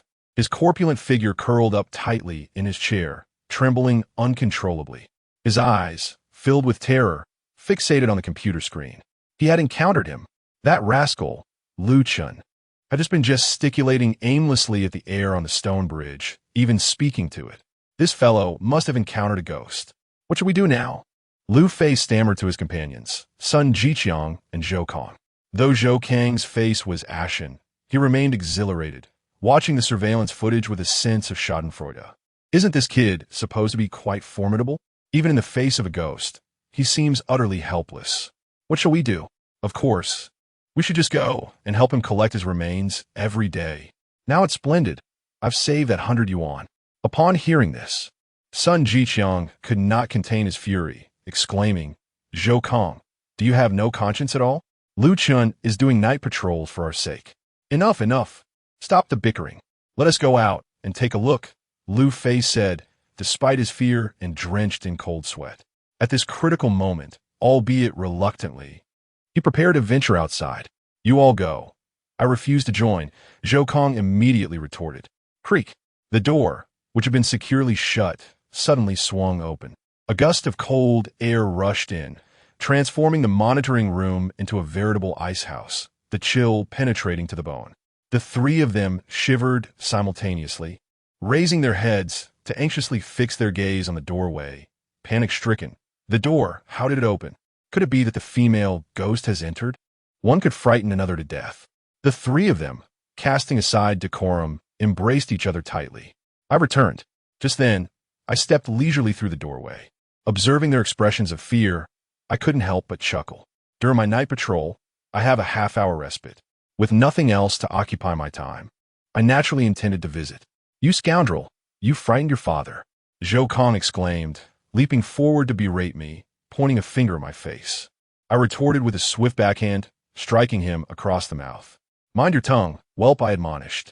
Otherwise, the next transgression will not be met with a mere slap. This was a lesson for his own benefit. You, Zhou Kang, clenching his fists, wiped the blood from his mouth, poised to charge at me. Sun Jiqiang cast a sidelong glance, arms crossed, ready to observe the spectacle. Lu Fei, however, with quick reflexes, restrained Zhou Kang, whispering, Settle down, you're no match for him. Upon hearing this, Zhou Kang deflated like a punctured balloon, releasing his grip and glaring at me.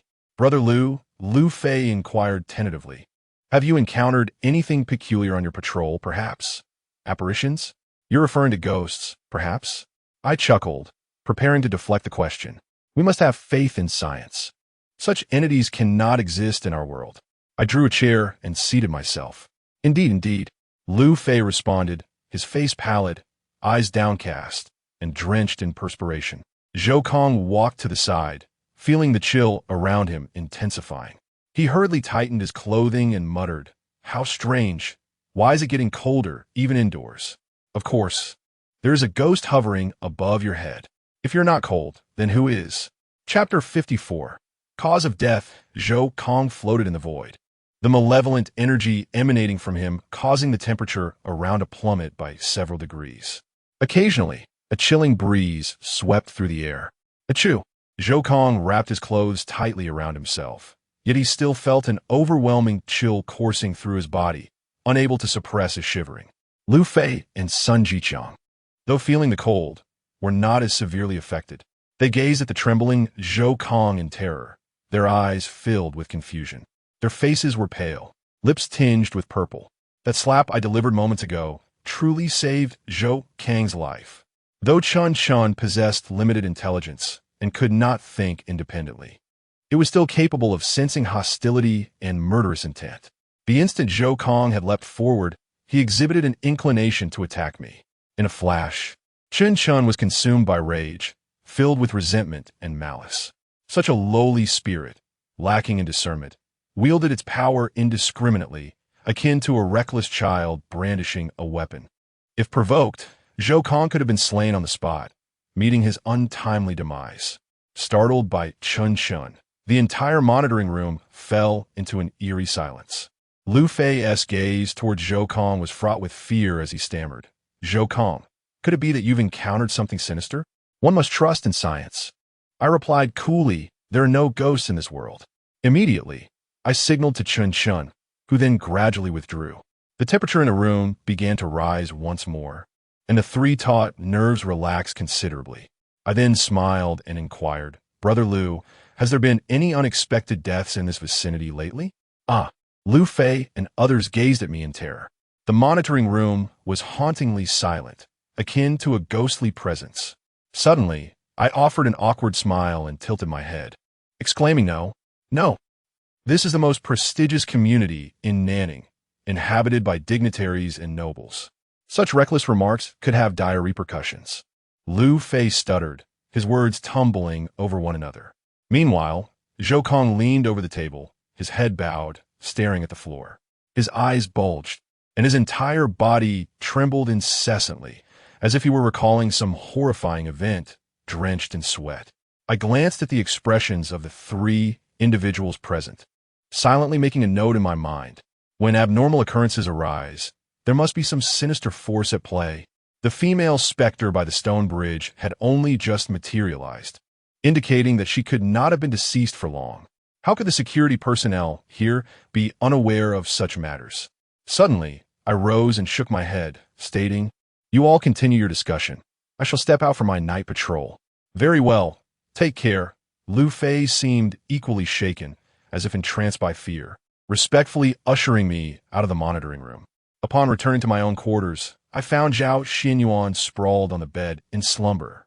I promptly tucked her in, turned off the television, and then proceeded to continue my patrol. In the monitoring room, Lu Fei exhaled heavily, as though he had just bid farewell to a plague. Sun Jiqiang looked up and asked, "Lu Fei, should we perhaps invite a sorcerer to investigate the situation? How can we proceed like this?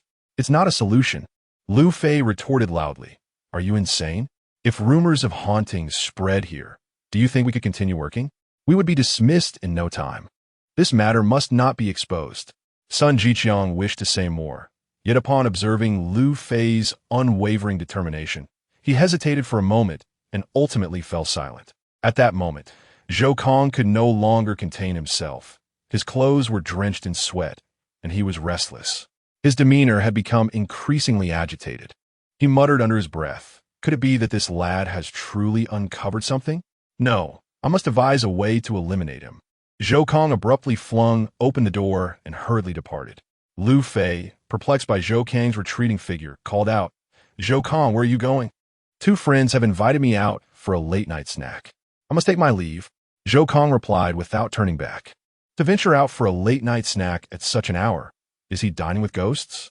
Upon uttering these words, a vision of the female ghost flashed in Lu Fei's mind, sending a shiver down his spine. Unbeknownst to him, he strolled leisurely along the quiet path. Earlier, He had felt drowsy, but the fright from the female ghost had completely dispelled his sleepiness. He was now brimming with vitality, patrolling while searching for Gu Huanyan's residence. As he passed by the stone bridge once more, he spotted the same female ghost fervently kneeling on the bridge, her hands clasped together, bowing in reverence. Ghosts worship the living for a reason. As he crossed the stone bridge, the female ghost continued her prostrations, murmuring something under her breath. Just as he was about to inquire, Chun Chun had already approached him. Alas, this ghostly child, deprived of a mother's love. Listening to the female ghost's tale, Chun Chun raised her small hand to wipe away her tears. Ultimately, she knelt before me, incessantly pleading for my assistance.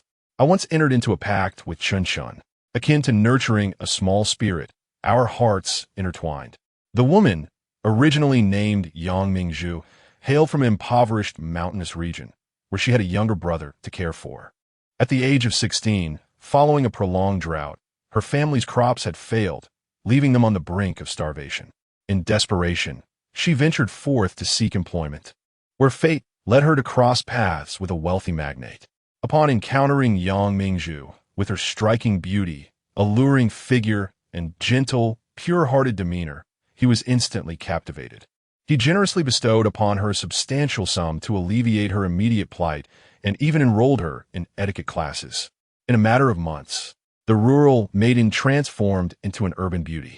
As time passed, Yang Mingzhu became the beloved mistress of the affluent man. Thus, 9 years slipped by, during which Yang Mingzhu led a life of obedience and decorum, confined within the home, awaiting the return of her benefactor to prepare meals and tend to his clothing. It was only recently that she discovered her pregnancy.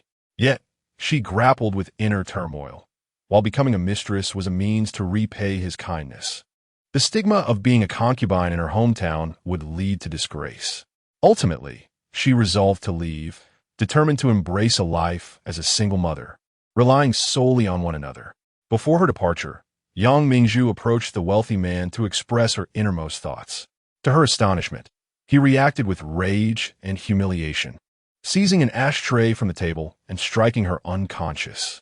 Fearing he had committed murder, panic seized him, and he callously discarded Yang Mingzhu into the waters of the lake before hastily fleeing the scene. Yang Mingzhu struggled to rise from the depths of the lake, only to encounter a security guard, whom she initially believed would rescue her. However, her body grew cold, and pain coursed through her abdomen, leading to her untimely demise. Alas, what a pitiable woman! Engaging in such deeds, what conscience could she possess? Even in death, this specter harbored no desire for vengeance against the wealthy merchant. Instead, her heart brimmed with hatred for the security guard who had wronged her and her child. Simultaneously, she clung to several obsessions, unwilling to undergo the cycle of reincarnation. Thus, she transformed into a vengeful spirit, preparing to exact retribution. In Yang Mingzhu's hometown, it is customary for the deceased to return to their place of origin for burial beneath the great tree at the village's rear. At this moment, her body lay submerged at the lake's bottom, and she was naturally reluctant to depart. Furthermore, over the years, the wealthy merchant had provided her with a monthly stipend, intended for her to spend. Yet, apart from setting aside a portion for her younger brother's education, she had never touched the funds. Now, she longed to allocate this money for her only brother's schooling. Ultimately, her desire was to find the one responsible for her demise. I instructed Chun Chun to inquire about the perpetrator. If given the opportunity, I could assist her in reporting the crime. But Yang Mingzhu shook her head in tears, unwilling to involve the authorities or harm the affluent man. In that moment of confusion, she had not discerned the identity of her assailant. Alas, what a predicament! I shook my head, suddenly reminded of Zhou Kang's peculiar demeanor and actions. Could it be that he was the culprit? Yet, Zhou Kang struck me as a coward who feared the strong. Would he truly dare to commit such an act? At this juncture, retrieving the body was out of the question. Firstly, I lacked proper identification. My presence in this community was only due to the discreet invitation of several security guards. Should a cadaver be retrieved, I would be remiss and potentially implicated as a suspect in a homicide. The likes of Liu Fei are hardly paragons of virtue. Indeed, they might endeavor to frame me, turning the tables to their advantage. As a mere temporary employee, I am expendable, a scapegoat to bear the blame. Therefore, I can only covertly investigate the culprit on your behalf. I reluctantly acquiesced. Within the surveillance room, Liu Fei, observing my peculiar agitation, swallowed nervously, his trepidation palpable. What is it? Have you encountered another specter? Just then, the telephone on the desk emitted a sudden ring. Liu Fei was startled, his spirit seemingly leaving his body as he leapt from the chair, visibly shaken. Upon recognizing the source of the sound, he gingerly answered the call. Hello. Simultaneously, the walkie-talkie in my chest vibrated abruptly. Upon answering, I was met with an urgent voice, none other than Liu Fei himself. Liu Chun, hasten to Villa 3. The owner reports a sudden infestation of rodents emerging from the bathroom drain. Proceed immediately to safeguard the proprietor. Chapter 55. It is you, Liu Fei, in a state of agitation and perspiration, urged me incessantly. Thus, I could only acquiesce swiftly, responding, All right, I shall make my way there immediately. Furrowing my brow, I whispered to the female ghost, In this matter, I can only act within my capabilities. The ghost prostrated herself on the ground, repeatedly bowing in gratitude, her gaze earnest. Time was of the essence. I hastened towards the center of the villa complex. The villas here were numbered in a manner that radiated outward from the center, forming a circular arrangement. Villa number 3 was situated precisely at the heart of the community. Upon arriving at the villa, I was met with piercing screams and wretched cries emanating from within. The sounds were steeped in despair, yet they soon dwindled into feeble moans. The surrounding villas gradually illuminated with white lights. My brow furrowed further as I dashed to the entrance, only to find the door firmly shut. Scanning the area, I noticed a window ajar on the second floor. Without a moment's hesitation, I clambered through the window. Inside was a girl's room, adorned with sky-blue bed linens, charming and demure dolls, and an array of floral-patterned dresses. A familiar scent wafted through the air, the delicate fragrance of magnolia. It was faint, yet unmistakable. Could it be that Gu Huanyan resided in this villa? Surveying the room, I found no one else present. I followed the sounds to the bathroom on the first floor. There, I beheld a familiar figure. It was Gu Huanyan.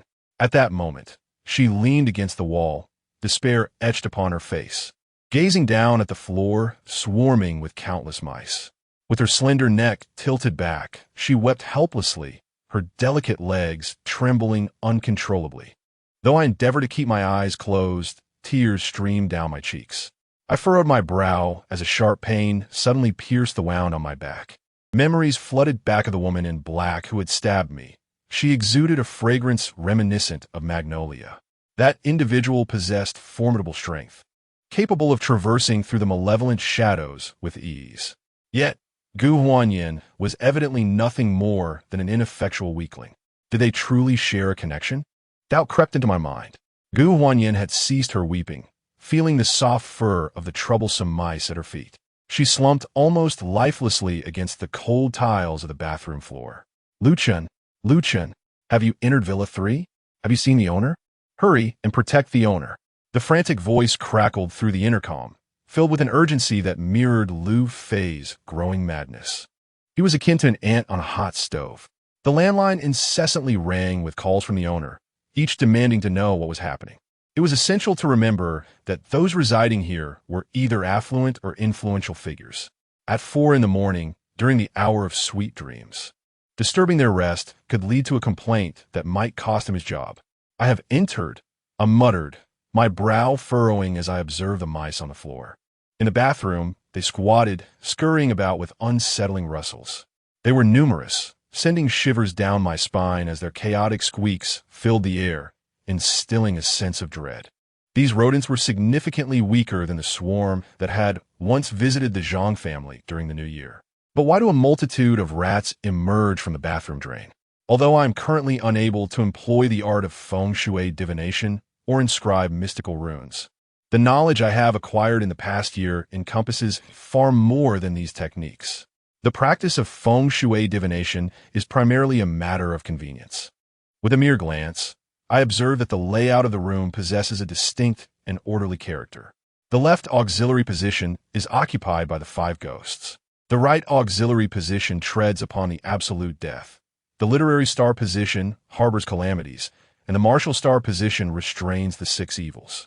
It can be said that all 4 auspicious positions within this dwelling are saturated with ominous energies and peril. This residence not only attracts an array of creatures such as rats, birds, insects, snakes, and ants, but over time, it accumulates malevolent spirits as well. This results in the owner being unable to find peace. Furthermore, the master of this abode is also affected by the feng shui arrangement, leading to a drastic alteration in character, causing those beneath him and those nearby to either become ineffectual or rebellious. However, the congregation of rats in the drain signifies that misfortune has only just begun. It appears that someone is targeting this woman, Gu Huanyan. Recalling the intricate locking dragon formation laid out by the woman in the black robe at Xiaogu, its complexity is undoubtedly a marvel of the world, one that even masters cannot replicate. As for the formation within this room, alas, is beyond words. Even a novice in the feng shui realm, provided they have studied diligently, could arrange a better formation than this. If one possessed even a modicum of strength, Gu Huanyan would surely meet her demise this very night. I made my way to the living room, casually gathered a few garments, and proceeded to the kitchen to ignite the gas. The pure cotton fabric immediately blazed into a fierce fire. I then entered the bathroom and carelessly tossed the pure cotton clothing onto the floor. Squeak, squeak, squeak. The mice on the floor were thrown into disarray, scurrying about in a frenzy. This bathroom was the site of ominous energy, influenced by the currents of feng shui. These mice believed it was their rightful home. The fiery clash of 6 calamities. A blaze not only instilled primal fear within these creatures, but also led them to believe that I had incinerated their dwelling, sending them fleeing in terror, ensuring they would not return in haste. The mice squeaked and hastily retreated from the sewers and the toilet. Yet, after 3 to 5 days, some would inevitably return. Currently, Gu Huanyan, draped in a bathrobe, huddled in the corner. Her pale arms sheltered her head as she buried her face deeply into her knees. Weeping quietly with closed eyes, I gently patted her shoulder. Suddenly, a loud scream startled me, causing me to retreat in alarm, my heart racing. My ears buzzed, resembling a swarm of bees incessantly fluttering about. "Do not kill me. Do not kill me." Gu Huanyan sobbed softly on the floor. "It is I. I have come to rescue you," I replied gently. Only then did Gu Huanyan cautiously lift her head, gazing at me with horror. Her eyes, glistening like teardrops on a pear blossom, and her cheeks flushed with crimson, portrayed a picture of utter vulnerability, her expression filled with frantic terror. It evoked an irresistible urge to gather her in my arms, to whisper soothing words, to care for her and protect her. For a moment, I found myself momentarily entranced. A mischievous idea suddenly flickered in my mind as I fixed my gaze upon her. This woman is intricately connected to the one who has stabbed me in the back. With a sudden smile, she exclaimed loudly, "Ah!" At that moment, Gu Huanyan was still overwhelmed with fear, her entire being shook violently, and she knelt on the ground. Her eyes widened in shock, tears instantly cascading down her cheeks. With her eyes closed, she began to sob softly. Between her cries, she pitifully remarked, "Why are you shouting so loudly? You frighten me." It seemed that with my abrupt outburst, the terror that had been bottled up within Gu Huanyan was suddenly unleashed. If she did not allow herself to weep, the haunting image of a multitude of rats, along with the fear and despair she had felt, would forever linger in her heart. Continuing in this manner would inevitably lead her into a state of madness. Her body gradually withered, ultimately transforming into a psychological affliction. This was, in fact, beneficial for her. Now, her cries lacked the previous hoarseness, despair, and intensity of her pleas for help. I stood quietly by, observing her. After a brief moment, Gu Huanyan gradually ceased her weeping, and the fear within her dissipated significantly. Kneeling on the ground, she looked up at me and softly said, "Thank you. No need. No need." I waved my hand, preparing to leave. However, suddenly, Gu Huanyan furrowed her brow, trembling as she rose from the ground and hastily approached me, curiously examining me from head to toe. Leaning closer, she inquired, "Haven't we met somewhere before?" In that instant, my heart tightened. Just yesterday afternoon, I had followed Gu Huanyin for a while, and ultimately, she had become aware of it. My mind raced, yet my expression remained unchanged as I retorted, "Do you say such things to every handsome boy you encounter? You scoundrel." It suddenly dawned on me that you were indeed that scoundrel. Gu Huanyin swiftly emerged from her earlier fright, her delicate, fair fingers pointing at me as she weakly uttered, her voice dwindling, revealing a growing sense of panic within her. Chapter 56. The Gu family villain? I frowned at her. Such a characterization of me seems rather inappropriate. I have previously saved the entire southwestern region from calamity, while you, a wicked woman, conspired to unleash the corpse god, endangering the southwest. You even stabbed me in the back. Please do not approach. Gu Huanyin whimpered, retreating continuously. She clasped her hands over her chest and kept her head bowed, unwilling to meet my gaze. "My dear, you have mistaken me for another," I replied. "I am now merely a diligent security guard." With a sigh, I resolved not to alarm anyone or draw undue attention. After her shower, the fragrance of magnolia that lingered on Gu Huanyin's body had diminished considerably. Even if she were not an accomplice of the woman in the black robe, she must have had some contact, for otherwise she would not carry that lingering scent. Gu Huanyin, visibly discontent, muttered softly, "A security guard is a security guard. But whether he is diligent or not, I cannot ascertain." The way she pouted was rather endearing. I had heard that she was the president of a certain company at the tender age of 17. Yet, at that moment, I was disinclined to engage with her further. I hastily concocted an excuse. "As security guard, I shall assist you in inspecting the other rooms for any signs of rodents." With that, I turned and slipped away, proceeding to search the living room and bedroom with abandon. This was a standalone villa with 3 floors above ground and 2 below. There were numerous rooms, and after a thorough examination, I found no other suspicious signs until I reached the shoe cabinet by the entrance. There, I discovered a pair of black high-heeled shoes, several sizes larger than Gu Huanyin's feet. Clearly, these were not her shoes. In a hushed tone, I inquired, "Do you reside in this villa alone?" Gu Huanyin cast a doubtful glance in my direction, her anxiety prompting her to take a few steps back before she responded, "Yes, I only moved in recently." "Please, don't harm me. Recently moved in, you say? Then, are these shoes yours?" I questioned, my curiosity piqued. "Why do you ask about the shoes?" Gu Huanyin's demeanor shifted, her wariness evident. "Aren't you searching for a mouse? Why the sudden interest in footwear?" "Ah, they simply caught my eye, and I was curious," I replied nonchalantly. The scent emanating from the shoes was an intoxicating fragrance of white magnolia, overpowering even the lingering essence of the dark-clad woman who had attempted to take my life. It was nearly impossible to disregard. "Those belong to my aunt. It's nothing. You should leave now." Gu Huanyin waved her hand dismissively, effectively issuing an eviction notice. I offered a slight smile, issuing a playful warning, "Be careful. There might still be a mouse around."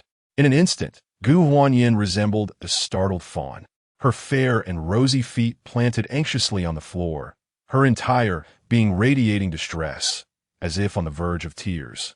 "Rest assured, there are no mice here now. You can feel safe residing here," I reassured her. After all, I had already conducted a thorough search, and aside from the pair of high heels, I had uncovered no further clues. However, my list of suspects had expanded to include Gu Huanyin's aunt. Having gathered this information, I contemplated returning to investigate this woman. "Wait, please." Gu Huanyin's face flushed crimson as she stammered. "Could you perhaps patrol the vicinity? I still feel a bit frightened."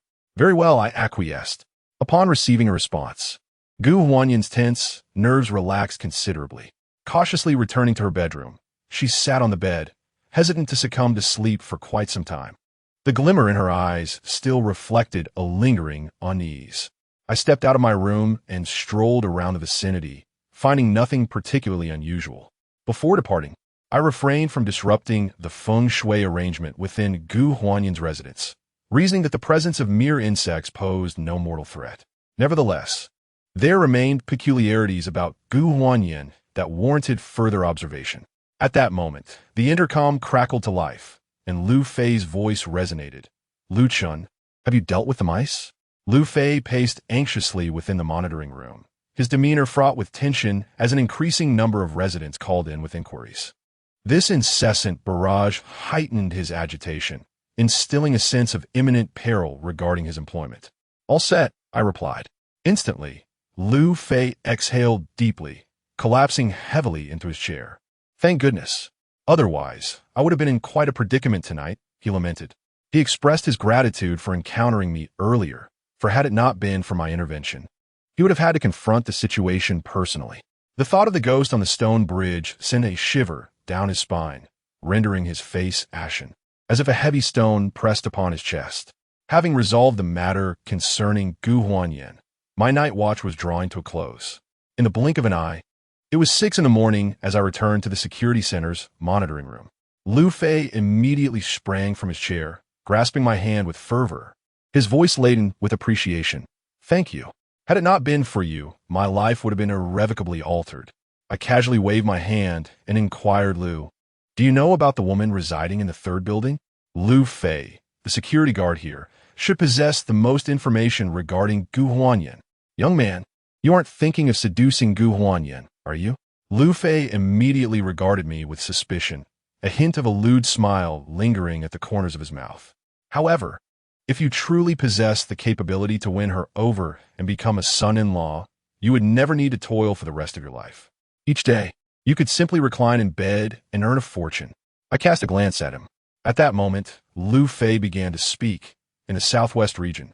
The title of wealthiest individual often fluctuates. Nonetheless, there are only 3 dominant commercial forces: Long City of Longxing Tower, the Gu family in real estate, and the Bai family controlling the healthcare industry. Gu Hongyan is the leading figure in Southwest real estate, the daughter of the Guam family. It is said that just a few days ago, she was designated as the heir of the Gu family for this generation. At merely 17, she has become the president of a billion-dollar conglomerate. Her current net worth is already in the hundreds of billions. Shuxin Bun, where we are, is developed by the Gu family. In fact, we are all employees of their enterprise. However, don't set your sights on Gu Huanyan. She is destined to remain unmarried for life.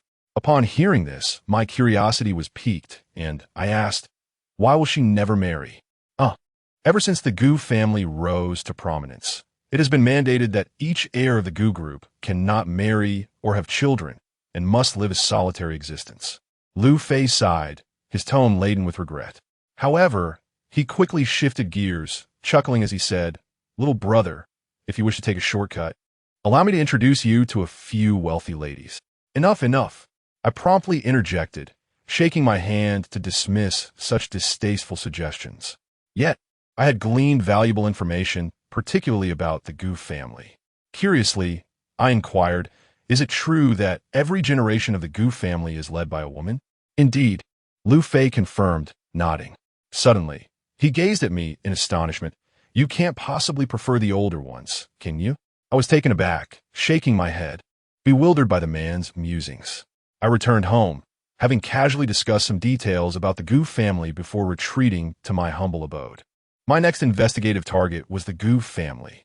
Upon returning to my residence, I found Zhao Xianyuan still peacefully asleep, her legs restlessly kicking the covers aside.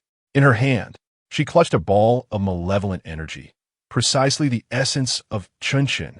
After freshening up, I retrieved some breakfast from the dining hall and roused Zhao Xianyuan, enjoying a delightful meal together. Meanwhile, in a narrow alley, Zhou Kong staggered, reeking of alcohol, as he ambled about. Clutched in his hand were fine cigarettes and exquisite liquor, his demeanor overly respectful. Draped over his shoulder was a robust man with slanted eyes, a scarred face, and a distinctive mark between his brows resembling an eye. Brother Tian, you must help me this time, Zhou Kong implored, his gaze filled with trepidation. This man was a formidable ally of Longcheng, possessing exceptional skills and knowledge of exorcism and ghost-catching techniques. Should he take action to expel a mere Lu Chun, it would be a matter of utmost ease. A mere trifle. Rest assured, this task shall be entrusted to me, Tian Ge.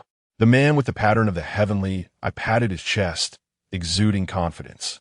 With a hearty slap of his chest, Yang Tian exhaled a cloud of alcohol-laden breath. All you need to do is help me drive that brat away, and I shall reward you with 20,000 a month, in addition to his salary of 6,000, which I shall also relinquish to you. Zhou Kong gritted his teeth, feeling a pang of regret. Who would have thought this usually stingy fellow would be so generous this time? Have you been possessed by a spirit? Chapter 57.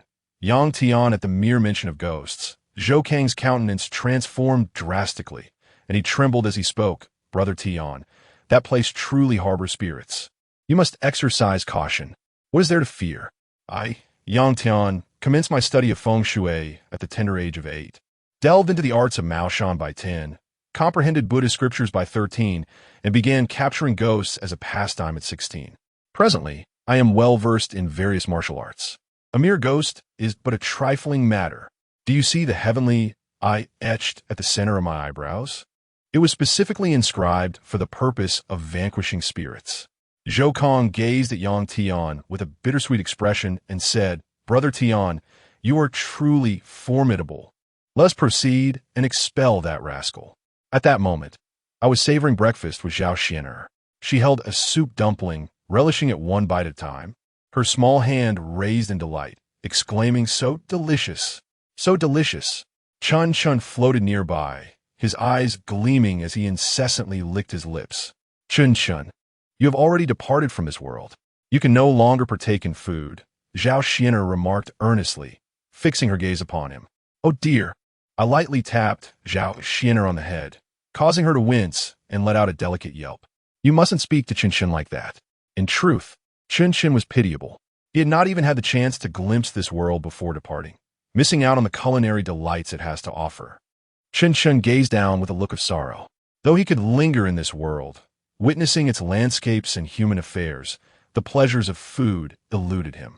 Suddenly, as Zhao Xian'er and I continued our breakfast, the iron door behind us was forcefully kicked open, unleashing a potent aroma of alcohol that wafted into the air. I wrinkled my nose and turned a glance at the entrance. Zhou Kong and Yang Tian stood there, intoxicated and with malevolent expressions. Yang Tian, upon catching sight of Zhao Xian'er, who was enjoying her breakfast, suddenly lit up with a lewd grin and exclaimed, Ah, I didn't expect there to be a lowly here. She's my absolute favorite. He forcefully shoved Zhou Kong aside and stumbled towards Zhao Xian'er, arms outstretched, aiming to scoop her up. In that instant, my countenance shifted dramatically. Of all the people to provoke, why must it be this formidable entity? Zhao Xian'er, holding a small steamed bun, tilted her head in curiosity, yet beneath her feet, dark malevolent energy swirled, forming a layer of frost upon the ground. The temperature in the room plummeted instantaneously, as if winter had encroached upon us. Despite this, Yang Tian remained oblivious, increasingly exhilarated, with a lascivious grin plastered across his face. Come here, Uncle will hug you. In a flash, I sprang to my feet, aimed a punch directly at Yang Tian's nose, and unleashed all my strength. Bam! Yang Tian was sent flying like a rag doll, crashing into the wall, causing the plaster to crumble and cascade down. His nasal bone shattered, and crimson blood streamed down his face. Soon enough, the light in Yang Tian's eyes gradually returned, revealing that he had indeed trained in some martial arts. In the southwest region, there was someone daring enough to lay hands on my elder brother. Have you lost your mind? My elder brother's elder brother is none other than the illustrious Lord of Longshan. You dare touch me? You are courting death. Hurry up and come here to apologize to me. Longshan? An old acquaintance indeed. Wiping the blood from his nose, Yang Tian stood unsteadily. He retrieved a switchblade from his pocket, twirling it in his hand as if holding a winning ticket. At this moment, I had to suppress my own rage.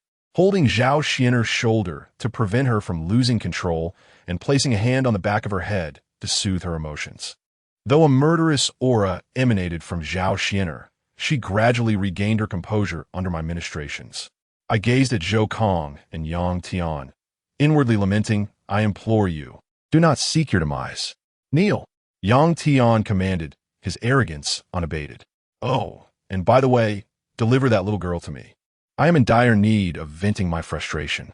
If you allow me a few nights of amusement, I might consider sparing your life. Otherwise, I swear I will end you today." Instantly, an inexplicable fury surged within me. How could he even contemplate harming a child like Zhao Xian'er? He was nothing short of beast. Why did such scum insist on provoking me? Was life not precious to them? I am giving you a chance. Leave immediately.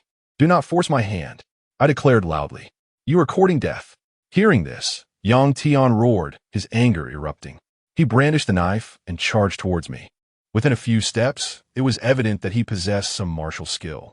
His speed was considerable, and the blade aimed directly at my neck. Within a single move, he dared to seek my life. How could I endure such audacity any longer? I bent low to evade, swiftly maneuvering to Yang Tian's side, and delivered a fierce punch to his chest. Simultaneously, I grasped his arm tightly, like an iron hoop, ensuring his complete subjugation. With my other hand, I seized his hair, relentlessly smashing his head against the wall. I am a man who has evaded death, even under the most cunning blades of Yang Qianxue. Although Yang Tian has practiced some techniques, they are utterly feeble in comparison to me. Bang! Bang! The resounding blows echoed like muffled hammers striking the heart. The entire wall crumbled, layers of plaster falling away to reveal patches of crimson bricks, fissures splitting the surface. Neil, do you think you are worthy to wish for my demise? Do you possess such power? I incessantly questioned, striking without mercy. In the blink of an eye, Yang Tian's head was a gory mess, his eyes swirling with stars. Brother, I was wrong. Please let me go. I'm sorry. I beg you, spare me. I truly made a mistake. Yang Tian, in my grasp, resembled a lamb awaiting slaughter. Meanwhile, Zhou Kong, once intoxicated, had regained his senses, his legs weakening, lips trembling. Leaning against the wall, he gazed at me in stunned disbelief. Beads of sweat trickled down his forehead, a portrait of fear and anxiety. How could this happen? Even Yang Tian is no match for this wretched brat. Moreover, Yang Tian was instantly subdued, utterly defenseless in my grip, still pleading for mercy. Lu Chun, cease at once. Do not bring calamity upon us here. Lu Fei, with his corpulent figure, swiftly approached my side and admonished me. I glanced at Yang Tian in my grasp, his head drenched in crimson. Lu Fei furrowed his brow, reproaching me. This is an upscale community, inhabited by dignitaries and aristocrats. Should any incident occur here, even we would be unable to shield you. Halt your actions immediately. In that fleeting moment, Zhou Kong appeared as if he had found savior. He stumbled forward in haste, pointing at me, his words tumbling out in a frantic manner. He struck someone? It took him an eternity to articulate those few words.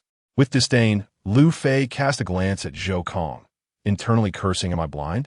Zhou Kong, how dare you bring such riffraff into this place? Do you wish to jeopardize your livelihood? Without delay, he pressed on with his inquiries. This is Yang Tian, Zhou Kong replied, his expression a tumult of fear. What? Lu Fei's countenance shifted dramatically, his composure shattered. He hastily approached me, reverently assisting Yang Tian to his feet, meticulously wiping away the bloodstains. In an instant, Lu Fei drew in a sharp breath. Lu Chun, you have landed yourself in grave trouble.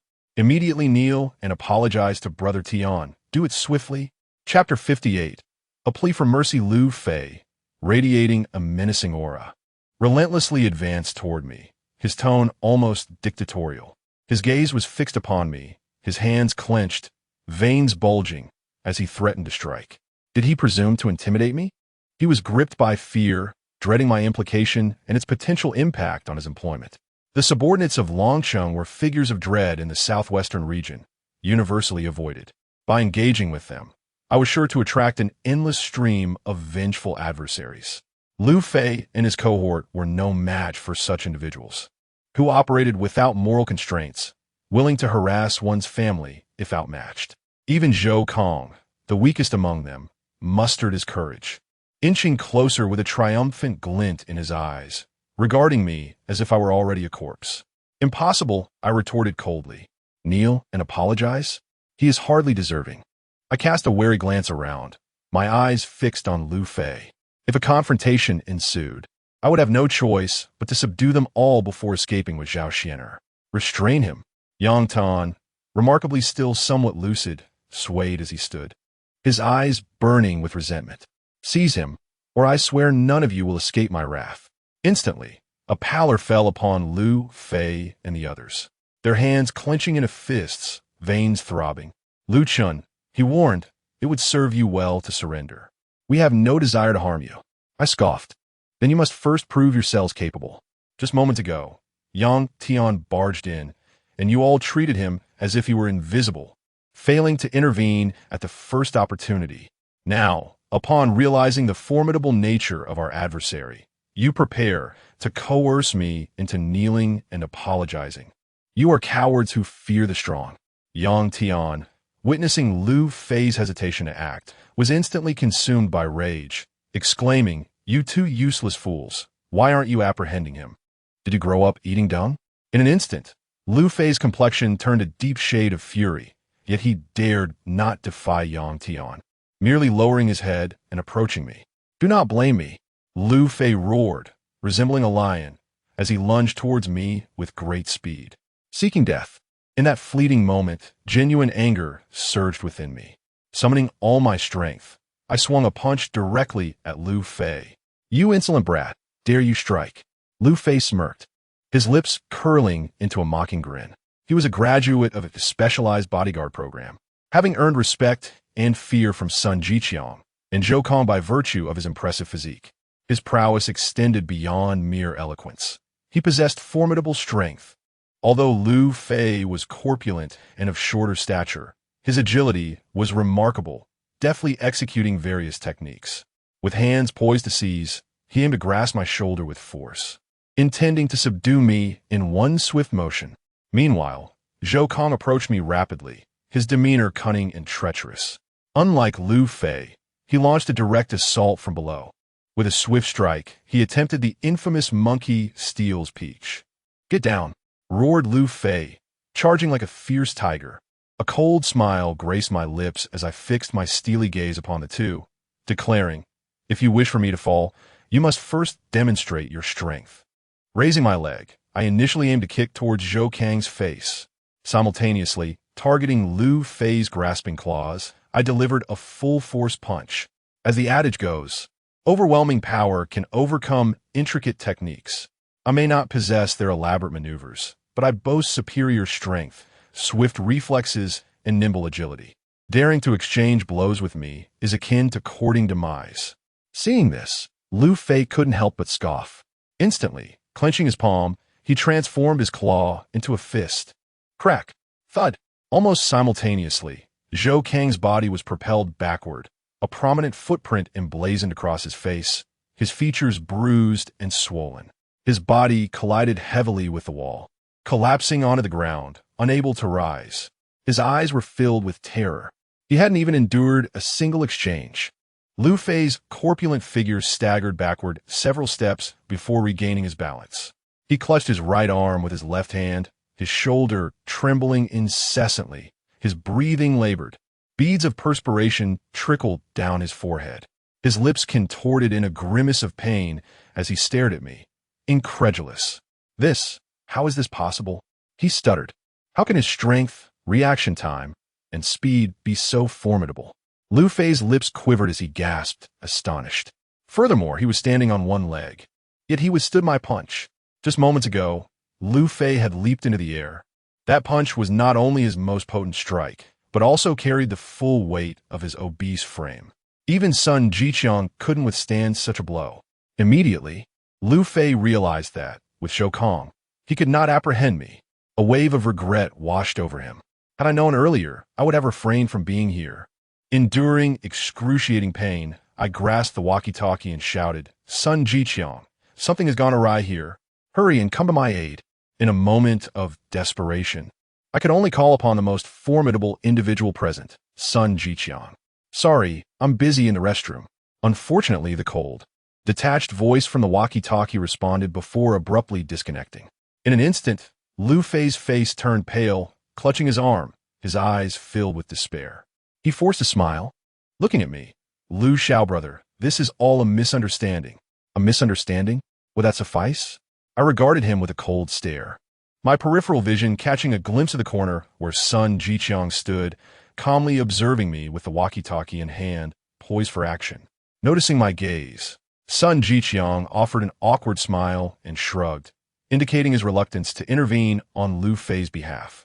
He was well aware that, with his strength, he could not contend with me. Very well. I turned to Lu Fei, stepping closer with a chilling tone. I questioned, a misunderstanding? Raising my hand, I delivered a resounding slap across Lu Fei's face.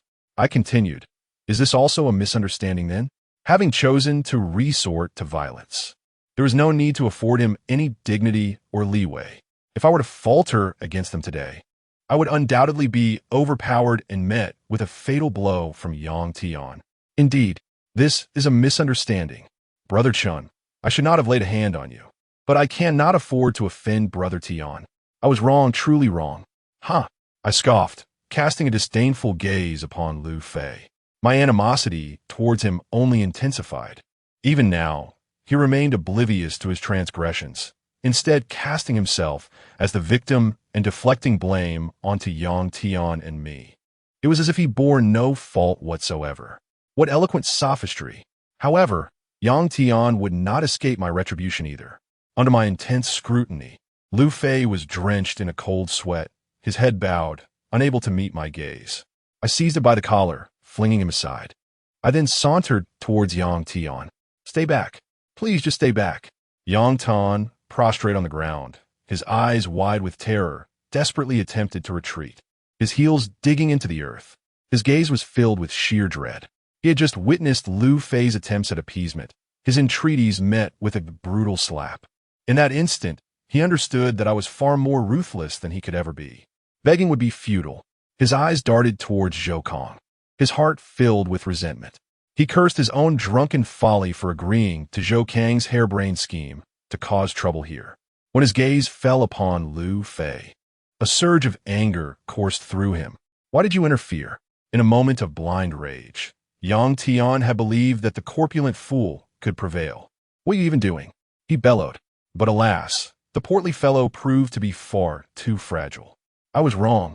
Brother, I was truly mistaken. If not for me, then at least for the sake of the Dragon Lord, grant me clemency. Chapter 59. Blame. I turned to see that it was Sun Jiqiang who had arrived. With a resigned smile, he remarked, Yang Tian is associated with Dragon Yi, a figure of considerable influence. It would be unwise to escalate matters further, as it could complicate your situation. No matter what, you cannot resort to extreme measures, can you? After all, this is merely a misunderstanding. We should all take a step back. The blame lies with Zhou Kong. Were it not for him, we would not have reached this impasse. You should release them.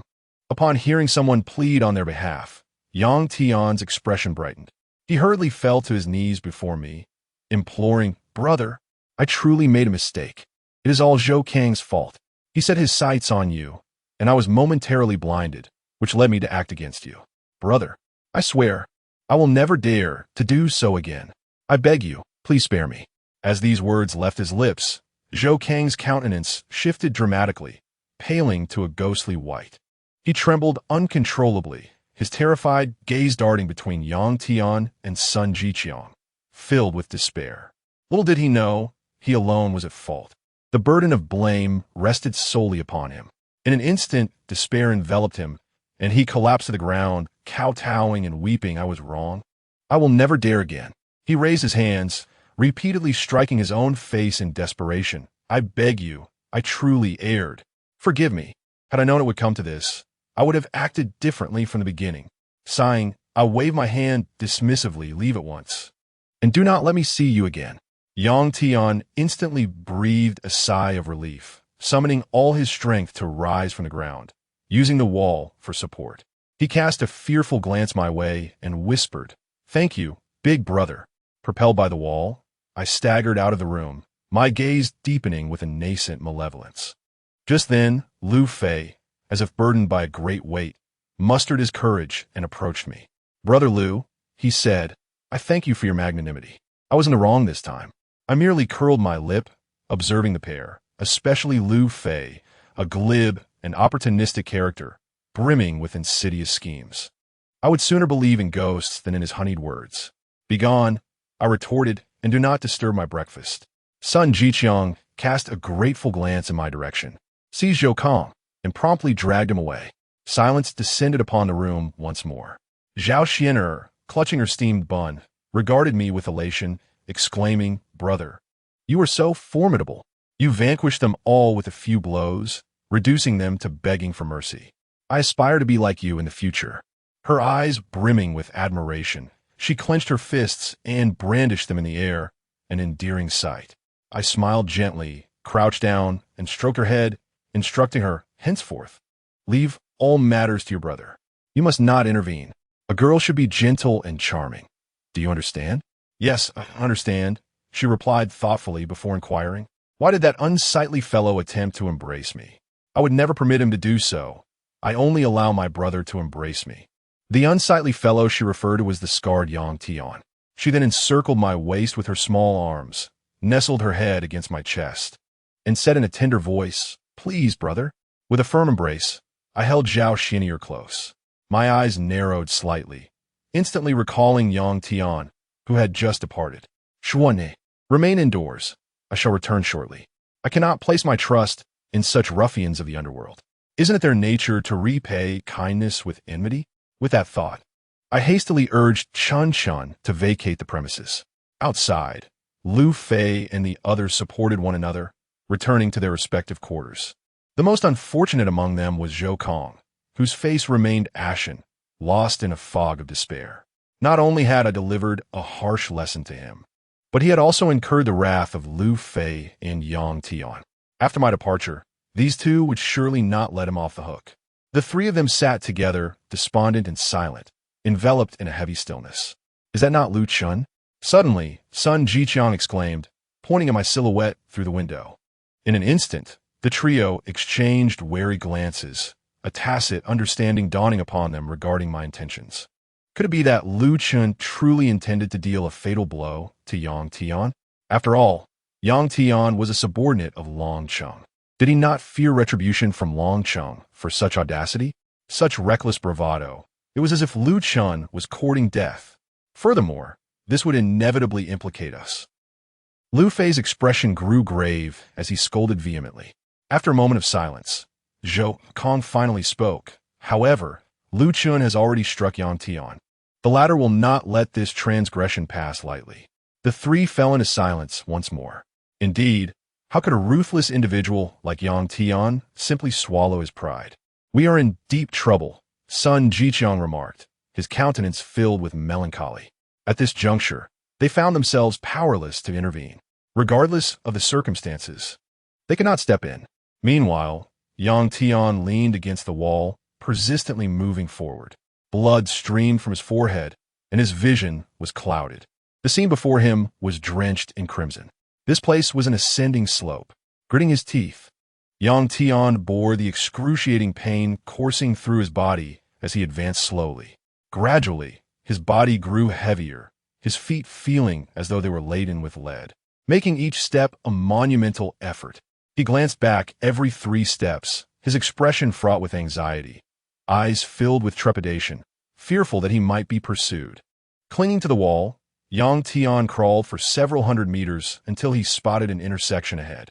The dawn had broken, and the sun was beginning to rise, casting a golden glow upon the crossroads. As Yang Tian beheld the junction, he felt a sudden lightness, a faint smile gracing his lips, shaking his head in resignation. He mused to himself, "That fellow is indeed short-sighted and lacking in strategy.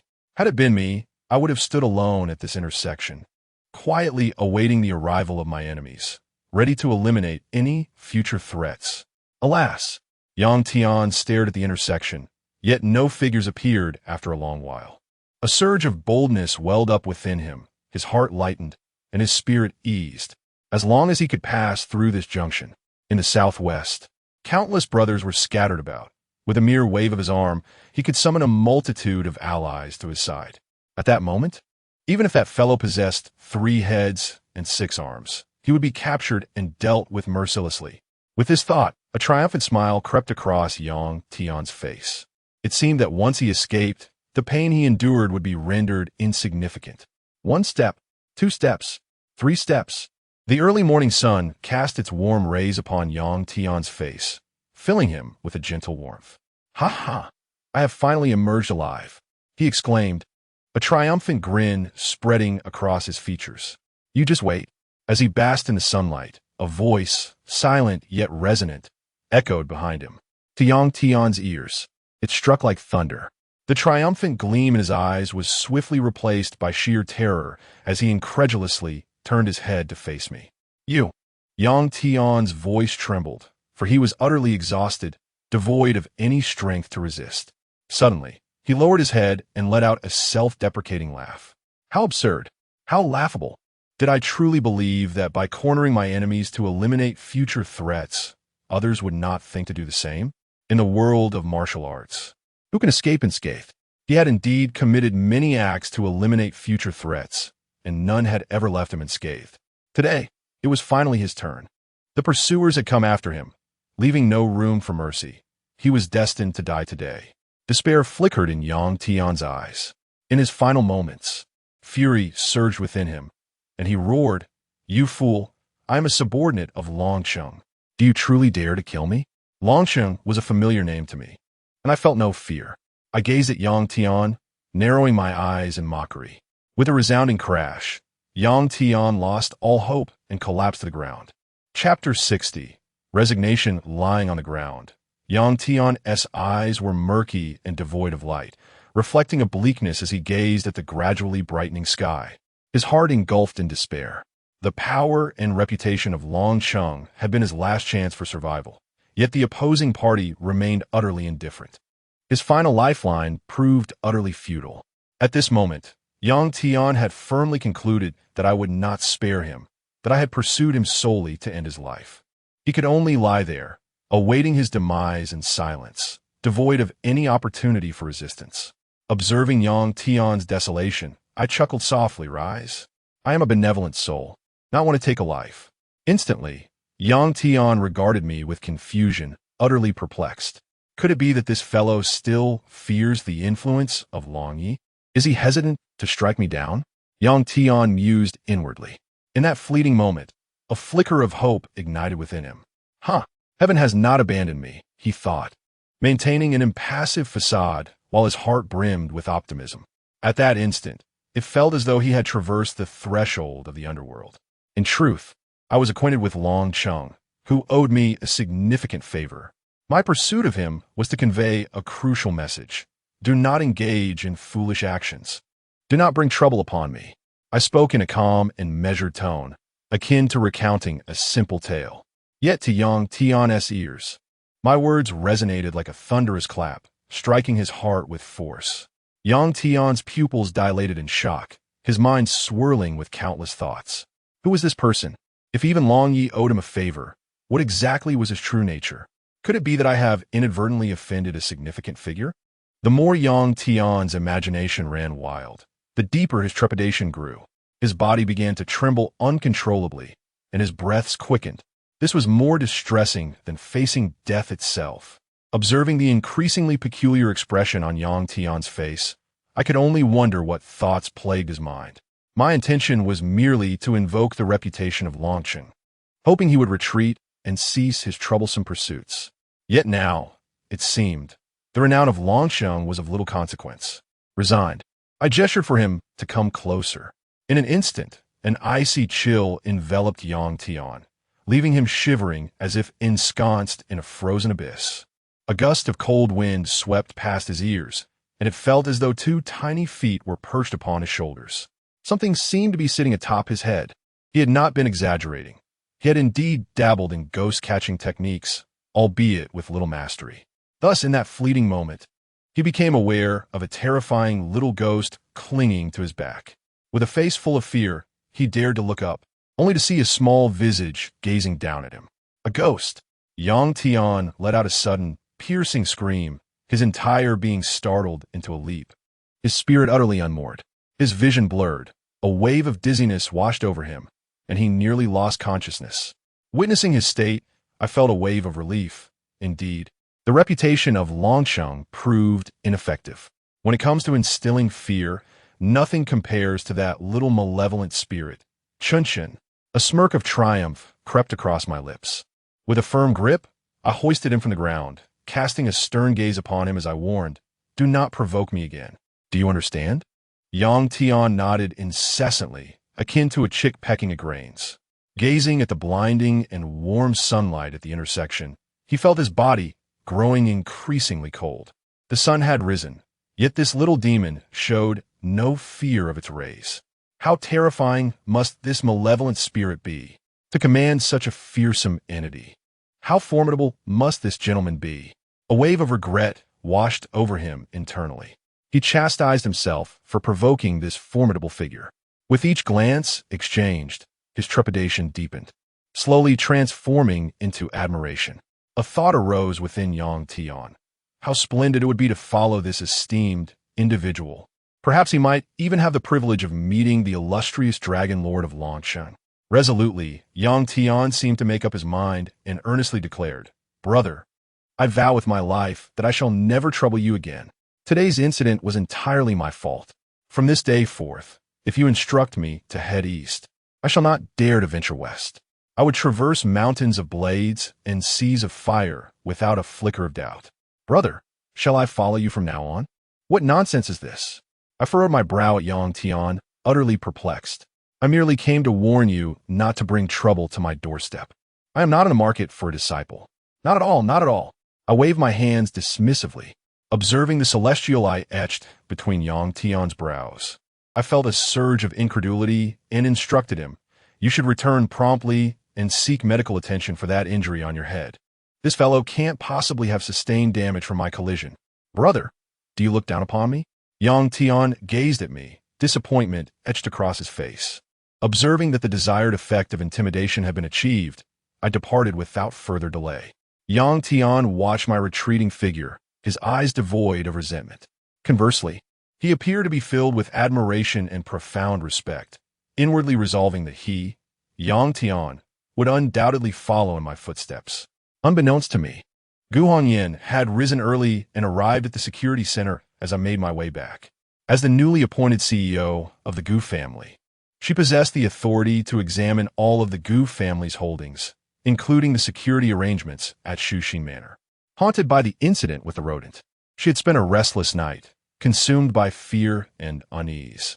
Overwhelmed by boredom in bed, she immediately mobilized resources to investigate my background. However, after scrutinizing the records of every security guard at Shuxin Manor, she found no trace of my existence. Having been raised within the Gu family and witnessed numerous instances of intrigue, she instantly recognized that something was amiss. Arriving early at the security center, she sought out Lu Fei, the head of security, determined to uncover the truth. Lu Fei was drenched in perspiration, never anticipating that the esteemed CEO would take an interest in a mere security guard.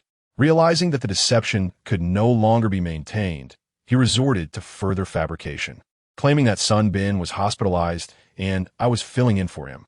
Fortunately, the 17-year-old CEO, inexperienced in the ways of the world, did not pursue the matter further. Lu Fei kept his head lowered, observing the CEO from the corner of his eye. At that moment, Gu Hongyan was seated in a chair, her delicate eyebrows furrowed in thought. After a brief pause, a smile played on Gu Hongyan's lips as she inquired in a cold voice, "Has Lu Chang been accompanied by a young girl?" Suddenly, I recalled that I had been cradling an adorable little girl. Lu Fei's expression was complex. He dared not resist and could only nod, saying yes, but "Take me to see her." Gu Hongyan smiled faintly, directly interrupting Lu Fei with a cold tone. Lu Fei had no choice but to lead Gu Hongyan into my modest dwelling. The crisis was drawing near. At that moment, I had just walked past the entrance of the security center. Lu Fei had just exited my room, standing alongside Sun Jiqiang and Zhou Kong, their faces etched with terror as they watched my return. Sun Jiqiang, with his keen eyes, instantly spotted the bloodstains lingering on my right hand. It was from when I had lifted Yang Tianshi earlier, inadvertently staining my hand. He couldn't have killed Yang Tian, could he? Sun Jiqiang stammered. The robust and sturdy figure of Sun Jiqiang began to tremble slightly. He possessed the strength to eliminate Yang Tian. Yet Yang Tian was a subordinate of Longshan and had many followers in this vicinity. A powerful dragon does not suppress a local tyrant. Were he in my position, He would not dare to confront Yang Tian, let alone take his life. Lu Fei gasped for breath, his mind a blank, and tremulously asked, "What should we do now?" Zhou Kang's eyes lit up as he fancied himself clever, suggesting, "Why not inform Longqing's subordinates? Hand over Lu Chun and resolve this matter. After all, we did not kill Yang Tian. Are you seeking death?" Sun Jiqiang shot a glance at Zhou Kang and continued, "Have you forgotten who summoned Yang Tian?" In an instant, Zhou Kang's face turned ashen. The individual responsible for this matter is none other than himself.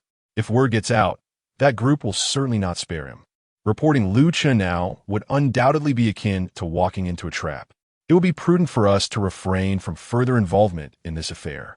Since Lu Chun dared to take Yang Tian's life, he would not fear retribution from the forces of Longqing. We, on the other hand, are all individuals with families and responsibilities. It would be wise for you two to take care of yourselves. Sun Jiqiang remarked, glancing at my retreating figure, before leaving with a few words and returning to his room. Among the three present, he was the only one who had not provoked either Yang Tian or myself. This left Zhou Kang and Lu Fei exchanging uncertain glances. Suddenly, Lu Fei spoke up, saying, "Just now, President Gu Huanyan went to find Lu Chun in the room. There may be some connection between them." Chapter 61. Clues. Before Lu Fei could finish his statement, Zhou Kang nodded vigorously and interjected. Could it be that Lu Chun was sent by the Gu family to protect Miss Gu Huanyan? At this moment, Lu Fei wore a complex expression, uncertain of the validity of Zhou Kang's assertion. He could only nod and murmur, "I suspect that Lu Chun's identity is anything but ordinary. It would be prudent for us to avoid provoking him. We should find an opportunity to sincerely apologize and hope he spares us." Lu Fei was reluctant to linger, leaving Zhou Kang alone in contemplation. His thoughts gradually spiraled into a quandary, leading him to increasingly believe that his own identity was indeed extraordinary. Suddenly, a revelation struck him. Of course, what normal person would come here for an interview? It simply doesn't make sense. He must have been deliberately arranged to protect Miss Gu Huanyan. How foolish of me. A mere beggar possessing such formidable strength must be a disguise, crafted to better safeguard Miss Gu. I can't believe I managed to provoke him. Had Lu Fei tarried a moment longer, he would have found great amusement in Zhou Kang's musings. After all, Lu Chun was indeed someone he had personally invited for convenience. Soon, Zhou Kang seemed to come to a realization as well, deciding to depart in order to return and offer a sincere apology. At that moment, as I approached the door, I was suddenly greeted by a chorus of laughter emanating from within the room, light and melodious. My heart raced as I swiftly pushed the door open, revealing Gu Huanyan and Zhao Xinyuan, engaged in playful antics together. Zhao Xinyuan resembled a well-behaved child, listening to Gu Huanyan's conversation with innocent delight, her laughter ringing with a melodious clarity. For a moment, the two shared a harmonious rapport, akin to long-lost friends reunited. Yet, I observed Zhao Xuanyuan's petite fists, clenched tightly in distress. "Brother, you have returned?" Zhao Xinyuan exclaimed, darting into my embrace after bidding Gu Huanyan farewell. I squinted at Gu Huanyan, puzzled by her presence in my vicinity. "Lu Chun, are you still insisting that you are not the mischievous stalker?" The instant she stepped into the room, she had recognized me as the one who had been shadowing her throughout the day. A singular question surged in my mind. What was my true intention behind following her? If it were to take her life, I would have acted upon it last night. If it were for monetary gain, why would I have infiltrated this residential area? With neither malice nor greed in mind, it must have been to observe her. Gu Huanyan wore a smile, yet her countenance was shrouded in a chilling demeanor as she regarded me with a somber glare. In her hands, she held two jade tokens, the crimson spirit serpent jade and the obsidian spirit serpent jade. The spirit serpents within had long since vanished, rendering these artifacts of no value to me. Thus, I had relinquished them to Zhao Xinyuan as mere playthings. Gu Huanyan, with unwavering conviction, demanded, "Speak. Which of my uncles or my elder relatives sent why Gu Huanyan seemed to have me completely at her mercy?" Smiling as she spoke. After a brief silence, we exchanged glances. Suddenly, we both broke into smiles, but Gu Huanyan swiftly regained her composure, her expression turning grave as she coldly remarked, You must have ulterior motives for not wanting to leave this place. I had indeed entered to investigate Gu Huanyin, and until matters were clarified, I had no intention of departing. However, at this juncture, I possessed an ace up my sleeve. Thus, I inquired with a smile, Miss Gu, are you not curious as to why there were mice in your room last night? Upon seeing the smile playing on my lips, Gu Huanyin's countenance darkened instantly, her expression turning ominous. Even her body began to tremble slightly. What do you know? She asked in a low voice. Observing her demeanor, I calmly replied. The feng shui arrangement in your room is problematic. The 4 auspicious positions are filled with malevolent energy and peril. In a few days, not only mice will seek you out, but a multitude of snakes and countless insects will also invade your residence. Furthermore, this unfavorable feng shui will not only disturb your rest, but ultimately affect your character, leading to a lack of loyal subordinates and capable individuals. It seems someone intends to target you. Do you not wish to resolve this predicament? In an instant, Gu Huanyin paused, her gaze fixed on me in apprehension. Yet, she stubbornly retorted, nonsense. What you say sounds like the ramblings of charlatan. I do not believe you at all. I smiled slightly, shaking my head. Suit yourself. Indeed, you are aware of who is responsible, aren't you? My words immediately plunged Gu Huanyin into contemplation, as a figure and scene flickered through her mind. At the tender age of 17, she had yet to graduate from high school when her formidable aunt, the most powerful member of the Gu family, designated her as the president of the family enterprise. Henceforth, she would inherit her aunt's entire estate, which encompassed a staggering 90% of the family's wealth. In that instant of proclamation, her net worth soared to several hundred billion. Moreover, the assets and shares held by her aunt had yet to be transferred to her. Concurrently, she vividly recalled the chaos that ensued within the Gu family on that fateful day. Her parents overjoyed, while her uncles raged, lamented, and seethed with fury. The glares of several relatives seemed as if they wished to obliterate her, casting her into a pit of eternal despair, all for the sake of wealth. Although Gu Huanyin feigned defiance, her solitary heart had long since accepted the truth. Turning away, she sought to avoid my gaze. Lifting the jade pendant in her hand, she abruptly shifted the topic, inquiring curiously, how did you acquire this? I squinted, crafting a casual lie. I found it by the roadside. This question had previously been posed to me by Zhao Xianer. After Gu Huanyin inquired, she gently placed the jade pendant upon the table and turned to leave. Before departing, she kindly cautioned, you would do well to leave swiftly. Upon my return, I shall instruct the management to investigate your identity. Should your identity remain ambiguous, I shall have no choice but to escort you to the police station. I regarded her with disdain and advised, should your home be beset by a multitude of serpents, rodents, insects, and birds, do not hesitate to seek my assistance. Although my prowess in feng shui has been considerably diminished due to the influence of qi nurturing techniques, I assure you that dealing with such trivial formations poses no challenge. At that moment, Gu Huanyin promptly exited the house. Zhao Xianyuan, who had been wearing a cheerful smile, suddenly lifted her small head and looked at me with pride. Brother, I refrained from striking her just now. With wide, innocent eyes, she prepared to embrace me with her tiny hands. I inhaled sharply, instinctively lifting this fearsome little deity of death. Her perception of life was astonishingly shallow. To her, human life seemed as inconsequential as straw. Indeed, Xianyuan is very well behaved. Do continue in this manner, I encouraged her while holding Zhao Xianyuan. In that moment, she resembled a blank canvas, utterly unaware. The knowledge I imparted to her was akin to a pen, incessantly inscribing upon her being.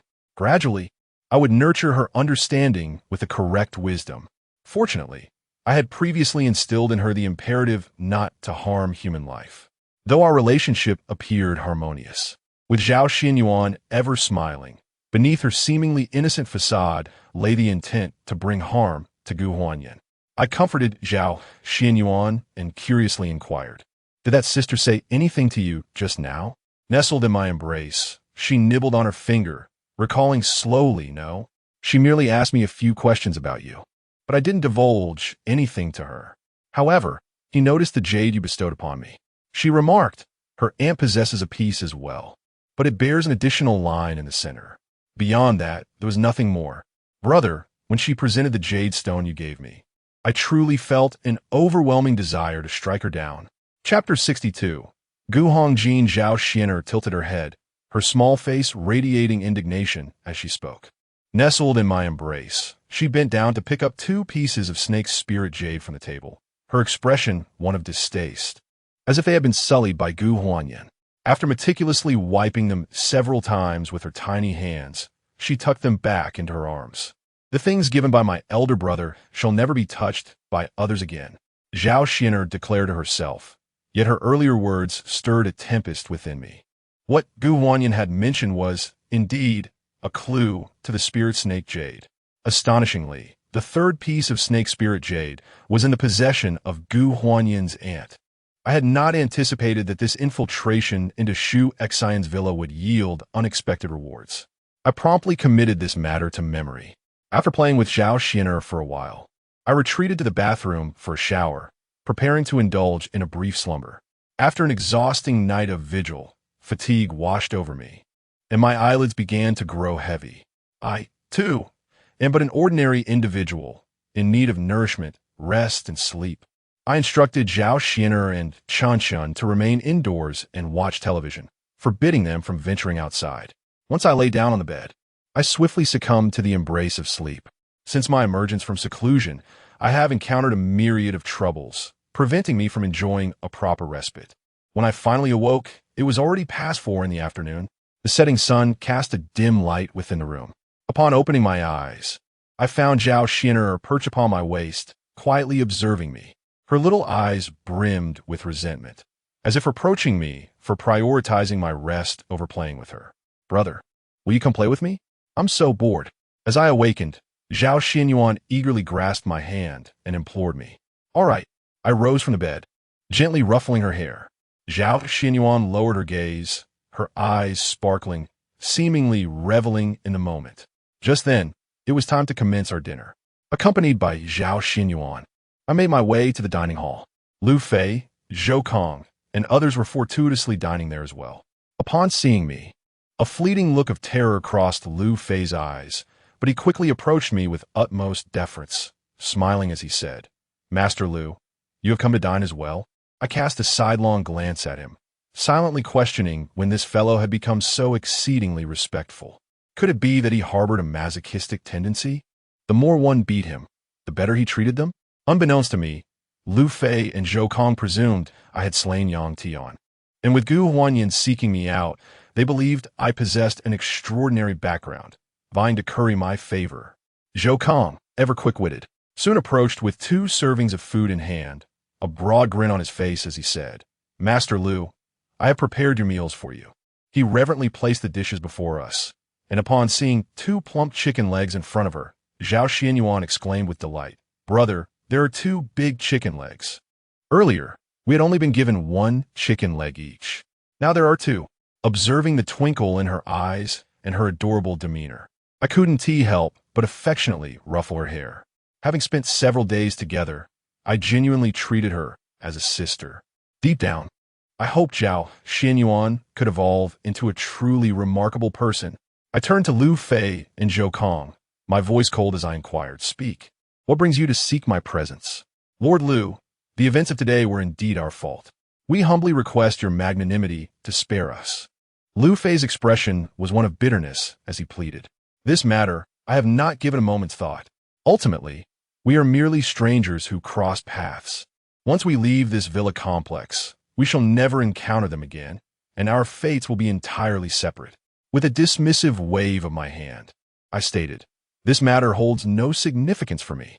Upon hearing these words, the 2 of them immediately breathed a sigh of relief, as if a great weight had been lifted from their shoulders. Thank you, Lord Lu. Should anything arise in the future, simply call upon us, and we shall hasten to your side without delay, pledging our loyalty to you. Lu Fei asserted with fervor, thumping his chest. I cast a glance at them, indifferent. However, there is indeed a matter at hand that warrants their insight. Do you know who Gu Huanyan's aunt is? Zhou Kong looked at me, his eyes alight with curiosity, his heart astonished. He mused internally. Has he begun to directly inquire about Miss Gu's family? I never anticipated that Miss Gu and Lu Chun had already progressed to such a stage. In the midst of his astonishment, Lu Fei appeared considerably more composed. Thoughtfully recalling, Miss Gu Huanyan's aunt is named Gu Hongjin. She is the sole chairperson of the Gu Corporation, the true head of the Gu family. She is an extraordinary woman who, at the tender age of 18, took over the family's business from the previous generation. Despite her youth, she conducts her affairs with remarkable acumen and maturity, managing the Gu family with utmost efficiency. In just over 20 years, she has successfully expanded the family's enterprise. Stepping away from real estate and venturing into other industries, the family fortune has consistently ranked among the top 3 in the Southwest. Just a few days ago, Gu Hongjin boldly declared that all her inheritance would be entirely bequeathed to Miss Gu Huanyan. Upon hearing this, I couldn't help but furrow my brow in confusion, questioning, isn't Gu Hongjin merely in her 30s, so young, yet she is already designated an heir? Lu Fei shook his head helplessly, remarking, in truth, since the Gu family has flourished, the most influential members have always been women. The future of the Gu family will be dictated by Gu Huanyan. At that moment, Zhou Kong interjected, stating, there are statistics online indicating that the last 5 generations of Gu family heads have all been women. Moreover, each powerful woman has shown remarkable capability, yet none have lived beyond 36 years. This phenomenon has been dubbed the Gu family curse. A family curse? My eyes narrowed slightly, and a sense of unease washed over me. After engaging in casual conversation and enjoying a meal, I returned to my modest abode with Zhao Xian'er, eager to organize the information I gathered. The third piece of snake spirit jade lies in the hands of Gu Hongjin, Gu Huanyan's aunt.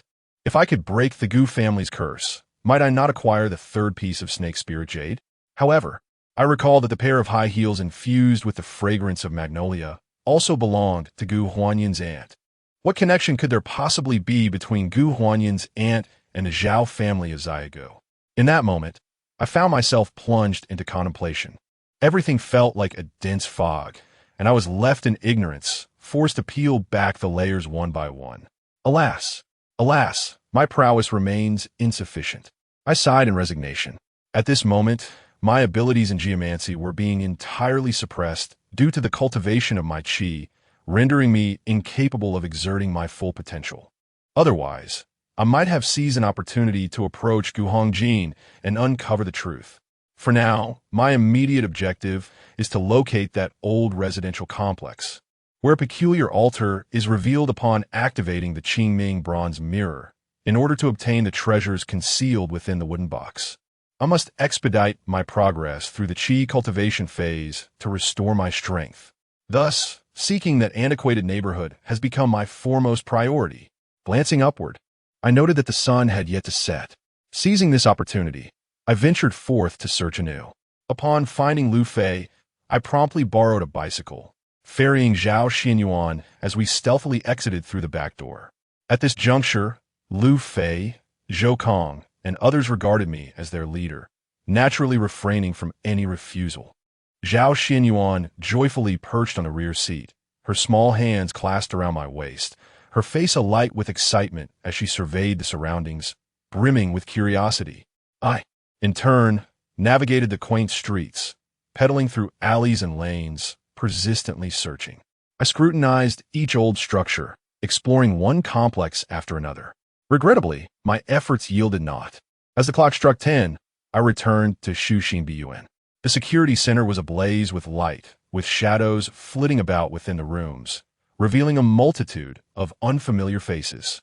Before I could draw near, Lu Fei's furious voice echoed from within. Qian, if you wish for us to leave, that is acceptable.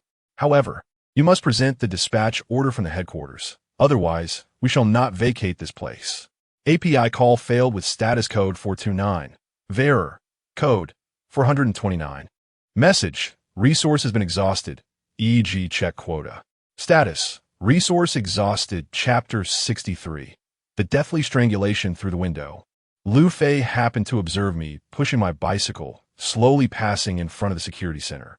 His expression shifted slightly as he retorted, he is on a night shift. He hasn't even started working yet. Even at death's door, You dare to quibble. Qian insisted mockingly. As a security guard, he was expected to remain vigilant at his post around the clock. Regardless of the time, slipping away was a dereliction of duty. It was imperative to teach him a lesson, to impart an unforgettable experience. Qian's gaze towards me grew increasingly sinister and malicious as he picked up a baton and advanced menacingly in my direction. In an instant, the 10 or so security guards behind him became tense, lowering their heads as beads of sweat dripped down their foreheads. Their bodies were taut, their faces reflecting sheer terror. Lu Fei, seething with rage, fixed an intense glare on Qian, yet his heart was filled with anxiety. Raising his voice, he declared loudly, Qian, who do you think you are? He is under my command. It is not your place to speak here. Lu Fei recognized my distinguished status, yet he was also intent on defending me. Watching Qian approach, Lu Fei was drenched in sweat from worry. The two had once been classmates. Qian stood a towering 2 meters tall, his physique muscular and imposing. Even Sun Jiqiang was no match for him. His face was lined with excess flesh, and his eyes were filled with a fierce glare. Qian possessed an extraordinarily irritable temperament, exuding arrogance and dominance. He would mercilessly strike, insult, and demean those weaker than himself, exhibiting an utter lack of compassion. Moreover, he was accompanied by Gu Changjun, the son of the Gu group. Now, his behavior has become utterly reckless. His subordinates face immediate verbal abuse and physical violence at the slightest misstep. The lightest consequence is severe injury, while the gravest can lead to crippling disabilities. Were it not for the high salaries offered by the Gu family conglomerate, his employees would have long since fled.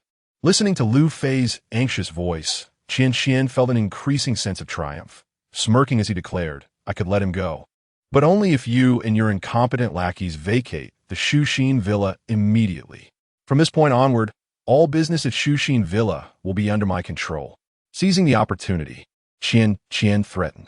Today, he was merely following the orders of young master Gu Changjun from the Gu group, leading a band of subordinates to expel Lu Fei and his associates entirely.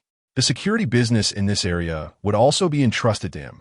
Upon my arrival, Qian's first instinct was to use me to provoke a confrontation, forcing Lu Fei to depart.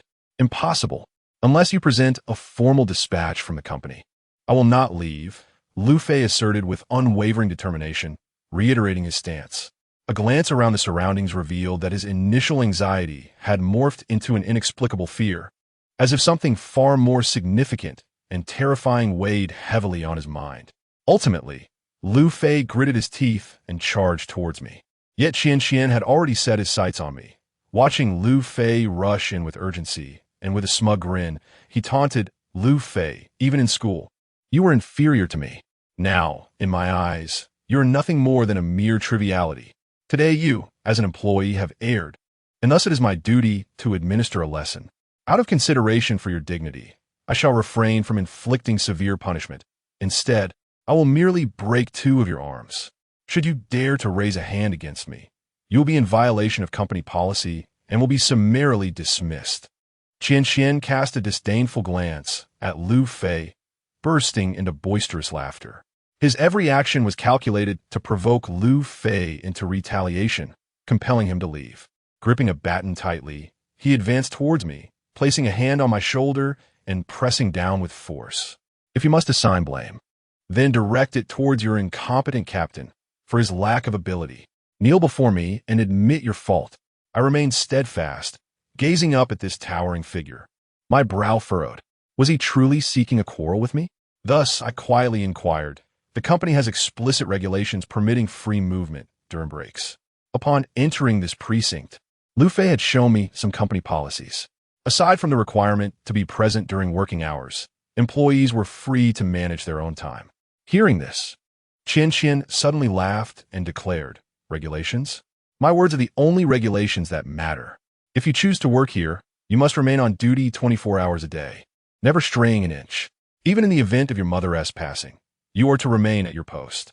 Otherwise, you are derelict in your duties. And the words of Qian are devoid of any sense of righteousness. What does it mean to be available 24 hours a day? Does one not require sustenance or rest? What does it signify that one cannot leave their post even upon the death of their mother? Can such a person still be considered humane?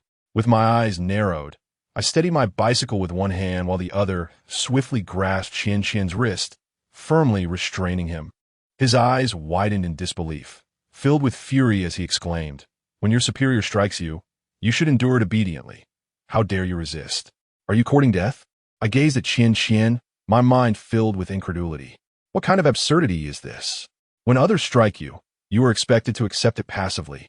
Zhao Xian'er, perched on the back seat, clutched my clothing tightly.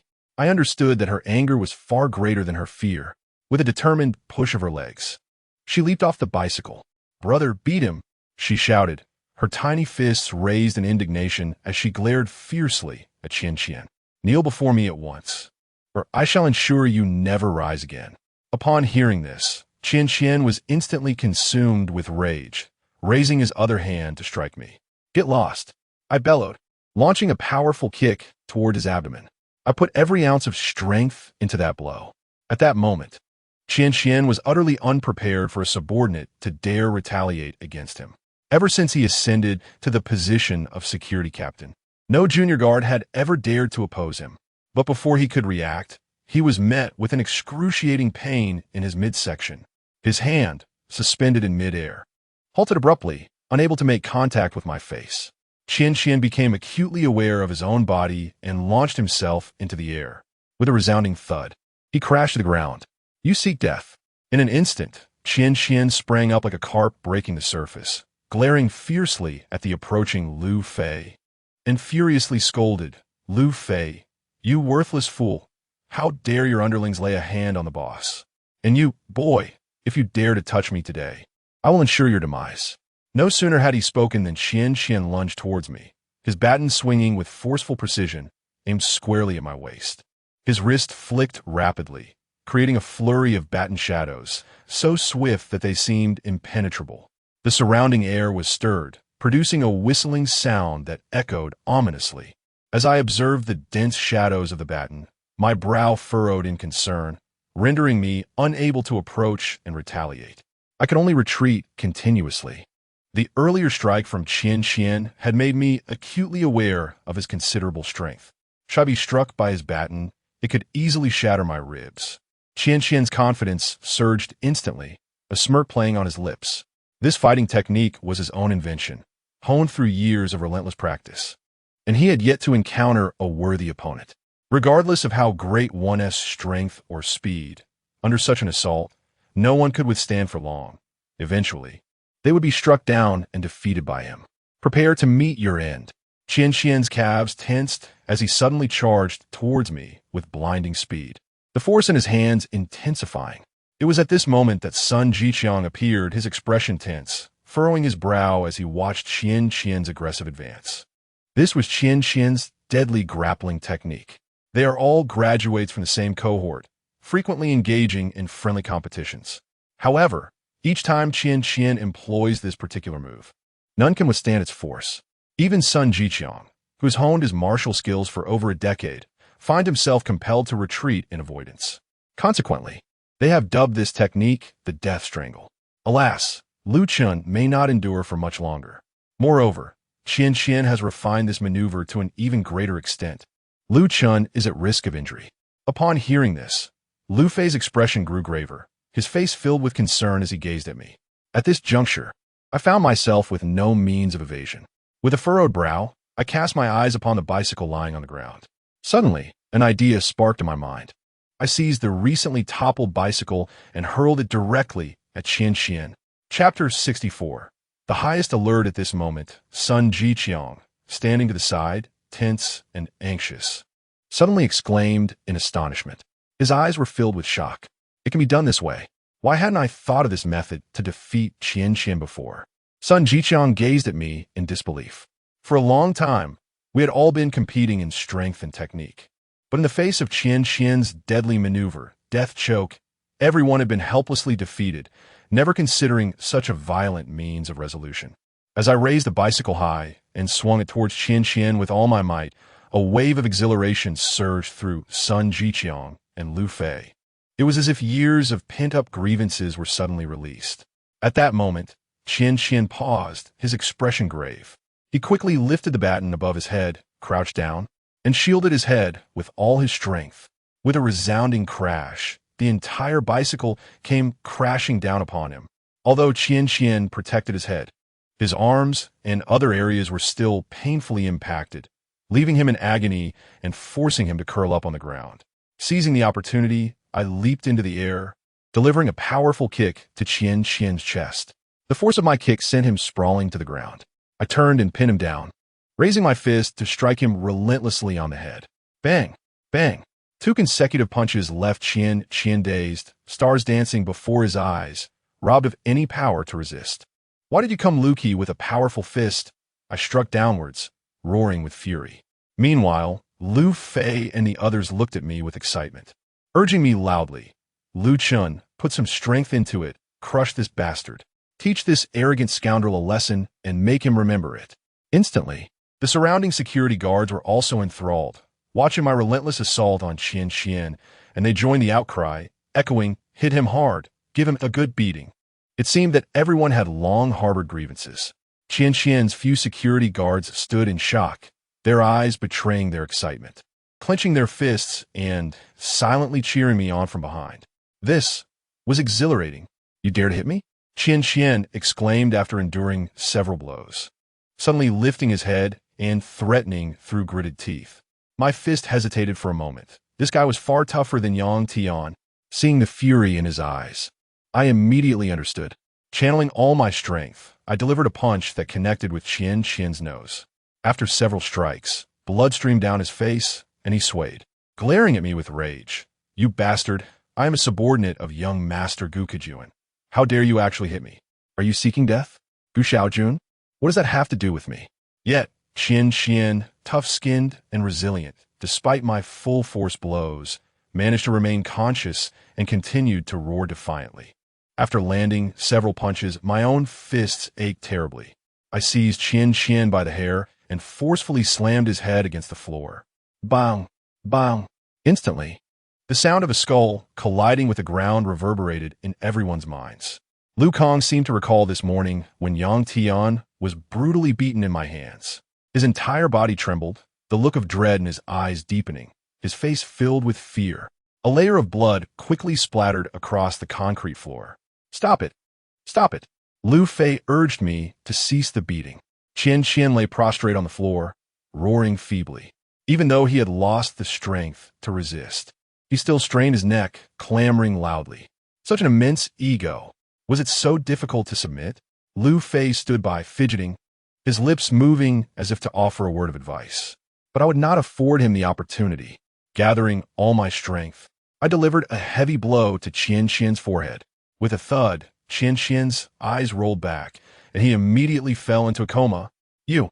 Lu Fei watched as I rose from the ground, swallowing hard in terror, taking 2 steps back, showing no mercy whatsoever. Suddenly, recalling Yang Tian's fate this morning, Lu Fei felt his breathing quicken, secretly glad he hadn't begged for mercy. Take him back. I glanced at Qian's underlings and commanded. Yes, yes. The final punch caused everyone present to gasp, looking at me with trepidation, especially Qian's underlings. Their eyes even held a hint of gratitude and excitement. Lu Fei's lips parted slightly as he walked to my side, saying, Master Lu, this Qian is petty. In the future, when you venture out for shopping, you must exercise utmost caution. I could only nod in acquiescence. I had no desire to provoke him, yet Qian persistently sought excuses to create trouble. What recourse did I have? Moreover, I was expected to remain on duty around the clock. This was indeed an unreasonable demand, contrary to logic and propriety. Very well, I comprehend. However, at that moment, an alarming ring echoed through the security center. Dinkling, dinkling. The entire security center was illuminated in red. Upon hearing this sound, Lu Fei's expression shifted dramatically. This ringing signified the highest level of alarm, one that pertained to the life and death of the residents. His corpulent figure dashed into the building, bellowing, There's a serious incident at Villa Number 3. It was nearly 11 o'clock.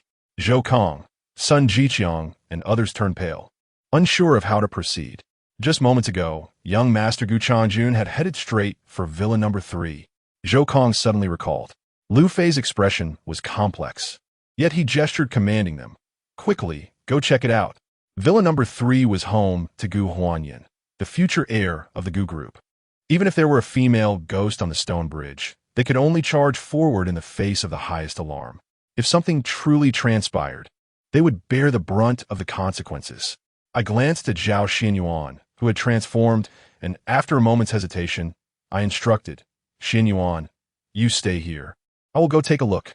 Gu Huanyan was currently the pivotal figure connected to the third piece of the spirit snake jade, following Lu Fei and the others.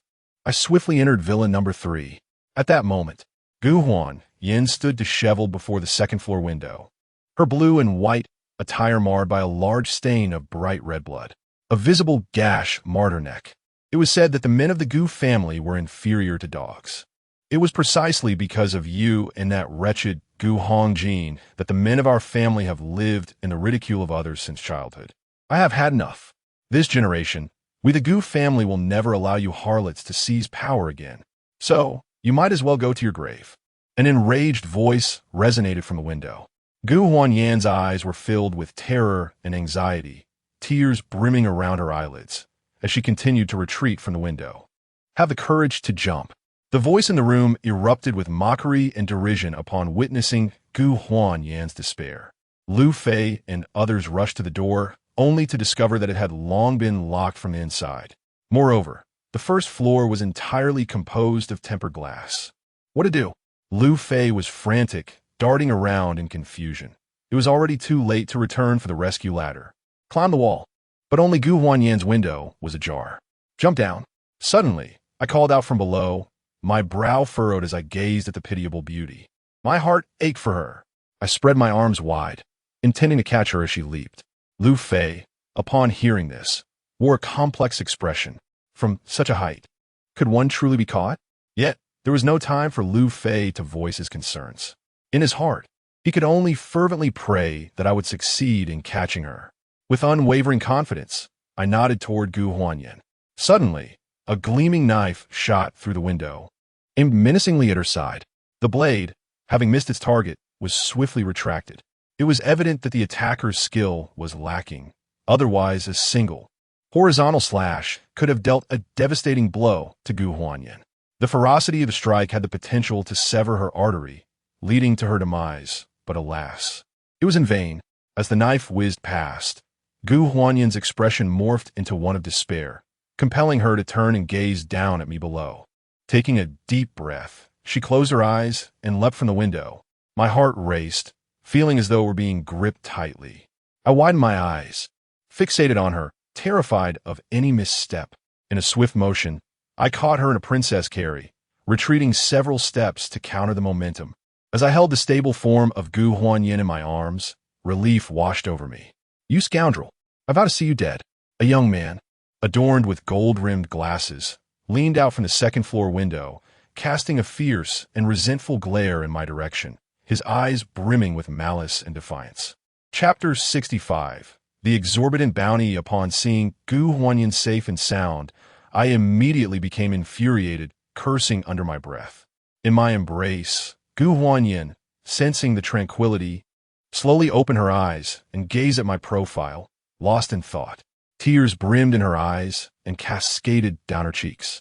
Her delicate lips could no longer contain her grievances, and her pale, rosy arms clung tightly around my neck as she buried her head in my chest, sobbing softly.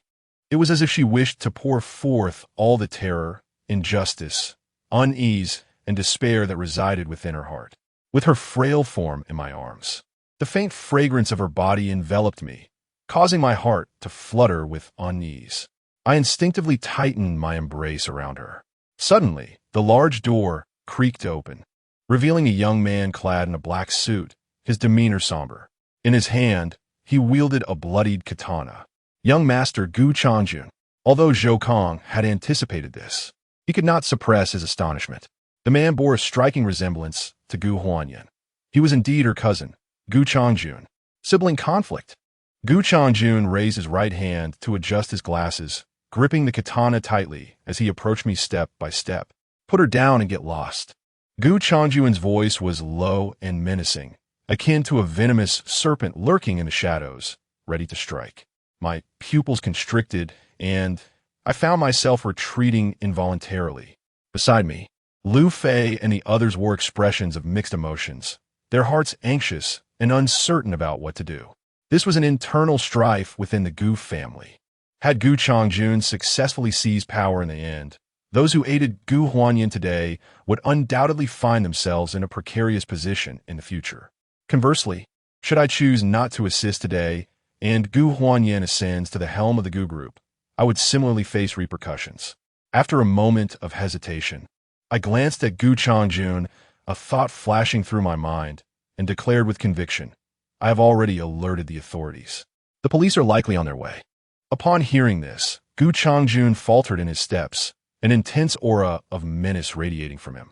Narrowing his eyes, he fixed his gaze upon me and coldly remarked, Kid, I will remember you. With that, he brandished his katana and turned it apart. A collective sigh of relief escaped the onlookers, as if they had narrowly escaped the clutches of death. In truth, anything I had uttered moments ago held significance. The mere act of speaking signified alignment with Gu Huanyan. Gu Changjun was nothing more than a frail scion, hardly proficient with a weapon. Each of us security personnel possessed capabilities far surpassing his. To thwart him would have been a trivial matter. However, Lu Fei and the others remained still, primarily to avoid prematurely aligning themselves and incurring future repercussions.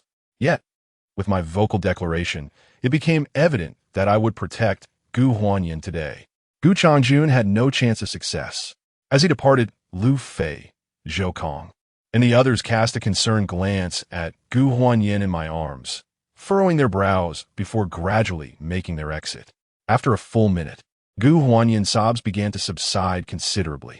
Two delicate, white arms timidly withdrew, the head bowed low, and a hoarse voice murmured, You may set me down now. Oh, I had thought you intended to linger in my embrace for eternity. A smile crept upon my lips as I teased. Gu Huanyan cast a haughty glance my way. In that fleeting moment, I felt as though she had transformed entirely. The last time I beheld her, despite her somewhat spoiled demeanor, there lingered a hint of tenderness, charm, and mischief in her delicate brows. Yet today, that essence had vanished completely. Instead, a palpable aura of hostility and chill had taken its place. I gently placed her upon the ground, and Gu Huanyan gazed up at the moon in the sky, a bitter smile gracing her lips, utterly disregarding her injuries, standing there in silent contemplation. Her eyes were a tapestry of complex emotions. I cast a glance at her and turned to leave, pondering the significant impact that the fraternal conflict must have had on her. At that moment, Gu Huanyan suddenly spoke. Lu Chun, you're not an ordinary person, are you? This enigmatic statement filled my heart with confusion as I turned to look at her. Beneath the moonlight, it was just the two of us. I made a special effort to investigate your background today. To my astonishment, I uncovered a monumental secret. A week ago, you were seen within the Dragon Saint Tower. Just 4 days prior, the subordinates of Longsheng had begun searching for a man named Lu Chun. Gu Huanyan then lowered her head. Her curiosity piqued as she raised 3 fingers of her right hand. The entire Southwest is now in pursuit of you, with the bounty having escalated to a staggering 30 million. I am profoundly curious about what actions you undertook that prompted Longsheng to issue such an exorbitant and highest-level bounty. In an instant, a chilling wave swept over my heart, rendering my entire being icy. At this moment, I remained utterly oblivious to the reasons behind Longqing's issuance of this supreme bounty. My mind was engulfed in chaos. Could it be that my departure with the corpse god, Zhao Xinyan, had ultimately been uncovered? Or perhaps he intended to eliminate all of us who were privy to the secrets of this matter. Furthermore, I had encountered Longqing's subordinate, Yang Tian. Did he not perceive my presence here? The more I pondered, the more terror gripped me, yet I could not approach Longsheng for clarification. It is essential to recognize that Zhao Xinyan and I share a symbiotic existence, our lives intertwined. With a swift motion, I turned towards Gu Huanyan, eager to seek answers. However, Gu Huanyan seemed to sense the turmoil within me and suddenly spoke. If I had not seen you that day, clad in tattered garments. How could I have recognized you? Unexpectedly, you concealed yourself remarkably well. After a bit of grooming and donning a uniform, you bear no resemblance to the image depicted on the bounty. Upon hearing this, the tension within me eased somewhat, and I replied with a smile. The future heir of the Gu family surely does not concern herself with a sum of 30 million, does she? Indeed, Gu Huanyin responded with a smile, yet continued, but you must tell me why Longsheng has placed a bounty on you, and it's such an astronomical price. My mind remained clouded, filled with uncertainty, as I truly had no insight into Longsheng's intentions. The bounty notice was a novel concept to me. However, I promptly concocted a tale, half true and half fabricated, in my mind. Thus, I began to elucidate. I am merely a humble feng shui practitioner. A few days prior, I had incurred the ire of Longsheng by acquiring an item belonging to the Long family, which is why he now seeks me. Gu Huanya nodded, indicating her familiarity with the situation. It was said that recently, Longsheng had summoned numerous renowned feng shui masters to the Longsheng building. At that time, the Longsheng building, the epitome of luxury and prestige in the southwest, had astonishingly suspended operations for an entire week. This incident sent shockwaves throughout the entire region. Furthermore, it was rumored that many esteemed feng shui masters returned grievously injured, afflicted with severe ailments, while several others mysteriously vanished without a trace. By a twist of fate, Gu Huanya nodded, her belief solidifying to a great extent. She promptly put forth her request. I can refrain from reporting you. However, I perceive your strength. I wish for you to protect me for a week. I gazed at Gu Huanyin in bewilderment. How could the future matriarch of the Gu family be without a bodyguard? Suddenly, Gu Huanyin spoke with profound sorrow. My aunt has unexpectedly fallen gravely ill and remains in a coma. Furthermore, my parents have just been involved in a car accident and are likewise unconscious. Other relatives in my family, driven by greed, now wish to see me come to harm. No wonder. The Gu group has already proclaimed its next generation of leaders. Yet Gu Changjun dares to threaten Gu Huanyin in a bid for power. It turns out that Gu Hongjin has suddenly fallen ill. Once the task is accomplished, I can not only assist you in evading the pursuit of Longsheng, but will also provide you with 50 million, enabling you to escape abroad and begin a new life. Gu Huanyin immediately offered a generous reward. I shook my head and replied calmly, I am not interested in money. However, as a condition for exchange, I would like you to find a suitable place for me. What do you think? Chapter 66. Exchange, are you uninterested in money? Gu Huanyin stood still, momentarily taken aback, casting a peculiar glance in my direction. Since learning that Longsheng had offered an astonishing 30 million as a bounty for me, she had firmly concluded that I possessed extraordinary abilities, undoubtedly harboring some unique qualities. Otherwise, such a lofty reward would not have been placed upon my head. Consequently, she felt compelled to present an even more enticing offer to win me over, directly proposing 50 million. She presumed I would readily accept with delight. However, I did not. This was the first time she encountered someone indifferent to monetary gain.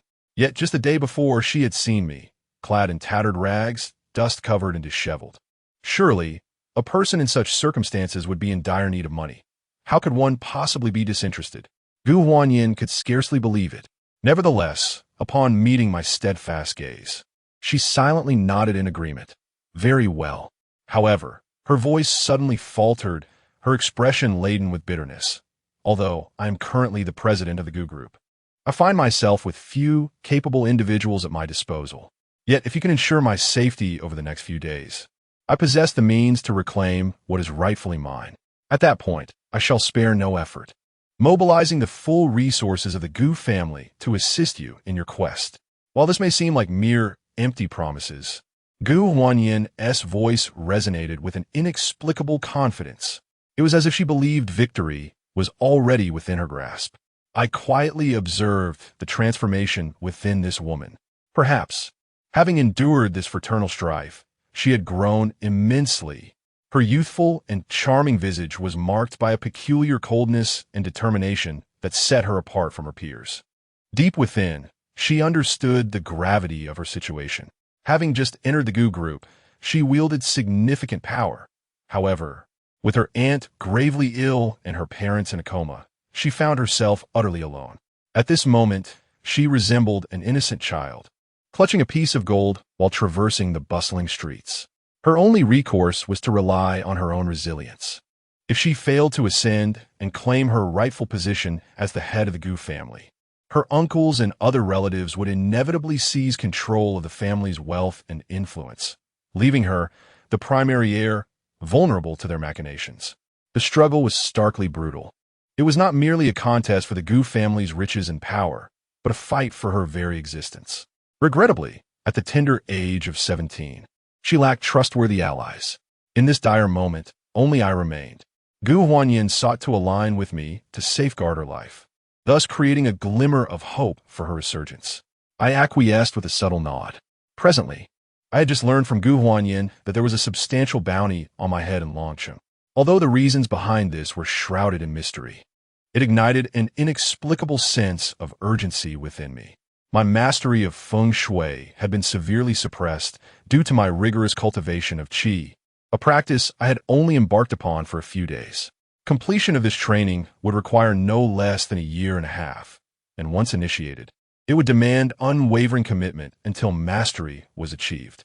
Previously, the Qingming bronze mirror vibrated, granting me the vermilion spirit snake jade from the Zhang family, which unveiled the initial passage of the Longxian Kanyu Jing, bestowing upon me the art of divination.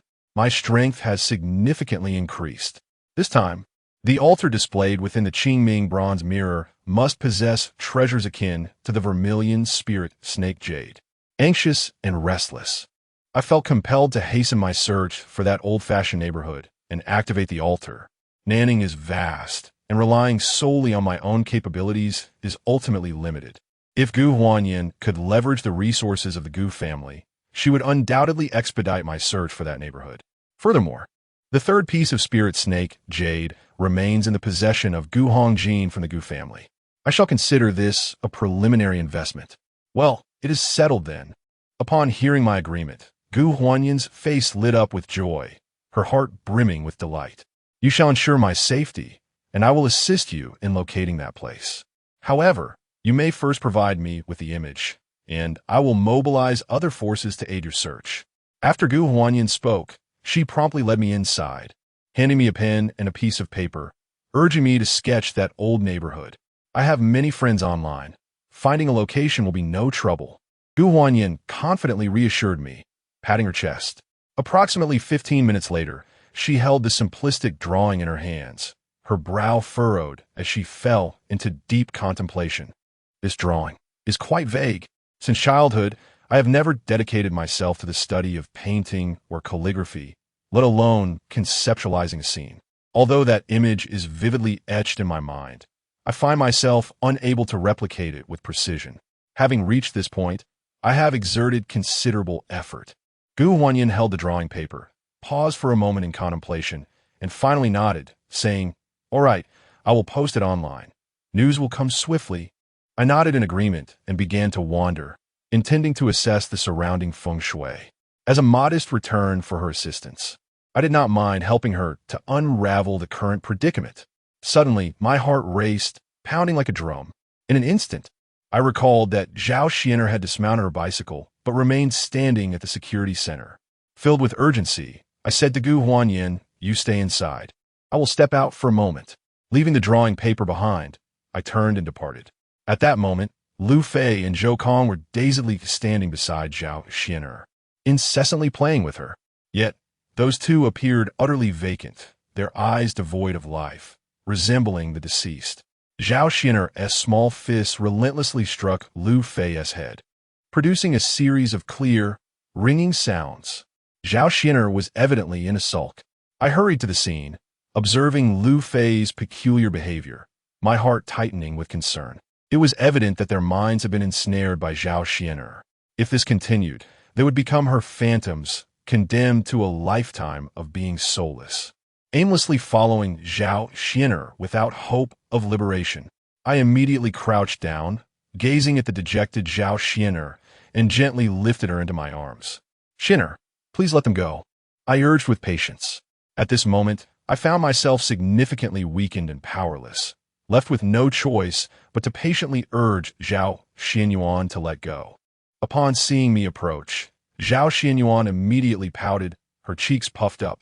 "Brother, I thought you no longer wanted me," she lamented, her lips curling in a display of grievance. With her small hands tightly clutching my chest, she buried her head against me and wept.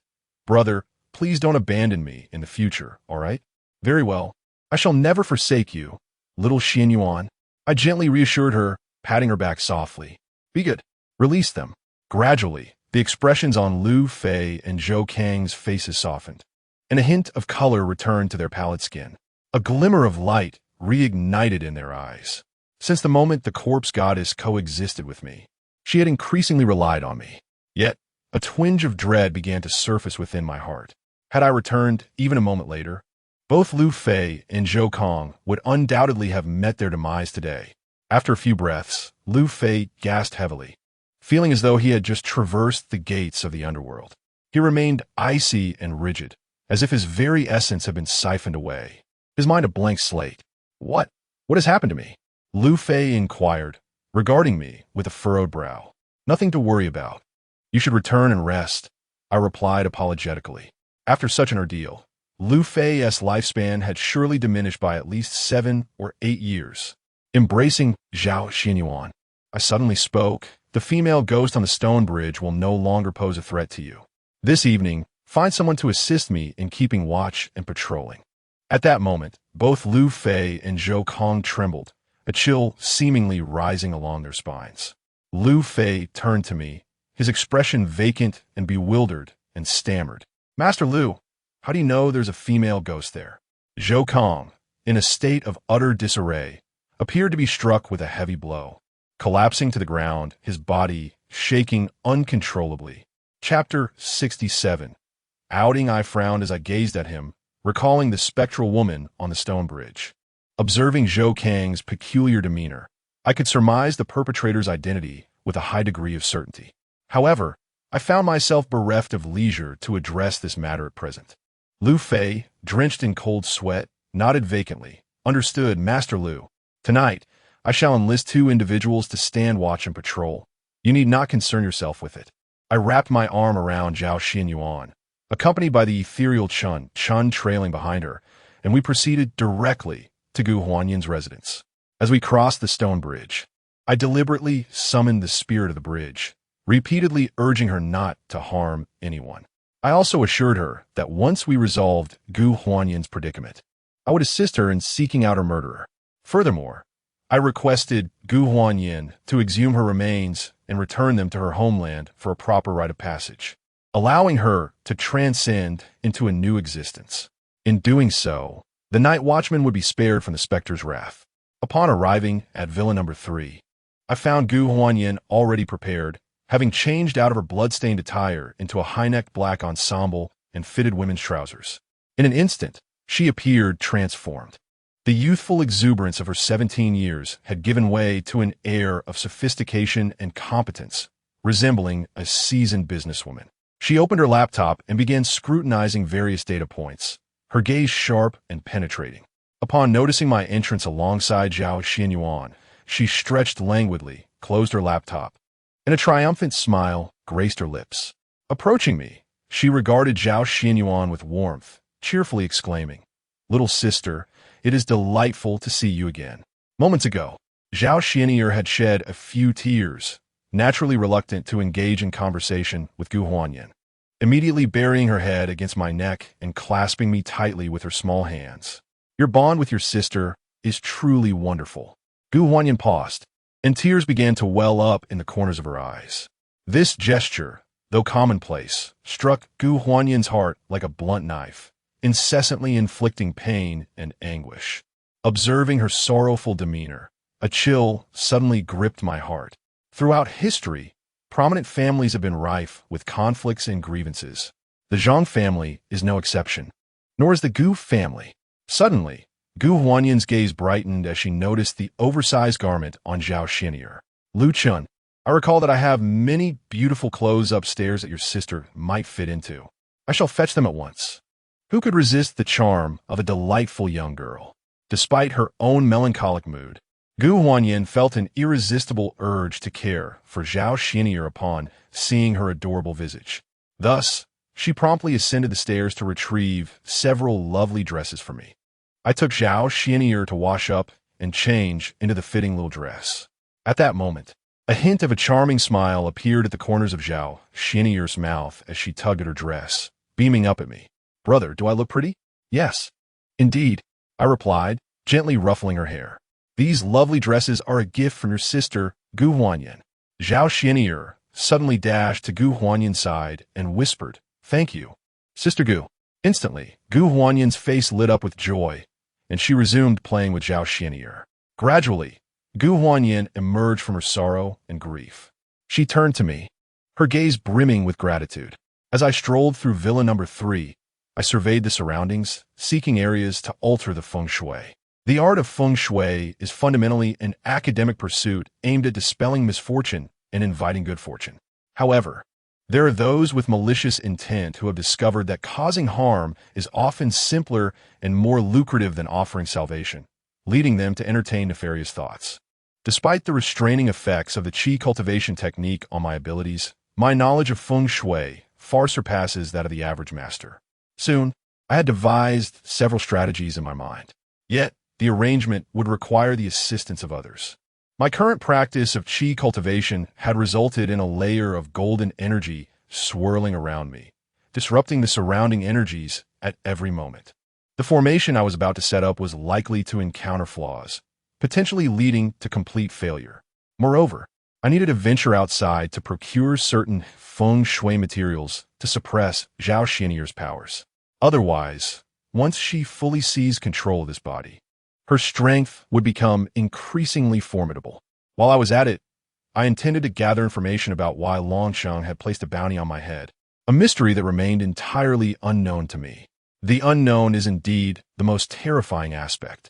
At this moment, in a luxurious hotel far from Shuxing Biyuan, Gu Changjun reclined in a chair, flanked on either side by two voluptuous, fair-skinned young women with striking features, who were dutifully massaging his legs and back. His expression was dark and ruthless as he fixed a bloodshot gaze on Qian Qian, standing nearby, before suddenly shattering his wine glass against Qian Qian's face. Furious, he exclaimed, "If it weren't for your incompetence, I would have been able to eliminate that wretched woman today. It is entirely your fault. Why could you not have thwarted that odious security guard from entering and ruining my plans? Are you truly nothing but a useless fool?" Qian gritted his teeth, his expression dark and brooding. Lowering his head, he cast a sidelong glance at Gu Changjun. The term useless had always been one he wielded against others, yet today, a murderous glint surged in his eyes. In a fit of anger, he declared, "Young master, this time the blame lies with me for my incompetence. To atone for my error, I shall find someone to eliminate that brat and create an opportunity for you. I am acquainted with a band of desperados who, for the right price, will assist in carrying out a killing. I am prepared to offer my 5-year salary to enlist their services and rid us of that troublesome little pest." In Qian's eyes, the figure of his target suddenly materialized. With his hands clasped behind his back, veins bulged on his arms as fury surged within him, an intense anger rising to the nape of his neck. "Fine, I shall place my trust in you once more." Gu Changju nodded in satisfaction, rising to place a hand on Qian's shoulder, speaking in a low tone, "If you fail, be prepared to feed the fish in the river. Within the next day, I must personally eliminate Gu Huanyin and seize the initiative in claiming our inheritance. Otherwise, I shall gain no merit in this division of the family assets and will be left to scavenge what they discard." Clenching his fists, Gu Changjun gazed out into the pitch-black night, a flash of malice gleaming in his eyes. Following the incapacitation of Gu Hongjin, the patriarch of the Gu family, his siblings and parents have begun to apportion the family's assets. Yet, he is left with nothing, not even the affection of his parents. He must strive relentlessly to eliminate Gu Huan and seize the paramount achievement. Qian, observing Gu Changjuan's departing figure, also harbors grand ambitions of becoming a minister who assists in establishing a dynasty, intending to rely on Gu Changjun to amass greater benefits in the future. Both men are engrossed in their own self-serving calculations. However, my existence stands as the most formidable impediment in their path. Indeed, it may prove to be an insurmountable chasm for them in this lifetime.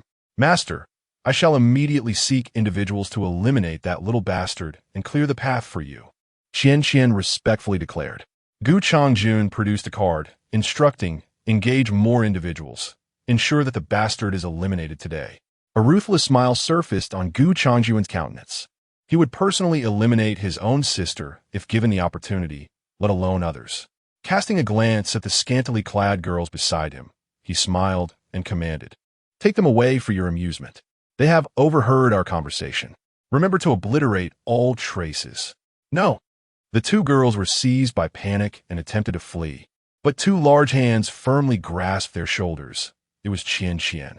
Qian Qian menacingly stated, it's your own fault for overhearing what you shouldn't have. Soon, heart-wrenching and desperate cries echoed within the hotel. After circling around Villa number 3, I gently lulled Zhao Xian'er to sleep. I instructed Chun Shun to ensure the safety of Zhao Xian'er and Gu Huanyan. Bathed in the pure and radiant moonlight, I ventured out alone from Shuxin Bun. I recalled that while searching for the old neighborhood this evening, I had stumbled upon an ancient street, adorned with a few antique shops and establishments for funerary arrangements. Gu Huanyan, upon learning of my intention to alter the feng shui of my residence, generously provided me with a sum of several thousand. This amount should suffice. Approaching the old street, I was immediately enveloped by the lively sounds of revelry and the clinking of glasses from a nearby barbecue stall. As I surveyed my surroundings, my heart swelled with longing for such a carefree existence. Alas, fate had other plans for me. Time was of the essence. Suddenly, I sensed several pairs of eyes scrutinizing me with ill intentions. Panic-stricken, I hastily departed from the barbecue stall, disappearing into the inky darkness of the street. A sense of foreboding washed over me, and I instinctively prepared to turn back. Unfortunately, it was too late. Chapter 68. Lord Liu at this very moment. He resides within a chamber proximate to my own. Through the digital looking glass of his computer screen, Qian Qian beheld the surveillance footage, a triumphant smirk gracing his lips. I had been pondering the means to lure you forth, he mused. Yet, unexpectedly, you have delivered yourself to my doorstep. You have eschewed the path to paradise, opting instead to barge through the gates of hell. Today, I shall ensure your demise upon the streets, a brutal end by 1,000 cuts. Qian pivoted, his gaze settling upon several gaunt figures reclining upon a nearby cot. Within their grasp lay gleaming blades, exuding an aura of menace. He was cognizant that these individuals were seasoned enforcers, hardened by the streets. Typically, within societal organizations, the task of handling illicit affairs, engaging in brawls, and seizing territories falls to the hands of common thugs. The overseer of these thugs, at the apex of their station, is known as a red pole. The most esteemed of these are the double-blossom red poles. However, invariably, there arise matters of such clandestine nature that the organization's involvement is deemed unsuitable. Thus, the majority of syndicates harbor a cadre of ruthless individuals to be unleashed upon sensitive tasks. These individuals are largely cognizant of their fate. Consequently, their combat style resembles that of rabid canines, frequently resorting to exchanging grievous wounds, inflicting 1,000 upon the enemy while sustaining 800 upon themselves. Therefore, these men, bereft of regard for their own lives, are the most formidable. The individuals Qian Qian had enlisted on this occasion belonged to this very breed. Though appearing emaciated and gaunt, the 5 men were forged in the crucible of life and death struggles. Beside them lay 2 women, the very same who had accompanied Gu Changjun earlier. At this moment, they were drenched in blood, their eyes clouded and devoid of light, their breaths gradually fading. It seemed they were on the brink of death. Several formidable figures appeared, and it was time for them to take action. Qian Qian respectfully inquired, "Is it time to proceed?" "Useless," spat the leading man, gnashing his teeth on a toothpick, spitting a viscous glob of saliva directly onto Qian Qian's face with a look of utter disdain. "How dare you summon us to eliminate such insignificant pests? You insult me." Suppressing his fury, Qian Qian bowed respectfully. "Brother Kuan, This is our employer's request. Despite Qian's imposing stature, capable of rivaling 2 or 3 of Kuen's men, he could only endure the humiliation here, not daring to exhibit even a hint of arrogance. Enough. The disinterested Kuen, finding the situation dull, disdainfully brandished his knife and strode out with an air of bravado. Qian followed closely behind, a smile tugging at the corners of his mouth, filled with an overwhelming sense of satisfaction. That young man is undoubtedly doomed today. This time, he had hired 5 individuals, each demanding a fee of 500,000. No matter how formidable that young man might be, could he possibly contend against 5? The notion was utterly implausible. Moreover, he had also enlisted some ruffians from the underworld. As the saying goes, 2 fists cannot defeat 4 hands, especially when armed with a razor-sharp blade. With a triumphant smile, he slowly emerged from the building, advancing toward me. Sensing the impending danger, I immediately made my way toward the broad, well-lit area, hoping to escape this perilous situation as swiftly as possible. However, the crowd around me grew increasingly dense, each individual wielding a knife, relentlessly advancing towards me with a menacing demeanor. My eyes narrowed as I recalled the enemies I had recently offended: Yang Tian, Long Cheng, Gu Changjun, who among them sought to bring about my demise. I cast a cold gaze upon the throng, densely packed with people and glinting blades. An unsettling turmoil surged within me.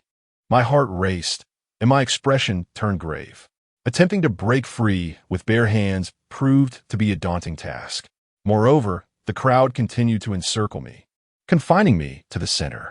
A knife was pointed directly at my neck and chest, aimed with lethal intent, exuding an aura of murderous intent. At that moment, Qian strode in, laughing boisterously. "You little brat, did you ever imagine you would find yourself in such a predicament? Weren't you just so arrogant? Come on, continue. Today, I shall have you brutally slain." As Qian walked, he laughed heartily, reveling in my plight, as if all the grievances he had endured at the hands of Gu, Changjun, and Brother Kuen were now insignificant. "Come on, you little brat, come hit me," Qian exclaimed, thoroughly enjoying my dilemma. The resentment he once bore from my previous thrashing dissipated, leaving him in a state of euphoric elation, as if the entire world belonged to him. "If you crawl over here now and kneel to lick my toes, I might just spare your miserable life." Qian felt a lingering sense of dissatisfaction, yearning to humiliate me further. "Get lost." I observed his arrogant demeanor, narrowing my eyes slightly. Just as I was troubled by the absence of the mastermind, here he was presenting himself. Although he was surrounded by a multitude, I was not without my escape routes. Regrettably, Chun was stationed in Villa Number 3, safeguarding Zhao Xian'er and Gu Huanyan. Otherwise, once Chun emerged, this group would scatter like frightened birds. Now, I surveyed my surroundings, stepping cautiously backwards towards the towering wall, preparing to scale it and flee. "You little brat, I command you to kneel." Qian, in a moment of exhilaration, was abruptly interrupted by my sudden challenge, his voice fierce. "Do you enjoy kneeling so much?" I halted, locking my gaze upon him as I advanced a step. In an instant, Qian appeared to confront a formidable foe, his entire body trembling as he instinctively retreated a few paces. The memory of my previous strikes had left an indelible mark on him. Suddenly, as if jolted by an electric shock, he stumbled back in alarm. A smirk curled at the corner of my mouth. This fellow was not as formidable as he believed, seeking his own demise. My singular movement ignited a furious wrath within Qian, his muscles tensing as if a mountain were crashing down upon me. "Today, I shall ensure your demise." Originally, he had intended to demean me, yet he could never have anticipated that my mere action would strip away his composure. Enraged in an instant, "You little brat, dare you mock me? If you seek death, I shall oblige. Everyone advance. Today, I will reduce him to mere pulp, to be fed to the dogs." Qian waved his hands, instantly raising the cold white blade, preparing to strike at me. He gazed at the throngs of shadowy figures behind him and the glimmering cold knife, gritting his teeth with a look of unwavering confidence in his eyes. Within his pupils, it seemed he envisioned me being struck, one hand clutching my chest in a futile struggle, while the other desperately sought an escape, a visage of utter despair. At that moment, he stood high above me, looking down as I knelt on the ground, wailing for mercy. However, as he scanned the surroundings, he realized that not a single person heeded his commands. Although he had paid for their loyalty, he was on the verge of fury. Suddenly, to his left and right stood towering figures, each wielding a long blade as well. The distinction was that these two men bore a white strip of cloth bound around their right forearms. Qian furrowed his brow and turned to look behind him, only to see an ever-increasing mass of shadowy figures. His brow knitted in confusion as he pondered. Could it be that young Master Gu Changjun feared my potential failure and had summoned additional reinforcements? No, I cannot allow young Master Gu Changjun to look down upon me. It is time to unleash my ultimate move. Turning to the most crucial ally behind me, Brother Kuan, I respectfully stated, Brother Kuan, the one I wish to eliminate stands before us. I implore you to take action and eliminate this scoundrel for me. It would be best to first sever I desire to see him in my grasp, enduring humiliation, caught in a limbo where life eludes him and death remains unattainable. Brother Kuan's eyes narrowed with cold intensity, his teeth clenched, brow furrowed, and he found himself blinking incessantly. Blink, blink, blink. Brother Kuan, what troubles your eyes? Qian inquired with curiosity. At that moment, Brother Kuan was overwhelmed by an impulse to rid himself of this useless fool. The atmosphere felt precarious. Could this simpleton not perceive the danger? Even I sensed something amiss. Surrounding us was a throng of people, their long knives resting lazily by their sides. The earlier fervor for bloodshed extinguished.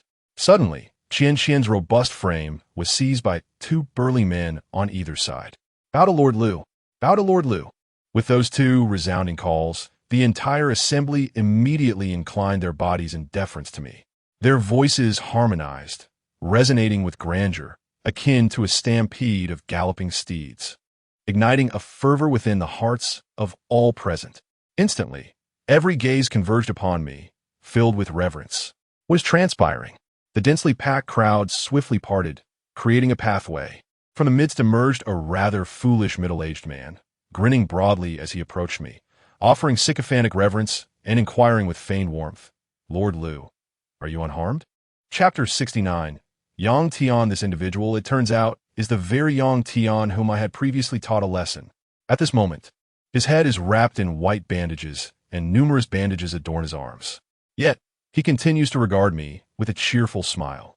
This only deepens the enigma within me, leaving me perplexed about the unfolding situation. Moreover, how can this audacious youth possess such considerable power? I am utterly at a loss. Yang Tian, at this juncture, exhibits a trace of exhilaration upon his countenance. He turns to glance at Qian, and with a sudden shift in demeanor, he coldly declares, to offend Lord Liu is akin to seeking death. In an instant, Qian's expression shifts to one of terror as he looks around at his companions. The surrounding individuals stand silently at a distance, their faces etched with shock and bewilderment. All around, imposing figures clad in crimson armbands exude an air of menace. When did he manage to have his entourage subdued? Furthermore, how is he oblivious to it all? What manner of person possesses such extraordinary capabilities?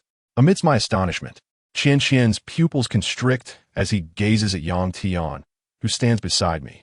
His brow furrows, and a hint of disdain graces his lips. Yang Tian, I did not expect it to be you. How much did this little wretch pay you to intervene? I will offer you double, provided you hand him over to me. I am a subordinate of Gu Changjun from the Gu family, and I advise you not to act foolishly. Qian boasts, entirely unaware of the shifting tides surrounding him.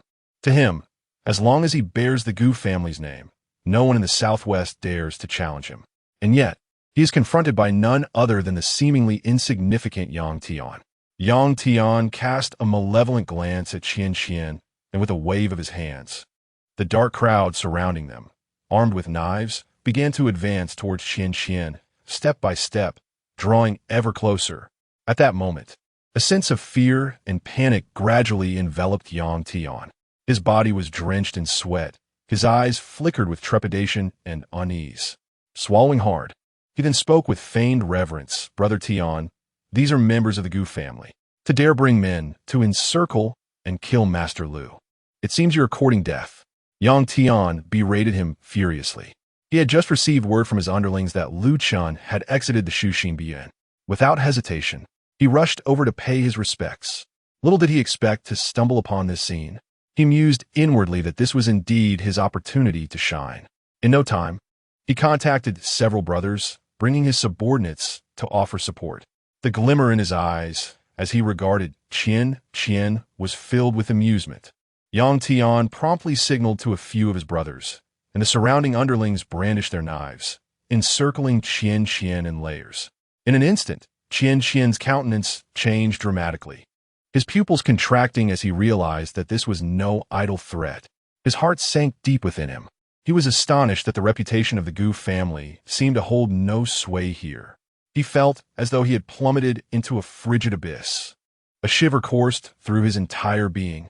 With so many adversaries, how could he possibly escape? In the blink of an eye, Qian had transformed from hunter to prey. How could this be? He had humbly sought aid, while I could summon greater forces to turn the tide. He felt a sense of injustice. The thought of failing his mission sent chills down his spine.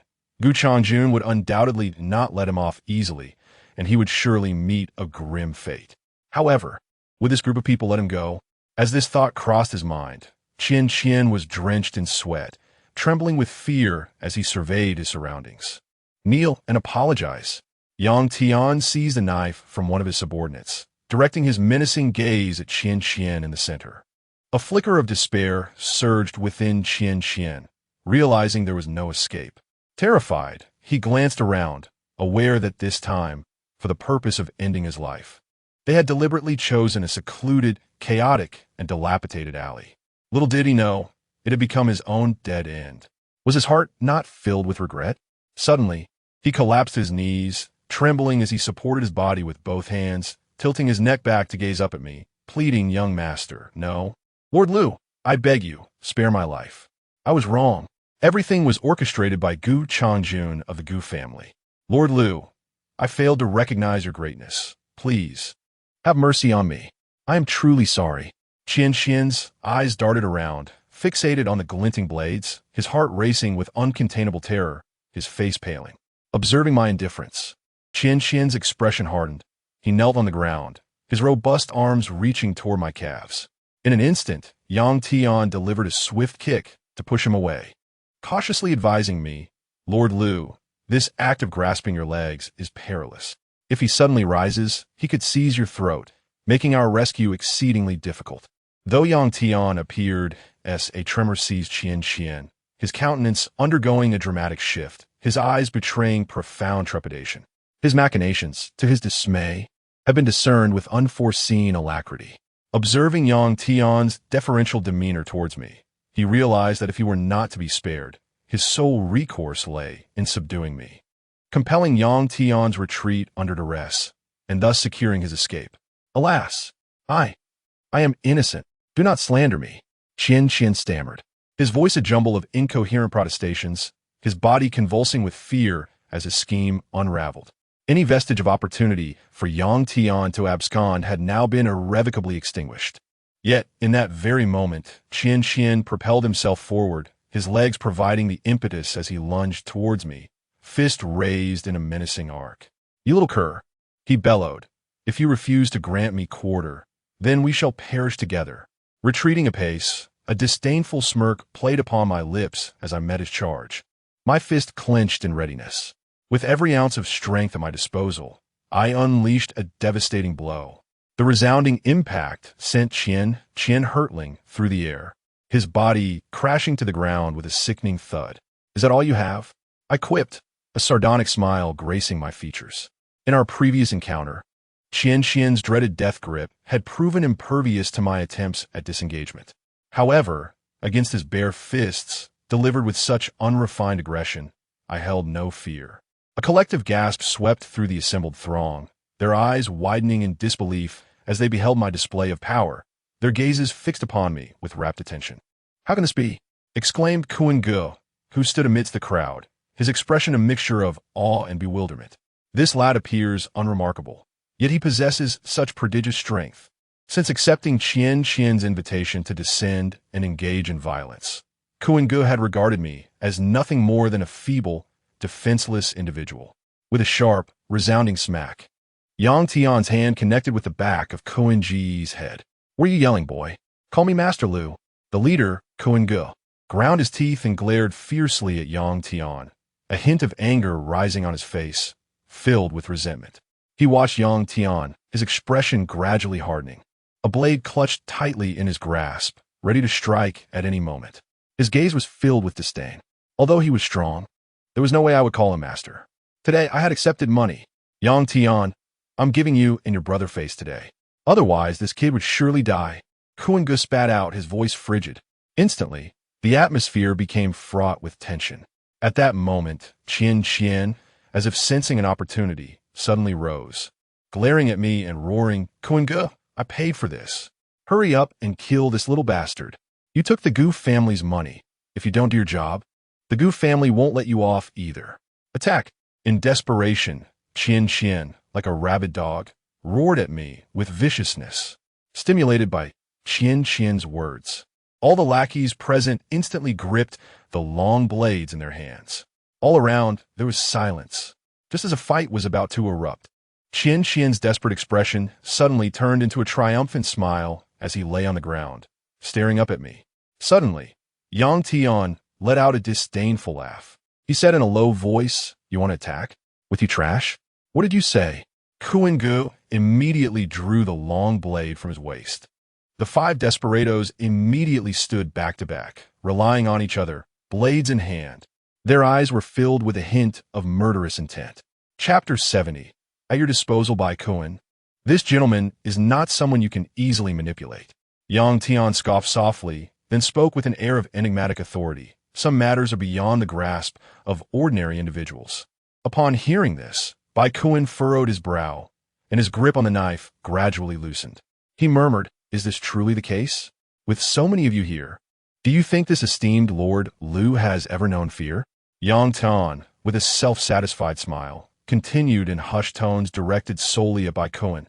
"To be candid, even if you all banded together, you would not suffice for a mere exchange with this gentleman. He is, after all, a formidable figure who commands spirits."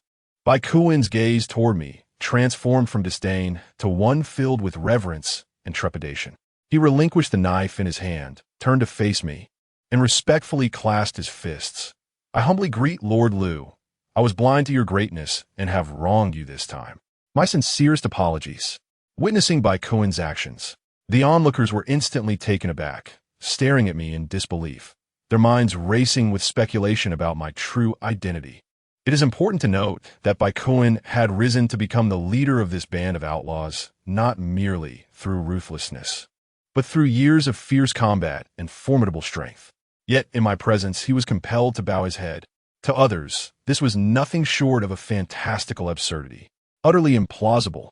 Meanwhile, Qian, why would a desperado like Kuan treat me with such deference and humility? What is the reason? I'm just an ordinary person. Qian was unwilling to accept this. "I want you dead." Qian could no longer endure this despair. He suddenly roared, trying to jump up from the ground and rush towards me. However, several heavy kicks on his back directly crushed him. Several knives were immediately placed on his neck. At the same time, several burly men directly stomped on Qian's limb joints with force. With a crack, his limbs were crippled. The technique was vicious and skillful. I stood aside, quietly watching this group of people. Only then did I realize why Yang Tian was so respectful to me, and he dared to confidently threaten Bai Kuan and others, directly calling them trash. It turned out that he mistakenly thought Chun was a fierce ghost I had raised, and I am a mage who can raise fierce ghosts. In particular, Yang Tian had just witnessed the fierce ghost, Chun, appearing in the morning sunlight. His heart was extremely shocked, and he was even more convinced that I was a master who raised fierce ghosts. That's why he tried every means to become my disciple. Alas, I sighed softly. It seems that Yang Tian misunderstood me. Moreover, I didn't bring Chun out this time. After being spat on by the corpse god Zhao Xian'er with a mouthful of 900-year-old by Gangyin Sha, Chun evolved. Her strength has also surpassed ordinary little ghosts, belonging to a fierce and terrifying evil ghost. Yang Tian gazed at the defiant Qian Qian sprawled on the ground and suddenly inquired, Master Lu, what shall we do with this individual? In an instant, Qian Qian's entire being tensed, his hair standing on end as he shouted in terror. Master Lu, I was wrong. I beseech you, spare me. It was all Gu Changjuan's desire to kill you. It has nothing to do with me. Please, I implore you to let me go. Release me at once. Qian Qian struggled incessantly, his panic escalating as he trembled violently, his temper flaring. He resorted to crude insults, barking orders at me. Is this the demeanor of one pleading for mercy? I cast a glance and replied to Yang Tian, dispose of him as you see fit. Very well. A glint of severity flickered in Yang Tian's eyes as he commanded, set sail and cast him into the heart of the river. If he manages to swim back, we shall grant him a reprieve. At that moment, a flicker of hope crossed Qian Qian's lips. Although his limbs were fractured, given his physique, there remained a slim chance of his survival. Upon hearing the orders, several individuals from the crowd pressed forward, clutching iron wires in their hands. Do you wish for my demise? Qian Qian exclaimed in despair as he beheld the wires, his voice filled with rage. Bound by the iron wires, Qian Qian was dragged away amidst his furious curses. I frowned, yet felt no trace of compassion within. Had it not been for Yang Tian's timely arrival, or had I failed to escape, my fate would have mirrored his, met with a brutal end in the alleyway. The perpetrator is invariably met with retribution. There is no need for sympathy. I turned to face Yang Tian, Bai Kuan, and all present, clasping my hands in gratitude. Thank you all. There is no need for such formality, Master Lu. In an instant, Yang Tian felt a surge of emotion and suddenly knelt on one knee, sincerely imploring, I beseech you, Master Lu, accept me as your disciple. I gazed at Yang Tian, my brows furrowed, my heart brimming with reluctance. However, I realized that if I declined, he would not simply relent. Moreover, my eyes narrowed slightly. I was currently overwhelmed with various matters that I could not attend to personally. Entrusting him with this task would be fortuitous indeed. I helped him to his feet and said, there is no need for formal apprenticeship. I do not take disciples. However, when time permits, I can teach you a few techniques. Upon hearing my response, Yang Tian's face immediately brightened, his excitement palpable as he nodded vigorously, filled with gratitude. Gulme, let me treat you to a late-night snack, I remarked casually, glancing at the nearby food stall still in operation. Master Lu, how could I allow you to treat? This meal is on me. Brothers, let us go, Yang Tian declared gallantly, waving his hand as he led a group of his companions toward the barbecue stall. This fellow certainly possessed some sense. Meanwhile, I discreetly maneuvered away from the crowd, guiding Yang Tian to a secluded spot. Was Yang Tian a subordinate of Long Chung? This was the perfect opportunity to inquire. I clenched my fist, bracing myself. Should he turn hostile or recognize my identity, I would strike him down in one blow and make my escape. Yang Tian, I have heard that Long Yi is recently searching for a small beggar. What is the story behind that? I inquired, furrowing my brow and feigning indifference. Yang Tian immediately nodded, scratching the back of his head as he recalled, indeed. There is such a matter, and a bounty of 30 million has been offered. Unfortunately, that beggar has remained elusive. Some have speculated that he has already fled Nanning. A surge of joy coursed through me, and I continued to weave my deception. I am well acquainted with Lord Long. Once the matters concerning the Gu family are resolved, I shall take it upon myself to unearth that individual. Yang Tian took my words to heart, nodding vigorously. As long as Lord Lu intervenes, he will certainly locate that person. While engaging in conversation with him, I meticulously observed his every move, yet I detected no signs of suspicion. In an instant, I breathed a sigh of relief. It appeared that Yang Tian truly did not recognize me. In truth, the only image Long Chung possessed was a tattered photograph of me, complemented by my disheveled, long hair, making identification quite challenging. However, after freshening up at Shu Xingbuyuan, I resembled an entirely different person. Nevertheless, for added security, I resolved to allocate time tomorrow to meticulously refine my appearance, ensuring that no one could discern my true identity. Only then would I feel at ease. Subsequently, Yang Tian sought my guidance on several principles of the I Ching and some fundamental knowledge. For me, these concepts were exceedingly simple, and I answered effortlessly. Moreover, I deliberately infused my own interpretations into the discourse. Instantly, Yang Tian seemed enlightened, grasping the complexities of certain I Ching enigmas with newfound depth. Furthermore, as he absorbed my explanations, an overwhelming sense of awe filled his heart. His gaze towards me brimmed with admiration and respect. Truly, he was astonished by my insights. Seeing that I had achieved my objective, I squinted at him and remarked with a smile, "These are mere trifles. If you wish to hear more, assist me in procuring a few items, and I shall continue to entrust you with my endeavors." "Very well." Yang Tian nodded vigorously, extolling, "To hear Master Lu speak is worth more than a decade of my solitary study. I am profoundly grateful for your guidance, Master Lu. Should you have any commands, please do not hesitate to express them." I sought Yang Tian's assistance in locating certain objects, which conveniently allowed me to avoid the limelight and evade detection. Moreover, Yang Tian possessed a modest understanding of feng shui principles. Thus, I proceeded to instruct him, venture into the antique shop, and seek a brass Lurin plate, a San Yuan San He compass, and 6 pairs of century-old bronze lions. Chapter 71. The Unwelcome Existence in Contemporary Times. The number of feng shui masters has dwindled significantly, and the treasures associated with this ancient practice have become exceedingly rare. The art of feng shui is predominantly passed down through generations, from fathers to sons and grandfathers to grandsons, with families relying on a singular compass for centuries. The circulation of feng shui tools has become increasingly scarce.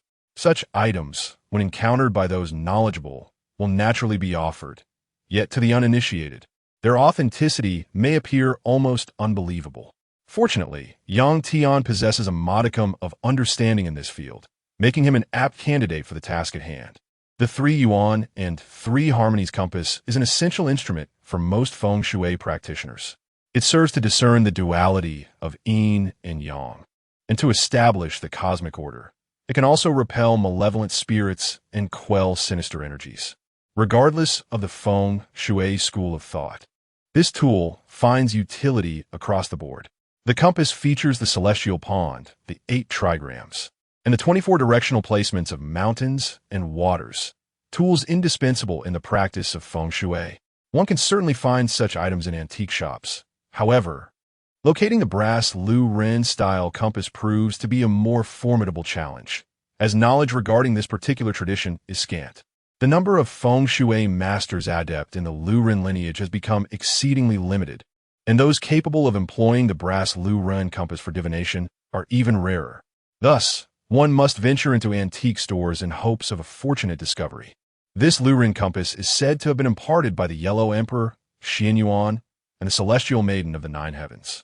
The 5 elements originate from water, with yin arising from yang. The Supreme One gives birth to water, and the earth shapes it. The heavens are round, and the earth is square, resulting in infinite transformations. The celestial disk is circular, with the North Star at its center, surrounded by talismans, while the inner circle comprises the 12 divine generals, and the outer circle features the 28 lunar mansions. The terrestrial disk is square, consisting of 3 tiers. The innermost layer represents the 8,004 dimensions. The middle tier embodies the 12 earthly branches, and the outer layer displays the 28 lunar mansions. The scarcity of practitioners in the Lu Ren school stems from the immense complexity involved in its divination and judgment. Each matter necessitates a comprehensive and multifaceted approach. When calculating a single situation through Lu Ren, one derives over 85 million formulas, each corresponding to a specific circumstance. This demands extensive judgment and analysis of the myriad intricate transformations and outcomes. Consequently, the transmission of Lu Ren formulas has gradually faded away. However, this intricate variability can address my pressing concerns and proves particularly beneficial for me. As I cultivate the art of energy nurturing, a layer of energy essence accumulates around me, which has unfortunately diminished my feng shui prowess. Nevertheless, the Lu Ren formula can precisely mitigate the discrepancies in layout arrangements. As for the pair of century-old bronze lions, they are indeed essential for the arrangement. Having conveyed this information, time is of the essence. Yang Tian, once you acquire these items, please bring them daily to the Shushin Villa, number 3. I instructed. I packed some food and set off back to the Shushin Villa. At this moment, Zhao Xianyuan and Gu Huanyan should not have eaten yet and must be quite hungry. Upon arriving at Villa number 3, I found Gu Huanyan still seated at her desk, engrossed in various data, diligently recording each detail. Seeing my return, her tense expression softened considerably. She promptly closed her laptop and approached me, inquiring, "How did your outing go?" It appears this woman remains somewhat vigilant towards me. I smiled subtly, unfazed by her cautious demeanor. Nodding, I proceeded to Zhao Xuanyuan's room and observed her peacefully asleep. Upon my return, she immediately opened her eyes, still shrouded in slumber, gazing at me with a dreamy expression, extending her tiny hands. "Brother, hold me," Zhao Xianer said in a sweet voice. Without hesitation, I bent down and embraced her.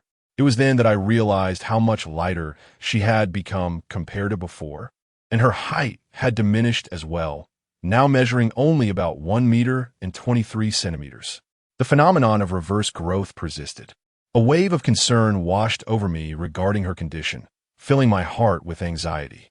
What if Zhao Xianer truly shrank to the size of an infant? Currently, I remained utterly helpless in the face of this reverse growth. As Zhao Xianer perched on my arm, her eyes darted around swiftly and her little nose wrinkled suddenly.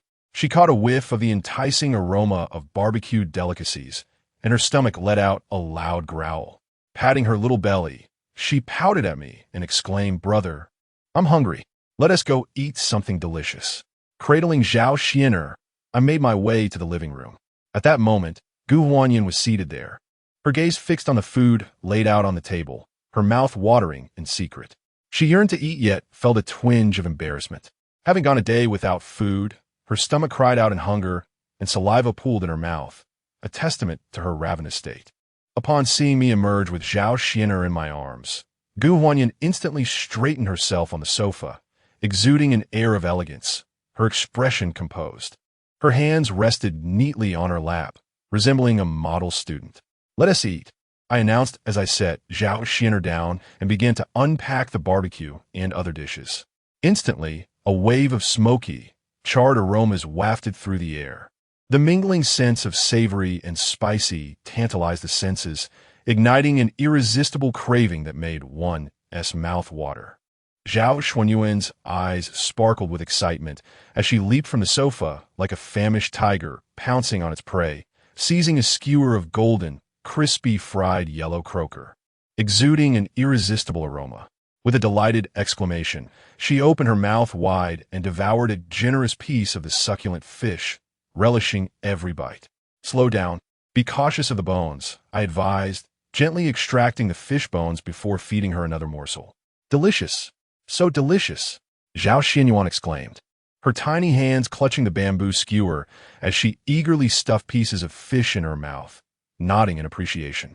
In contrast, Gu Huanyan maintained a composed demeanor, holding her skewer with one hand while meticulously wiping her mouth with the other, determined not to allow a single drop of oil to linger on her lips. However, faced with the delectable fare, she too began to lose her composure, her cheeks puffed with food as her eyes remained fixated on the banquet spread before her. Occasionally, she cast glances at Zhao Xianyuan, seemingly anxious that the food might be snatched away. Yet, upon witnessing the intimate gestures between me and Zhao Xianyuan as I fed her fish, the glimmer of envy in Gu Huanyan's eyes gradually faded. A pang of nostalgia struck her, and the fish in her mouth suddenly lost its flavor. The scene stirred memories of her own siblings, igniting a wistful longing within her heart. How wonderful it would be to have a brother who treated her with such kindness. This period marked Gu Huanyan's most vulnerable moment, as every trace of warmth she encountered reminded her of her past life. Yet now, brothers were at odds, and uncles turned against nephews. "I'm full," she declared, swallowing the morsel lingering at the corner of her mouth. With a sour expression, she gazed at me and Zhao Xianyuan before retreating to the windowsill, alone in her thoughts. Zhao Xianyuan lay languidly upon the sofa, her head tilted back as she gazed at the ceiling, her eyes slightly squinted, a visage of bliss adorning her features. One small hand propped behind her, while the other rested gently upon her round little belly. How delightful it was, observing Gu Huanyin's silhouette. I approached her from behind and inquired, "Tomorrow, I shall arrange a feng shui formation here, and I may require your birth date and time. The most auspicious feng shui fortunes must also take into account the owner's destiny and fate. Otherwise, one might easily meet a tragic end akin to that of the Zhang family." Gu Huanyin, perplexed, scratched her head, for in this modern society, few remember their birth details. Reluctantly, I urged her to disclose the exact moment of her birth. After several examinations, I finally discerned her birth date and time. However, upon merely glancing at it, my brows furrowed in concern, and I abruptly turned to Gu Huanyin, asking with gravity, "Are you certain this is indeed your birth date and time?" At that moment, my heart raced violently, and a flicker of panic and trepidation danced in my eyes. My gaze remained fixed upon Gu Huanyin, my right hand instinctively grasping the azure copper mirror at my chest, as if bracing for an impending threat. Noticing the unusual atmosphere, Zhao Xianyun sprang up from the sofa. Her small fists clenched tightly. The temperature within the villa plummeted, a chill permeating the air, accompanied by ominous winds. Even Chun, who hovered behind Zhao Xianyun, stood on high alert. All eyes were riveted on Gu Huanyin. Sensing the waves of coldness enveloping her, Gu Huanyin looked at me with fear and confusion, asking, "What's wrong? I remember it clearly. I was born on that day. What's wrong with you?" Gu Huanyin inquired with curiosity. Her heart raced, her hand clutching her chest as she nervously retreated. In an instant, I shook my head in denial. "Could you be mistaken? This cannot possibly be your destiny." "No, my parents and I have discussed this. It has always been this specific moment. I cannot be wrong." Gu Huanyin furrowed her brows. Her gaze flustered, yet she nodded solemnly. I continued to examine her birth chart. Wuzi, Guihai, Dingxi, Xinshou. This chart indicates an empty branch. The fire of Si, although wounded, still supports the Day Master. However, the Day Master is weak and relies on the fire of Si. The Si fire in the Day branch represents life, yet faces adversity from the month and year branches, leading to misfortune. During the Jiazi cycle in the year of Jihai, the conflict between Hai and Zi extinguishes the fire of Si, indicating an early demise for the individual. According to my calculations, Gu Huanyin should have met her untimely end 11 years ago, around the age of 6. Thus, the Gu Huanyin before me should rightly be considered a specter, or perhaps she ought not to exist at all. Chapter 72, Defying Destiny, however. A person who should have perished stands vividly before me. I scrutinized her from head to toe, yet found no traces of malevolence upon her. Regrettably, as I have honed my energy cultivation techniques, my ability to perceive the nuances of feng shui has diminished, obscuring the clarity of the situation. "What on earth is happening?" I inquired further. "What transpired when you were 6 years old?" Gu Huanyin immediately fell into deep contemplation, memories swirling within her mind. After a brief moment, she replied, "I cannot recall anything prior to the age of 6. However, I have heard my parents mention that I fell gravely ill that year, a malady that defied all treatment and nearly claimed my life. Yet, a mysterious figure appeared and miraculously healed me." A mysterious figure? A sense of caution washed over me.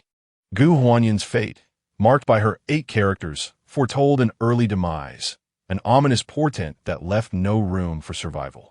It was a lethal predicament, insurmountable. Even if she had evaded that calamity, an unending stream of misfortunes would inevitably besiege her until her demise. Unless one could defy destiny, this solitary possibility could allow someone who was never meant to survive to continue living. No, this is utterly implausible. Even if my grandfather himself endeavored to alter fate, he ultimately failed.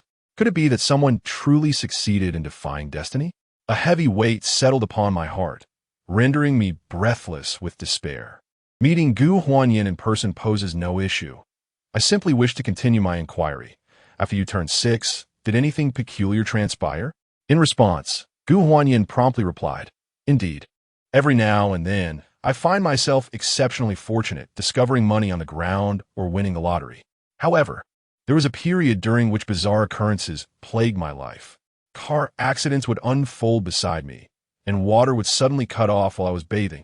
Yes, a sudden realization dawned upon me. I am now convinced that Gu Huanyan's fate has been altered by someone, employing remarkably sophisticated methods. Ordinary individuals may experience a mix of fortune and misfortune, yet no one endures perpetual good luck or continuous calamity. Gu Huanyan's fate, however, is in disarray. During her fortunate spells, everything she undertakes flourishes effortlessly, but when misfortune strikes, even those near her become ensnared in her calamity. It is as if even a sip of water could lead to choking.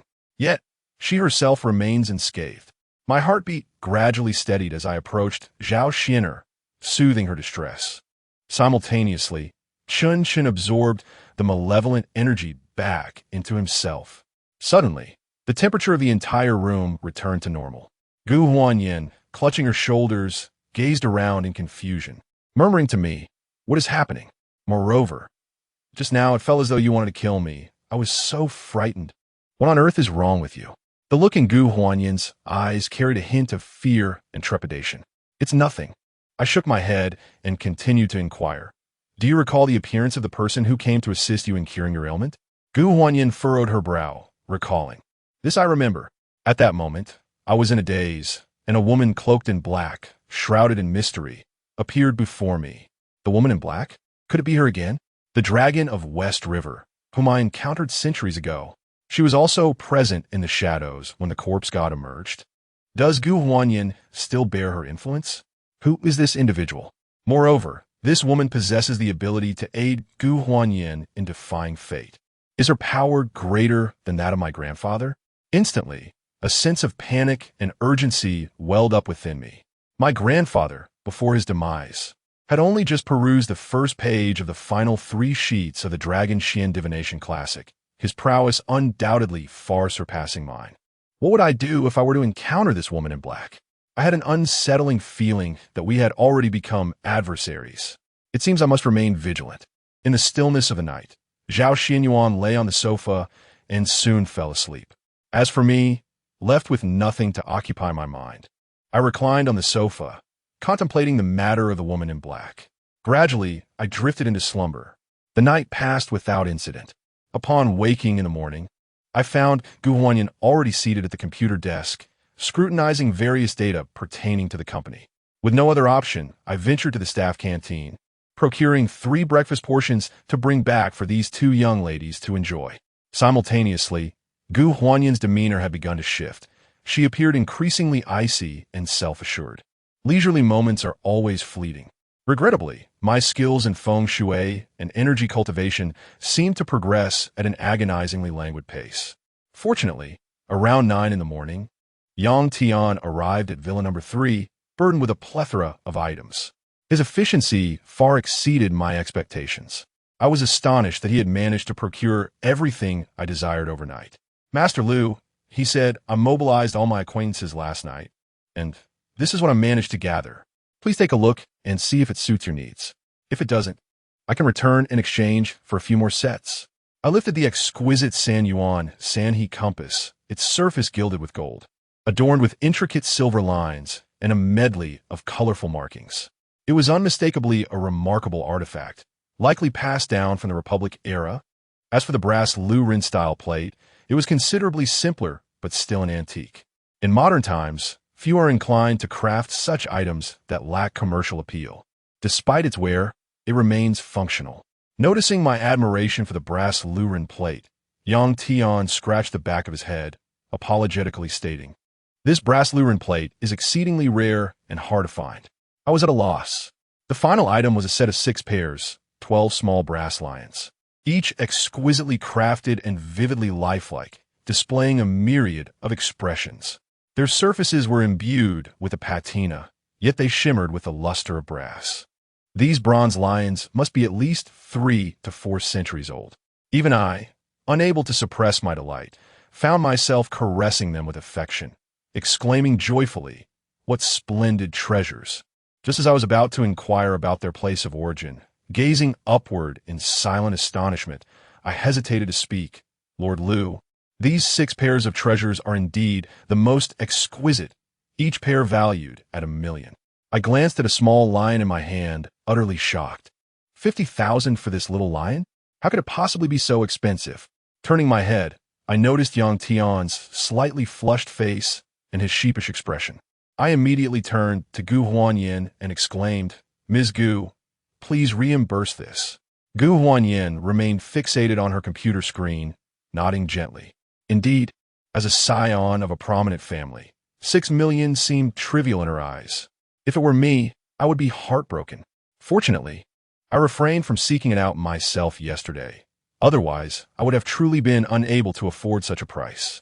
In an instant, Yang Tian turned his gaze and finally noticed Gu Huanyin. His expression one of profound astonishment. He then fixed his stare upon me, his eyes wide with the revelation of an incredible secret. His heart raced with excitement. The future heir of the Gu family was entangled with Lord Liu, and it appeared as though they had spent the night together. My goodness, what manner of man is Lord Liu, that even the women of the Gu family are captivated by him? Yang Tian gazed at me with increasing wonder and admiration, internally shouting, as long as I, Yang Tian, can achieve even 1/10 of what Lord Liu has accomplished in this lifetime, it would suffice. No, even 1/100th of his prowess would leave me without regrets. I observed Yang Tian's expression morphing into something increasingly peculiar. Within just a few breaths, he seemed to transform entirely. Suddenly, Yang Tian gazed at me with increased reverence, resolutely declaring, "Master Liu, you are the idol of my lifetime." I furrowed my brow, curiously regarding Yang Tian, wondering what this was all about. Before I could inquire further, Yang Tian suddenly recalled something and continued, "By the way, these 3 treasures were actually purchased from an old general store. When I went there, the elderly proprietor was initially reluctant to sell them to me. He even tested my knowledge of the I Ching and the 8 trigrams. However, the questions he posed were exceedingly difficult. I could not provide satisfactory answers. In desperation, I had to tell him that I was buying them on your behalf. Only then did he agree to sell them to me at a high price. Yet, that old shopkeeper expressed a desire to meet you." Chapter 73.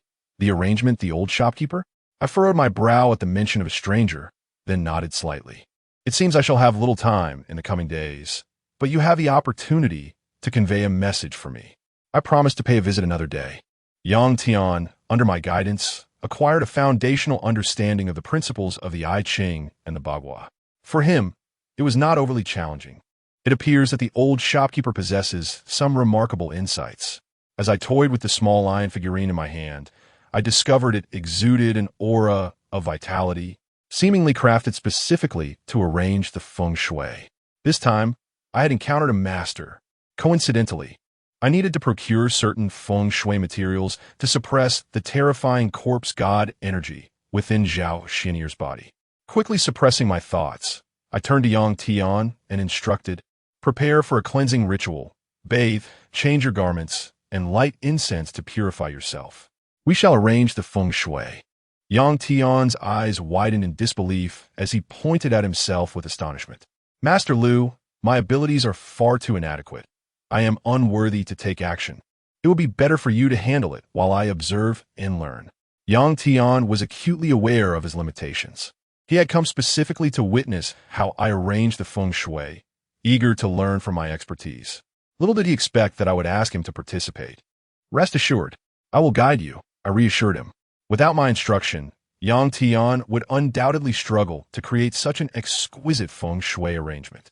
However, should he successfully apply the methods I imparted, he would undoubtedly reap immense benefits. Seeing my unwavering confidence, Yang Tian's eagerness ignited, and he promptly began to prepare for the cleansing ritual. After Yang Tian departed, I finally picked up the brass 6 ritual plate from the table, seeking to ascertain my influence over this particular feng shui arrangement once more. After several attempts, I found myself reluctantly dissuaded. As my cultivation accelerated, I began to exert an influence on the surrounding energy dynamics. After numerous trials, it became evident that I was no longer suited to establish a feng shui arrangement. Nevertheless, utilizing the brass 6 ritual plate, I had already deduced the surrounding energy vortex with remarkable clarity. The feng shui of Shushin Biyuan relies on the entirety of Nanning City.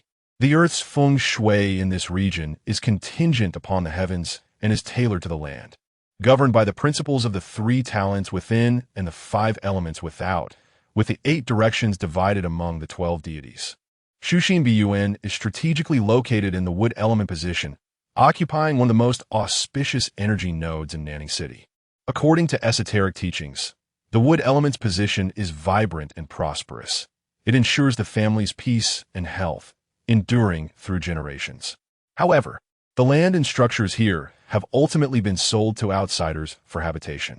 Although the feng shui is indeed a prime location, it can only be arranged in a manner that is moderate and harmonious, focusing on wealth accumulation and stability. Thus, Shushin Biyuan resembles a vast disk radiating outward. The villas situated at the heart of this disk capture a greater share of the auspicious energy. Villa number 3, in fact, serves as the dragon's eye within the entire Shushin Biyuan's dragon coil arrangement. It is no wonder that the Gu family has retained this villa, choosing not to sell it. As for me, my aim this time is to establish the Jia Mu 6 ritual energy gathering arrangement. The 6 ritual positions correspond to the heavenly waterborn from the earth. Specifically, Ren Shun, Ren Wu, Ren Shun, Ren Yin, Ren Zi, and Ren Su. Using the wooden dragon's eyes as the nexus to connect with the surrounding Lurin energy points serves the purpose of amassing fortune, averting misfortune, and turning peril into safety, thereby assisting Gu Huan in surmounting this tribulation. Alas, Gu Huan is but a deceased individual. Otherwise, by arranging the feng shui based on her destiny, all fortune could have been concentrated upon her. After waiting for 3/4 of an hour, Yang Tian procured a set of navy blue robes from an unknown source and donned them meticulously. With the sleeves rolled up to reveal the white lining and his hands reverently holding 3 long incense sticks, he surprisingly resembled a venerable feng shui master. "Master Lu, I am prepared," Yang Tian said with a bow. "Excellent," I responded, stepping forward and surveying the surroundings, my eyes gleaming with confidence. "Prepare to offer sacrifices to the heavens." I promptly carried Zhao Xin'er out, as she, too, is a deceased individual. While she may not significantly impact the surrounding feng shui arrangement, her aura is intensely malevolent. It is imperative to remove her as soon as possible.